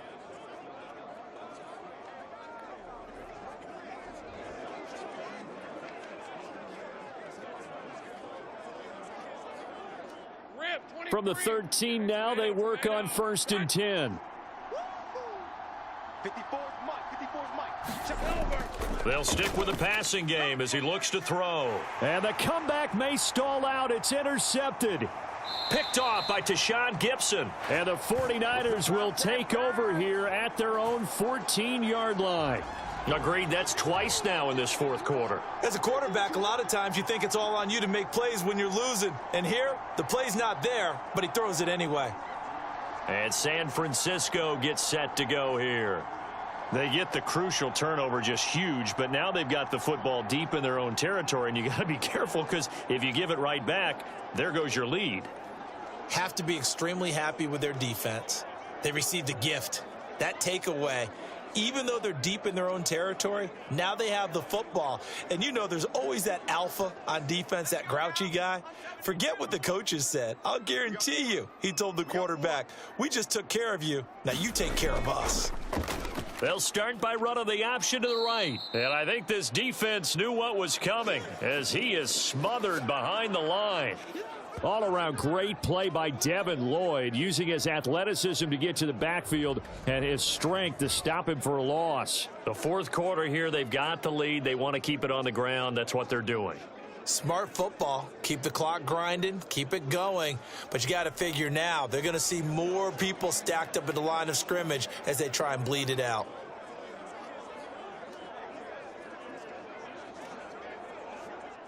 So the opening play of the drive goes backwards. Now they'll come up on 2nd and 12.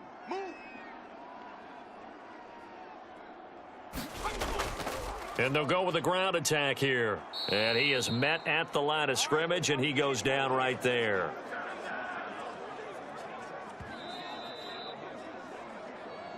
Fourth quarter, down to the final 2 minutes, and we've got a one-score game.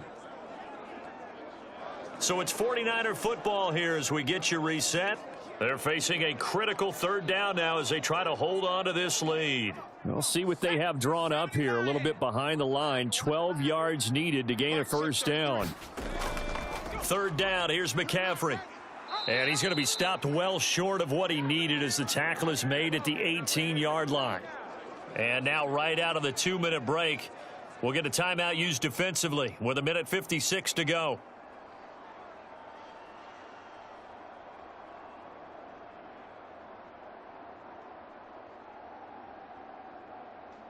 Here comes the 49ers punter now, standing right on his own 5-yard line.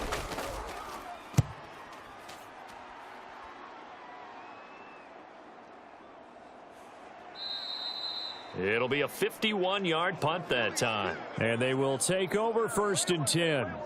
So here now, Lawrence and the Jaguars. Down by 8, a little under 1:50 remaining. How will this thing pan out? We'll watch as they come up on first down.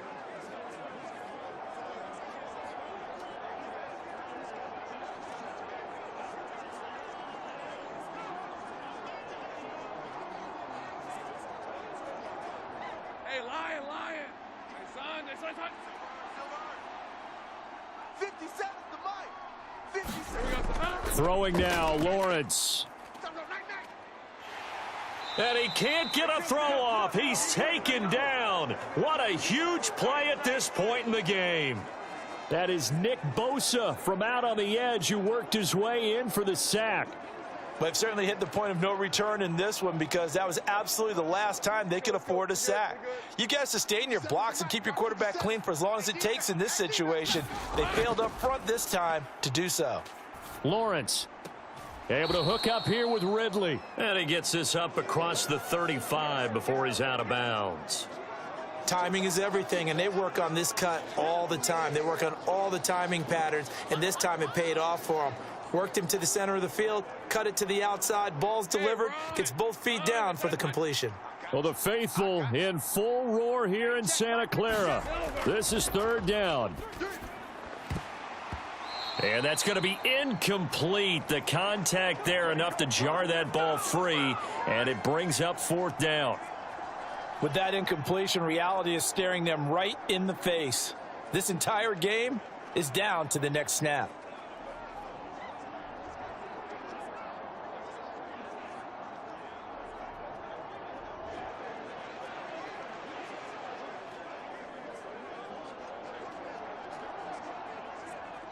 Will the defense pressure or sit back? Here's 4th and 5.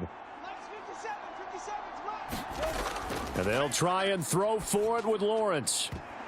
And it's incomplete. They cannot convert, and they turn it over.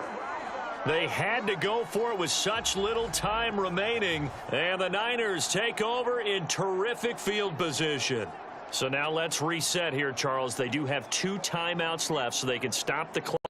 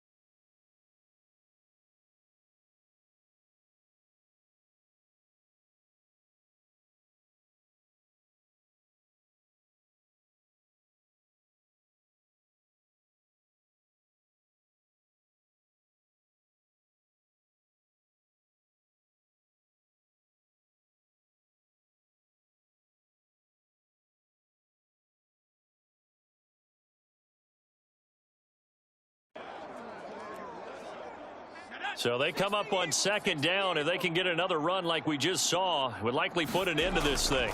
Up the gut, McCaffrey. And he will have a Niners 1st down, and that ought to be the one that seals the victory. The Jaguars now will use the last of their timeouts as they get the stoppage with just over a minute to go in the game.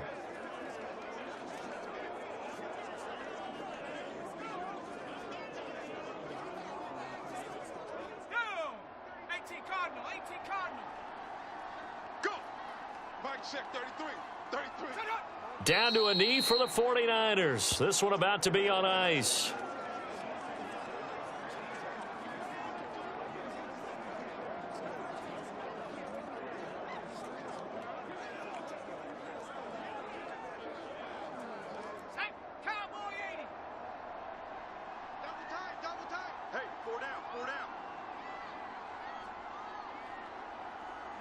Purdy down to a knee, and that should be the final act of the ball game. Listen, anytime you take a knee to end a game, that means you've won it. So it doesn't matter whether it's home or on the road, but there's something a little extra special about doing it in front of your home crowd, isn't there? And the home crowd applauding. They're happy with what they've seen. Chalk this one up in the left-hand column for a win. Yeah, that's right. Head to the locker room, throw the wristbands in the crowd for the kids, your gloves, your towels. Get to share it with the home team. So the victory here for San Francisco, and you've got to say, CD, it was the defense who had a big part in the W. Oh, without question. When you force 4 turnovers, you get to enjoy the spoils of victory, don't you? It's rare that you force 4 turnovers and lose a ball game. That's almost unheard of. They carried this one home. You talk about celebrating with each other and being in a position where going forward, all you think about is, let's get 5 next time. They're going to be on the hunt.